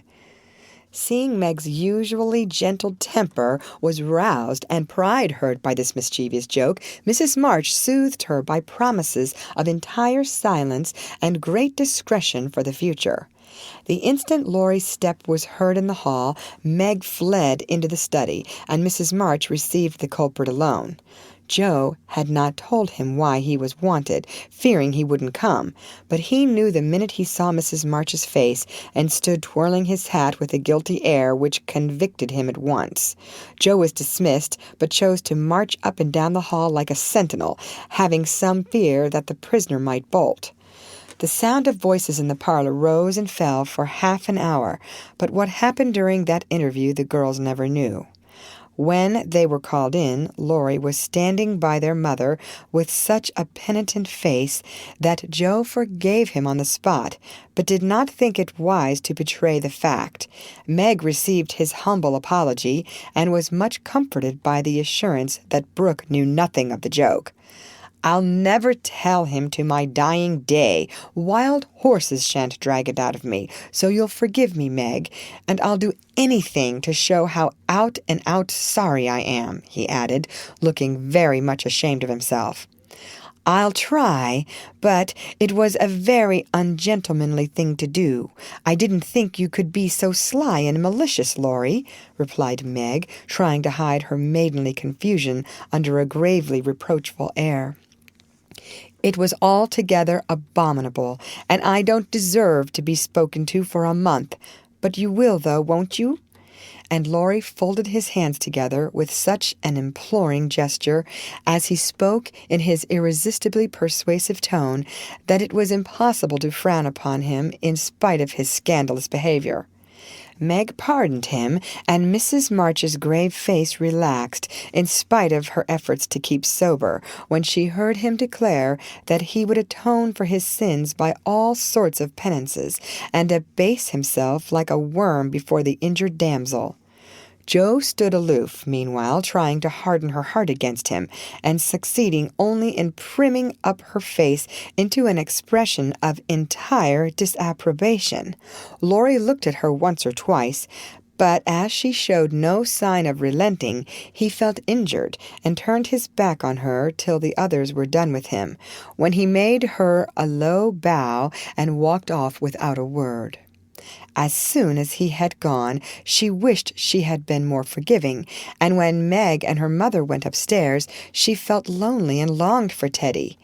After resisting for some time, she yielded to the impulse, and armed with a book to return, went over to the big house. "Is Mr. Lawrence in?" asked Joe of a housemaid who was coming downstairs. "Yes, miss, but I don't believe he's seeable just yet." "Why not? Is he ill?" "La, no, miss, but he's had a scene with Mr. Laurie, who is in one of his tantrums about something which vexes the old gentleman, so I dursn't go nigh him." "Where is Laurie?" "Shut up in his room, and he won't answer, though I've been a-tapping. I don't know what's to become of the dinner, for it's ready and there's no one to eat it." "I'll go and see what the matter is. I'm not afraid of either of them." Up went Joe and knocked smartly on the door of Laurie's little study. "Stop that, or I'll open the door and make you," called out the young gentleman in a threatening tone. Joe immediately knocked again. The door flew open, and in she bounced before Laurie could recover from his surprise. Seeing that he really was out of temper, Joe, who knew how to manage him, assumed a contrite expression, and going artistically down upon her knees, said meekly, "Please forgive me for being so cross. I came to make it up, and can't go away till I have." "It's all right. Get up, and don't be a goose, Joe," was the cavalier reply to her petition. "Thank you, I will. Could I ask what's the matter? You don't look exactly easy in your mind." "I've been shaken, and I won't bear it," growled Laurie indignantly. "Who did it?" demanded Joe. "Grandfather. If it had been anyone else, I'd have—" And the injured youth finished his sentence by an energetic gesture of the right arm. "That's nothing. I often shake you, and you don't mind," said Joe soothingly.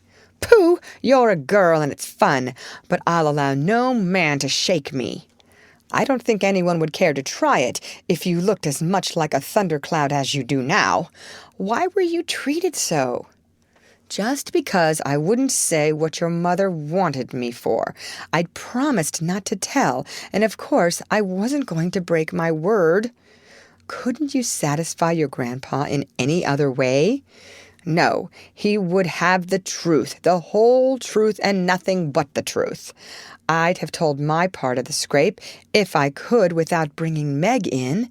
As I couldn't, I held my tongue and bore the scolding till the old gentleman collared me. Then I bolted for fear I should forget myself. It wasn't nice, but he's sorry, I know, so go down and make up. I'll help you." "Hanged if I do! I'm not going to be lectured and pummeled by everyone just for a bit of a frolic. I was sorry about Meg and begged pardon like a man, but I won't do it again when I wasn't in the wrong." "He didn't know that." "He ought to trust me and not act as if I was a baby. It's no use, Joe. He's got to learn that I'm able to take care of myself and don't need anyone's apron string to hold on by." "What pepper pots you are," sighed Joe. "How do you mean to settle this affair?" "Well, he ought to beg pardon and believe me when I say I can't tell him what the fuss is about." "Bless you, he won't do that." "I won't go down till he does." "Now, Teddy, be sensible. Let it pass, and I'll explain what I can. You can't stay here, so what's the use of being melodramatic?" "I don't intend to stay here long, anyway. I'll slip off and take a journey somewhere, and when Grandpa misses me, he'll come round fast enough." "I dare say, but you ought not to go and worry him." "Don't preach. I'll go to Washington and see Brooke. It's gay there, and I'll enjoy myself after the troubles." "What fun you'd have! I wish I could run off too," said Joe, forgetting her part of mentor in lively visions of martial life at the Capitol. "Come on, then. Why not? You go and surprise your father, and I'll stir up old Brooke. It would be a glorious joke. Let's do it, Joe. We'll leave a letter saying we are all right and trot off at once. I've got money enough. It will do you good, and no harm, as you go to your father." For a moment Joe looked as if she would agree, for wild as the plan was, it just suited her. She was tired of care and confinement, longed for change, and thoughts of her father blended temptingly with the novel charms of camps and hospitals, liberty and fun.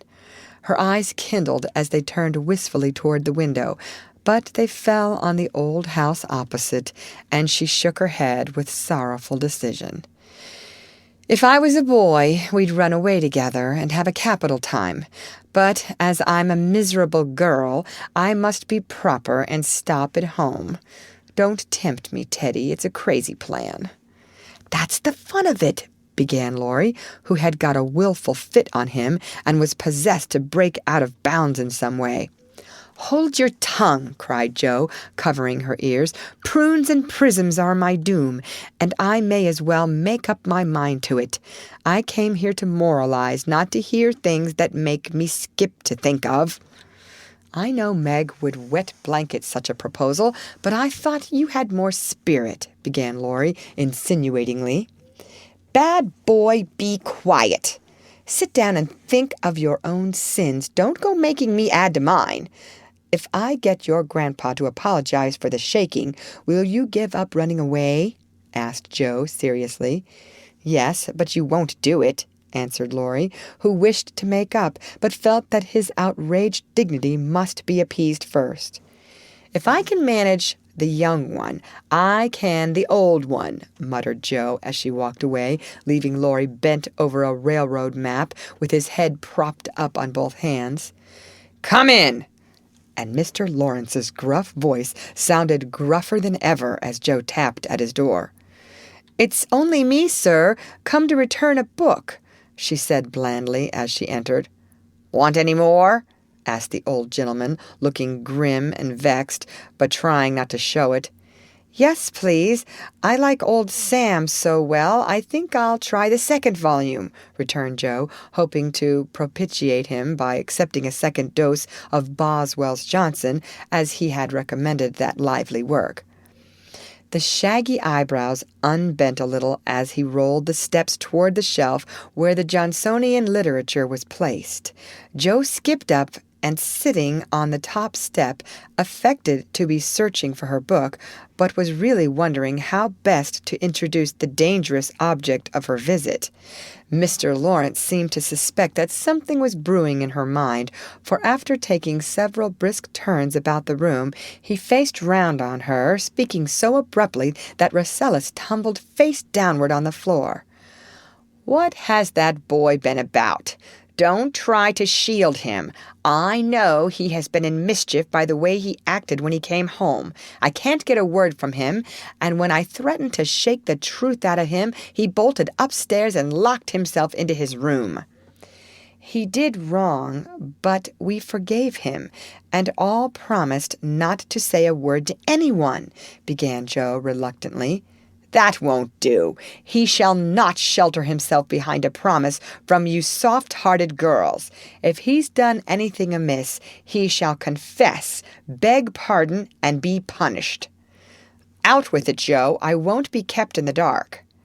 Mr. Lawrence looked so alarming and spoke so sharply that Joe would have gladly run away, if she could, but she was perched aloft on the steps, and he stood at the foot, a lion in the path, so she had to stay and brave it out. "Indeed, sir, I cannot tell. Mother forbade it. Laurie has confessed, asked pardon, and been punished quite enough. We don't keep silence to shield him, but someone else, and it will make more trouble if you interfere. Please don't. It was partly my fault, but it's all right now, so let's forget it and talk about the Rambler or something pleasant." "Hang the Rambler! Come down and give me your word that this harum-scarum boy of mine hasn't done anything ungrateful or impertinent. If he has, after all your kindness to him, I'll thrash him with my own hands." The threat sounded awful, but did not alarm Joe, for she knew the irascible old gentleman would never lift a finger against his grandson, whatever he might say to the contrary. She obediently descended and made as light of the prank as she could without betraying Meg or forgetting the truth. "Ha! Well, if the boy held his tongue because he promised, and not from obstinacy, I'll forgive him. He's a stubborn fellow and hard to manage," said Mr. Lawrence, rubbing up his hair till it looked as if he had been out in a gale, and smoothing the frown from his brow with an air of relief. "So am I, but a kind word will govern me when all the king's horses and all the king's men couldn't," said Joe, trying to say a kind word for her friend, who seemed to get out of one scrape only to fall into another. "You think I'm not kind to him, hey?" was the sharp answer. "Oh, dear, no, sir. You are rather too kind sometimes, and then just a trifle hasty when he tries your patience. Don't you think you are?" Joe was determined to have it out now, and tried to look quite placid, though she quaked a little after her bold speech. To her great relief and surprise, the old gentleman only threw his spectacles onto the table with a rattle and exclaimed frankly, "You're right, girl, I am. I love the boy, but he tries my patience past bearing, and I know how it will end if we go on so." "I'll tell you he'll run away." Joe was sorry for that speech the minute it was made. She meant to warn him that Laurie would not bear much restraint, and hoped he would be more forbearing with the lad. Mr. Lawrence's ruddy face changed suddenly, and he sat down, with a troubled glance at the picture of a handsome man which hung over his table. It was Laurie's father, who had run away in his youth and married against the imperious old man's will. Joe fancied he remembered and regretted the past, and she wished she had held her tongue. "He won't do it unless he is very much worried, and only threatens it sometimes when he gets tired of studying. I often think I should like to, especially since my hair was cut. So if you ever miss us, you may advertise for 2 boys and look among the ships bound for India." She laughed as she spoke, and Mr. Lawrence looked relieved, evidently taking the whole as a joke. "You hussy, how dare you talk in that way? Where's your respect for me and your proper bringing up? Bless the boys and girls! What torments they are, yet we can't do without them," he said, pinching her cheeks good-humoredly. "Go and bring that boy down to his dinner. Tell him it's all right, and advise him not to put on tragedy airs with his grandfather. I won't bear it." "He won't come, sir. He feels badly because you didn't believe him when he said he couldn't tell. I think the shaking hurt his feelings very much." Joe tried to look pathetic, but must have failed, for Mr. Lawrence began to laugh, and she knew the day was won. "I'm sorry for that, and ought to thank him for not shaking me, I suppose. What the dickens does the fellow expect?" And the old gentleman looked a trifle ashamed of his own testiness. "If I were you, I'd write him an apology, sir. He says he won't come down till he has one, and talks about Washington, and goes on in an absurd way. A formal apology will make him see how foolish he is, and bring him down quite amiable. Try it. He likes fun, and this way is better than talking. I'll carry it up and teach him his duty." Mr. Lawrence gave her a sharp look, and put on his spectacles, saying slowly, "You're a sly puss, but I don't mind being managed by you and Beth. Here, give me a bit of paper, and let us have done with this nonsense." The note was written in the terms which one gentleman would use to another after offering some deep insult. Joe dropped a kiss on the top of Mr. Lawrence's bald head and ran up to slip the apology under Laurie's door, advising him through the keyhole to be submissive, decorous, and a few other agreeable impossibilities. Finding the door locked again, she left the note to do its work, and was going quietly away when the young gentleman slid down the banisters and waited for her at the bottom, saying with his most virtuous expression of countenance, "What a good fellow you are, Joe! Did you get blown up?" he added, laughing. "No, he was pretty mild on the whole." "Ah, I got it all round. Even you cast me off over there, and I felt just ready to go to the deuce," he began apologetically. "Don't talk that way. Turn over a new leaf and begin again, Teddy, my son." "I keep turning over new leaves and spoiling them, as I used to spoil my copybooks, and I make so many beginnings there never will be an end," he said dolefully. "Go and eat your dinner. You'll feel better after it. Men always croak when they are hungry," and Joe whisked out at the front door after that. "That's a label on my sect," answered Laurie, quoting Amy, as he went to partake of humble pie, dutifully with his grandfather, who was quite saintly in temper and overwhelmingly respectful in manner all the rest of the day. Everyone thought the matter ended, and the little cloud blown over. But the mischief was done, for though others forgot it, Meg remembered. She never alluded to a certain person, but she thought of him a good deal, dreamed dreams more than ever, and once Joe, rummaging her sister's desk for stamps, found a bit of paper scribbled over with the words "Mrs. John Brooke," whereat she groaned tragically and cast it into the fire, feeling that Laurie's prank had hastened the evil day for her.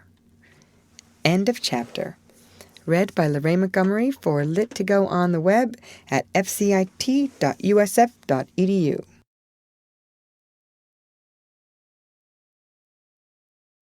Little Women by Louisa May Alcott. Chapter 22. Pleasant Meadows. Like sunshine after a storm were the peaceful weeks which followed. The invalids improved rapidly, and Mr. March began to talk of returning early in the new year. Beth was soon able to lie on the study sofa all day, amusing herself with the well-beloved cats at first, and in time with doll sewing, which had fallen sadly behindhand. Her once active limbs were so stiff and feeble that Joe took her for a daily airing about the house in her strong arms. Meg cheerfully blackened and burned her white hands cooking delicate messes for the dear, while Amy, a loyal slave of the ring, celebrated her return by giving away as many of her treasures as she could prevail on her sisters to accept. As Christmas approached, the usual mysteries began to haunt the house, and Joe frequently convulsed the family by proposing utterly impossible or magnificently absurd ceremonies in honor of this unusually merry Christmas. Laurie was equally impracticable and would have had bonfires, skyrockets, and triumphal arches if he had had his own way. After many skirmishes and snubbings, the ambitious pair were considered effectually quenched and went about with forlorn faces, which were rather belied by explosions of laughter when the two got together. Several days of unusually mild weather fitly ushered in a splendid Christmas day. Hannah felt in her bones that it was going to be an unusually fine day, and she proved herself a true prophetess, for everybody and everything seemed bound to produce a grand success. To begin with, Mr. March wrote that he should soon be with them. Then Beth felt uncommonly well that morning, and being dressed in her mother's gift, a soft crimson merino wrapper, was borne in high triumph to the window to behold the offering of Joe and Laurie. The unquenchables had done their best to be worthy of the name, for, like elves, they had worked by night and conjured up a comical surprise. Out in the garden stood a stately snow maiden, crowned with holly, bearing a basket of fruit and flowers in one hand, a great roll of music in the other, a perfect rainbow of an Afghan round her chilly shoulders, and a Christmas carol issuing from her lips on a pink paper streamer. The Jungfrau to Beth. God bless you, dear Queen Bess. May nothing you dismay, but health and peace and happiness be yours this Christmas day. Here's fruit to feed our busy bee, and flowers to her nose. Here's music for her peony, and Afghan for her toes. A portrait of Joanna C. by Raphael No. 2, who labored with great industry to make it fair and true. Except a ribbon red, I beg, for Madame Purr's tail, and ice cream made by lovely Peg, a Mont Blanc in a pail. Their dearest love my makers laid within my breast of snow. Accept it, and the Alpine maid, from Laurie and from Joe. How Beth laughed when she saw it, how Laurie ran up and down to bring in the gifts, and what ridiculous speeches Joe made as she presented them. I'm so full of happiness that if Father was only here, I couldn't hold one drop more, said Beth, quite sighing with contentment as Joe carried her off to the study to rest after the excitement and to refresh herself with some of the delicious grapes the Jungfrau had sent her. So am I, added Joe, slapping the pocket wherein reposed the long-desired Undine and Sintram. I'm sure I am, echoed Amy, poring over the engraved copy of the Madonna and Child, which her mother had given her in a pretty frame. Of course I am, cried Meg, smoothing the silvery folds of her first silk dress, for Mr. Lawrence had insisted on giving it. How can I be otherwise, said Mrs. March gratefully, as her eyes went from her husband's letter to Beth's smiling face, and her hand caressed the brooch made of gray and golden chestnut and dark brown hair, which the girls had just fastened on her breast. Now and then in this workaday world, things do happen in the delightful storybook fashion, and what a comfort it is. Half an hour after everyone had said they were so happy they could only hold one drop more, the drop came. Laurie opened the parlor door and popped his head in very quietly. He might just as well have turned a somersault and uttered an Indian war whoop, for his face was so full of suppressed excitement and his voice so treacherously joyful that everyone jumped up, though he only said in a queer, breathless voice, "Here's another Christmas present for the March family." Before the words were well out of his mouth, he had whisked away somehow, and in his place appeared a tall man, muffled up to the eyes, leaning on the arm of another tall man who tried to say something and couldn't.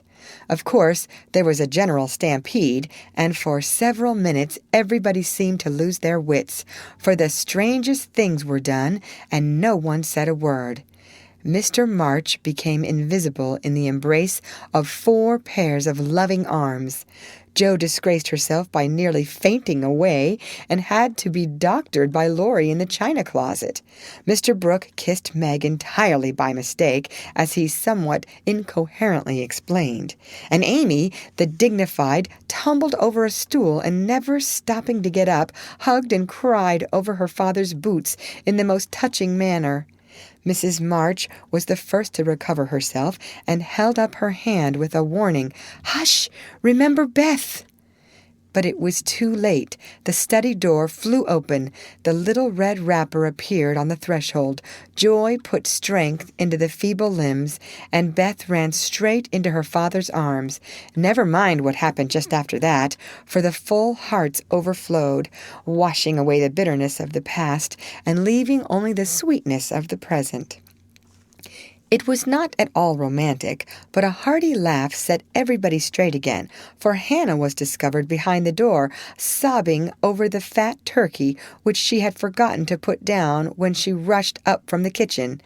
As the laugh subsided, Mrs. March began to thank Mr. Brooke for his faithful care of her husband, at which Mr. Brooke suddenly remembered that Mr. March needed rest, and seizing Laurie, he precipitately retired. Then the 2 invalids were ordered to repose, which they did, by both sitting in one big chair and talking hard.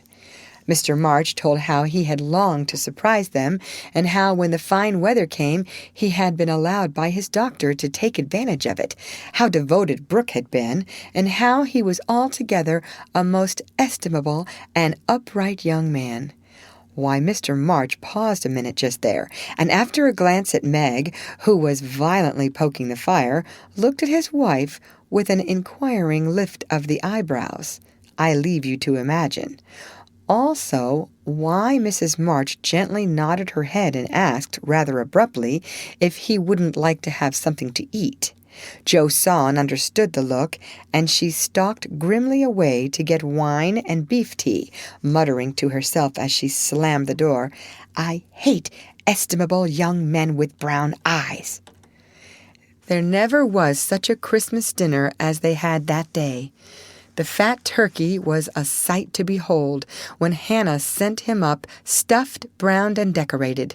So was the plum pudding, which melted in one's mouth, likewise the jellies, in which Amy revelled like a fly in a honey-pot. Everything turned out well, which was a mercy, Hannah said. "For my mind was that flustered, Mum, that it's a miracle I didn't roast the pudding and stuff the turkey with raisins, let alone biling of it in a cloth." Mr. Lawrence and his grandson dined with them, also Mr. Brooke, at whom Jo glowered darkly, to Laurie's infinite amusement. 2 easy chairs stood side by side at the head of the table, in which sat Beth and her father, feasting modestly on chicken and a little fruit. They drank healths, told stories, sang songs, reminisced, as the old folks say, and had a thoroughly good time. A sleigh ride had been planned, but the girls would not leave their father, so the guests departed early, and as twilight gathered, the happy family sat together round the fire. "Just a year ago we were groaning over the dismal Christmas we expected to have. Do you remember?" asked Jo, breaking a short pause, which had followed a long conversation about many things. "Rather a pleasant year on the whole," said Meg, smiling at the fire and congratulating herself on having treated Mr. Brooke with dignity. "I think it's been a pretty hard one," observed Amy, watching the light shine on her ring with thoughtful eyes. "I'm glad it's over, because we've got you back," whispered Beth, who sat on her father's knee. "Rather a rough road for you to travel, my little pilgrims, especially the latter part of it. But you have got on bravely, and I think the burdens are in a fair way to tumble off very soon," said Mr. March, looking with fatherly satisfaction at the 4 young faces gathered round him. "How do you know? Did Mother tell you?" asked Joe. "Not much. Straws show which way the wind blows, and I've made several discoveries today." "Oh, tell us what they are," cried Meg, who sat beside him. "Here is one." And taking up the hand which lay on the arm of his chair, he pointed to the roughened forefinger, a burn on the back, and 2 or 3 little hard spots on the palm. "I remember a time when this hand was white and smooth, and your first care was to keep it so. It was very pretty then, but to me it is much prettier now, for in this seeming blemishes I read a little history. A burnt offering has been made to vanity. This hardened palm has earned something better than blisters, and I'm sure the sewing done by these pricked fingers will last a long time. So much good will went into the stitches. Meg, my dear, I value the womanly skill which keeps home happy more than white hands or fashionable accomplishments. I'm proud to shake this good, industrious little hand, and hope I shall not soon be asked to give it away." If Meg had wanted a reward for hours of patient labor, she received it in the hearty pressure of her father's hand and the approving smile he gave her. "What about Joe? Please say something nice, for she has tried so hard and been so very, very good to me," said Beth in her father's ear. He laughed and looked across at the tall girl who sat opposite with an unusually mild expression in her face. "In spite of the curly crop, I don't see the son, Joe, whom I left a year ago," said Mr. March. "I see a young lady who pins her collar straight, laces her boots neatly, and neither whistles, talks slang, nor lies on the rug as she used to do. Her face is rather thin and pale just now, with watching and anxiety, but I like to look at it, for it has grown gentler, and her voice is lower. She doesn't bounce, but moves quietly and takes care of a certain little person in a motherly way which delights me. I rather miss my wild girl, but if I get a strong, helpful, tender-hearted woman in her place, I shall feel quite satisfied. I don't know whether the shearing sobered our black sheep, but I do know that in all Washington I couldn't find anything beautiful enough to be bought with the $25 my good girl sent me." Joe's keen eyes were rather dim for a minute, and her thin face grew rosy in the firelight as she received her father's praise, feeling that she did deserve a portion of it. "Now, Beth," said Amy, longing for her turn, but ready to wait. "There's so little of her, I'm afraid to say much, for fear she will slip away altogether, though she is not so shy as she used to be," began their father cheerfully. But recollecting how nearly he had lost her, he held her close, saying tenderly with her cheek against his own, "I've got you safe, my Beth, and I'll keep you so, please God." After a minute's silence, he looked down at Amy, who sat on the cricket at his feet, and said, with a caress of the shining hair, "I observed that Amy took drumsticks at dinner, ran errands for her mother all the afternoon, gave Meg her place tonight, and has waited on every one with patience and good humor. I also observe that she does not fret much nor look in the glass, and has not even mentioned a very pretty ring which she wears, so I conclude that she has learned to think of other people more and of herself less, and has decided to try and mold her character as carefully as she molds her little clay figures. I am glad of this, for though I should be very proud of a graceful statue made by her, I shall be infinitely prouder of a lovable daughter with a talent for making life beautiful to herself and others." "What are you thinking of, Beth?" asked Joe, when Amy had thanked her father and told her about her ring. "I read in Pilgrim's Progress today how after many troubles, Christian and Hopeful came to a pleasant green meadow where lilies bloomed all year round, and there they rested happily, as we do now, before they went on to their journey's end," answered Beth, adding as she slipped out of her father's arms and went to the instrument, "It's singing time now, and I want to be in my old place. I'll try to sing the song of the shepherd boy, which the pilgrims heard. I made the music for Father because he likes the verses." So sitting at the dear little piano, Beth softly touched the keys, and in the sweet voice they had never thought to hear again, sang to her own accompaniment the quaint hymn, which was a singularly fitting song for her. "He that is down need fear no fall, he that is low no pride, he that is humble ever shall have God to be his guide. I am content with what I have, little be it or much, and Lord, contentment still I crave, because thou savest such. Fullness to them a burden is that go on pilgrimage. Here little and hereafter bliss is best from age to age." End of chapter.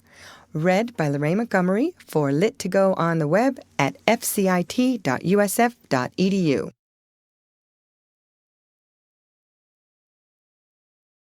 Little Women by Louisa May Alcott. Chapter 23. Aunt March Settles the Question. Like bees swarming after their queen, mother and daughters hovered about Mr. March the next day, neglecting everything to look at, wait upon, and listen to the new invalid, who was in a fair way to be killed by kindness. As he sat propped up in a big chair by Beth's sofa, with the other three close by, and Hannah popping in her head now and then to peek at the dear man, nothing seemed needed to complete their happiness. But something was needed, and the elder ones felt it, though none confessed the fact. Mr. and Mrs. March looked at one another with an anxious expression as their eyes followed Meg. Joe had sudden fits of sobriety and was seen to shake her fist at Mr. Brooks' umbrella, which had been left in the hall. Meg was absent-minded, shy, and silent, started when the bell rang, and colored when John's name was mentioned. Amy said everyone seemed waiting for something and couldn't settle down, which was queer since Father was safe at home, and Beth innocently wondered why their neighbors didn't run over as usual. Laurie went by in the afternoon, and seeing Meg at the window, seemed suddenly possessed with a melodramatic fit, for he fell down on one knee in the snow, beat his breast, tore his hair, and clasped his hands imploringly, as if begging some boon. And when Meg told him to behave himself and go away, he wrung imaginary tears out of his handkerchief, and staggered round the corner as if in utter despair. "What does the goose mean?" said Meg, laughing and trying to look unconscious. "He's showing you how your John will go on by and by. Touching, isn't it?" answered Joe scornfully. "Don't say my John. It isn't proper or true." But Meg's voice lingered over the words as if they sounded pleasant to her. "Please don't plague me, Joe. I've told you I don't care much about him, and there isn't to be anything said, but we are all to be friendly and go on as before." "We can't, for something has been said, and Laurie's mischief has spoiled you for me. I see it, and so does Mother. You are not like your old self a bit, and seem ever so far away from me." I don't mean to plague you, and will bear it like a man, but I do wish it was all settled. I hate to wait, so if you mean ever to do it, make haste and have it over quickly," said Joe pettishly. "I can't say anything till he speaks, and he won't, because Father said I was too young," began Meg, bending over her work with a queer little smile, which suggested that she did not quite agree with her father on that point.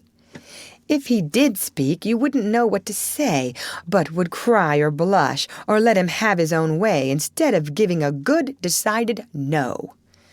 I'm not so silly and weak as you think. I know just what I should say, for I've planned it all, so I needn't be taken unawares. There's no knowing what may happen, and I wish to be prepared." Joe couldn't help smiling at the important air which Meg had unconsciously assumed, and which was as becoming as the pretty color varying in her cheeks. "Would you mind telling me what you'd say?" asked Joe more respectfully. "Not at all. You are 16 now, quite old enough to be my confidant, and my experience will be useful to you by and by, perhaps, in your own affairs of this sort." "Don't mean to have any. It's fun to watch other people philander, but I should feel like a fool doing it myself," said Joe, looking alarmed at the thought. "I think not, if you liked anyone very much, and he liked you." Meg spoke as if to herself, and glanced out at the lane where she had often seen lovers walking together in the summer twilight. "I thought you were going to tell your speech to that man," said Joe, rudely shortening her sister's little reverie. "Oh, I should merely say, quite calmly and decidedly, 'Thank you, Mr. Brooke, you are very kind, but I agree with Father that I am too young to enter into any engagement at present, so please say no more, but let us be friends as we were.'" "That's stiff and cool enough.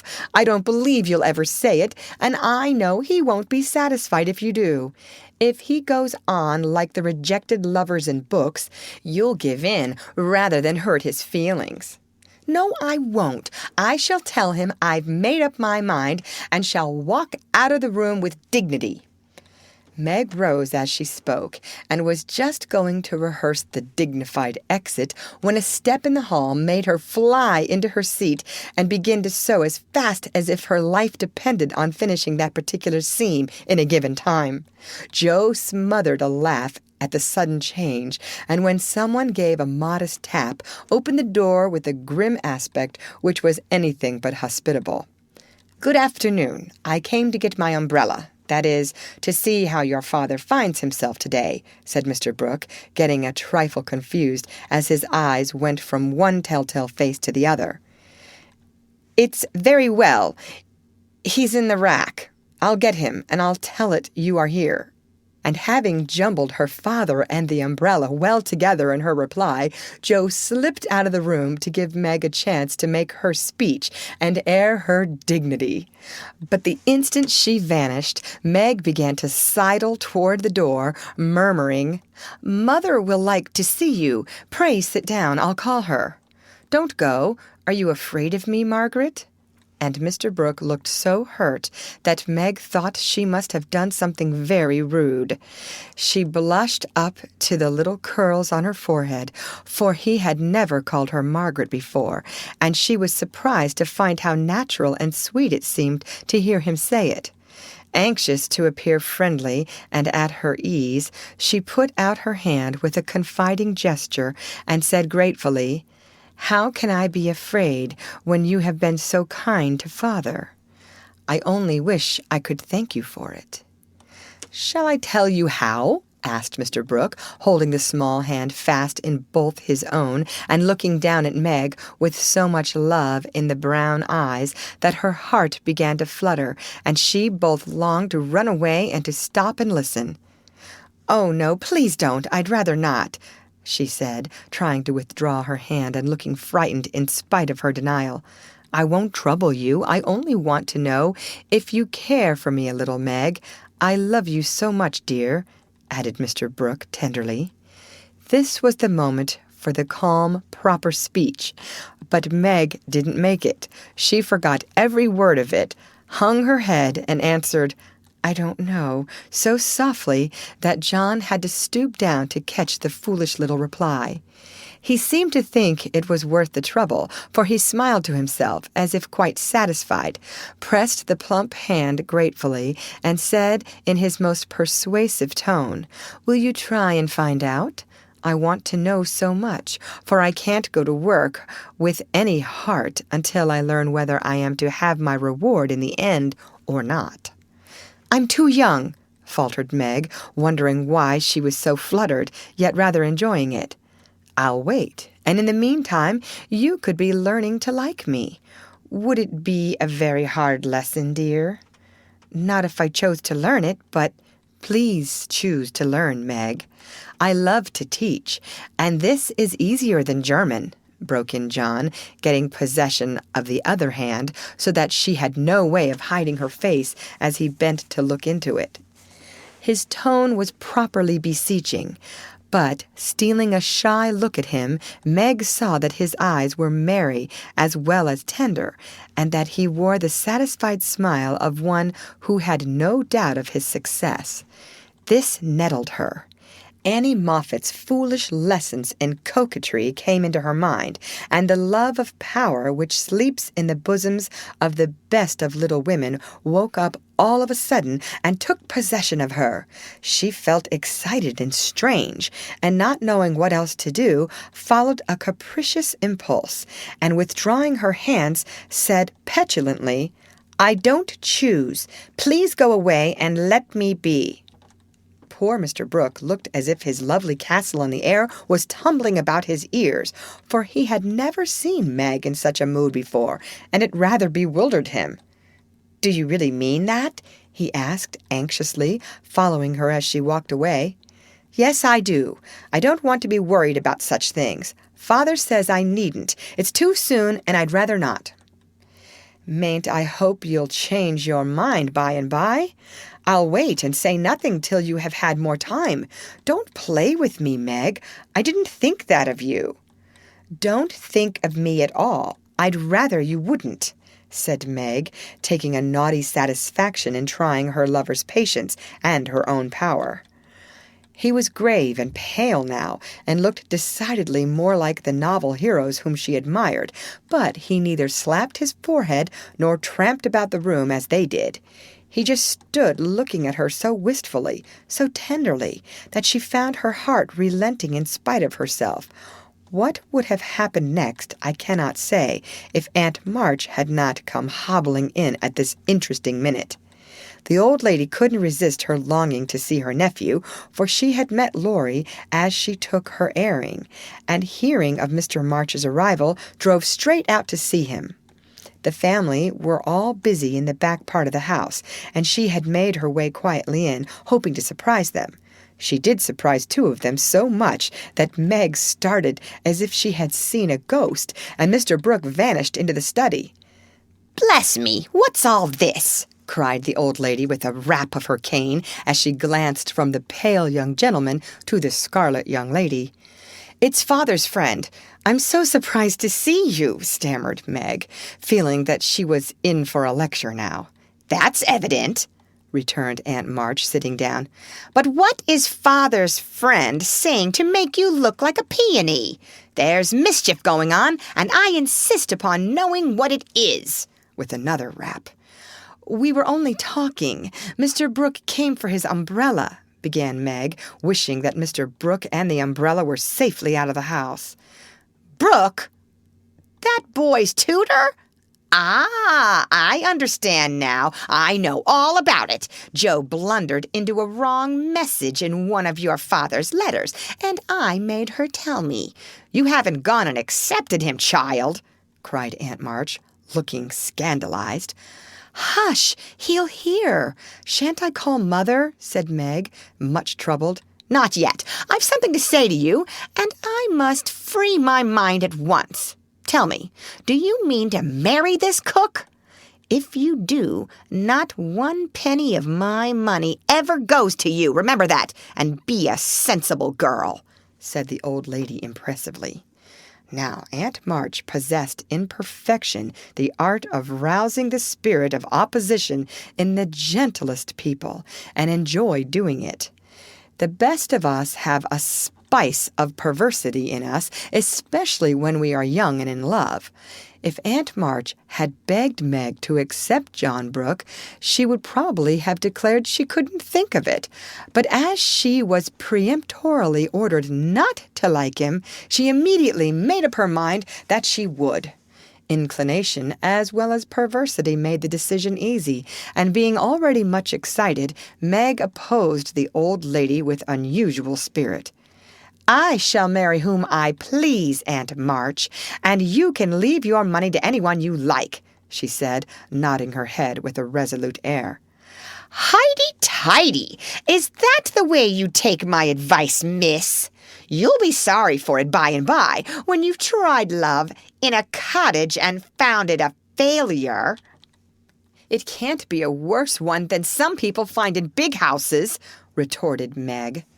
Aunt March put on her glasses and took a look at the girl, for she did not know her in this new mood.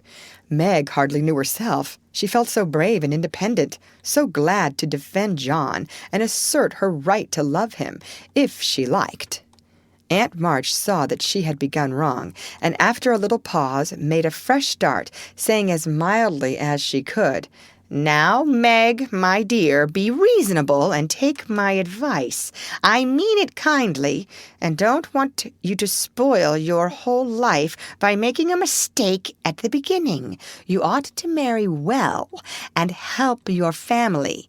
It's your duty to make a rich match, and it ought to be impressed upon you."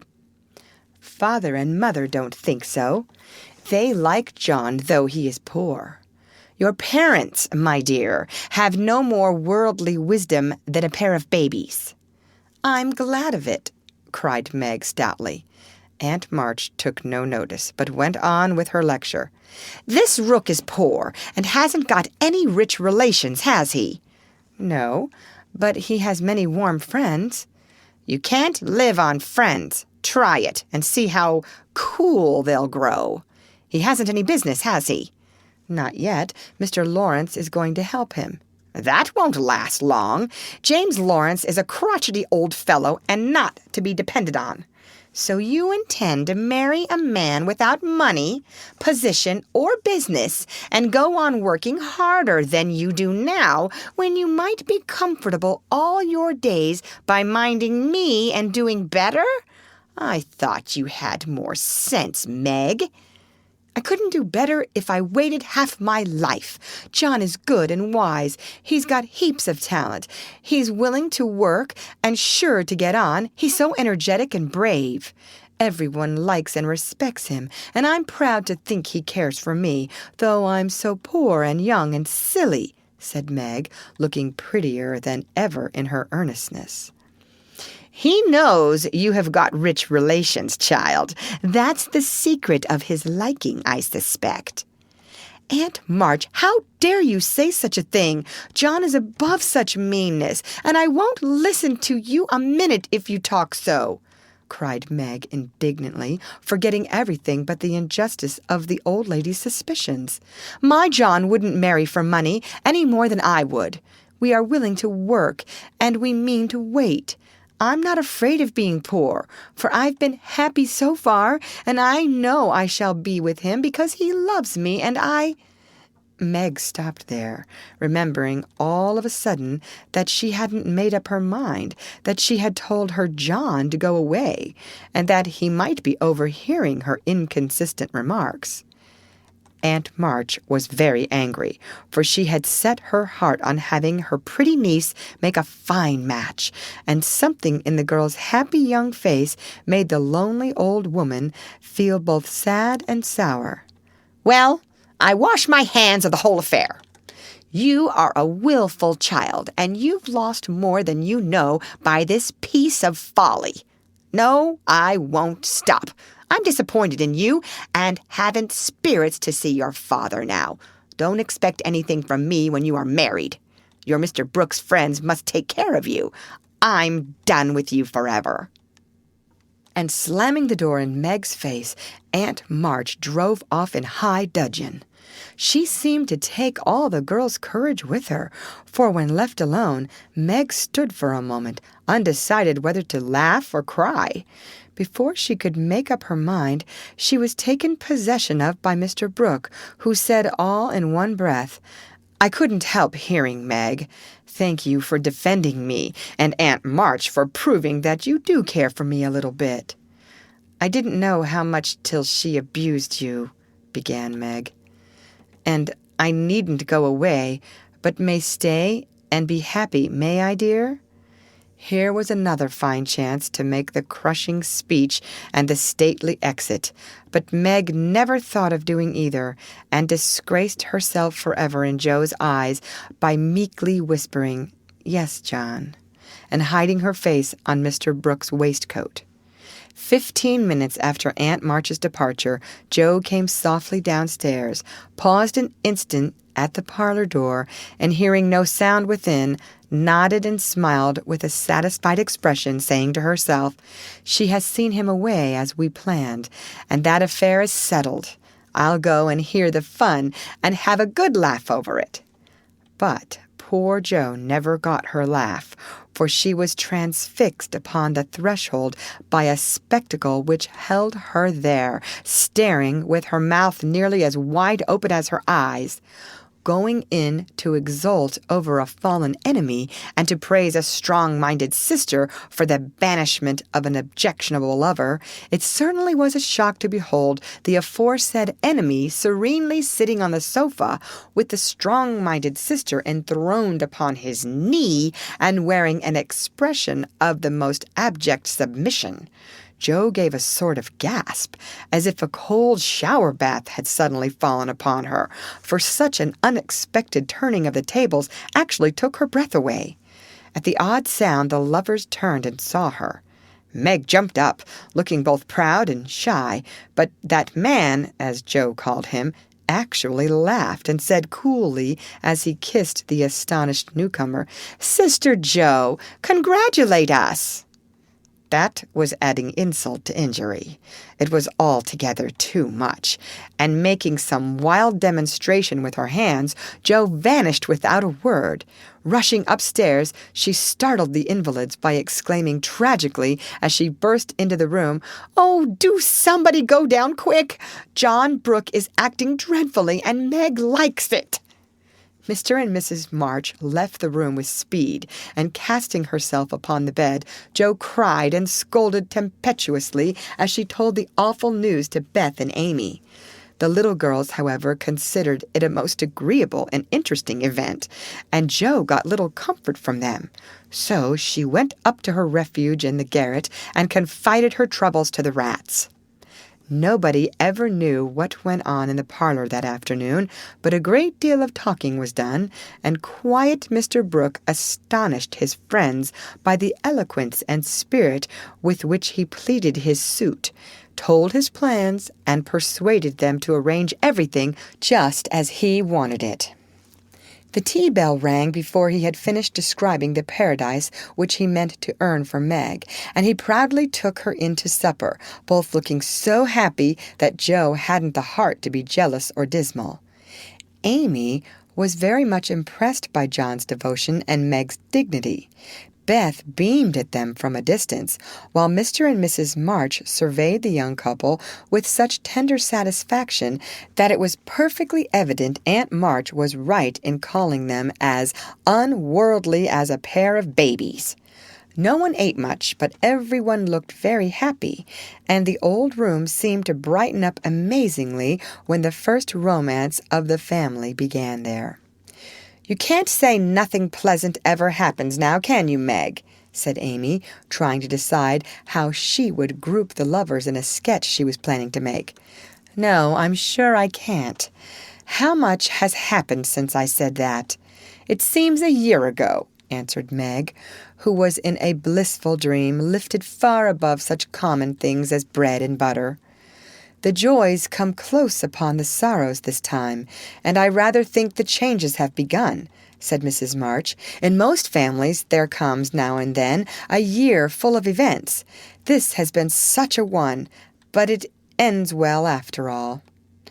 "Hope the next will end better," muttered Joe, who found it very hard to see Meg absorbed in a stranger before her face, for Joe loved a few persons very dearly and dreaded to have their affection lost or lessened in any way. "I hope the 3rd year from this will end better. I mean it shall, if I live to work out my plans," said Mr. Brooke, smiling at Meg, as if everything had become possible to him now. "Doesn't it seem very long to wait?" asked Amy, who was in a hurry for the wedding. "I've got so much to learn before I shall be ready, it seems a short time to me," answered Meg, with a sweet gravity in her face never seen there before. "You have only to wait. I am to do the work," said John, beginning his labors by picking up Meg's napkin, with an expression which caused Joe to shake her head and then say to herself with an air of relief as the front door banged, "Here comes Laurie. Now we shall have some sensible conversation." But Joe was mistaken, for Laurie came prancing in, overflowing with good spirits, bearing a great bridal-looking bouquet for Mrs. John Brooke, and evidently laboring under the delusion that the whole affair had been brought about by his excellent management. "I knew Brooke would have it all his own way. He always does, for when he makes up his mind to accomplish anything, it's done though the sky falls," said Laurie, when he had presented his offering and his congratulations. "Much obliged for that recommendation. I take it as a good omen for the future and invite you to my wedding on the spot," answered Mr. Brooke, who felt at peace with all mankind, even his mischievous pupil. "I'll come if I'm at the ends of the earth, for the sight of Joe's face alone on that occasion would be worth a long journey." "You don't look festive, ma'am. What's the matter?" asked Laurie, following her into a corner of the parlor, whither all had adjourned to greet Mr. Lawrence. "I don't approve of the match, but I've made up my mind to bear it, and shall not say a word against it," said Joe solemnly. "You can't know how hard it is for me to give up Meg," she continued with a little quiver in her voice. "You don't give her up, you only go halves," said Laurie consolingly. "It can never be the same again. I've lost my dearest friend," sighed Joe. "You've got me anyhow. I'm not good for much, I know, but I'll stand by you, Joe, all the days of my life. Upon my word I will." And Laurie meant what he said. "I know you will, and I'm ever so much obliged. You are always a great comfort to me, Teddy," returned Joe, gratefully shaking hands. "Well, now, don't be dismal, there's a good fellow. It's all right, you see. Meg is happy. Brooke will fly round and get settled immediately. Grandpa will attend to him, and it will be very jolly to see Meg in her own little house. We'll have capital times after she is gone, for I shall be through college before long, and then we'll go abroad on some nice trip or other. Wouldn't that console you?" "I rather think it would, but there's no knowing what may happen in 3 years," said Joe thoughtfully. "That's true. Don't you wish you could take a look forward and see where we shall all be then?" "I do," returned Laurie. "I think not, for I might see something sad, and everyone looks so happy now. I don't believe they could be much improved," and Joe's eyes went slowly round the room, brightening as they looked, for the prospect was a pleasant one. Father and mother sat together, quietly reliving the first chapter of the romance which for them began some 20 years ago. Amy was drawing the lovers, who sat apart in a beautiful world of their own, the light of which touched their faces with a grace the little artist could not copy. Beth lay on her sofa, talking cheerily with her old friend, who held her little hand as if he felt that it possessed the power to lead him along the peaceful way she walked. Joe lounged in her favorite low seat, with the grave, quiet look which best became her, and Laurie, leaning on the back of her chair, his chin on a level with her curly head, smiled with his friendliest aspect and nodded at her in the long glass which reflected them both. So the curtain falls upon Meg, Jo, Beth, and Amy. Whether it ever rises again depends upon the reception given the first act of the domestic drama called Little Women. End of chapter. End of part 1. Read by Lorraine Montgomery for Lit2Go on the web at fcit.usf.edu.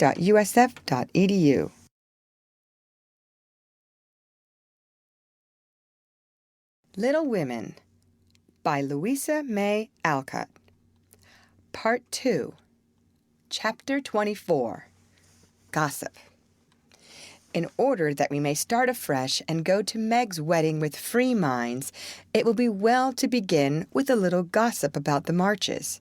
And here let me premise that if any of the elders think there is too much lovering in the story, as I fear they may, I'm not afraid the young folks will make that objection. I can only say with Mrs. March, what can you expect when I have 4 gay girls in the house and a dashing young neighbor over the way? The 3 years that have passed have brought but few changes to the quiet family. The war is over, and Mr. March safely at home, busy with his books and the small parish, which found in him a minister by nature as by grace, a quiet, studious man, rich in the wisdom that is better than learning, the charity which calls all mankind brother, the piety that blossoms into character, making it august and lovely. These attributes, in spite of poverty and the strict integrity which shut him out from the more worldly successes, attracted to him many admirable persons, as naturally as sweet herbs draw bees, and as naturally he gave them the honey into which 50 years of hard experience had distilled no bitter drop. Earnest young men found the gray-headed scholar as young at heart as they. Thoughtful or troubled women instinctively brought their doubts to him, sure of finding the gentlest sympathy, the wisest counsel. Sinners told their sins to the pure-hearted old man, and were both rebuked and saved.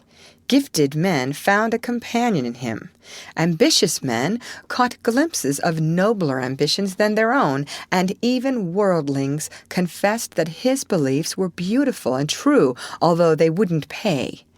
To outsiders, the 5 energetic women seemed to rule the house, and so they did in many things, but the quiet scholar, sitting among his books, was still the head of the family, the household conscience, anchor, and comforter. For him, the busy, anxious women always turned in troublous times, finding him in the truest sense of those sacred words, husband and father. The girls gave their hearts into their mother's keeping, their souls into their father's, and to both parents who lived and labored so faithfully for them, they gave a love that grew with their growth and bound them tenderly together by the sweetest tie which blesses life and outlives death. Mrs. March is as brisk and cheery, though rather grayer than when we saw her last, and just now so absorbed in Meg's affairs that the hospitals and homes, still full of wounded boys and soldiers' widows, decidedly missed the motherly missionaries' visits. John Brooke did his duty manfully for a year, got wounded, was sent home, and not allowed to return. He received no stars or bars, but he deserved them, for he cheerfully risked all he had, and life and love are very precious when both are in full bloom. Perfectly resigned to his discharge, he devoted himself to getting well, preparing for business, and earning a home for Meg. With the good sense and sturdy independence that characterized him, he refused Mr. Lawrence's more generous offers and accepted the place of bookkeeping, feeling better satisfied to begin with an honestly earned salary than by running any risks with borrowed money. Meg had spent the time in working as well as waiting, growing womanly in character, wise in housewifely arts, and prettier than ever, for love is a great beautifier. She had her girlish ambitions and hopes, and felt some disappointment at the humble way in which the new life must begin. Ned Moffat had just married Sally Gardner, and Meg couldn't help contrasting their fine house and carriage, many gifts, and splendid outfit with her own, and secretly wishing she could have the same. But somehow envy and discontent soon vanished when she thought of all the patient love and labor John had put into the little home awaiting her, and when they sat together in the twilight talking over their small plans, the future always grew so beautiful and bright that she forgot Sally's splendor and felt herself the richest, happiest girl in Christendom. Joe never went back to Aunt March, for the old lady took such a fancy to Amy that she bribed her with the offer of drawing lessons from one of the best teachers going, and for the sake of this advantage, Amy would have served a far harder mistress. So she gave her mornings to duty, her afternoons to pleasure, and prospered finely. Jo, meantime, devoted herself to literature, and Beth, who remained delicate long after the fever was a thing of the past, not an invalid exactly, but never again the rosy, healthy creature she had been, yet always hopeful, happy, and serene, and busy with the quiet duties she loved, everyone's friend, and an angel in the house, long before those who loved her most had learned to know it. As long as the Spread Eagle paid her $1 a column for her rubbish, as she called it, Jo felt herself a woman of means and spun her little romances diligently. But great plans fermented in her busy brain and ambitious mind, and the old tin kitchen in the garret held a slowly increasing pile of blotted manuscript, which was one day to place the name of March upon the roll of fame. Laurie, having dutifully gone to college to please his grandfather, was now getting through it in the easiest possible manner, to please himself.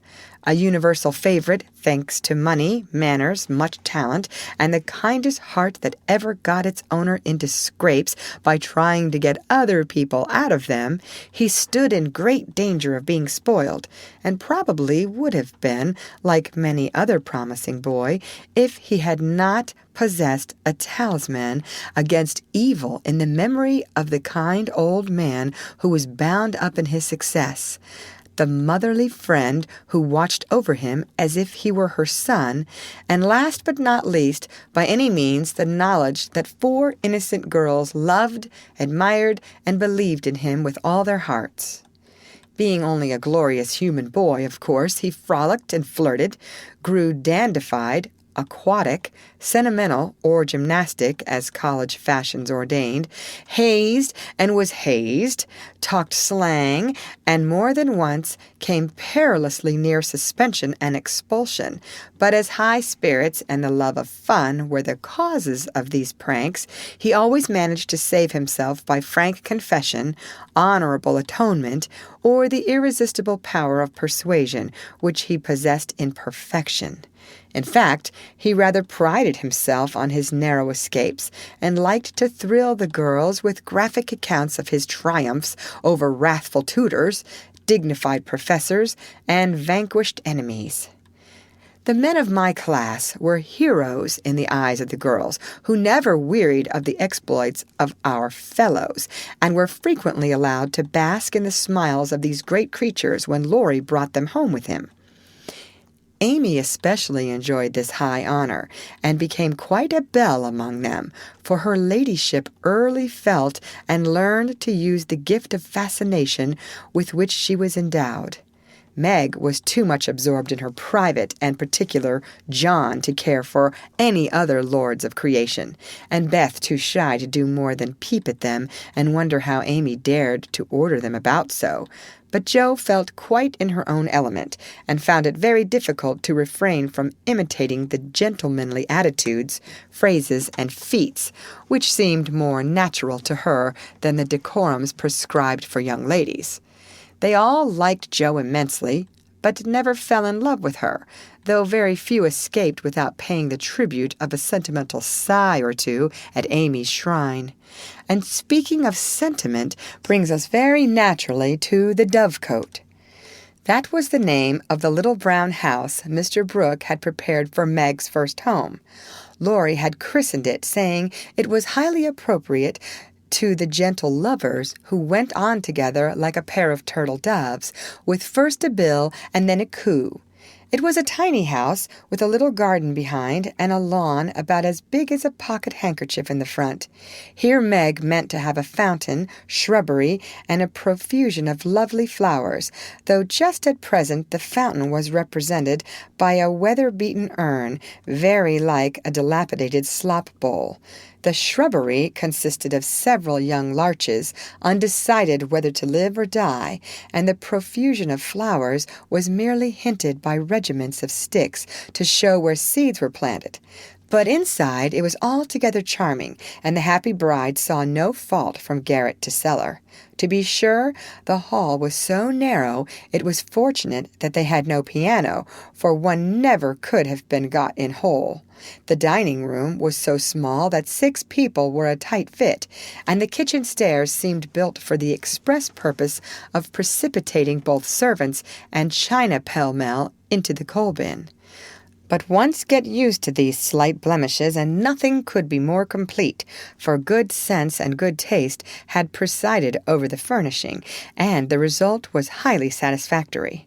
There were no marble-topped tables, long mirrors, or lace curtains in the little parlor, but simple furniture, plenty of books, a fine picture or two, a stand of flowers in the bay window, and scattered all about the pretty gifts which came from friendly hands and were the fairer of the loving messages they brought.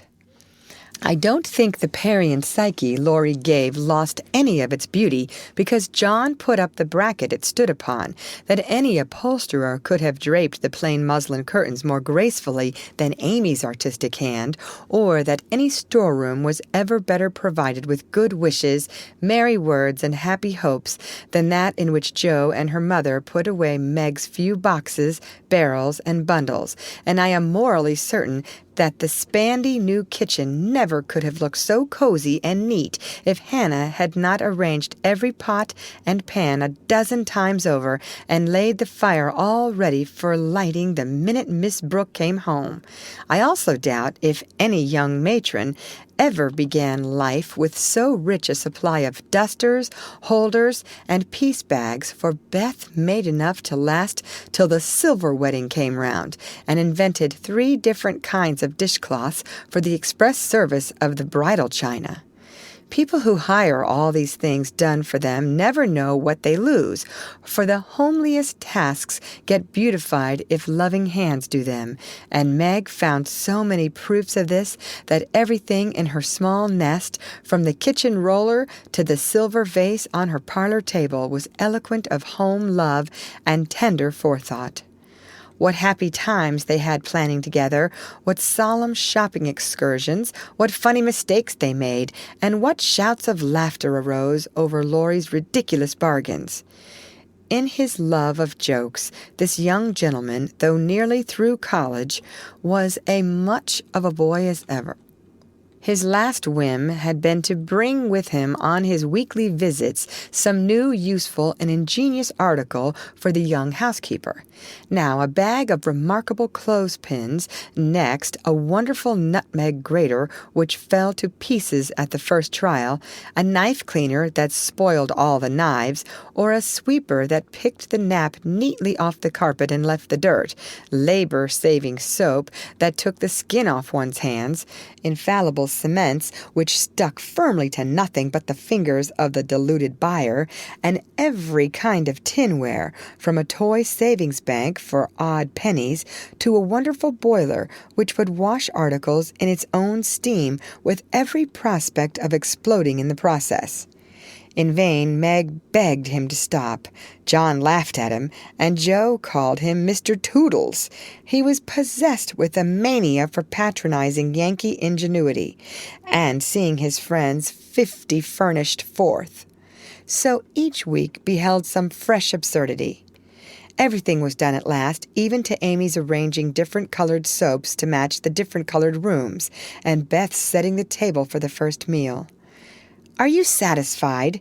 Does it seem like home? And do you feel as if you should be happy here?"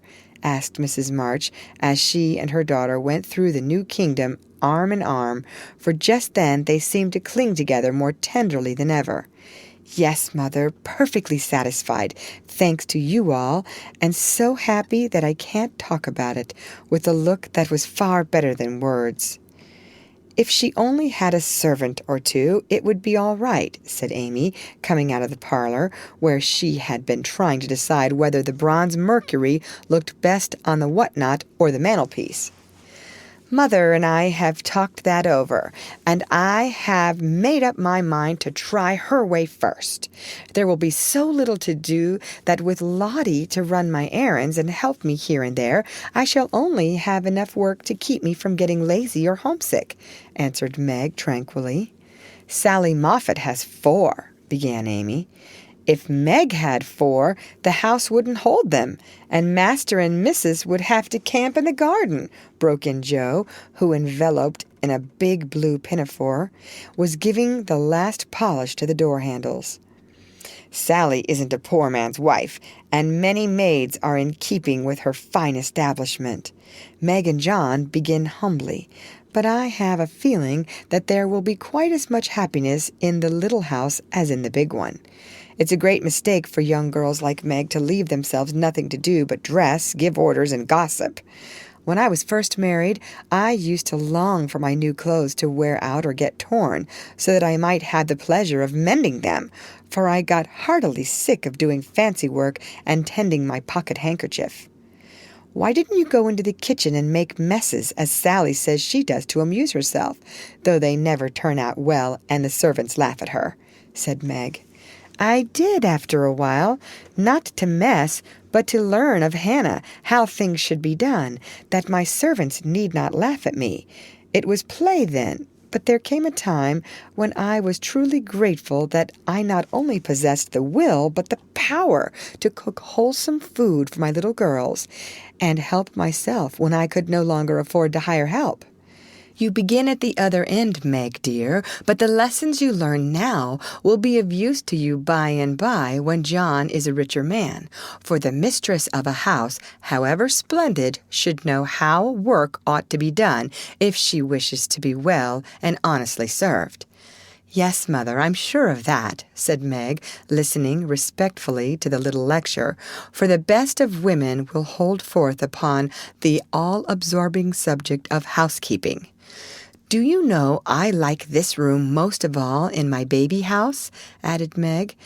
A minute after, as they went upstairs, and she looked into her well-stored linen closet. Beth was there, laying the snowy piles smoothly on the shelves and exulting over the goodly array. All 3 laughed as Meg spoke, for that linen closet was a joke. You see, having said that, if Meg married, that Brooke, she shouldn't have a cent of her money, Aunt March was rather in a quandary when time had appeased her wrath and made her repent her vow. She never broke her word, and was much exercised in her mind how to get around it, and at last devised a plan whereby she could satisfy herself. Mrs. Carroll, Florence's mamma, was ordered to buy, have made, and marked a generous supply of house and table linen, and send it as her present, all of which was faithfully done. But the secret leaked out, and was greatly enjoyed by the family, for Aunt March tried to look utterly unconscious, and insisted that she could give nothing but the old-fashioned pearls long promised to the first bride. That's a housewifely taste, which I am glad to see. I had a young friend who set up housekeeping with 6 sheets, but she had finger bowls for company, and that satisfied her," said Mrs. March, patting the damask tablecloths with the truly feminine appreciation of their fineness. "I haven't a single finger bowl, but this is a set-out that will last me all my days, Hannah says," and Meg looked quite contented, as well she might. A tall, broad-shouldered young fellow with a cropped head, a felt basin of a hat, and a flyaway coat came tramping down the road at a great pace, walked over the low fence without stopping to open the gate, straight up to Mrs. March with both hands out, and a hearty, "Here I am, Mother! Yes, it's all right." The last words were an answer to the look the elder lady gave him, a kindly questioning look which the handsome eyes met so frankly that the little ceremony closed, as usual, with a motherly kiss. For Mrs. John Brooke, with the maker's congratulations and compliments. Bless you, Beth. What a refreshing spectacle you are, Joe. Amy, you are getting altogether too handsome for a single lady. As Laurie spoke, he delivered a brown paper parcel to Meg, pulled Beth's hair ribbon, stared at Joe's big pinafore, and fell into an attitude of mock rapture before Amy, then shook hands all round, and everyone began to talk. "Where is John?" asked Meg anxiously. "Stopped to get the license for tomorrow, ma'am." "Which side won the last match, Teddy?" inquired Joe, who persisted in feeling an interest in manly sports despite her 19 years. "Ours, of course. Wish you'd been there to see." "How is the lovely Miss Randall?" asked Amy, with a significant smile. "More cruel than ever. Don't you see how I'm pining away?" And Laurie gave his broad chest a sounding slap and heaved a melodramatic sigh. "What's the last joke? Undo the bundle and see, Meg," said Beth, eyeing the knobby parcel with curiosity. "It's a useful thing to have in the house in case of fire or thieves," observed Laurie, as a watchman's rattle appeared amid the laughter of the girls. "Any time when John is away and you get frightened, Mrs. Meg, just swing that out of the front window and it will rouse the neighborhood in a jiffy. Nice thing, isn't it?" And Laurie gave them a sample of its powers that made them cover up their ears. "There's gratitude for you. And speaking of gratitude reminds me to mention that you may thank Hannah for saving your wedding cake from destruction. I saw it going into your house as I came by, and if she hadn't defended it manfully, I'd have had a pick at it, for it looked like a remarkably plummy one." "I wonder if you will ever grow up, Laurie," said Meg in a matronly tone. "I'm doing my best, ma'am, but can't get much higher, I'm afraid, as 6 feet is about all men can do in these degenerate days," responded the young gentleman, whose head was about level with the little chandelier. "I suppose it would be profanation to eat anything in this spick-and-span bower, so as I'm tremendously hungry, I propose an adjournment," he added presently. "Mother and I are going to wait for John. There are some last things to settle," said Meg, bustling away. "Beth and I are going over to Kitty Bryant's to get more flowers for tomorrow," added Amy, tying a picturesque hat over her picturesque curls and enjoying the effect as much as anybody. "Come, Joe, don't desert a fellow. I'm in such a state of exhaustion I can't get home without help. Don't take off your apron, whatever you do. It's peculiarly becoming," said Laurie, as Joe bestowed his especial aversion in her capricious pocket and offered her arm to support his feeble steps. "Now, Teddy, I want to talk seriously to you about tomorrow," began Joe, as they strolled away together. "You must promise to behave well and not cut up any pranks and spoil our plans."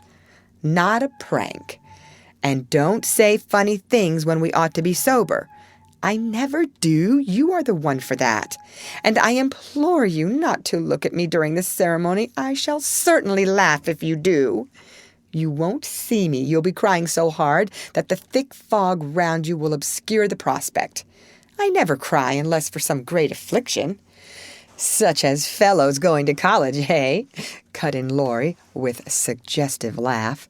"Don't be a peacock. I only moaned a trifle to keep the girls company." "Exactly. I say, Joe, how is Grandpa this week? Pretty amiable?" "Very." "Why, have you got into a scrape and want to know how he'll take it?" asked Joe rather sharply. "Now, Joe, do you think I'd look your mother in the face and say, 'All right,' if it wasn't?" And Laurie stopped short with an injured air. "No, I don't." "Then don't go and be suspicious. I only want some money," said Laurie, walking on again, appeased by her hearty tone. "You spend a great deal, Teddy." "Bless you, I don't spend it. It spends itself somehow, and is gone before I know it." You are so generous and kind-hearted that you let people borrow and can't say no to anyone. We heard about Henshaw and all you did for him. If you always spent money in that way, no one would blame you," said Joe warmly. "Oh, he made a mountain out of a molehill. You wouldn't have me let that fine fellow work himself to death just for want of a little help, when he is worth a dozen of us lazy chaps, would you?" "Of course not, but I don't see the use of your having 17 waistcoats, endless neckties, and a new hat every time you come home. I thought you'd got over the dandy period, but every now and then it breaks out in a new spot. Just now, it's the fashion to be hideous, to make your head look like a scrubbing brush, wear a straitjacket, orange gloves, and clumping square-toed boots. If it was cheap ugliness, I'd say nothing, but it cost as much as the other, and I don't get any satisfaction out of it." Laurie threw back his head and laughed so heartily at this attack that the felt hat fell off and Joe walked on it, which insult only afforded him an opportunity for expatiating on the advantages of a rough-and-ready costume as he folded up the maltreated hat and stuffed it into his pocket. "Don't lecture any more. There's a good soul. I have enough all through the week and like to enjoy myself when I come home. I'll get myself up regardless of expense tomorrow and be a satisfaction to my friends. I'll leave you in peace if you'll only let your hair grow. I'm not aristocratic, but I do object to being seen with a person who looks like a young prize-fighter," observed Joe severely. "This unassuming style promotes study. That's why we adopt it," returned Laurie, who certainly could not be accused of vanity, having voluntarily sacrificed a handsome curly crop for the demand for quarter-inch-long stubble. "By the way, Joe, I think that little Parker is really getting desperate about Amy. He talks of her constantly, writes poetry, and moons about in a most suspicious manner. He'd better nip his little passion in the bud, hadn't he?"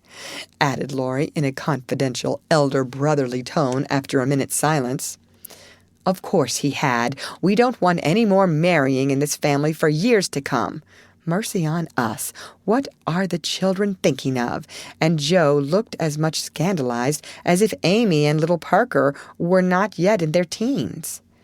"It's a fast age, and I don't know what we are coming to, ma'am. You are a mere infant, but you'll go next, Joe, and we'll be left lamenting," said Laurie, shaking his head over the degeneracy of the times. "Don't be alarmed. I'm not one of the agreeable sort. Nobody will want me, and it's a mercy, for there should always be one old maid in a family." "You won't give anyone a chance," said Laurie, with a sidelong glance and a little more color than before in his sunburned face. "You won't show the soft side of your character, and if a fellow gets a peep at it by accident and can't help showing that he likes it, you treat him as Mrs. Gummidge did her sweetheart, throw cold water over him, and get so thorny no one dares touch or look at you. I don't like that sort of thing. I'm too busy to be worried with nonsense, and I think it's dreadful to break up families so. Now don't say any more about it. Meg's wedding has turned all our heads, and we talk of nothing but lovers and such absurdities. I don't wish to get cross, so let's change the subject." And Joe looked quite ready to fling cold water on the slightest provocation. Whatever his feelings might have been, Laurie found a vent for them in a long, low whistle, and the fearful prediction as they parted at the gate, "Mark my words, Joe, you'll go next." End of chapter. Read by Lorraine Montgomery for Lit2Go on the web at fcit.usf.edu.